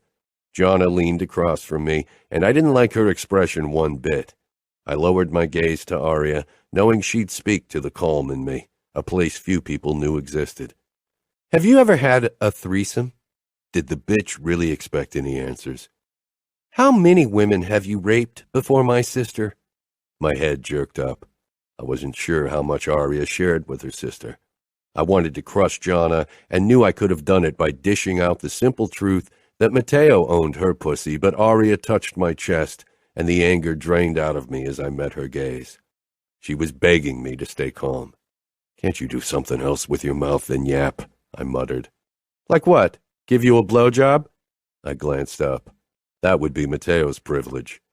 "Girl, you've never even seen a dick. Just keep your lips shut." "Jonna," Aria whispered. I strode quickly toward the stairs to take Aria to our bedroom, but Jonna barred my way. "Where are you taking her?" "To bed," I told her, trying to move past her, but she got in the way. She's high on roofies. That's probably the chance you've been waiting for. I won't let her be alone with you." Was she suggesting I'd fuck Aria while she was helpless like this? I'm going to say it only once, and you'd better obey. Get out of my way and go to bed. Or what? That was the fucking problem. There was little I could do. For one, because she was a girl, and for two, because she was Matteo's girl. "Jonna, please," Aria pleaded. Jonna finally stopped the bullshit. "Get better." Without another glance at the bitch, I carried Aria into our bedroom. She squirmed in my hold, shivering. "I'm going to be sick." The moment I held her over the toilet, Aria threw up, still shaking. "I'm sorry," she whispered, sounding embarrassed and miserable. "What for?" I asked, as I wrapped my arm around her and helped her up. "For throwing up." I soaked a towel and held it out to her. Aria took it with a weak smile and cleaned her face, shaking in my hold. "It's good that you got some of that shit out of your system. Fucking roofies. It's the only way for ugly fucks like Rick to get their dicks into a pussy," I growled, my anger rekindling. If I didn't already have so much on my plate, I'd have drawn his torture out over a few days. I helped Aria into the bedroom. She leaned heavily on me. Glancing down at her, I asked, "Can you undress?" She gave a small nod. "Yeah." I released her and she lost her balance. She landed on the bed and began laughing before she grimaced, holding her head. She definitely wouldn't be able to undress herself. I leaned over her, trying to catch her attention. It took a moment before her eyes focused on me. "I'm going to get you out of your clothes. They stink of smoke and vomit," I explained slowly. For some reason, it felt wrong to address her in her state. She was drugged and obviously not in a state of mind to refuse advances. There was a good reason why roofies were the drug of choice for rapists. I hooked my fingers under Aria's shirt and gently slid it up. She giggled again, but I ignored it and her wiggling. Despite my best intentions, I couldn't help but check her out when I pushed down her leather pants. Goosebumps covered her gorgeous lean legs right up until her tiny lace panties. I reached under her back, causing her to arch with another giggle as if I'd tickled her. I doubted she realized what she was doing. Her unfocused eyes were playful as she looked up at me. I unhooked her bra and pulled it off, then tossed it carelessly away. Good Lord, even drugged Aria stole my breath. She was sprawled out before me in nothing but a tiny piece of lace covering her pussy, her nipples erect in the cool room, and smiling up at me. There was no anxiety, no fear. I quickly turned away before my thoughts could wander down a dark path. I got out of my clothes before I grabbed a shirt from my drawer, then helped Aria to a sitting position. It took several tries to get her into the shirt, but it would have taken even more tries to get her into one of her flimsy nightgowns. I lifted Aria once more and laid her down with her head on the pillow. She didn't move, only peered up at me with the same dreamy smile. I stretched out beside her. "You're impressive, you know," she said, her eyes trailing over my chest, going in and out of focus. I touched her forehead. She was overly warm. Aria giggled and touched my lower abs before she slid even lower. I quickly stopped her wandering hand and held it fast. "Aria, you're drugged. Try to sleep." She gave me a droopy smile that was probably meant to be seductive. "Maybe I don't want to sleep." I stroked her hair from her forehead. "Yes, you do." Aria blinked, then yawned. "Will you hold me?" I turned off the lights and cradled her in my arms. "You'd better lie on your side in case you feel sick again," I murmured against her neck. "Did you kill him?" she mumbled. I considered how much to tell her, but Aria knew the rules of our world. She knew the man I was. "Yes." "Now there's blood on my hands." "You didn't kill him." "But you killed him because of me." "I'm a killer, Aria.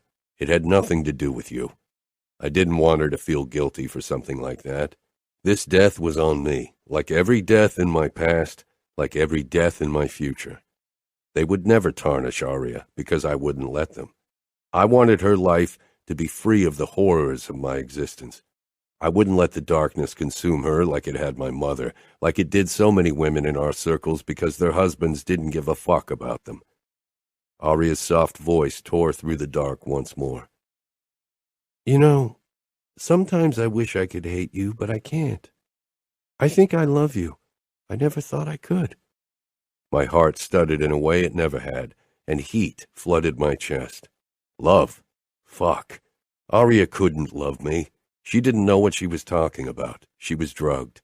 The roofies had messed with her brain. After a long exhale, Aria continued, her voice becoming drowsier.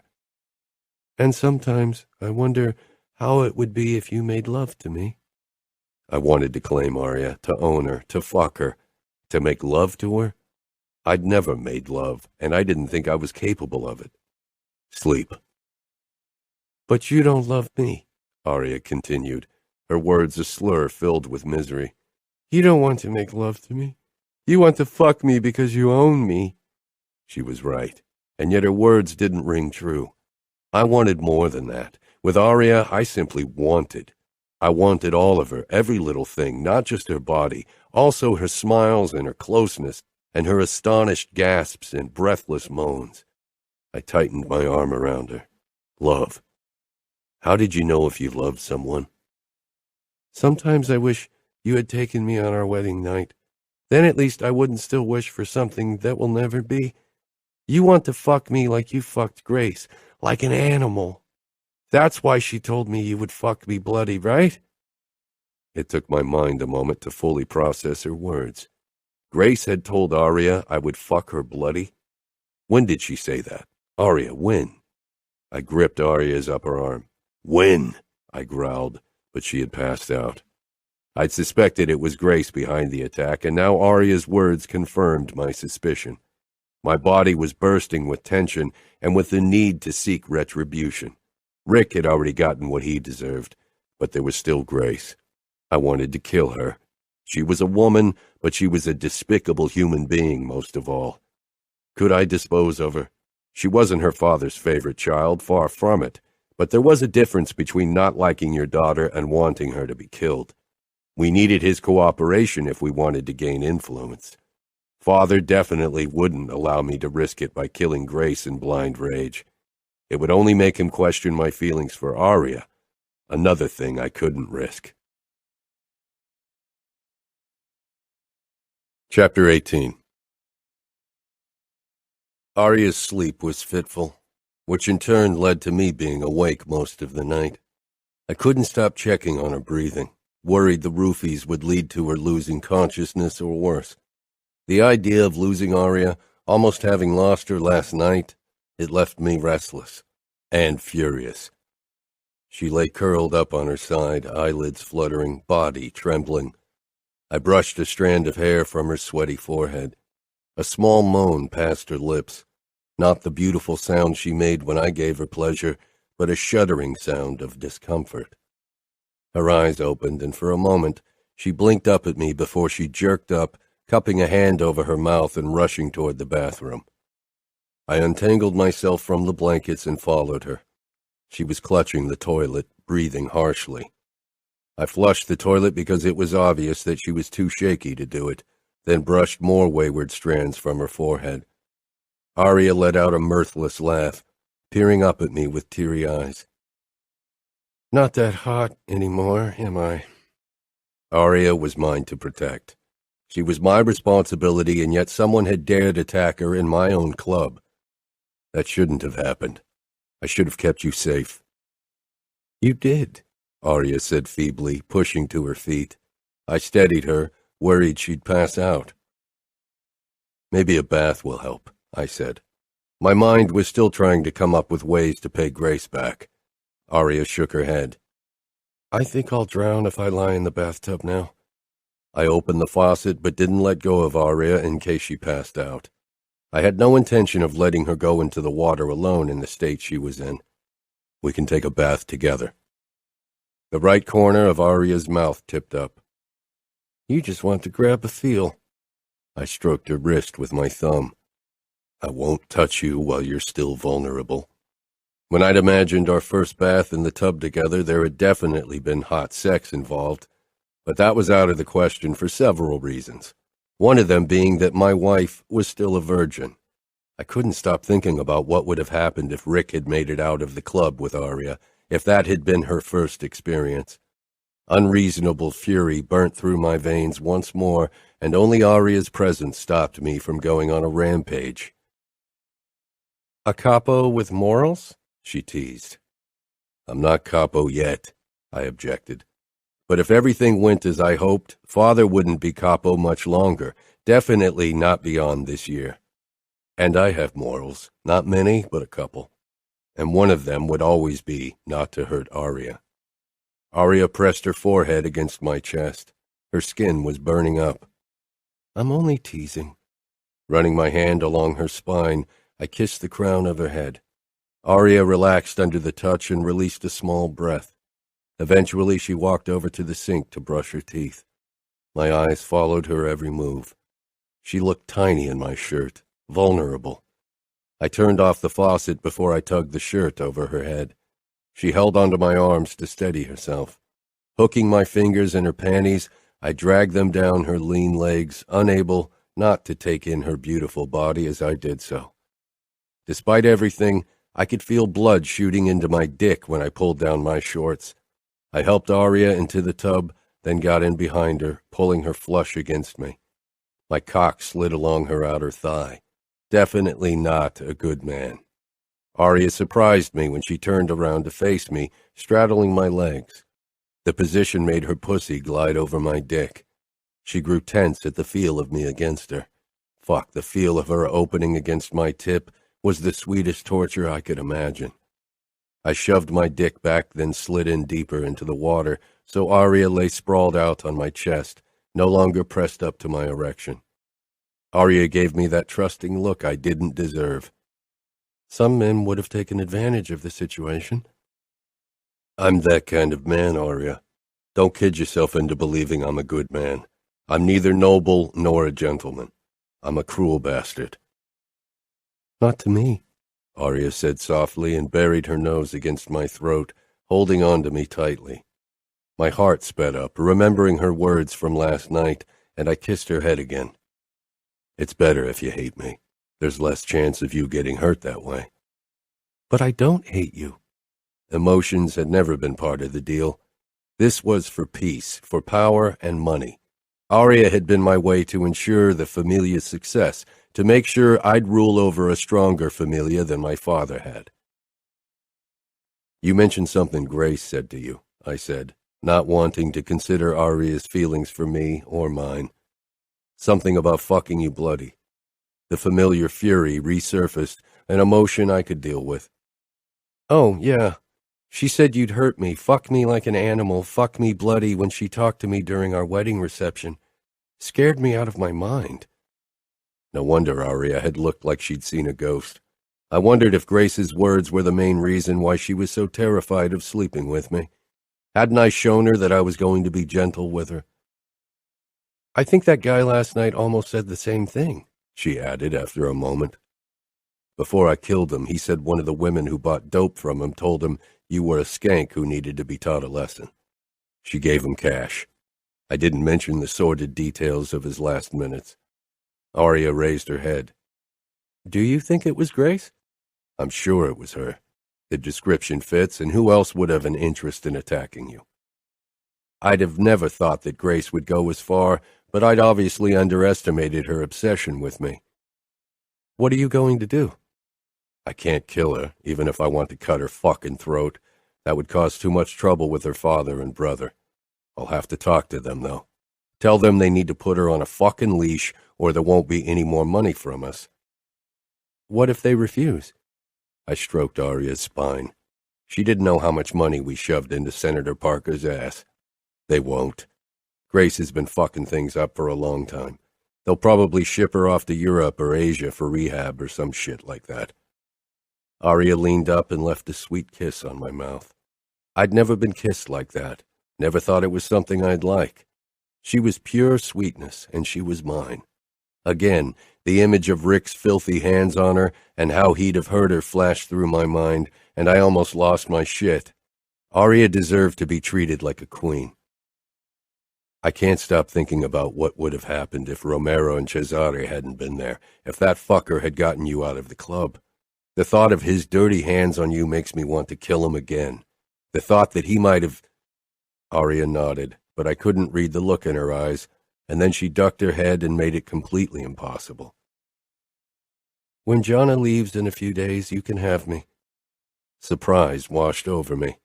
Maybe I should have told her that she didn't have to promise me something like that, but I burnt up with the desire to be as close to her as possible, to make her mine.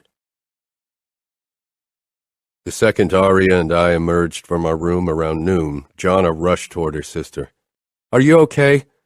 I was so worried because you didn't come out of your bedroom. She sent me a quick, disapproving glance as if I cared.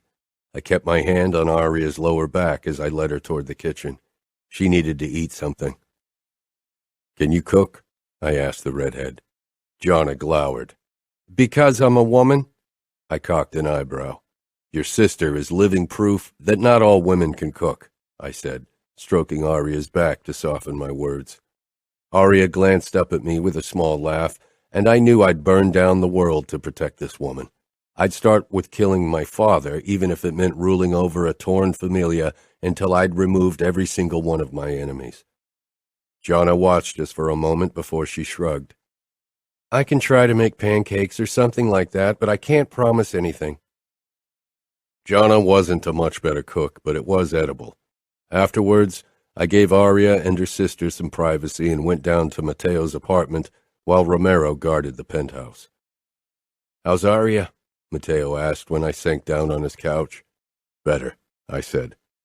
I need to talk to Senator Parker. He needs to send Grace away. If she stays in New York, I'll kill her. Father won't like it. You know how much he cares about schmoozing the politicians? That was the only thing he still did. Matteo propped his elbows up on his thighs. Have you thought about how to solve the problem? The bratva is always an option. I shook my head. It would make them too confident. Killing a capo is a big deal.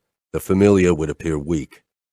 Matteo nodded, but I could tell that he considered the bratva our best bet, and he was probably right, but I preferred a less obvious solution. I think we should go the poison route. Many men in Father's family have suffered from strokes or heart attacks. There are poisons that have the same effect. Very few of them are untraceable. Most of our options are only traceable if you look for them specifically.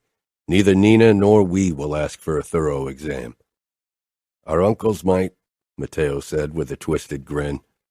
Then we'll handle them. When? I'd considered our options. I wanted him gone as fast as possible, but we needed to figure out the perfect timing, not to mention that I still wasn't sure who should put the poison in his drink. Father's suspicious.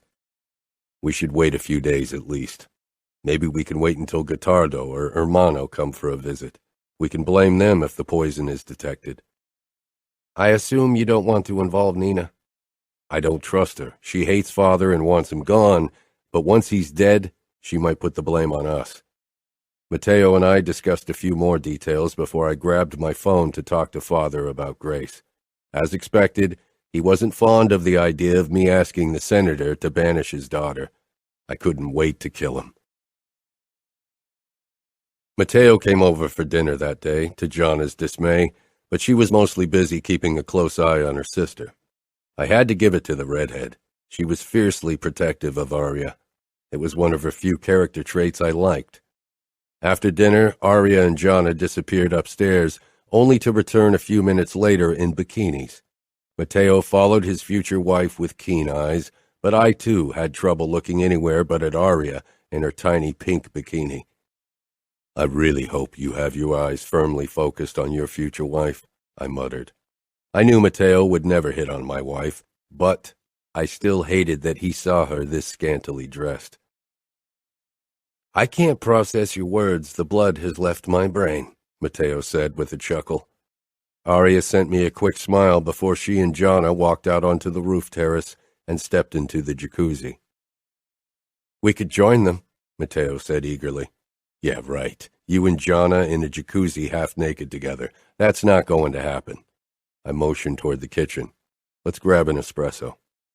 Matteo reluctantly followed me. I prepared us espresso, but my eyes kept returning to Aria, remembering when we'd been in the jacuzzi. You watch her as if you want to devour her, Matteo said. You're one to talk. You're fucking Jonna all day, when she isn't even your wife yet. Aria is your wife, and you still don't get more action than me, Matteo taunted. Trust me, I'm getting more than you can dream of, and soon. I stopped myself, realizing I was talking about sex with Aria with my brother. In the past, we'd always shared our sexual adventures with each other, but Aria was my wife, and I respected her too much to divulge that kind of information. Matteo chuckled. Come on, Luca. You've never been like this. I'm your brother. Tell me, how is it to be with one of our girls? Are they too stuck up for blowjobs? I can't imagine Aria loosening up. She doesn't seem like a woman who'd ever suck a dick unless you forced her. And we both know you can't hurt a single golden hair of hers. Anger shot through me, and I raised a hand in warning. Don't talk about Aria like that, ever. Matteo tilted his head, regarding me curiously. Scowling, I averted my eyes. Fuck it. You're very protective of her, and it's definitely not just possessiveness. My eyes were drawn to my wife once more, as she and Jonna chatted and laughed in the jacuzzi. I felt possessive of Aria, there was no denying it, but it definitely wasn't the extent of my feelings, not even close. Chapter 19. I was fucking ecstatic when Jonna finally disappeared from view on her way to her plane back to Chicago. Aria looked heartbroken.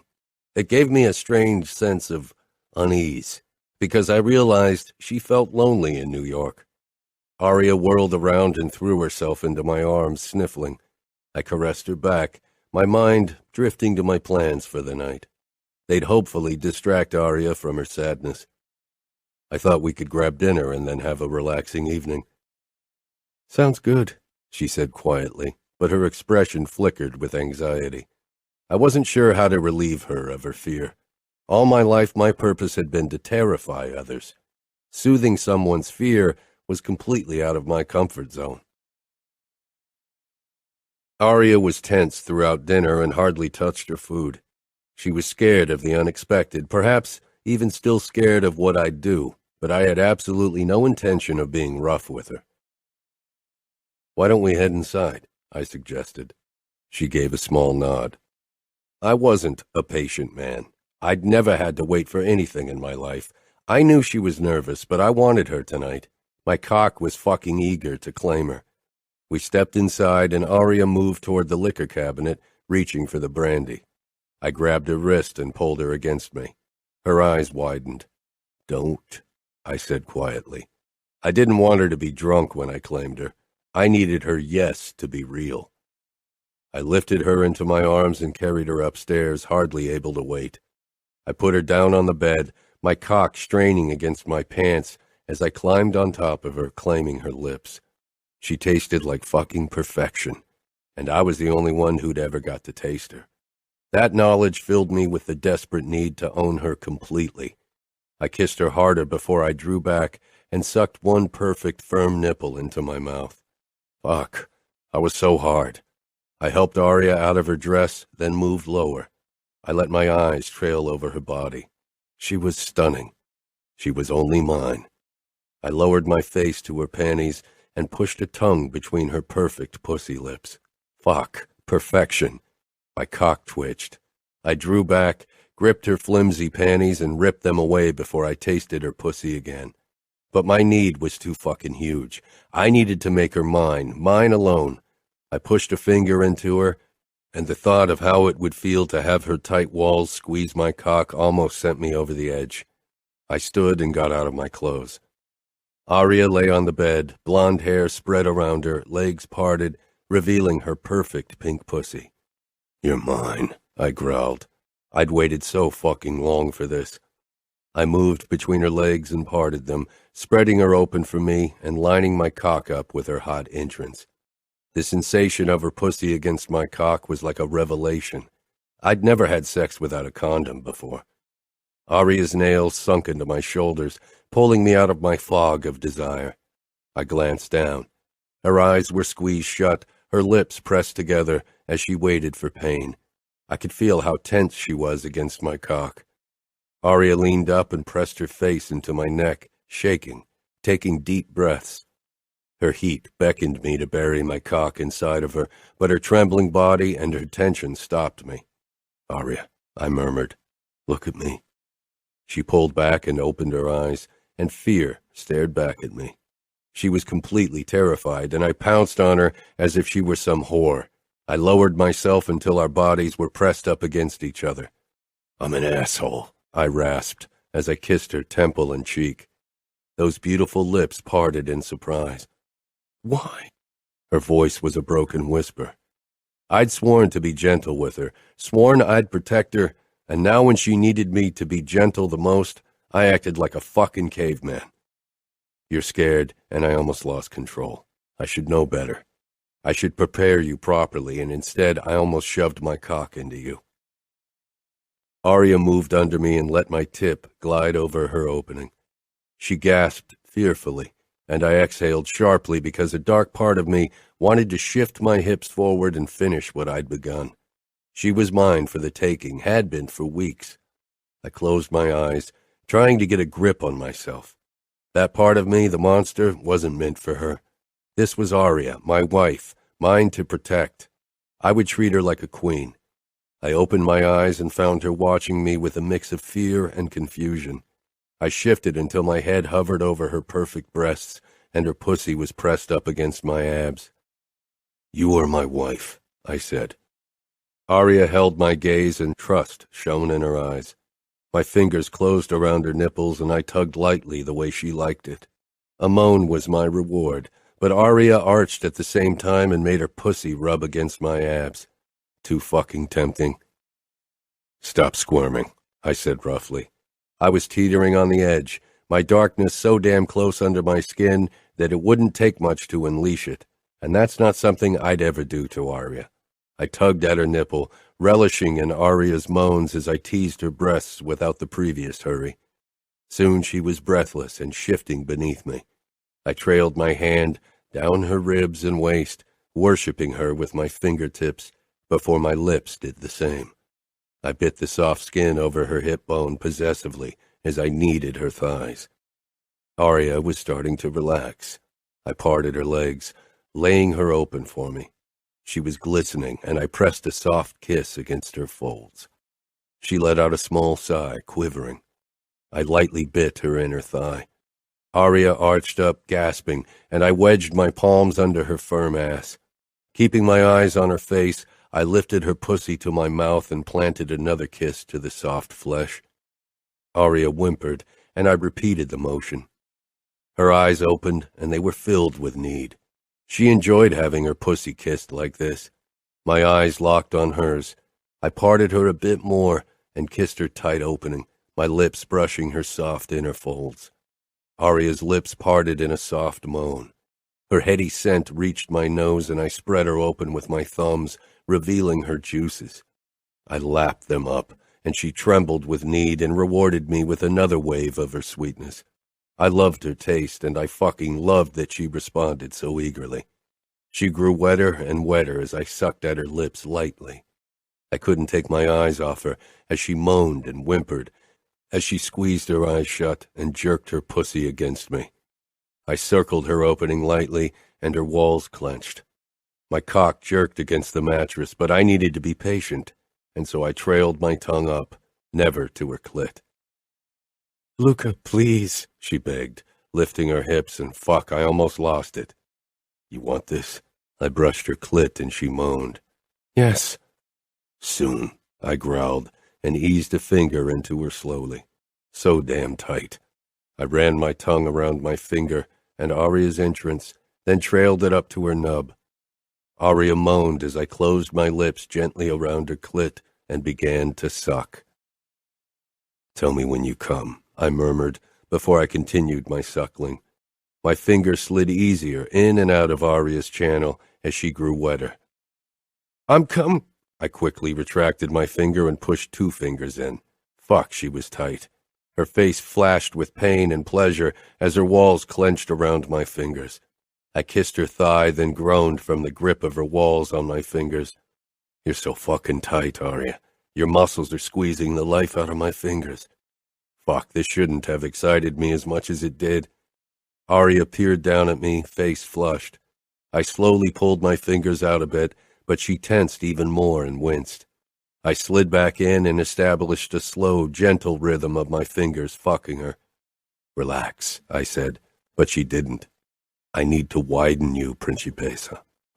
If she was already this tense, with only 2 fingers, getting my cock inside her would be a fucking disaster. I circled her clit with my tongue, lightly, until she let out a soft sigh, her walls easing their grip around my fingers as she grew even more aroused. When she relaxed, I pulled my fingers out and moved up, hovering over her. I gently pushed her legs farther apart and lined my cock up with her entrance. My cock looked fucking huge against her pink pussy, and it gave me a thrill, knowing how tightly she'd grip me. She tensed when my tip brushed her opening. I lowered myself and left gentle kisses on her face, hoping it would take some of her fear. Aria, I rasped. She raised her gaze to mine, blue eyes swirling with anxiety. She wrapped her arms around me, shaking fingers touching my back. She gave me a tense smile. Fuck, I wanted to protect and care for this woman. I increased the pressure on Aria's entrance, trying to get past her clenched walls, but she was tense. I could have broken through her tension with more force, but that was the last thing I wanted to do. Relax, I said, cupping her cheek and kissing her lips. I'm not even in yet. I ran my fingertips down her side before I gripped her thigh and parted her further for me, hoping it would allow me to enter her more easily. Shifting my hips and gritting my teeth, I slid into her about an inch. She dug her nails into my skin, her face flashing with pain, her body tensing even further in expectation of more pain. The grip of her walls brought a blinding wave of pleasure. Only the look at her pain-stricken face allowed me to stay in control and not seek more of the pleasure her tightness could offer me. Aria whimpered, a sound that sliced cleanly through me. I'd heard cries of agony that had bothered me not a fucking bit, but this...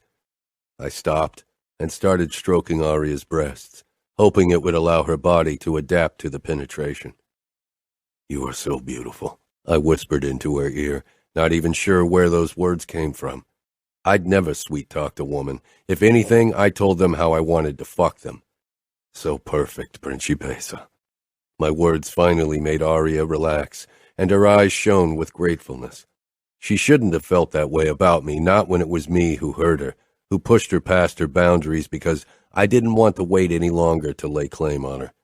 I knew all that, and still I didn't stop. Couldn't fucking stop. The need to finally have this woman was too strong, and I was a bastard. I eased my cock deeper into her, and she tensed again. Kissing her, I rasped, almost there. It was a fucking lie. I wasn't even halfway in. I moved a hand between us and rubbed her clit, hoping to get her to relax with pleasure. Aria released a small huff, her lips parting, and hesitant flickers of pleasure showed on her face. Soon Aria softened around me and let out hesitant moans. I didn't warn her before I thrust the rest of the way into her, breaking through her body's resistance with more force than I'd planned. Aria arched under me, gasping, her eyes closing under the force of the pain. I stilled, overwhelmed by the sensations of her tightness and the look of pain on her face. She pressed up to me, her breathing harsh against my throat, her body trembling. I slid out slowly, but she choked. Please don't move. I froze at the begging note in my wife's voice. I pushed up and nudged her face up. It took a moment before she met my gaze. Her eyes were teary and filled with acute embarrassment. She swallowed hard. Does it hurt that much? No, not that much. She winced, tensing even further around my cock, sending a jolt of pleasure through my body. It's okay, Luca. Just move. I won't be mad at you. You don't have to hold back from me. Just get it over with. I stared at my wife, realizing how strongly I hated the idea of hurting her. Do you think I want to use you like that? I can see how fucking painful this is. I've done many horrible things in my life, but I won't add this to my list. Why? You hurt people all the time. You don't have to pretend to care for my feelings only because we're married. How could she think I didn't care about her? I'd never treated anyone like I treated her, never felt this strong protectiveness toward another person. What makes you think I have to pretend? Aria's expression flickered with hope as her eyes searched mine, and the look in them tightened my chest. Fuck, she shouldn't be looking at me like that. Tell me what to do. Her fingers stroked my shoulder blade gently. Can you hold me close for a while? But don't move. Again the acute embarrassment mingled with a hint of begging, as if she still wasn't sure I would ignore her request. I wasn't going to be that kind of monster with her, not today, not ever. I won't. I kissed her lips, then lowered myself completely. The movement caused her walls to cling tightly to my cock, and for a second I was sure I'd go insane from the force of the sensations. Instead, I focused on Aria and carefully wrapped her in my arms, holding her tightly. I kissed her again, slowly, gently, so unlike any kiss I'd ever had before. Aria's closeness, the feel of her body softening under my gentleness, the tender trust in her expression. It filled my chest with a strange sense of peace and warmth. I trailed my palm down her side and hip, then back up. Shifting, I brought my hand between us to tease her breasts, hoping it would relax her. She was beautifully responsive as usual, and I felt her body's gradual softening, growing used to the intrusion. Despite my need to move, to feel Aria's walls sliding around me, I stayed still. Aria arched when I flicked her nipple and she pulled away from my lips. Her breathing was ragged, and her lips were swollen from our kiss. She was so fucking sexy. Aria smiled softly. Can you still... I almost laughed, but stifled the reaction. Instead, I carefully moved my hips, allowing Aria to feel my boner shift inside of her. Surprise crossed her face. I told you I'm not a good man. Even though I know you're hurting, I still have a boner because I'm inside you. I told her because it was the truth. If I were a good man, I wouldn't have pushed her, would have given her all the time she needed, but I was a goddamn bastard, even when I tried not to be one with her. Aria stroked my back. Because you want me, she whispered. There was a hint of uncertainty in her voice. How could she have any doubt about it? I've never wanted anything more in my life. Again, the truth. A truth that I shouldn't have voiced aloud because it gave Aria power, because it showed her how much I burnt up for her closeness, and not just the sex. Fuck, not just the sex. Can we go slow? Aria asked, a small, apologetic smile tugging at her lips, as if she had reason to apologize for that. Of course, Principessa, I said firmly. I regarded her expression closely as I began to move, making sure to keep my motion as controlled and gentle as possible. My muscles quivered from the effort it took. It was something alien to me, something I'd never done before. Aria released a small breath, her brows drawing together. Discomfort, but not as bad as before. I never took my eyes off her as I slid in and out slowly. My pleasure coiled tighter and tighter, causing my leg muscles to quiver. My body screamed at me to go faster, but I shoved down my own need. Another first. Aria wasn't the only one who shared her firsts with me. Only mine were a bit different. I repositioned my knees and shifted the angle. She jerked with a gasp. I fell out of rhythm. Did that hurt? Aria gave a small shake of her head. No, it felt good. Finally. I angled my thrust the same way, then kissed Aria's parted lips, tasting her, needing her even closer when we were already closer than I'd ever been with someone before. The pulsating need in my balls, in my entire body, turned into a low burn of desire. Aria shifted slightly under me, and I could feel her body becoming a bit tenser, and definitely not because she was going to come. Are you okay? I asked. Embarrassment crossed her flushed face. How long until you... Not long, if I go a bit faster. I wasn't sure if Aria's body would be able to handle it. Not that I would slam into her like a fucking animal, but this level of gentle sex wasn't going to make me come. Aria nodded, giving me the permission I needed. I pushed up onto my elbows and sped up, hitting deeper and harder. My balls soon began to clench, the familiar pulse of desire returning. Aria clung to me, her body coiling even tighter, squeezing my cock. Fuck, this felt like paradise. "Aria," I ground out when she flinched after another thrust. "Keep going, please. I want you to come." A goddamn bastard, that's what I was, but I was beyond stopping now. My balls tightened, waves of pleasure radiating out from my cock, and I snapped, groaning, my thrusts becoming jerky as I shot my cum into her. My cock twitched and twitched as if I hadn't had sex in years. A strong wave of possessiveness burnt through me, but beneath it was a warmer emotion that was entirely foreign. I kissed Aria's throat, feeling her pulse race under my lips. Her warm breath fanned over my skin, ragged like mine. Her palms stroked my back, fingers soft and trembling. My wife. The woman I'd protect at any cost, even if it meant killing my father. I closed my eyes for a moment, relishing in the feel of her pliable body under mine, in her sweet scent now mingling with mine, and a darker note of sex. Mine. Goddamn mine. I carefully slid out of her and stretched out on the bed, then tugged her toward me, wrapping my arms around her. I did it without thinking, wanting her close. I knew she would need my closeness now, but when I stroked her flushed face, I realized it wasn't the only reason why I held her in my arms. She wanted to see the good in me when no one had ever bothered, and I wasn't entirely sure there was something inside of me worthy of the label good. Aria's eyes widened, then darted down. In my after-sex stupor, it took me a second to realize why. My cum. Kissing her temple, I slid out of bed. I'll get a washcloth. I moved into the bathroom and my eyes landed on my cock. It was covered in blood. Aria had been so damn tight. It had been thrilling and torturous at once. I cleaned myself and soaked a washcloth with warm water before I returned to the bedroom, finding her staring at the bloodstains on the sheets. "There's so much more blood than the fake scene you created during our wedding night," she whispered. I sank down beside my wife and gently parted her legs. Her pussy was swollen and smeared with blood.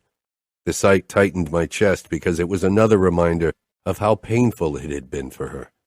Giving pain was something I'd always been good at.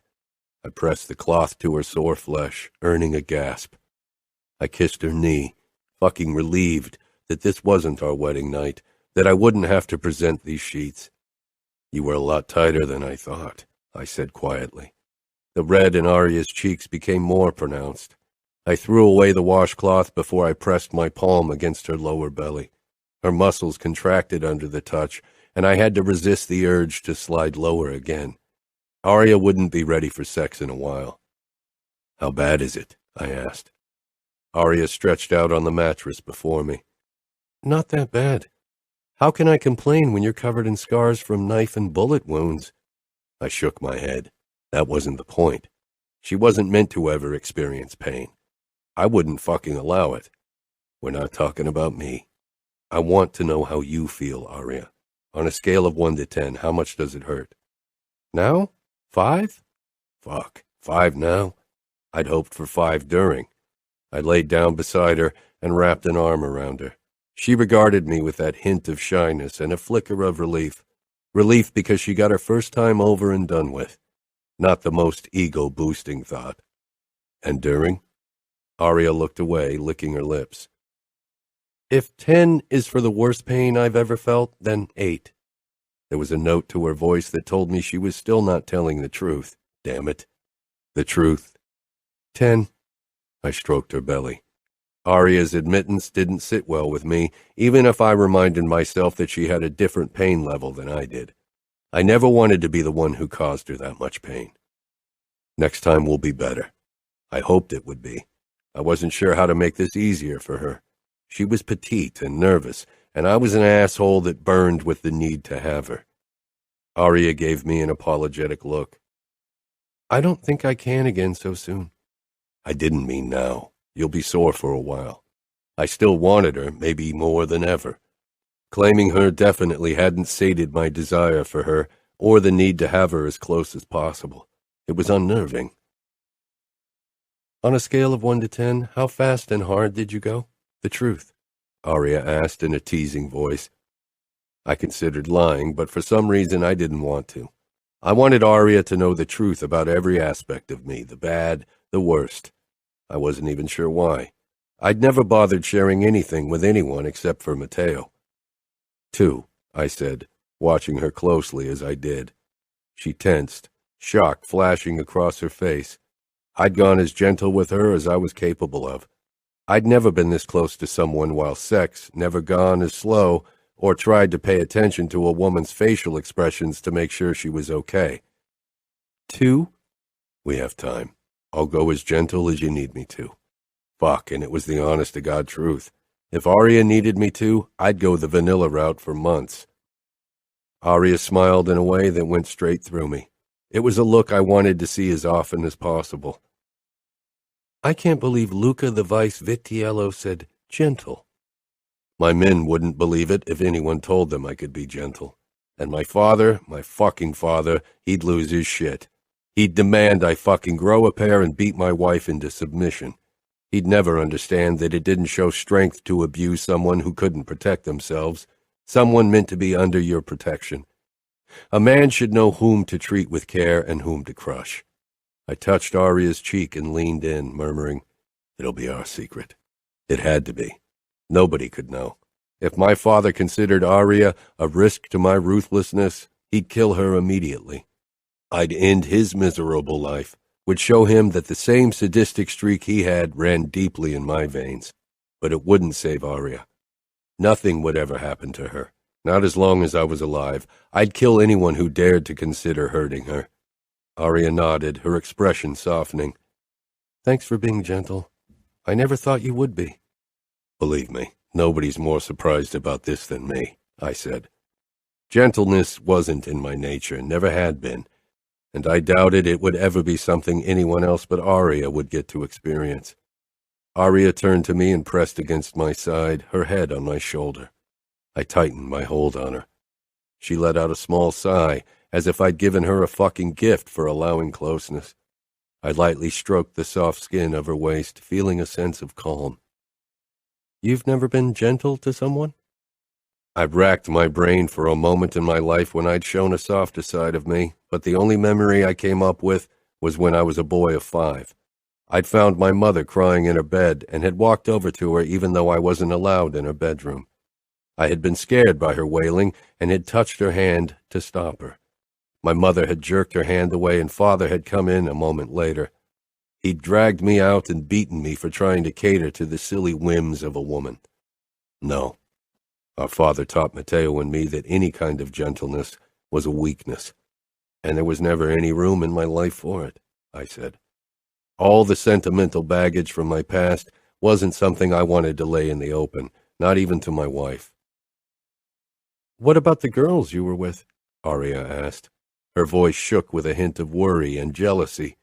I peered down at her blonde crown, her naked body stretched out beside mine, elegant, breathtakingly gorgeous. Mine.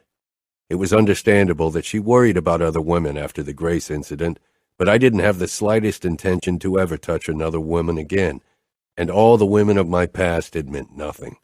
I didn't even remember most of their names or faces. They were a means to an end. I wanted to fuck, so I looked for a girl and fucked her. It was hard and fast, definitely not gentle. I mostly fucked them from behind so I didn't have to look them in the eyes and pretend I gave a shit about them. Aria surprised me by kissing my familia tattoo, her lips soft. I held her even tighter, not sure how to react to her loveliness, her innocent tenderness. It wasn't something I'd ever been on the receiving end of. I wanted to give her something as meaningful in return, and there was only one way I could do it. The only person who could have taught me how to be gentle was my mother, I said, even as the words felt like shrapnel in my throat. I didn't like talking about her, or even remembering her. But she killed herself when I was 9. I'm sorry, Aria whispered, tilting her head back to meet my gaze. She pressed her soft palm against my cheek. No one had ever done something like that before Aria, and whenever I'd witnessed that sort of affectionate gesture with other people, I'd wondered why the hell anyone would touch a cheek, or would want their cheek touched when they could have their cock sucked. A fucking cheek. But this felt good. Not as good as the other, but damn good anyway. Aria's eyes held compassion, but I didn't want to dwell in the past. "Does it still hurt?" I asked, and when it became clear that she wasn't sure what I was talking about, I brushed my fingertips over her abdomen. Aria blushed, golden lashes fluttering in embarrassment. "Yeah, but talking helps." "How does it help?" It seemed impossible for mere words to do that. When I was in agony, I definitely didn't want to talk to anyone, much less listen to anyone's rambling, even though Matteo mostly ignored my wishes. "It distracts me," Aria admitted, her eyes still on mine. It was the longest she'd ever held my gaze, and I had to admit I enjoyed it. "Can you tell me more about your mother?" There were so many things I remembered as if they'd happened yesterday, but none of them were happy. I wasn't sure if my mother and I had shared a single happy memory, if anything hadn't been tainted by my father's brutal shadow. My father hit her. He raped her. I was young, but I understood what was going on. She couldn't bear my father anymore, so she decided to slice her wrists and overdose on dope. Aria shivered. I wasn't sure if it was because she imagined what my mother had gone through.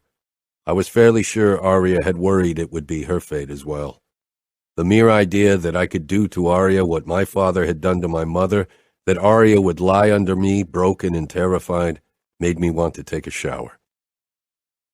"She shouldn't have left you and Matteo alone." That was what got to her. Aria was too kind, too good for me, and as usual she barreled straight through another one of my walls. I'd spent all my life building them, strong as steel, and here she was taking them down without realizing it. I found her. Aria sucked in her breath, and those blue eyes filled with tears. Tears for me. "You found your mother after she'd cut her wrists?" Emotion squeezed my chest, but I shoved them down, deep, deep down where they belonged. That was actually the first body I saw. Of course it wasn't the last, I said, glad that my voice was firm and hard. "This is horrible. You must have been terrified. You were only a boy." I had been a child, and I hadn't been. My life had always been filled with blood and violence, with the cries of my mother at night. It made me tough. At some point, every boy has to lose his innocence. The Mafia isn't a place for the weak. "Emotions aren't a weakness." I searched Aria's eyes. The softness and compassion in them were already a risk. Those were emotions I couldn't risk, definitely not in public, and even behind closed doors they weren't wise. I needed to be tough as steel, feared and brutal, if I wanted to rule over the Familia one day, and until then I had to keep my bastard of a father off my back. Yes, they are. Enemies always aim where they can hurt you most. Father would use Aria against me in his fucking mind games if he thought she was more to me than a pretty fuck thing I could dominate and brutalize. He posed as much of a risk for my wife as the Bratva, maybe more because my options to protect her from him were limited for now. "And where would the Bratva aim if they wanted to hurt you?" Aria asked softly, sounding hopeful and curious at once. My gaze traced the tender lines of her face. Since Matteo was strong enough to defend himself, there had been no one my enemies could have used as leverage against me. They knew I didn't give a fuck about anyone, only the Familia. My life was devoted to the Mafia, my only goal in life to become Capo. I had been raised with only this purpose. Everything else was supposed to be irrelevant, especially a woman. Women could be replaced. That's what Father had taught Matteo and me, and it was something he'd lived by. It hadn't taken him long to replace Mother with Nina. The look in Aria's eyes hammered away at another of my walls, but I couldn't let her. I turned off the lights, needing the dark to hide the emotion in her face. "They won't ever find out," I said. Aria released a small breath, deflating against me. She needed to stop wishing for something I couldn't give her, wouldn't give her, for both our sakes. It would have been easy to crush her hopes, to nip her emotions in the bud. A few cruel words that always came so easily for me. I got what I wanted. Stop the fucking emotional bullshit. All I give a fuck about is your tight pussy milking my cock. You're nothing to me but spread legs to relieve tension. Those words would have cut Aria to the bone. They would have stopped her from prying past my walls ever again. She would have believed them to be true, no doubt, because they were words more fitting to the man I was than the sweet nothings I'd murmured while taking her virginity. Everyone would believe them to reflect the true nature of my feelings for the woman beside me. The words lingered on my tongue, needed to be said to protect Aria and my claim to power, but I couldn't get them past my lips. I couldn't fucking lie to Aria like that, couldn't crush her like that. But most of all, I couldn't bear the thought of how she'd look at me afterwards, of how she'd never give me that small, trusting smile again. Chapter 20. I woke with Aria pressed up against me, her forehead leaning against my chest, our legs scissoring. Her stirring had woken me. She tried to untangle herself from my hold without waking me, which was a futile endeavor. My sleep was light, and I woke at the smallest sound or movement. "What's wrong?" I rumbled.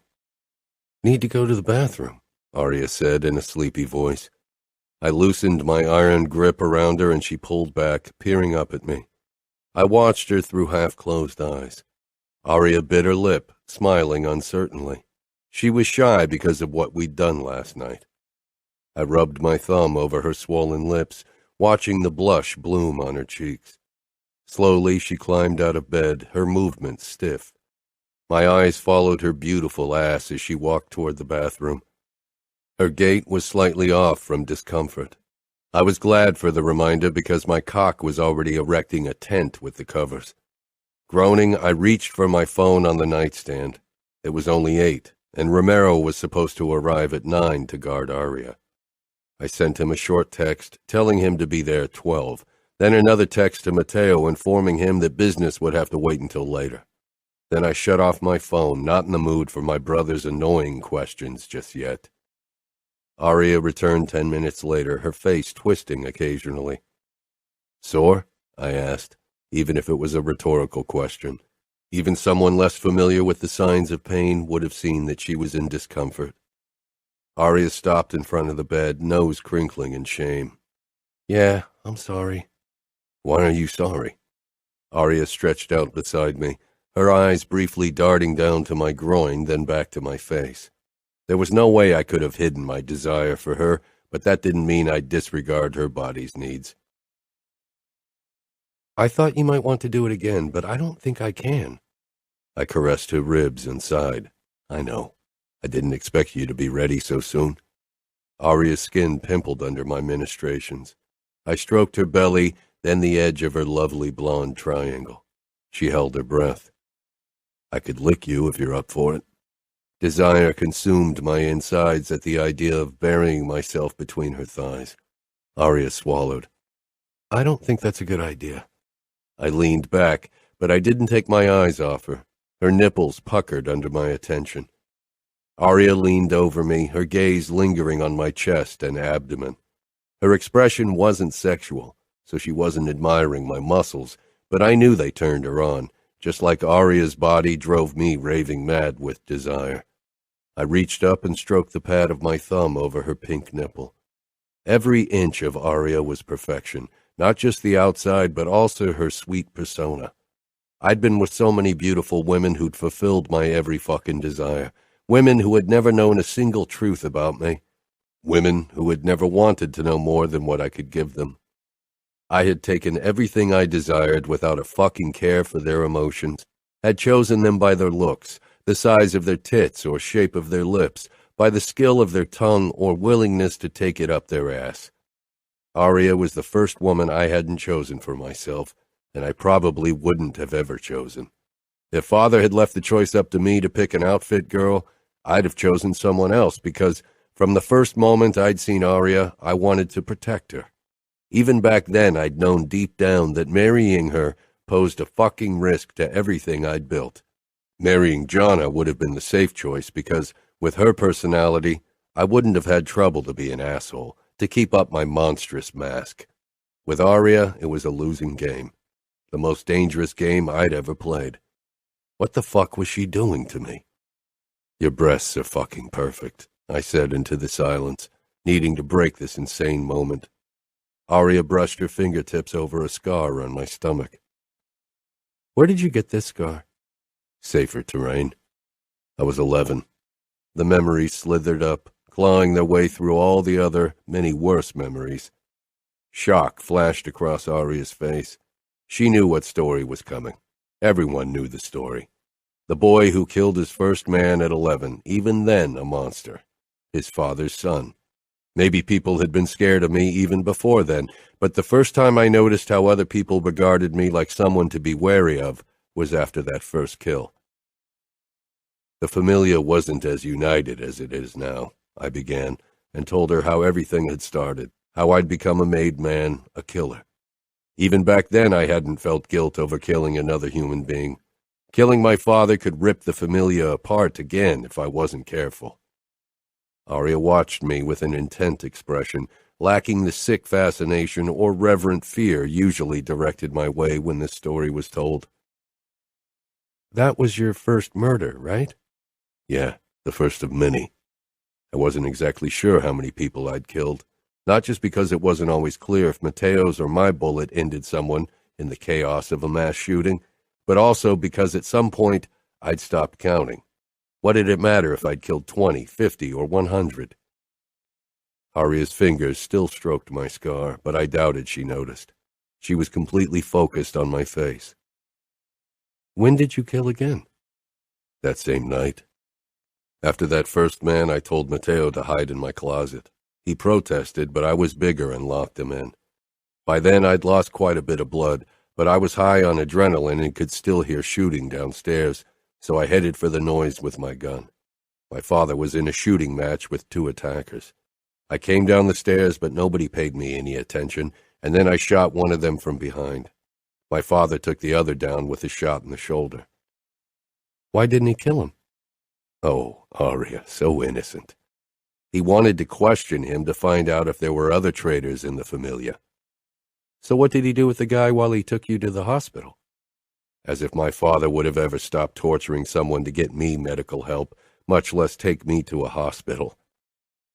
Don't tell me he didn't take you.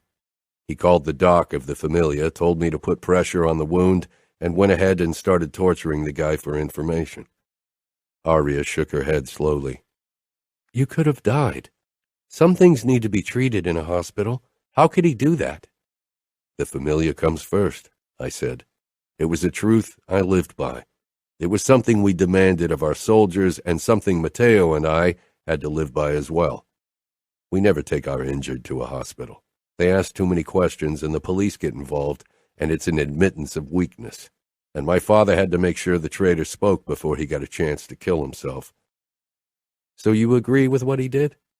You would have watched someone you love bleed to death so you could protect the Familia and your power. Love. Someone you love.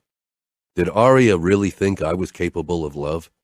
That men like my father or I had it in us to harbor that kind of pure emotion? Maybe every child was born with the need to love and be loved, but I'd been raised without that notion, and eventually it had been burnt out of me with violence, betrayal, and cruelty. My father doesn't love me. Mateo and I are his guarantee for power and a way to keep the family name alive. Love has nothing to do with it. Aria's face scrunched up, despair flashing in those baby blues. I hate this life. I hate the Mafia. Sometimes I wish there was a way to escape. My body grew tense at her admittance. From me? I asked, holding back the fury as well as pain the idea brought me. No, from this world. Have you never wanted to live a normal life? She tilted her head and again searched my eyes, looking for a flicker of good or hope. She needed to understand who I was, who I'd always be. No. This is who I am, who I was born to be, Aria. It's the only life I know, the only life I want. For me to commit to a normal life would be like an eagle living in a small cage in a zoo. Fuck, I'd never even considered a normal life an option. I'd never dreamed of going to college, of having a normal job. I wasn't even sure what I could have become if I wasn't a made man. For as long as I could remember, becoming a made man, becoming Capo had been my goal. Nothing else had ever mattered. I'd finished high school more for appearances than anything else, and only because Father's influence and money had made the school board ignore my absence rate. Your marriage to me shackles you to the Mafia. Blood and death will be your life as long as I live, I said at last, hating having to crush Aria's wishes and hopes, but knowing it was better early on. She'd always be mine, had no choice in the matter because I wouldn't give her one. If she settled for what she had instead of hoping for more, if she resigned herself to a marriage of respect instead of love, then maybe she could survive this life in her bond to me. The thought didn't sit well with me, but entertaining silly emotional fantasies had been beaten out of me as a kid. Aria nodded, but she didn't look crushed. She actually looked determined. Then so be it. I'll go where you go, no matter how dark the path. And in true Aria style, all innocent and caring, she blasted through another wall I had absolutely no intention of lowering, taking with her my goddamn determination to make her settle for a bond of respect and convenience. I kissed her harshly, burning up with a myriad of conflicting emotions, most of them entirely foreign and utterly insane. Aria wanted a fucking fairy tale, a love story worthy of a goddamn Hollywood blockbuster. She was determined to get it, and I wasn't sure if I was strong enough to deny her. Aria and I went down into the kitchen together. It was a few minutes before noon, and I had to meet Matteo and drive to the Sphere afterward. I hadn't intended to stay in bed for so long, but after last night I felt the urge to keep Aria close for as long as possible. Romero wasn't there yet when Aria searched the fridge for something we could manage to turn into something edible, and I prepared coffee. My eyes kept returning to her. She was dressed in a white summer dress with colorful dots, her hair still damp from our shower, her feet bare, and humming a soft tune I didn't recognize. She looked as if a weight had been lifted off her shoulders. When the cups were filled with coffee, I set one down beside Aria, who'd assembled 2 bowls with fruit and cereal. Taking a sip from my coffee, I slid my arm around her waist from behind. Aria leaned back at once, the back of her head resting on my sternum as she peered up at me. "You look happy and relieved," I said quietly. She bit her lip with a small laugh. "I am." "Why?" I asked in a low voice. I couldn't stop touching her, and only barely stopped myself from burying my nose in her blonde hair. She sighed. "Promise not to be angry." I frowned. "That's not something I can promise, but trust me when I say I have a hard time being angry with you." Aria smiled. "I'm just relieved that it's over." My eyebrows climbed my forehead. "You realize we'll have sex again?" Aria giggled, nudging me with her elbow. "I know, but I'm relieved that you finally made me yours." Her voice dipped, her eyes flitting down to my nose in embarrassment. That made 2 of us, but coming from Aria, it sounded as if she'd survived a painful medical treatment, not sex. My confusion must have been plain as day because Aria continued without prompting. "I was so scared because I wasn't sure what to expect. Scared of the unknown, especially because I wasn't sure if you'd be gentle with me. But now I know I don't have to be scared of being with you."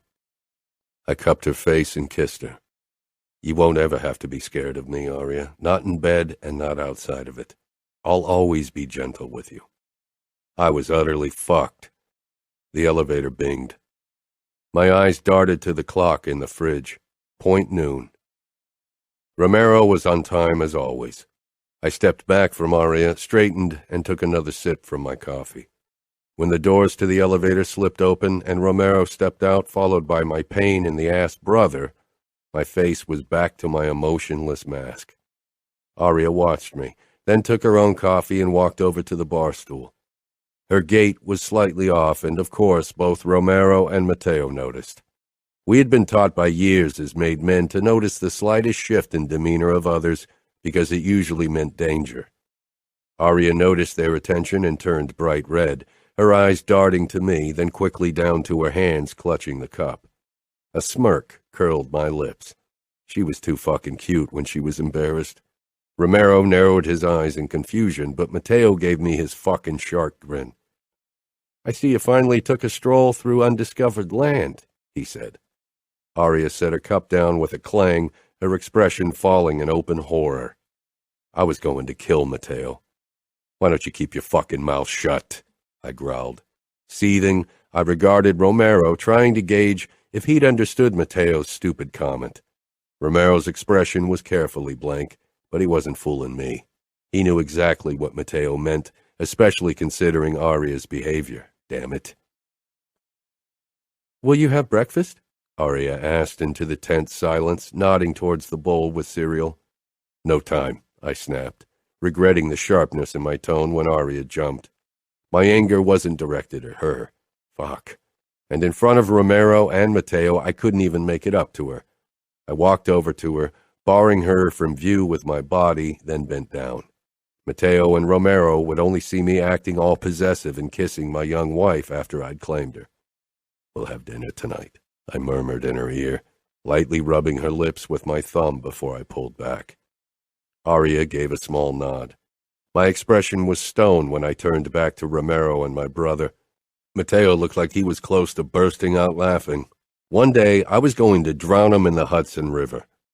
With a last glance at Romero, knowing I'd have to confront him later, I stalked into the elevator. Mateo leaned beside me, and the second the door closed us in, his mouth pulled wide. Aria finally allowed you to pop her cherry? I glowered. He shrugged. Come on. The way she acted, it was so obvious you dipped your cock into virgin waters. Careful, I warned. He shook his head with a disbelieving laugh. No sharing naughty tidbits. Protective husband mode, and waiting for your virgin bride to be ready before you claim her. If I didn't know you, I'd say you have a soft spot for your little wife. Why don't you scream it from the fucking rooftops, or better yet, announce it to our goddamn father so he can use Aria to keep me in check? He'll think I'm growing soft, or that I care about her, and we both know he'll make sure that doesn't happen. And do you? Mateo asked carefully. Do I what? I growled, all my defenses shooting up into place. Care for her. We both know there's no way you're going soft. You're a brutal fucker. Staring Mateo down was futile. Everyone else would have cowered under the force of my anger, but he held my gaze. The elevator doors slid open and I staggered into the parking garage. Fuck this shit. This marriage was supposed to bring peace and keep the fucking outfit off our backs, not turn me into a fool. I take it that's a yes, Mateo said from close behind me. I turned and gripped his shoulder in a hard grip. This isn't a fucking game, Mateo. I don't want people to think they could use Aria against me, so keep your mouth shut for once. Fuck, he muttered. You do care about the girl, do you? Just shut up, all right? I said, losing my patience. Mateo gave a sharp nod, surprising me. You know I won't tell anyone you're being a decent human being to your little wife. I narrowed my eyes at him. You as good as told Romero that I haven't fucked my wife until last night. You know Romero. He won't tell a living soul, probably not even the ghost of his father. Trusting people with my secrets, especially if they held the potential to destroy everything, wasn't something I liked to do, but now I had to rely on Aria, Romero, and Mateo to keep their silence. Mateo hit my shoulder. Stop being a pussy. Everything's going to work out. People fear you too much to even consider the possibility that those sheets were faked. You are the vice. His grin made me sigh, but the knot in my chest loosened. And now tell me, how was it? I gave him a look. I'll pretend you didn't ask that. I can ask again. I went around my car and got in. Give me at least some pointers for when I'll have to deflower Jana, Mateo bellowed, then laughed. I gave him the finger, then revved the engine and drove off. He could take his fucking bike. Mateo kept trying to extract information from me about my night with Aria all day, but he eventually gave up when I ignored him. Threats and anger only spurred him on. When I returned home that night, Aria and Romero were sitting outside on the roof terrace playing cards. I motioned at Romero to come inside, and he did so at once. I want a word with you. Romero nodded, his expression carefully blank. I was fairly sure he knew why I cornered him. It's about what Matteo said this morning. You know me. But some people might not understand that I'll kill every fucker who takes me for weak. Romero shook his head. I didn't hear anything. I narrowed my eyes. Cut the bullshit. You're one of my best men. You know exactly what Matteo meant. I've never been a fan of the bloody sheets tradition. A man shouldn't have the gall to make his wife bleed. But it's our tradition, and you know why. Romero inclined his head, then he met my gaze. I always respected you, Luca, and for treating your wife the way a woman should be treated, I respect you even more. You'll be the best capo the Familia has ever seen. I didn't say anything. Romero had always been the man I trusted most beside Matteo and Cesare, and one day I'd give him the recognition he deserved and make him captain. Fuck tradition in that regard. I waited 2 days, even though it almost killed me not to touch Aria, but I could tell how tender she still felt after her first time, and I didn't want to make it worse acting like a fucking horny bastard. That evening, we sat outside on the terrace and enjoyed the warm summer air. I absent-mindedly stroked Aria's side, my thumb grazing her rib, feeling calm and at peace, and trying to remember if I'd ever felt anything close to it. I never thought I would like New York. I peered down at her in surprise. You like it? She gave a nod.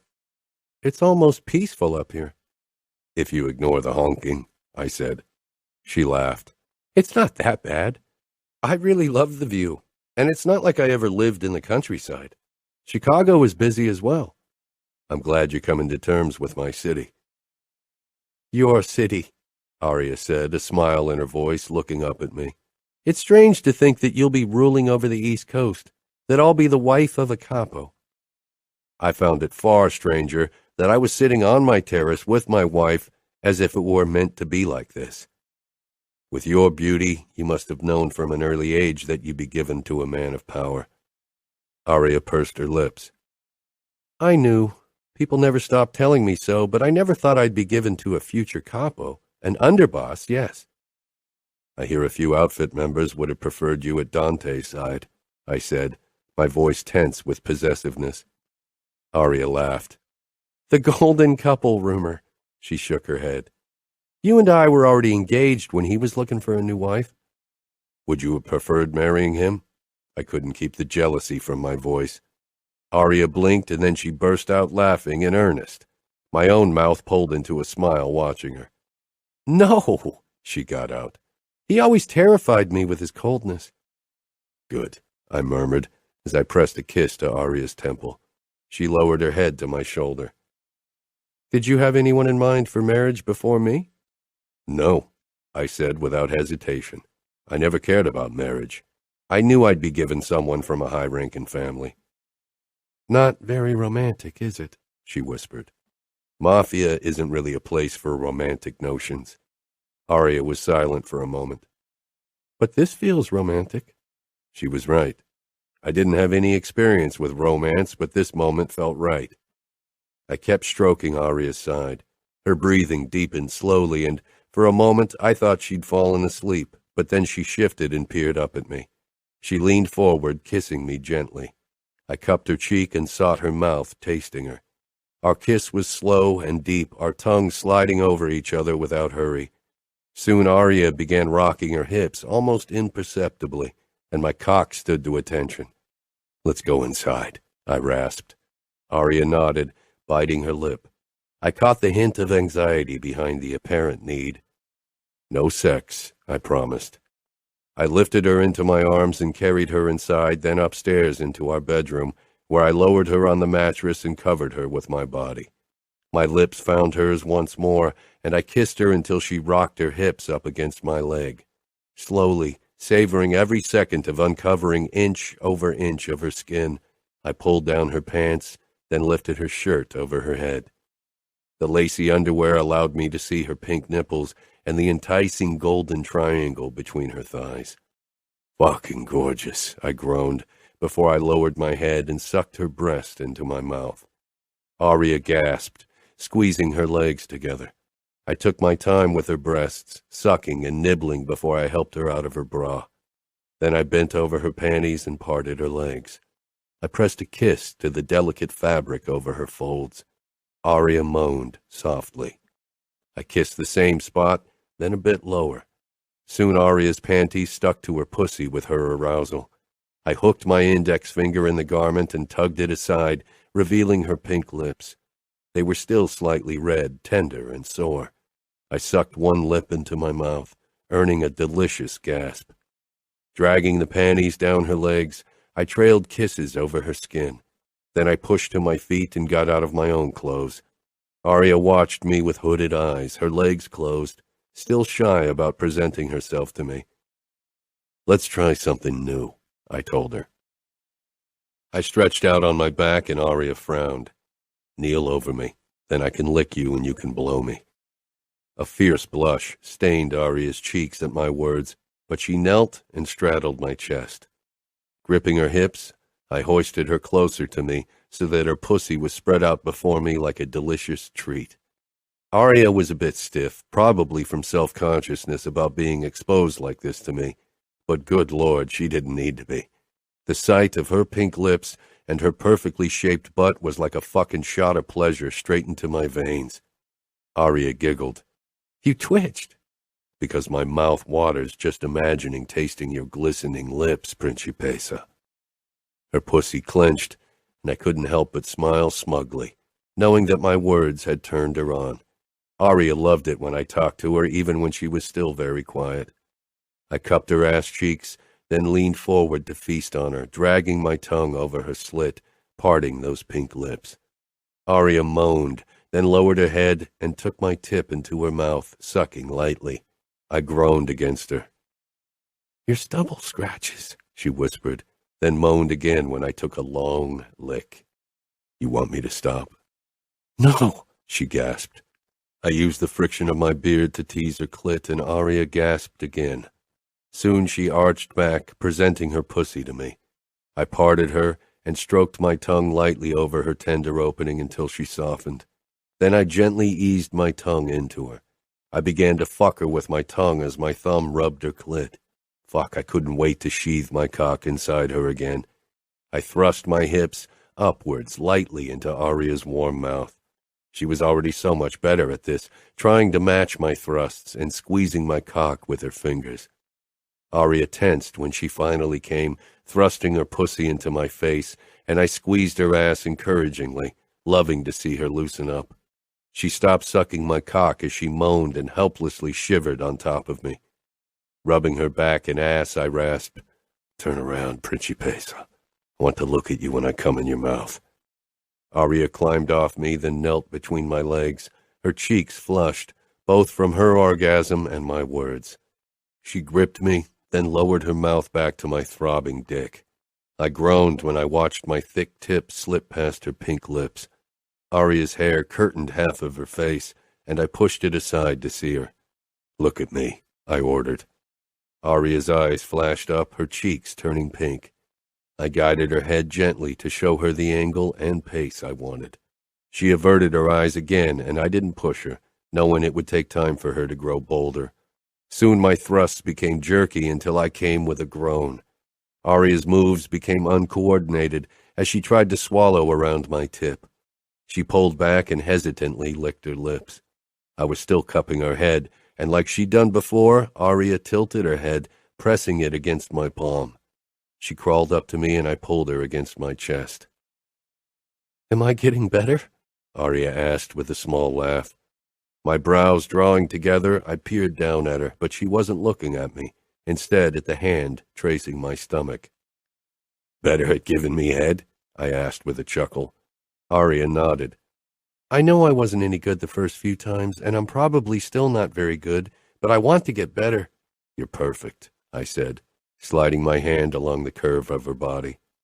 Aria gave me an indignant look. "I'm nowhere near perfect." "Aria, I didn't expect you to be some kind of sex goddess when I married you." "You resigned yourself to a life of mediocre sex," she said with raised eyebrows. I chuckled again. "That's not what I said. I knew you'd have to learn, and you do. I'm fucking glad that you're not a prude who doesn't want to try new things." "Okay," she said, growing soft in my embrace once more. I stroked her arm until her breathing evened out, her body falling into sleep with a small twitch. Falling asleep in someone else's arms, or just in their company, required a level of trust I could hardly grasp. Aria had no trouble making herself vulnerable in my company. Then again, it wasn't as if she was any less vulnerable when she was awake. She was at my mercy, asleep or awake, and she knew it. I trailed my thumb down her arm, then over her hips and the soft skin of her belly. With a small sigh, she pressed even closer to me, her fingers curling over my hip and holding on to me. In moments like this, it seemed a lifetime ago that I'd slept without Aria at my side. Chapter 21. Cesare waited for Matteo and me in front of our warehouse. He'd called me 10 minutes ago to tell me that the Russians had attacked the building. "The doc's still trying to patch one of them together," Cesare said, his dark eyes bloodshot as he led me inside the gym. The smell of blood and vomit drenched the air. My eyes took in the scene before me. Blood covered the floor and the walls. It looked as if the Russians had sprayed it all over the place on purpose. I stalked past the dismembered bodies and toward Doc and his assistant, a young woman from a soldier family. I counted 2 dead men, but when I arrived beside the Doc, I was surprised that it wasn't 3. I got down on my knees beside my soldier. He was a recent initiate, not even of age yet. I still remembered his induction about 2 years ago. I wasn't sure what the Doc was trying to do, because little of his body was intact. The Russians had broken every single bone in his legs and arms from the look of it, before they'd skinned his limbs and cut open his belly. "Nico," I said firmly. The boy's swollen eyes focused on me briefly before they fluttered shut again. I glanced at Doc, who shook his head. "It hurts," he cried. "I know," I said, touching his shoulder lightly. He shuddered, blood trickling out of his mouth. Doc showed me 5 fingers, 5 minutes of agony. I pulled my knife, then leaned down. "I'll tell your family how bravely you fought. They will be proud of you, Nico." He gave a small nod. I put my hand down on his ribcage and rested the tip of my knife below it. Then, with one hard shove, I drove my blade into his heart. Slowly, I pulled my knife out and stood, drenched in the blood of my soldier. A wave of anger crashed down on me. Too young to die. Matteo stepped up beside me, shaking his head. "The Bratva will bleed for this. They would bleed and suffer like my men had." "Give me the addresses of the families," I told Cesare. "I tried to tell the families of my soldiers personally when one of ours died. They deserve to be told by their capo, the man they fought and died for, but my father didn't give a flying fuck about any of them, so I went in his stead." The boy's family was last. The door to their apartment opened before I got the chance to knock. A woman in her late 30s stood in the doorway, and beside her a younger girl. Her husband had died 2 years ago, I remembered her now, and her son Nico had taken the oath shortly after. She let out a cry upon seeing me. She knew why I was here. She remembered the last time I'd come to visit. I moved closer and she shook her head desperately, wailing. Another child, a boy, appeared behind her. He was 13 or 14, not older. When he saw me, his eyes widened, and then his face, too, transformed with horrified realization. His mother rushed toward me, her face twisted with despair as she began pummeling me with her fists. "No, not Nico, not him too." Her 2 children were frozen. I allowed her to hit me, but soon her son grabbed her arms and pulled her away. "Mom, calm down, please." She didn't. Words of consolation weren't in my nature.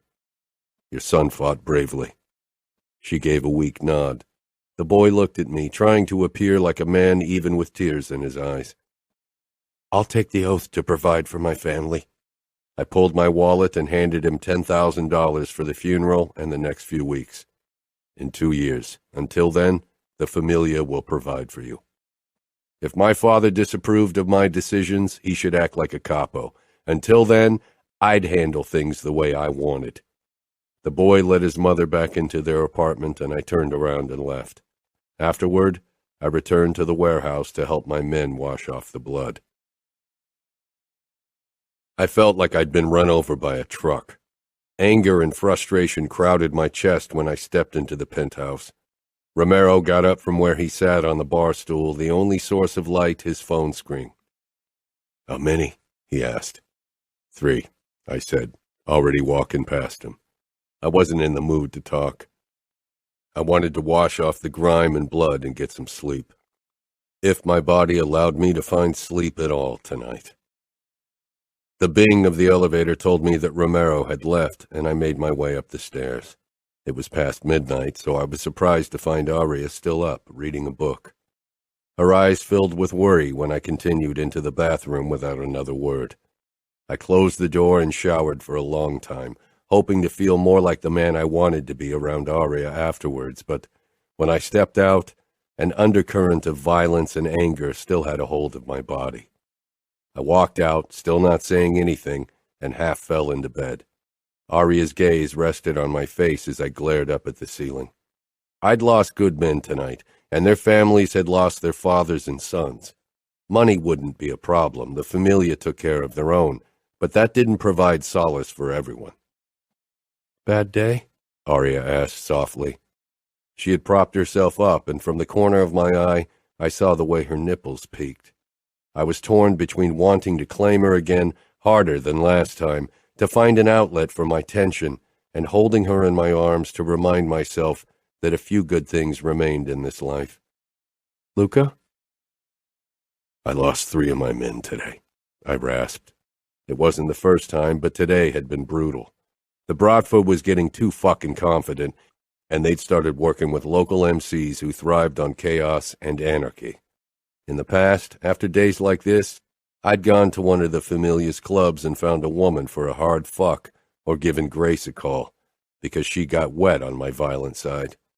That wasn't an option anymore. The woman beside me, my wife, wasn't someone I could take my anger out on.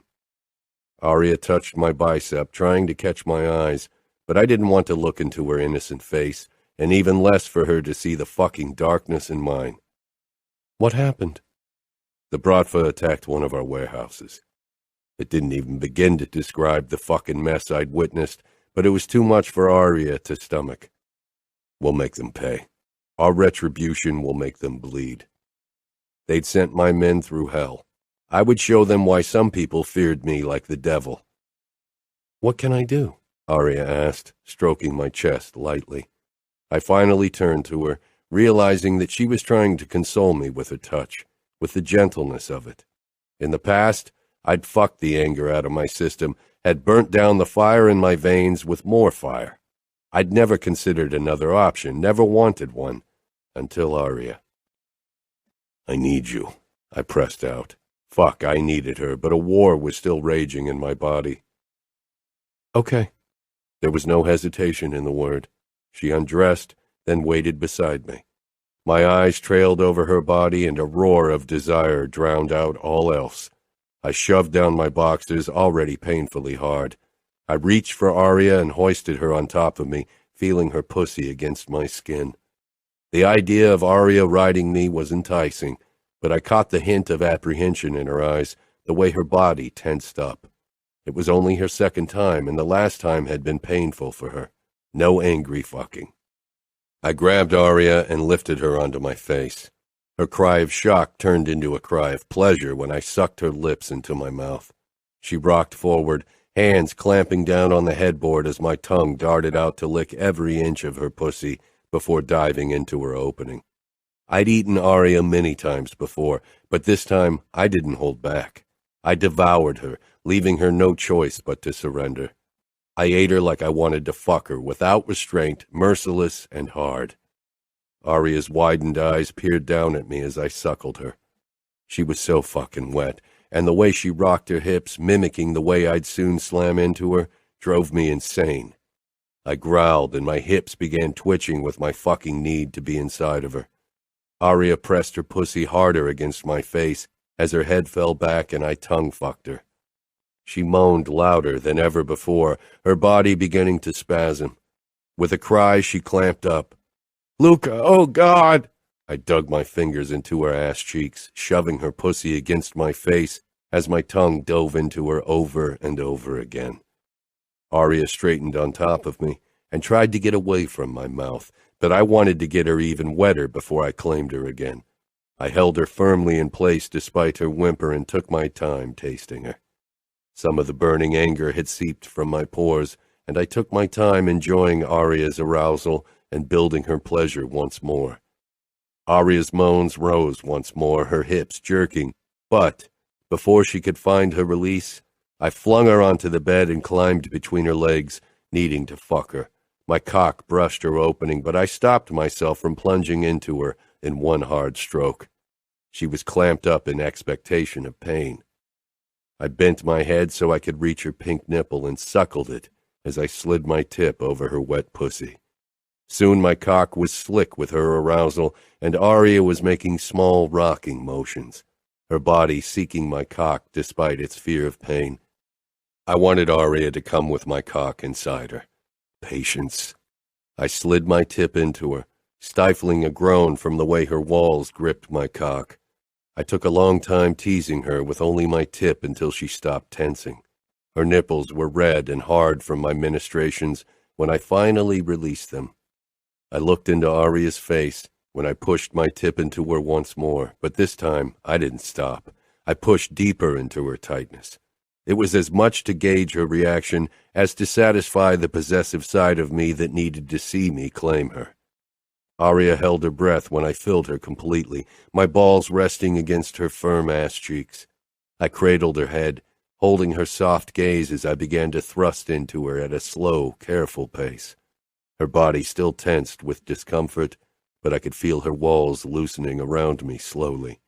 I slammed a bit harder into her, but Aria's immediate wince and the way her fingers dug into my biceps made me slow once more.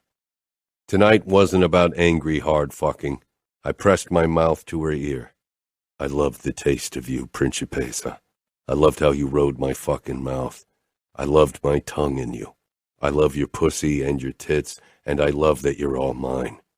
I kept thrusting slowly, steadily, as I whispered into her ear, telling her exactly how much I loved eating her. And fuck did it work. Aria's channel became slicker and my cock moved more easily in and out. My finger found her clit and I started teasing it. Aria moaned, pleasure reflecting on her face. I fucked her faster, not harder though, and kept up the pace even when she whimpered. By the way her hips rocked upwards to meet my thrusts, by the wet sounds of our bodies, by Aria's astonished moans, I knew she was close. Come for me, Aria, I said, flicking her clit again as I slammed into her, and Aria arched up, crying out, her walls clutching my dick like a vice. The mix of pain and intense pleasure pushed me over the edge. My thrusts became harder and uncoordinated as I released into her. I pulled out of Aria, groaning at the tight grip her walls still had on me. She gasped. I relaxed between her legs, supporting my weight so I didn't crush her. Was I too rough? I'd thrust harder than intended when my orgasm had taken control. No, it was okay. I kissed the corner of her mouth and her lower lip, showing her that she was safe in my arms and in bed with me. Kissing Aria always gave me a strange sense of calm, of belonging. It didn't take long for my cock to grow hard again. I wanted this woman so much. Aria drew back with wide eyes. So soon? I thought men needed time to rest. Time to rest, I chuckled, loving her endearing innocence, and even more the knowledge that I'd be the one to rid her of it. I'd corrupt Aria, show her all the forms of pleasure. I couldn't fucking wait. Not with your naked body beneath me. I slid my palm up her outer thigh before gripping her ass cheek. How sore are you? Not too sore, Aria said, but she was a horrible liar. I rolled this over so she sat atop my abdomen. That way she could decide how much her body could take so soon. I caressed Aria's legs, trying to soothe her anxiety. Take your time. You're in control. I lifted my hips, sliding over her firm ass to show her how much I desired her. Aria pressed her palms to my chest, still not moving. I want you in control. Fuck. Don't say something like that to a man like me. I shoved down the need to claim her in one stroke. Instead, I shifted her body until my cock nudged her pussy lightly. Aria peered down with puckered brows. I slid my tip through her wetness, teasing her clit with it, trying to relax her. My free hand caressed her breast. Aria began to loosen up, and I grabbed her hip to slowly lower her body. Her hand clung to my shoulders, and she sucked in a deep breath when I was more than halfway in. She slowly ran her hand down to my chest, her fingers twitching against my skin. I stroked and tugged at her nipples before one of my hands found its way to her pink nub, and I slid my thumb over it. Aria moaned, and I used the moment to fill her completely, groaning at the delicious sensation of her pussy pressing down on my pelvis, on how deeply my cock was buried in her. Aria tensed with a cry. I stilled, my gaze flitting to her eyes, trying to see if I'd heard her. "Aria," I murmured. A hesitant smile pulled at her lips, and the fist around my heart loosened. "Give me a moment." I stroked my thumbs over her hip bones and higher, then back down, never taking my eyes off my wife's face as she took a few deep breaths. She exhaled and moved her hips. Her moves were unpracticed, and it was obvious that they didn't bring her much pleasure yet, but I held back, waiting for her to get used to the position, even when I wanted to show her how amazing it could be. Aria's eyes met mine. "Help me?" My chest constricted. I held onto her waist, my big hands touching her firm ass. I helped her rotate her hips as I made small, upward thrusts. I watched her closely to see the angle she liked best as I shifted my hips with each push. Aria was gorgeous, and I loved how she trusted me to make this good for her, how she trusted me to ask me for help. She trusted me to hold back for her, and fuck, I did. It wasn't the best sex I'd ever had, if you counted only the physical aspect, but by God, it beat everything else anyway, because by taking care of Aria, by shoving down my own needs, I felt a different kind of satisfaction I'd never felt before. It would have been easy to seek the ultimate pleasure with Aria, to take more than her body was capable of giving just yet. Aria might have denied me in our wedding night, but deep down, I knew that something had changed, that she'd yield to my demands now, no matter what I asked. And that was exactly why I would be twice as careful to honor her own needs. And when Aria finally came on top of me, her body loose with pleasure, her blonde strands trailing like silk down her back, and my own body tightened with release, I wondered how I'd ever enjoyed the senseless fucking, the uncaring pleasure-seeking of the past. Aria fell forward, kissed my lips, then clung to my neck, and I held her tightly, feeling my heart speed up for no good reason at all, and overcome with something I could only describe as fear, an emotion I'd rarely felt since becoming a made man, and even less in recent years. "I won't lose you," I rasped, confused by the chaos churning my insides. "You won't." Aria didn't understand how much danger she was in. "The Bratva is closing in. How can I protect you?" The Bratva would target my weakest point, and every day it became more apparent that Aria was that weakness, because I cared for her when I'd never cared for anything but the familia. Protecting her would be difficult. "You will find a way," Aria said firmly. Again, that unfailing trust in me, a trust I was bound to break at some point.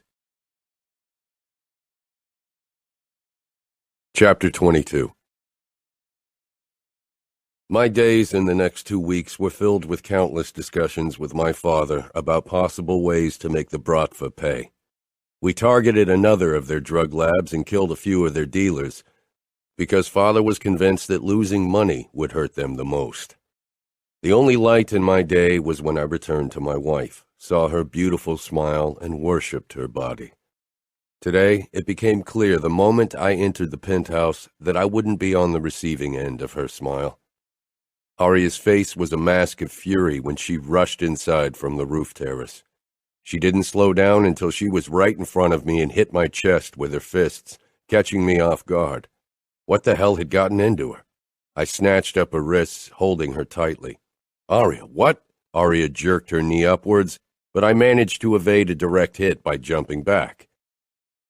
"Get out," I growled at Romero, who disappeared in the elevator at once. Aria glared up at me and actually tried to ram her knee into my balls again. Anger surged through me, and I shoved her down on the sofa before I held her down with my body. "For God's sake, Aria, what's gotten into you?" "I know about Jana and Matteo," she hissed, and then the anger slipped off and she began crying. I let go of her and stopped holding her down. "That's what this is about?" I couldn't believe she was losing her mind about something like that. Her sister would have to marry anyway. I'd have thought she'd be happy to have her in New York.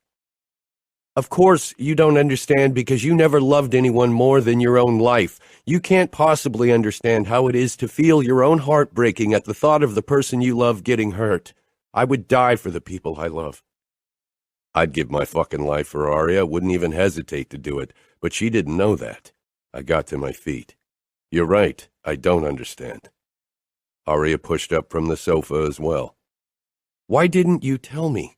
You've known for weeks." "Because I knew you wouldn't like it." "You knew I'd be mad at you and you didn't want to ruin your chances of fucking me." "Fuck her?" She thought I had only fucked her? Of course I wanted to fuck you, but I got the impression you enjoyed our fucking sessions. Aria's face twisted with anger. "And you worried I wasn't a good enough actress to fool everyone after our little trick on our wedding night, but it turns out I even fooled you. I made you believe I actually enjoyed it." Some wives pretended they enjoyed their husband's touch and his company, like Nina, because it was the only way to survive a marriage to a man like my father. I'd tried not to be that kind of man with Aria, and yet she made me feel like I was. I smiled cruelly. "Don't lie to me. I've fucked enough whores to know an orgasm when I see one." Aria flinched, eyes growing wide.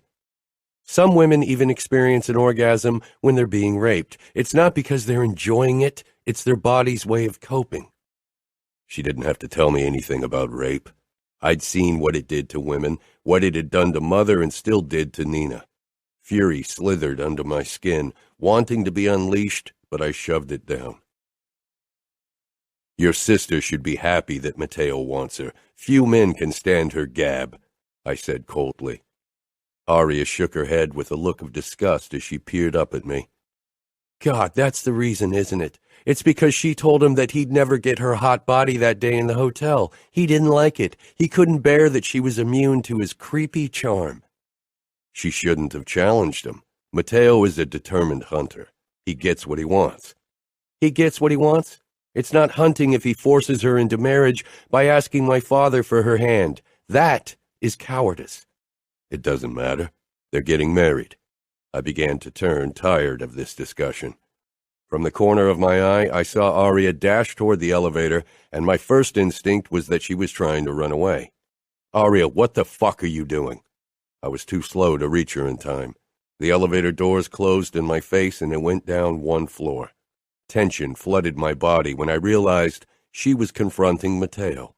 Fuck it. I hammered against the elevator button until it came back up. Matteo wouldn't hurt Aria. He wouldn't because she was mine. When I stepped out, Matteo had Aria pressed against the wall, holding her wrists up above her head. My fingers twitched, a fierce wave of protectiveness rushing through me. "Let her go," I demanded. Matteo didn't hesitate releasing Aria and bringing space between them, but I could tell he was majorly pissed at her. The way his cheek turned red, I had a feeling I knew why. I moved toward them, checking Aria for any signs that Matteo had hurt her, even when I knew that it would take more than a slap to make him hurt a woman, especially my woman. "You won't do that again," I told my brother, glaring at him. Matteo gave me a hard look. "Then teach her manners. I won't let her hit me again." I got right into his face. "You won't touch my wife again, Matteo. You are my brother, and I'd take a bullet for you, but if you do that again, you'll have to live with the consequences." Challenge shone in Matteo's eyes. He wasn't used to anything or anyone coming between us. "I won't hit you again, Matteo. I shouldn't have done it," Aria said, surprising me. Aria looked between Matteo and me. "I'm sorry if I hurt or scared you," Matteo said. I could still see his anger, but I wasn't sure if it was still directed at Aria or at me for siding with her. "You didn't," Aria lied.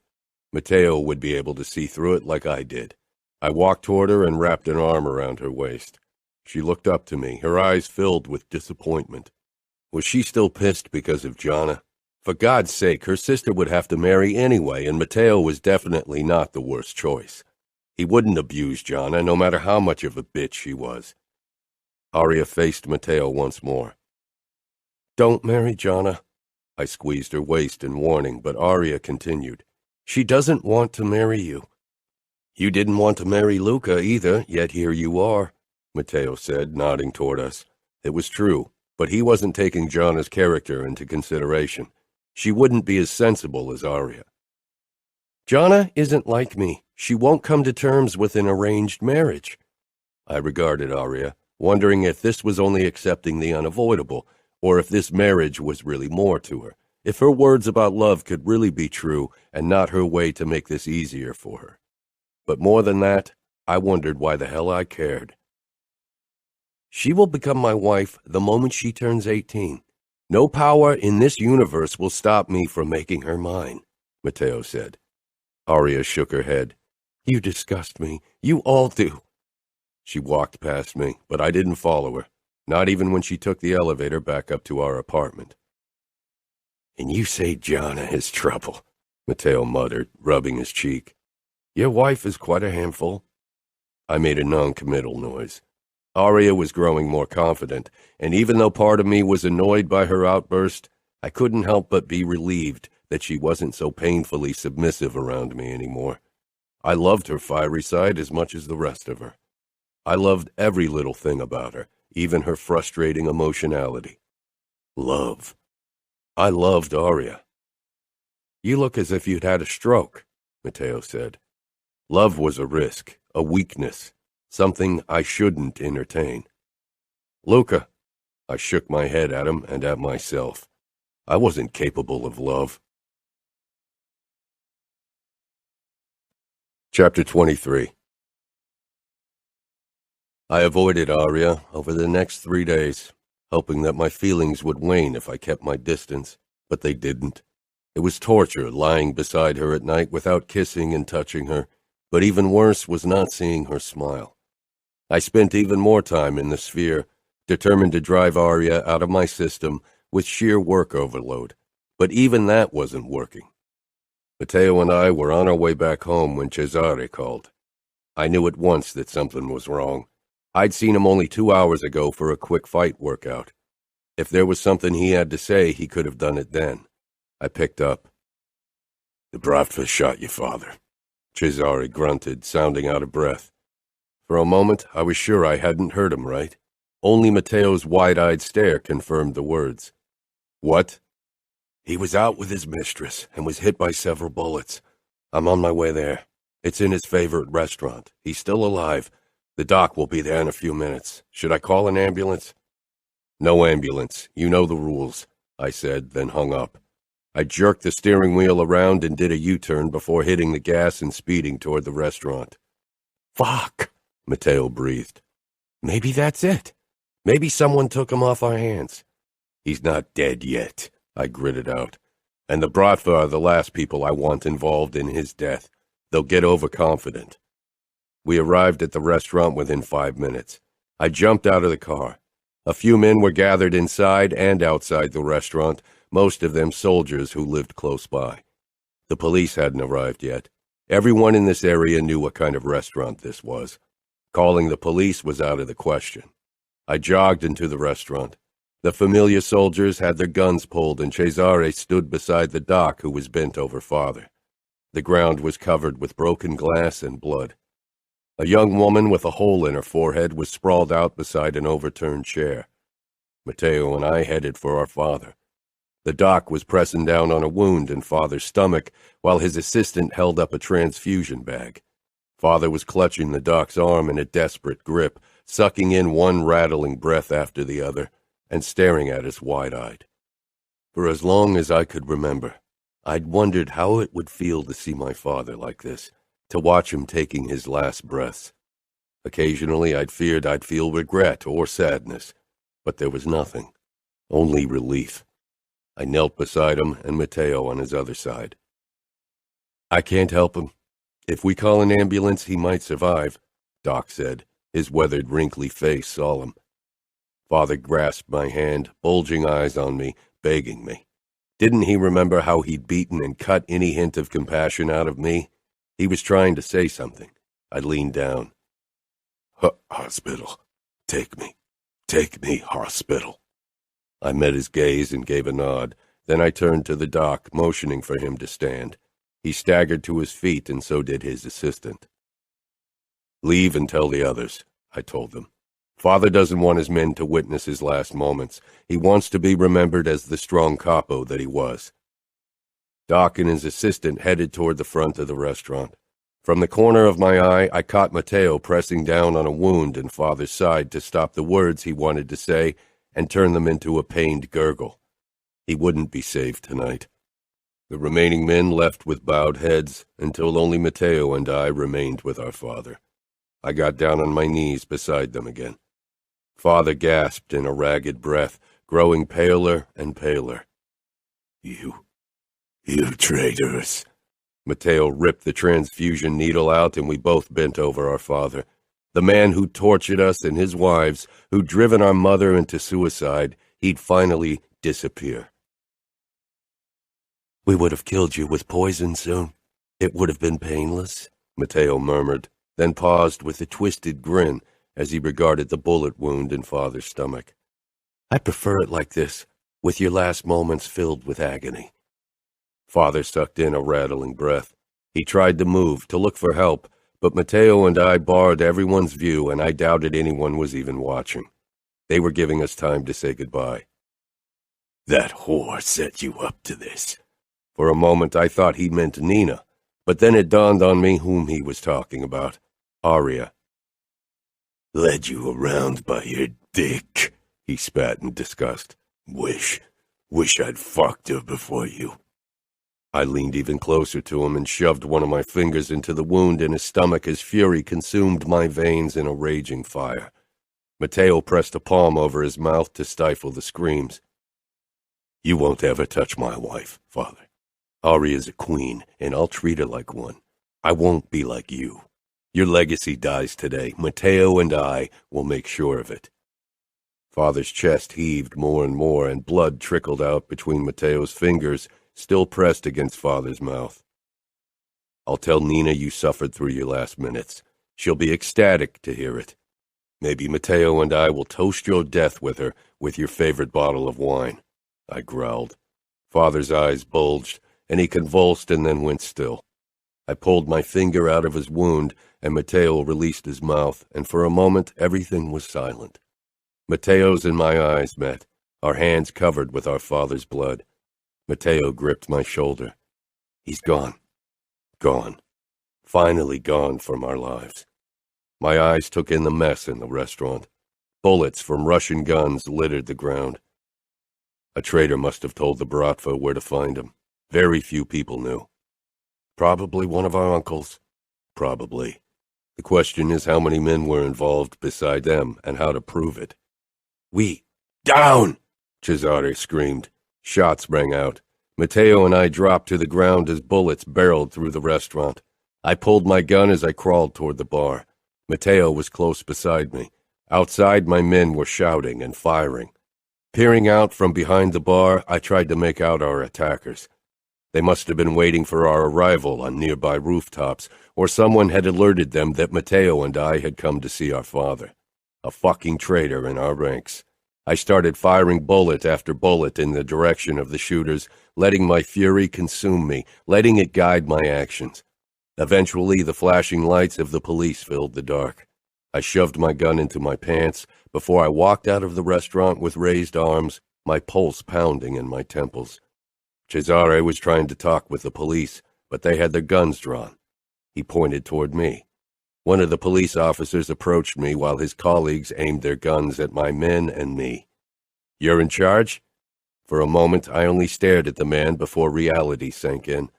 Everyone was watching me as I stood covered in blood amidst broken glass. This mess was my responsibility now. My men expected me to find the people responsible, to dish out revenge, to keep the Familia together. I'm Capo of the Familia.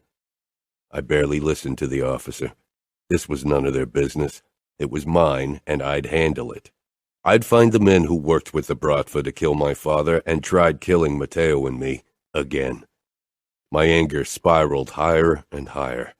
Soon the area was swarming with Familia soldiers and police. My father's consigliere Bardoni arrived not long after. "Where's our capo?" I glared down at him. My father's man through and through. "He stands in front of you." Bardoni's eyes widened. Then he plastered that slimy smile on his face. "My condolences. I'm sure you and your brother need time to grieve. I can take over business until you feel ready." I gave him my coldest smile. Did he really think I'd allow him to take control? I didn't trust him one bit, but whom could I really trust at this point? My eyes took in the men around me. Matteo, always. Cesare, maybe. But everyone else could be a traitor. I don't need time. I will rule over the Familia, and Matteo will be my consigliere from this day on. Bardoni took a step back, anger flashing across his face. "But," I gripped his collar, jerking him closer. "I'm your capo. I don't tolerate words of objection. You do well to remember that in my father's son. Cruelty runs in my veins, and right now I want nothing more than to spill blood."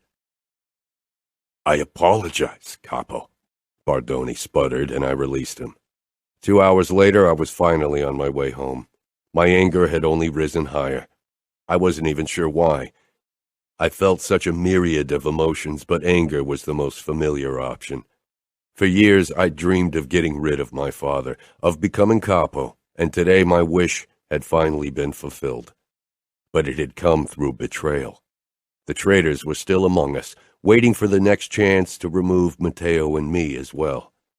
Someone had betrayed us again, fucking again. Who could I trust?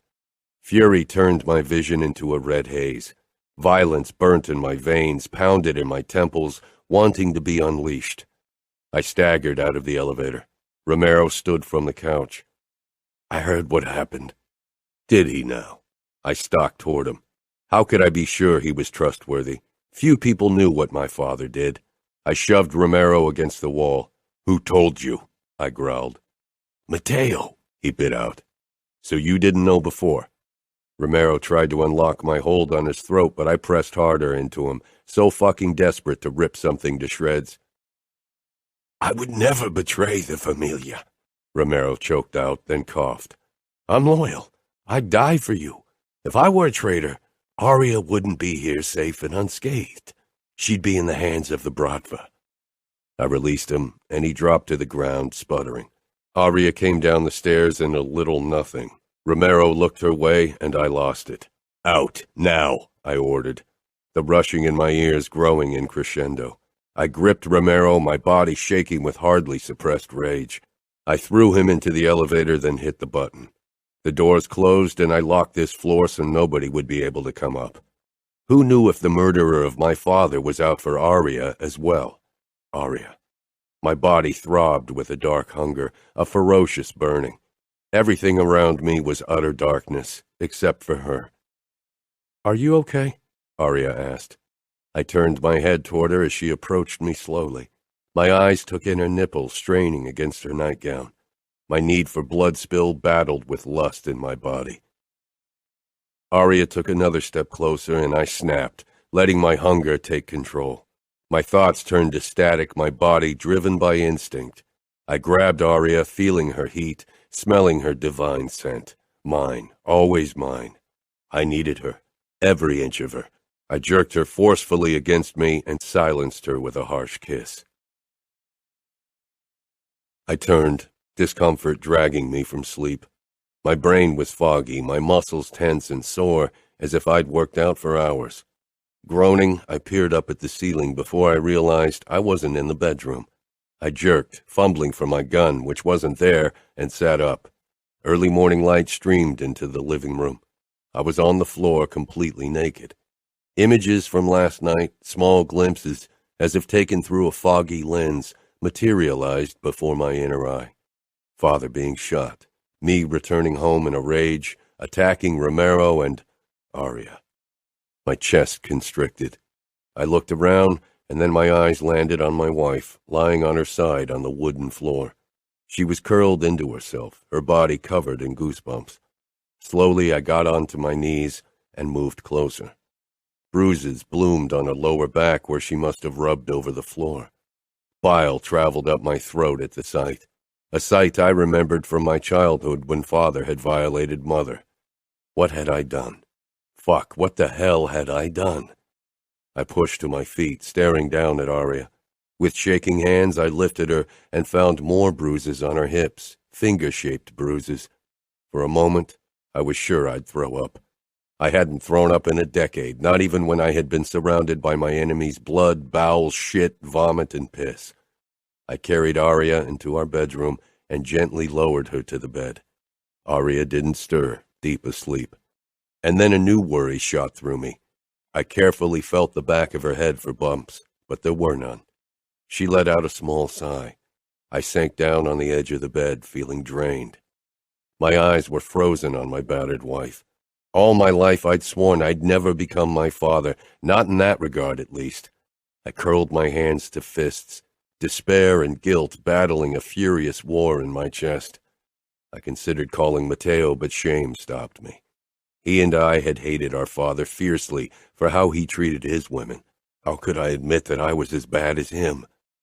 Aria's lids fluttered and I tensed, dreading the look in her eyes when she saw me. Would she hate me? Fear me? How could I ever make it up to her? Ever apologize if I'd hurt her like I thought I had? There was no apologizing for something like that. It was unforgivable. Aria looked at me with a small frown.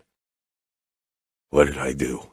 I rasped, torn between not wanting to know and desperately needing to. Aria peered down her body. I didn't understand her reaction. Was she in shock? How badly had I fucked up? She brushed her fingers over her throat, and I winced at the bite marks I'd left on her unblemished skin. I was a monster.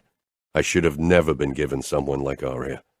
Aria pushed into a sitting position and grimaced, pain flashing across her face.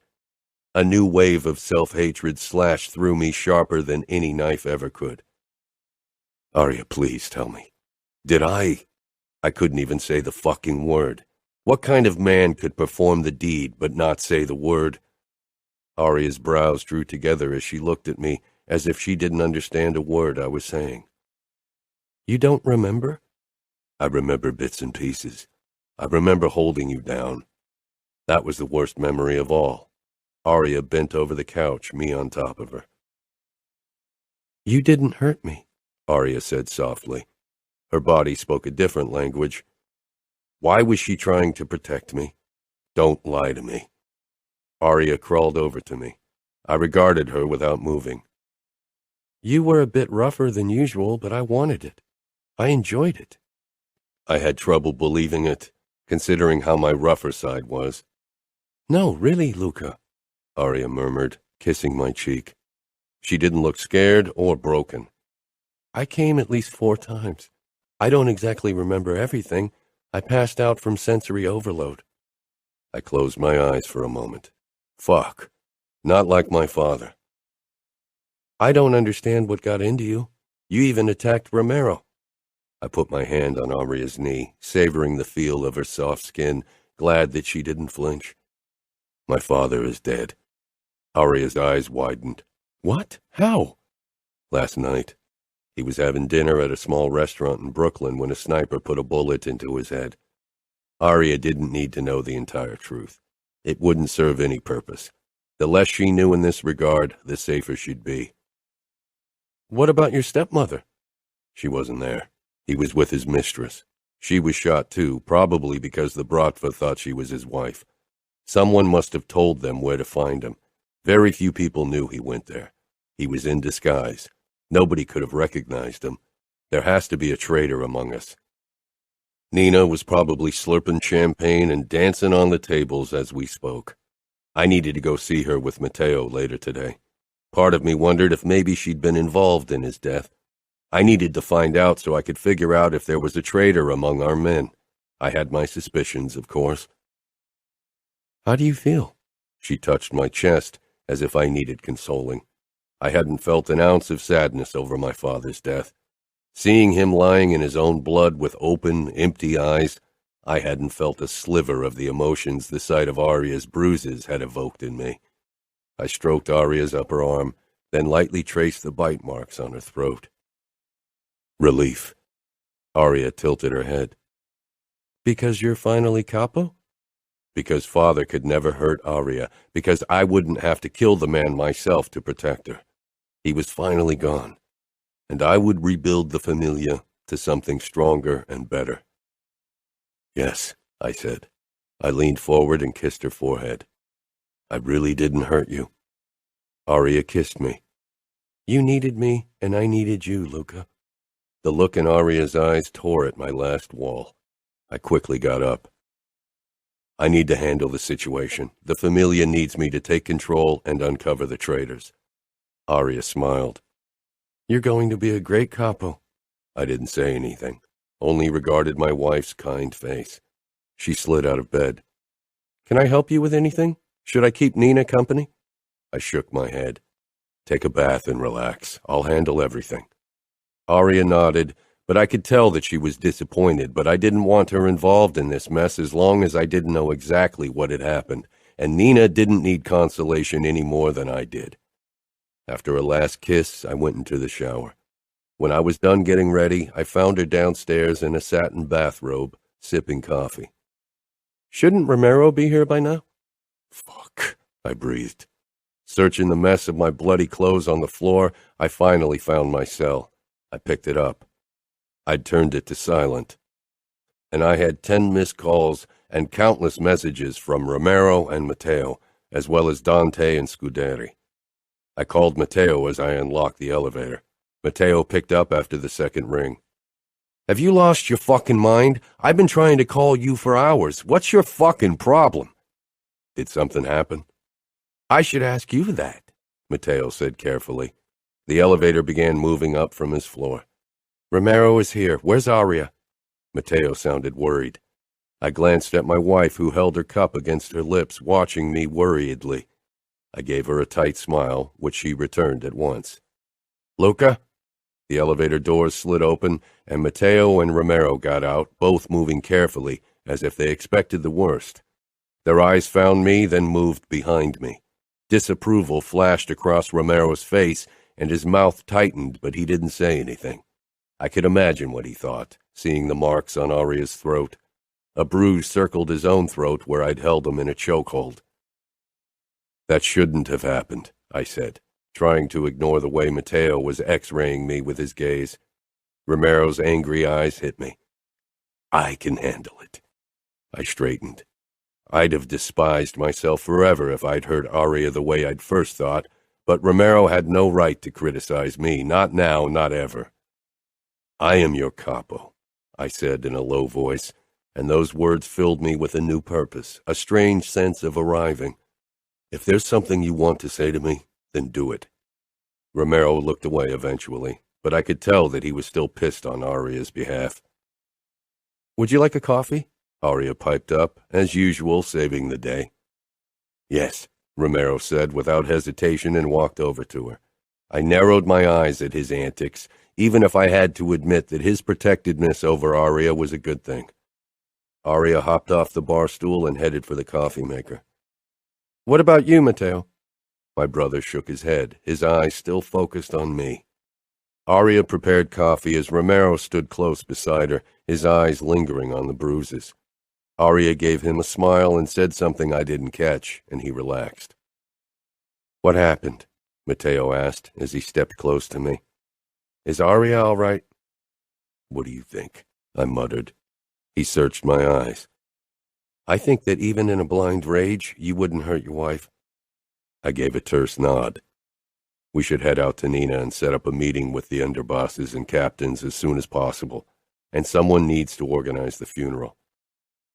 It won't be me. For all I care, we can dump the body in the Hudson. We'll give the task to Nina. She'll make a spectacle out of it for appearance's sake, I said. Then I remembered something. Did you tell Dante or Scuderi about our father's death? Matteo shook his head. You're Capo. It's your job. We stepped into the elevator, and I showed Matteo my list of missed calls. I have a feeling someone else told them. Then we should find out who it was and have a long talk with them. His lips twitched. I gave a nod. The weight that had been lifted when my father died was replaced by a new weight of responsibility. The familia needed a strong capo. You'll be a better capo than our father, Matteo said.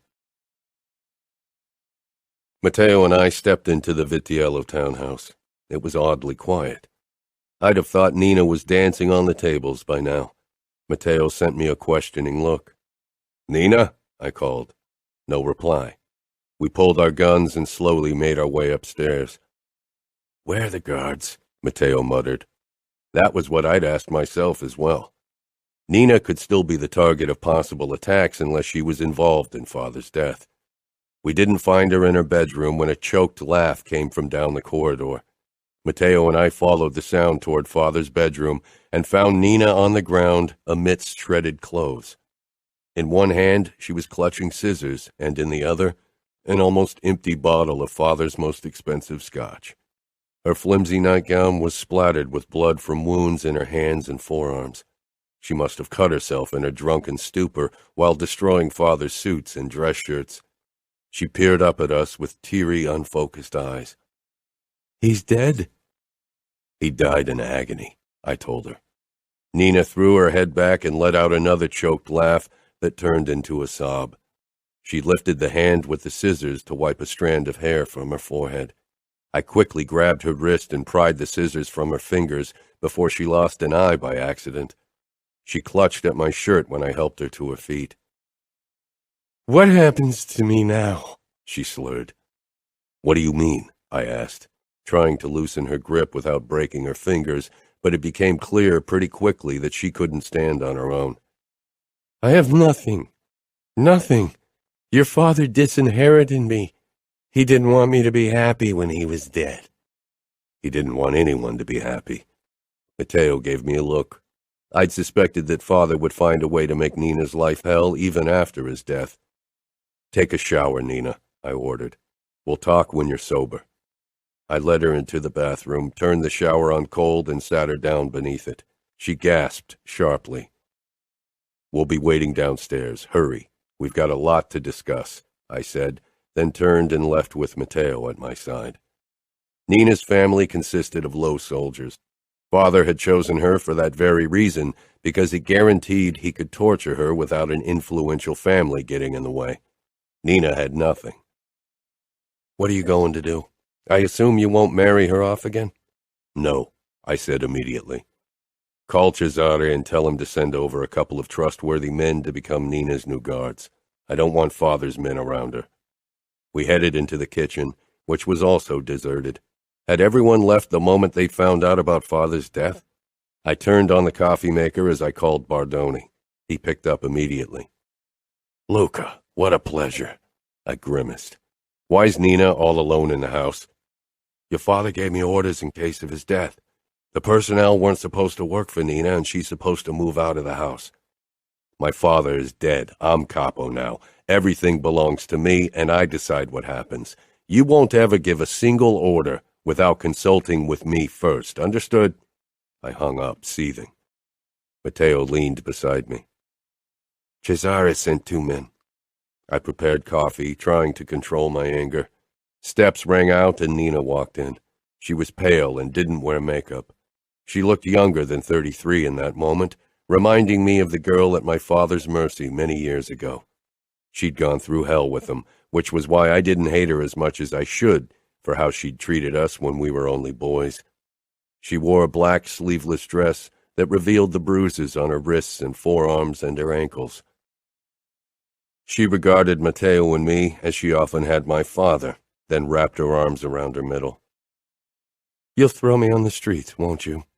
I filled a cup with coffee and walked over to her. Drink. She took it with shaking hands, regarding me like a beaten dog waiting for his master to punish him. Fuck. I preferred Nina's bitchiness to this. She swallowed, then looked at Matteo. I could, maybe you, I, Matteo grimaced. She was offering herself to him for whatever she thought he might want with her. Nina, I said firmly, and her eyes darted up to me. Father had done a marvelous job breaking her. I'll give you this house. Do with it whatever you want. Sell it or burn it, I don't give a fuck. Her eyes grew wide. The house had a market worth of around $15 million. I chose 2 new bodyguards for you. They'll guard you from now on. As the stepmother of the new Capo, you need protection. She didn't say anything, only stared at me. Keep your credit card. I'll give you $10,000 per month so you can live comfortably. You are free to live your life within the confines of our rules. She set the cup down on the counter and took a step toward me, then stopped. What do you want in return? The truth about my father's death, and for you to tell me if someone tries to conspire behind my back. She raised her chin. I don't know who killed Salvatore, but I wish I could thank them. I nodded. And? You know your uncles want you and your brother gone, but I don't know anything. They don't talk to me. I'm only a woman. One last thing, I said. Nina tensed, but her face wasn't as submissive anymore. Organize a splendid funeral. We want everyone to believe we're inconsolable about Father's demise. Spend as much money as you need. With that, I left. There was no sense in pretending we were a family or cared about each other. I'd done what honor dictated, and now Nina wasn't my problem anymore. I had more than enough to do. Most importantly, talk to Fiore Cavallaro and make it clear that my father's death didn't weaken the Familia. I'd make sure the Familia got through this and emerged stronger. Chapter 24. Nina had outdone herself. My father was buried in the most expensive mahogany casket money could buy. Everyone who mattered from the Familia and the Chicago outfit gathered at the cemetery, as well as many high-ranking politicians. They had all sought me out in the last few days, wanting to make sure the Familia would keep paying for their campaigns now that I was in power. The same could be said for the captains and underbosses, even my uncles. They'd all come to me to offer their condolences and confirm their positions. This morning I'd officially taken over as Capo, had spoken the oath in front of the captains and underbosses, but I knew that didn't mean they'd all accept me without reservations. None of them were sad my father was gone, except for Bardoni, and that was only because he'd lost his position as consigliere. Every pair of eyes rested on me and Matteo, considering us, looking for a flicker of weakness. We were both young, and many would try to weaken us. I doubted they'd wait until the first official meeting of the Familia with me as Capo to do so. My uncles had probably already started behind my back. I peered down to Aria when I felt her eyes on me. She regarded me with a hint of worry, as she'd often done these last few days. I resisted the urge to grab her hand or kiss her, and kept my expression cold and hard. She dropped her gaze back down to the casket that was lowered into the ground by 6 made men. Aria thought that, deep down, part of me felt saddened by my father's death. She didn't know I'd planned on killing him myself to protect her, and she never would. He was dead now. That was all that mattered. My uncles kept giving me fake, empathetic smiles, as if any of us would miss him. Afterwards, everyone came to Matteo, me, and Nina to offer their condolences and congratulate me on becoming Capo. Nina had perfected her fake tears as she clung to Aunt Criminella. I tried to keep an eye on the area despite the many guards surrounding the perimeter. I had a feeling the Bratva would try to eliminate Matteo and me again soon. Today was the perfect opportunity to get rid of many important members of the Italian Mafia. I pulled Romero aside during the wake. Take Aria and her siblings to the Hamptons. I don't want them in New York for the meeting tonight. Romero nodded. I assume Umberto will be coming with us? Yes, and Cesare as well, I said. Scuderi wanted his own bodyguards around when his children were in my mansion, and I didn't mind the additional protection. Several hours later, the Cavalleros as well as Scuderi had gathered around the meeting table in the Sphere, with Matteo and me to discuss the rising Russian threat, but as usual, they weren't very forthcoming with information about the Bratva and their territory. From the start of our cooperation, we'd always only exchanged the bare minimum of information. After a tense dinner together, Matteo and I were on our way to my car to head home when Cesare called. A feeling of dread settled in my stomach. Cesare? Gunfire sounded in the background. We're under attack. The Bratva's trying to enter the premises. Take Aria to the panic room. Don't let the Russians get her. We'll take the helicopter, I shouted, already running toward the car. What's the matter? Matteo asked as he flung himself into the seat beside me. The Bratva's attacking the mansion. I got out past my tight throat, then called our pilot to get the helicopter ready. Matteo was on the phone with our captains to organize reinforcement. The second we were in the helicopter, I called Aria's cell. It took almost a minute before she finally picked up, moments that felt like eternity. Aria, are you safe? They killed Umberto, Aria whispered. I didn't give a fuck who died as long as Aria was safe. I'd kill them all with my own hands if that meant she'd return to me. Where are you? Aria's breathing was quick. Searching for Gianna. My stomach hollowed out. Aria, where's Romero? Why isn't he taking you to the panic room? I have to find Gianna. Aria, the Bratva wants you. Get into the panic room. I'm taking the helicopter. I'll be there in 20 minutes. I'm already on the way. There could be only one reason why the Bratva attacked the mansion when every member of the mob was in New York.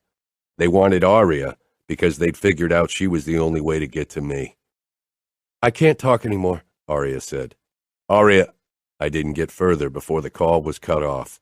For a second, I could do nothing but stare at my phone. Luca, what did she say? Is Gianna with her? Matteo asked, but I ignored him. If we'd been alone, maybe I would have talked to him. But as it was, there were 3 more men in the helicopter, and I didn't want them to realize how worried I was about my wife. I'd never felt this helpless. I reached for my gun and began checking it to make sure everything was working. I couldn't allow myself to consider what might happen in case the Bratva got their hands on Aria. I'd be there in time. Our pilot brought down the helicopter on the lawn behind the mansion. The second we jumped out of it, bullets soared through the air toward us. We ducked behind one of the Italian marble statues decorating the garden and began firing. Soon, we'd shot our way closer to the house. I motioned for Matteo and my other men to have my back. Then I stormed the house. I shot the first Russian in the head, the second in the throat. We have your wife, Vitiello. If you want to see her in one piece, you'd better stop fighting and drop your weapons, Vitali shouted. Nobody acts until I give an order. Got it? I snarled, fixing my gaze on Matteo. He gave a nod, but I wasn't sure how much it was worth. After all, Gianna was in there as well. Trying to keep my face calm was a losing battle. I could feel fury simmering under my skin, and worse, fear. I focused on the former. Showing fear for Aria's life in front of my enemies would have been the ultimate mistake. Slowly, I walked into the living area of the mansion, guns clutched in my hands.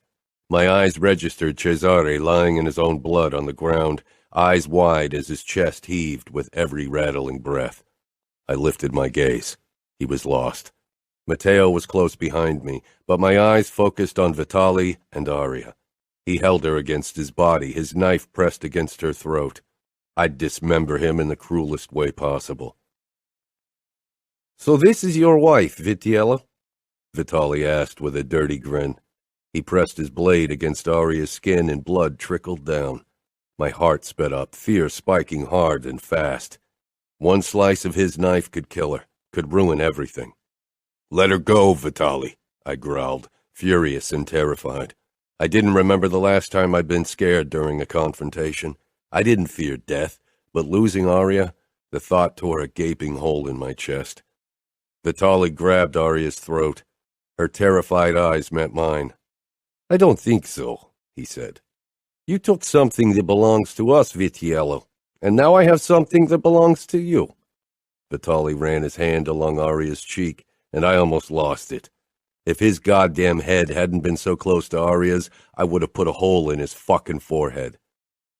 I want to know where it is. I rocked forward, wanting to rip him to shreds, but Vitali raised his knife again. "Put your guns down, or I'll cut her throat."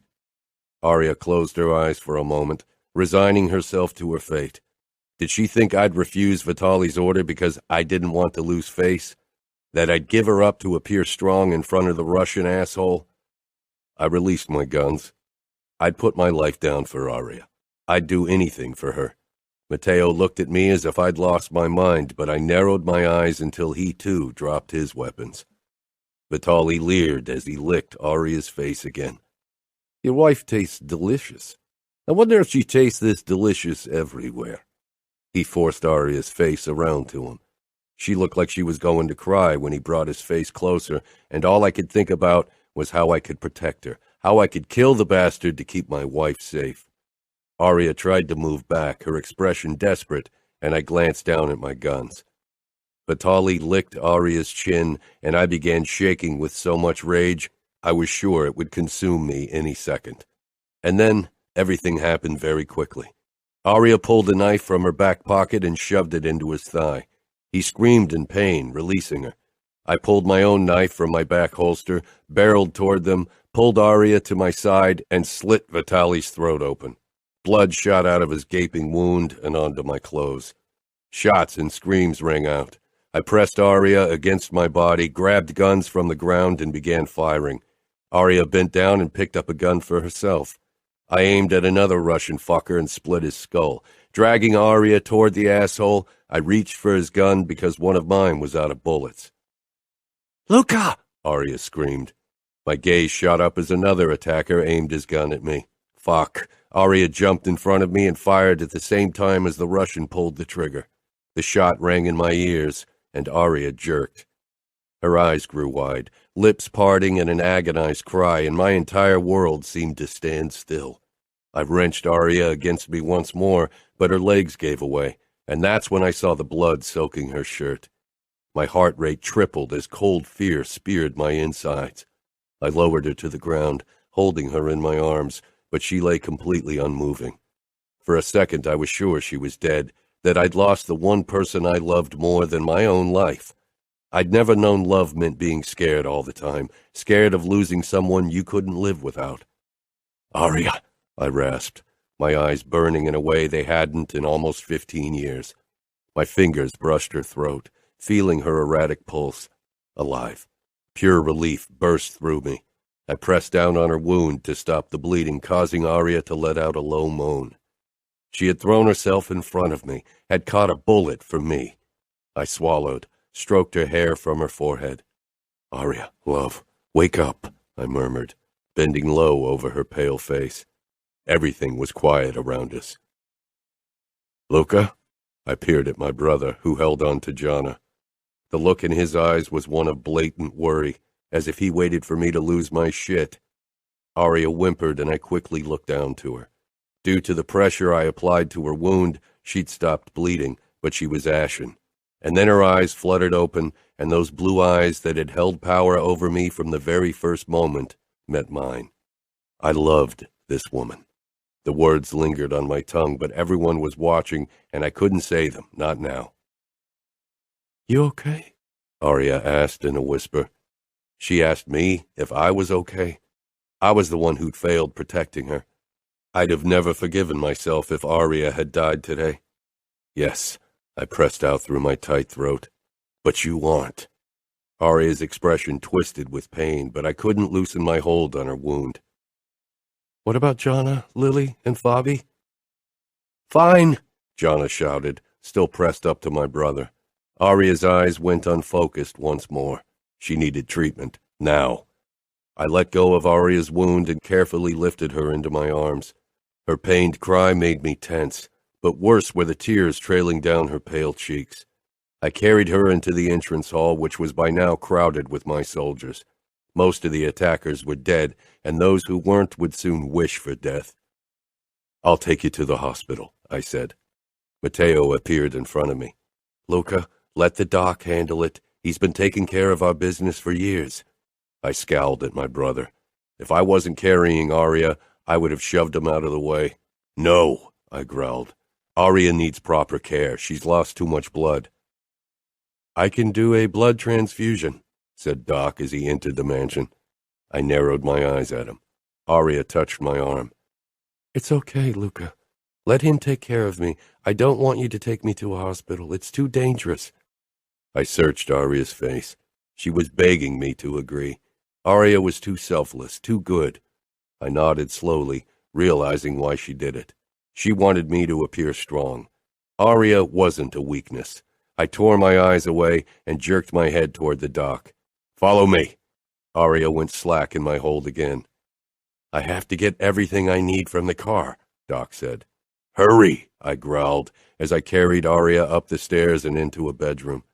I put her down on the mattress gently, then stroked her cheek. I love you, Aria, I said quietly. Admitting it aloud, even when no one could hear me, felt like a huge step.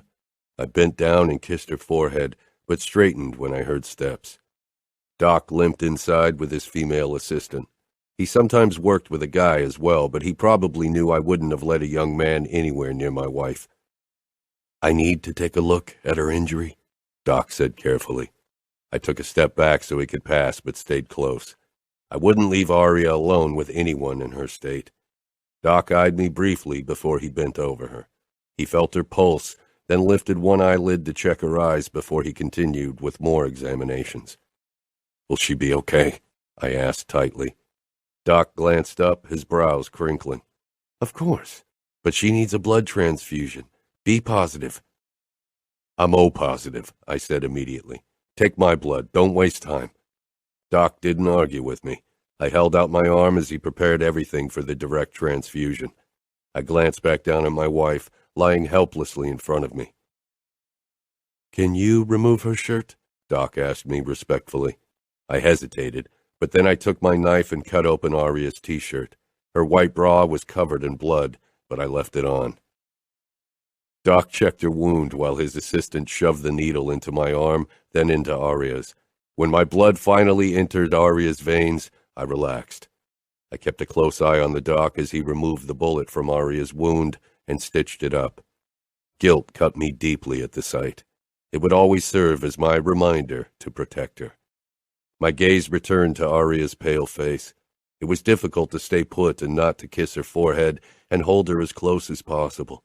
Eventually, the transfusion was done, and the doc and his assistant left. I was alone with Aria for the first time.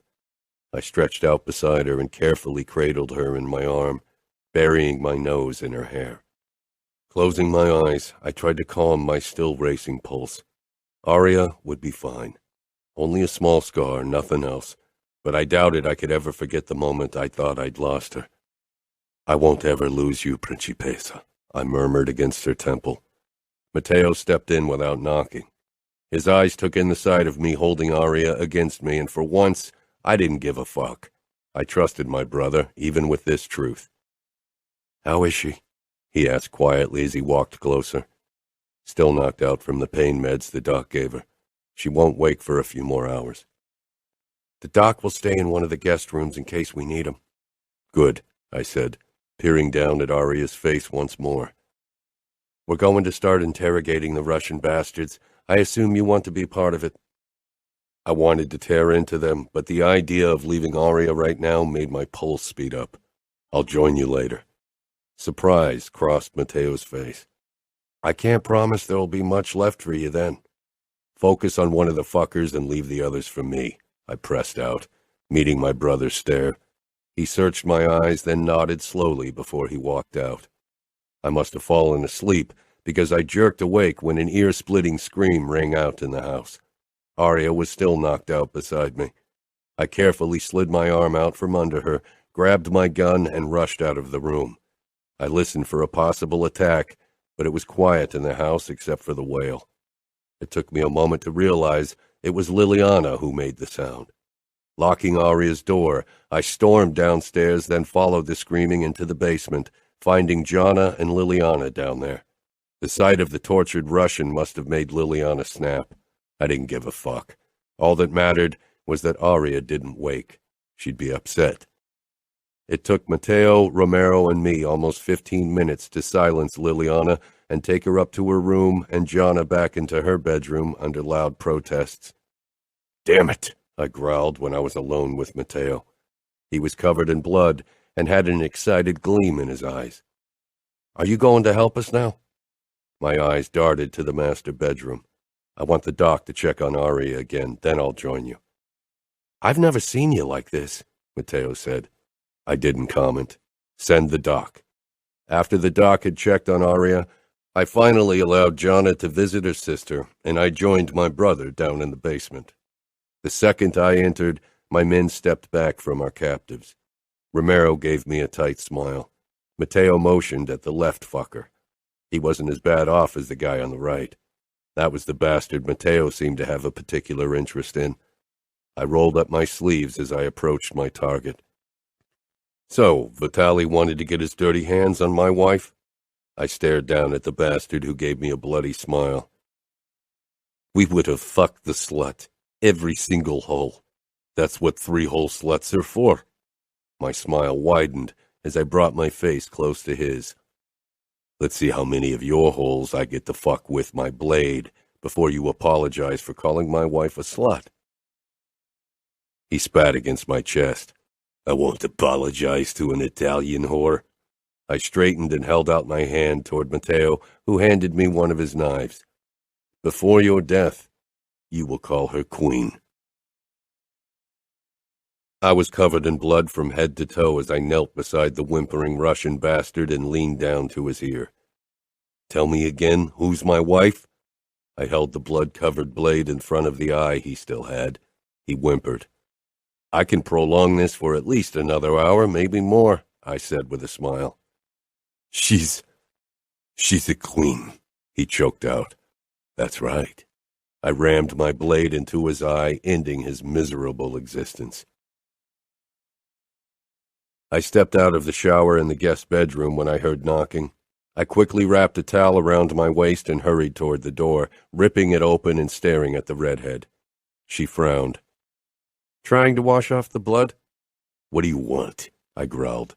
I was still on edge from the day's events and had no patience for her snark. "I thought you'd like to know that Aria is awake." I returned into the bedroom and got dressed quickly, then stormed toward the master bedroom barefoot. The second I saw Aria, my heart thudded wildly in my chest. Dark shadows spread out under her gorgeous blue eyes, and she gave me a small smile. My legs carried me toward her, and I kissed her forehead. To my surprise, Gianna left without hesitation. "Do you need morphine?" I asked. "Yeah." I injected Aria with the morphine, then held her hand in mine, needing to touch her. "Did we lose someone?" she asked. "A few. Cesare and a couple of soldiers," I said before I added, "and Umberto." Sadness flashed in Aria's eyes. "I know. I saw him get shot." I couldn't feel sad over the man we'd lost because Aria was here. Aria swallowed. "What did that guy Vitali mean when he said you had something that belonged to him?" "We intercepted one of their drug deliveries, but that's not important now. The only thing that mattered was keeping Aria safe." "What is important, then?" she whispered. "That I almost lost you. That I saw you get shot," I got out, remembering that moment. I'd never felt this way, like a part of me was ripped out because of another person. "You're lucky the bullet only hit your shoulder. The doc says it'll heal completely and you'll be able to use your arm like before." Aria blinked slowly, and the corners of her mouth twitched up briefly. The meds were dragging her down again. I moved my face close to hers. "Don't do that ever again," I rasped. She tilted her head as if she didn't know what I meant. "What?" "Taking a bullet for me." Aria squeezed my hand lightly, her eyelids dropping. "I'll always take a bullet for you." She fell asleep before I could say another word. I kissed her lips lightly. "I won't allow it. Never again." Chapter 25. Aria slept through most of the day, only waking a few times to talk to her siblings. I tried to visit her as often as possible, but I had to talk to my captains and Dante on the phone. I wouldn't go to New York for a meeting until I could take Aria with me into the city, and she was still too shaky. Things began to calm down a bit when her family left for Chicago, and I'd ordered my captains to wait with attacks on the Bratva until we had the perfect target. I didn't want to lose more men with attacks in blind rage. We needed to hit them where it hurt. After my last call, I made my way back to the master bedroom. Water was running in the bathroom, so I sat down on the bed, waiting for Aria. When she finally emerged, she was fumbling with her nightgown, trying to slip the second strap on her shoulder, but with the injury it was impossible. "Done with business?" she asked with a soft smile as I walked over to her. I led her toward the bed and gently pushed her down. Her eyes were clear and kind, not pain-filled and drug-hazed. My Aria. "I'm fine," Aria said firmly. All the worry and fear I'd been feeling crashed down on me. I knelt before her and pressed my face into her stomach. "I could have lost you 2 days ago." Aria trembled. "But you didn't." I met her soft gaze. "Why did you do this? Why did you take a bullet for me? If she'd died because of me, if I'd lost her, I'd have lost my mind.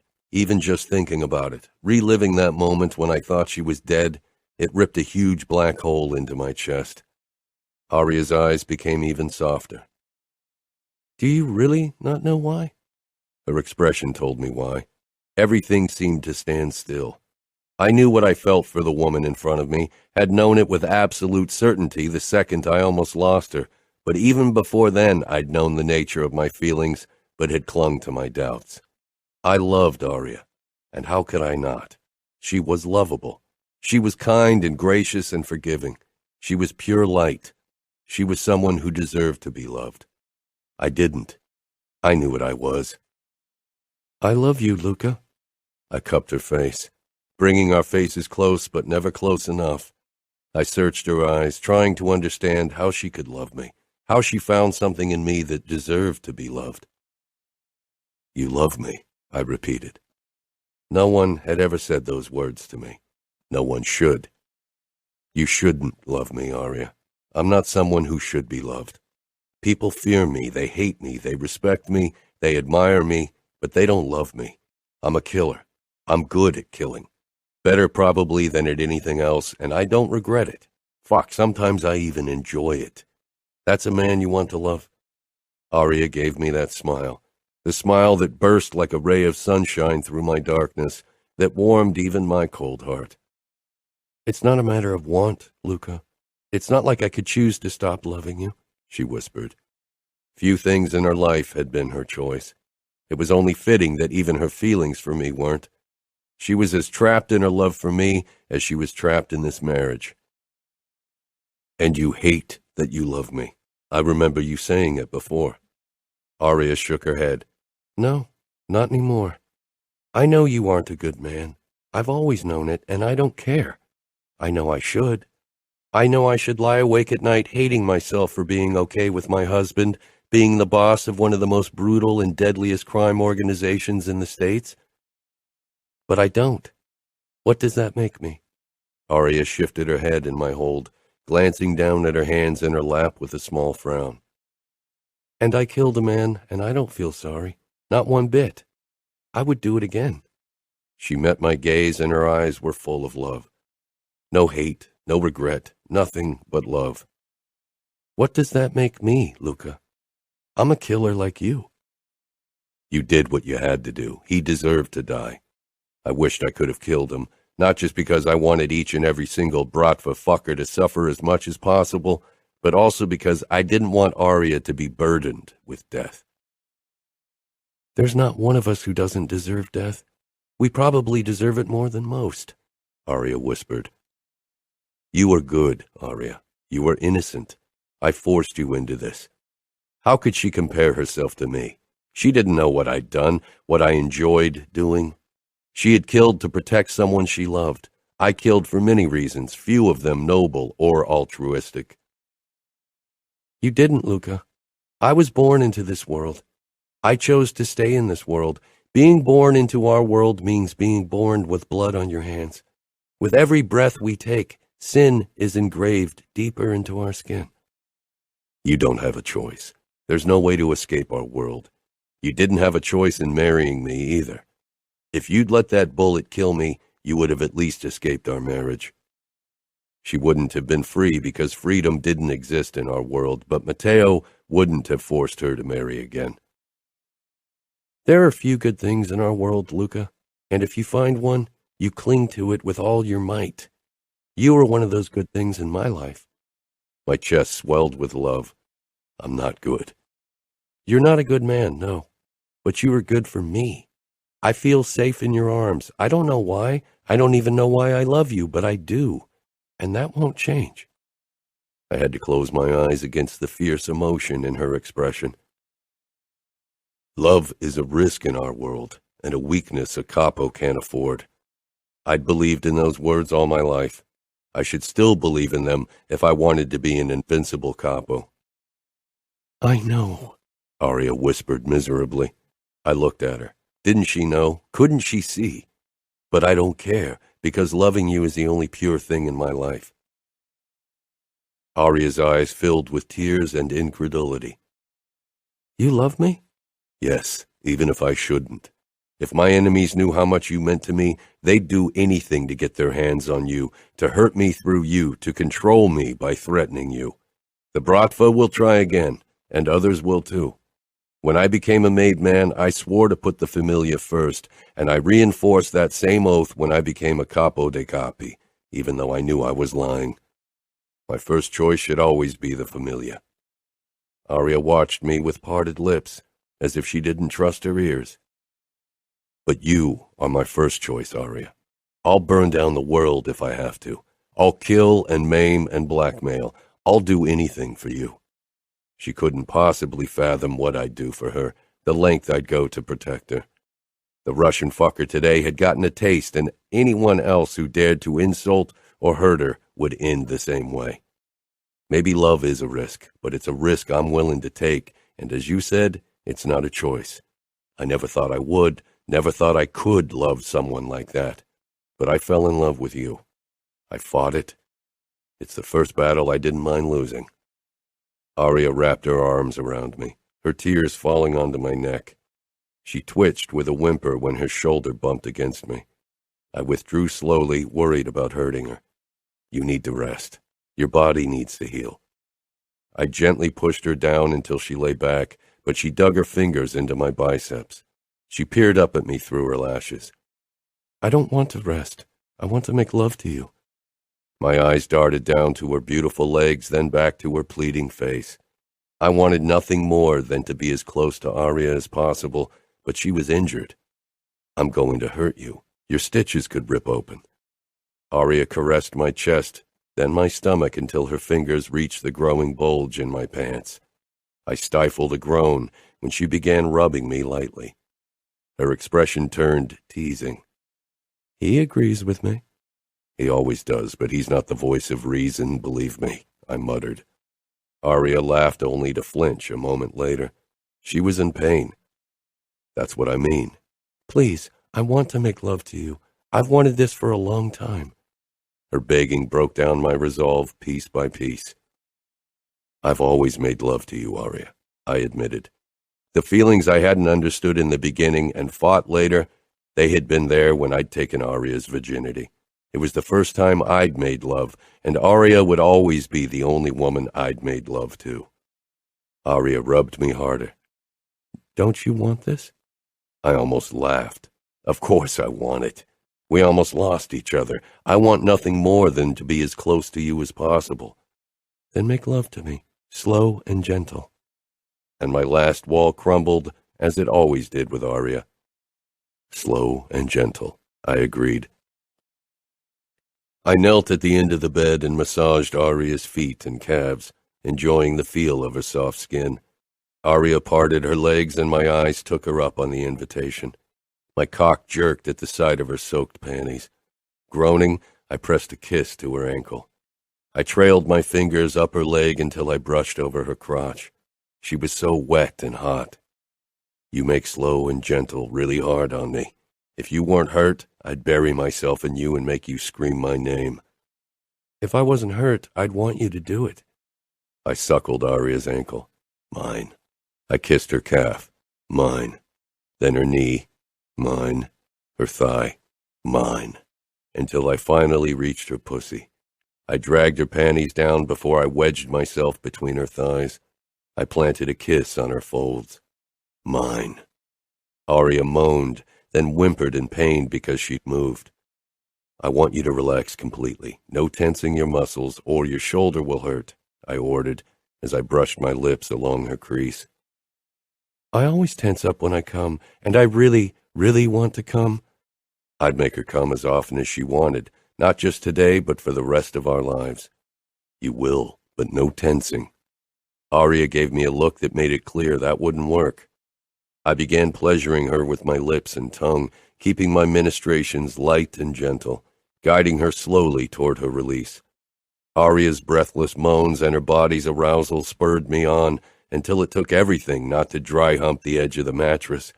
When Aria finally came, her body seemed to go even softer, her legs falling open as she surrendered to pleasure. I got out of my clothes and positioned myself between Aria's legs. I entered her slowly, watching her face as she moaned, low and sweet. Mine, I said, when I was buried all the way inside her.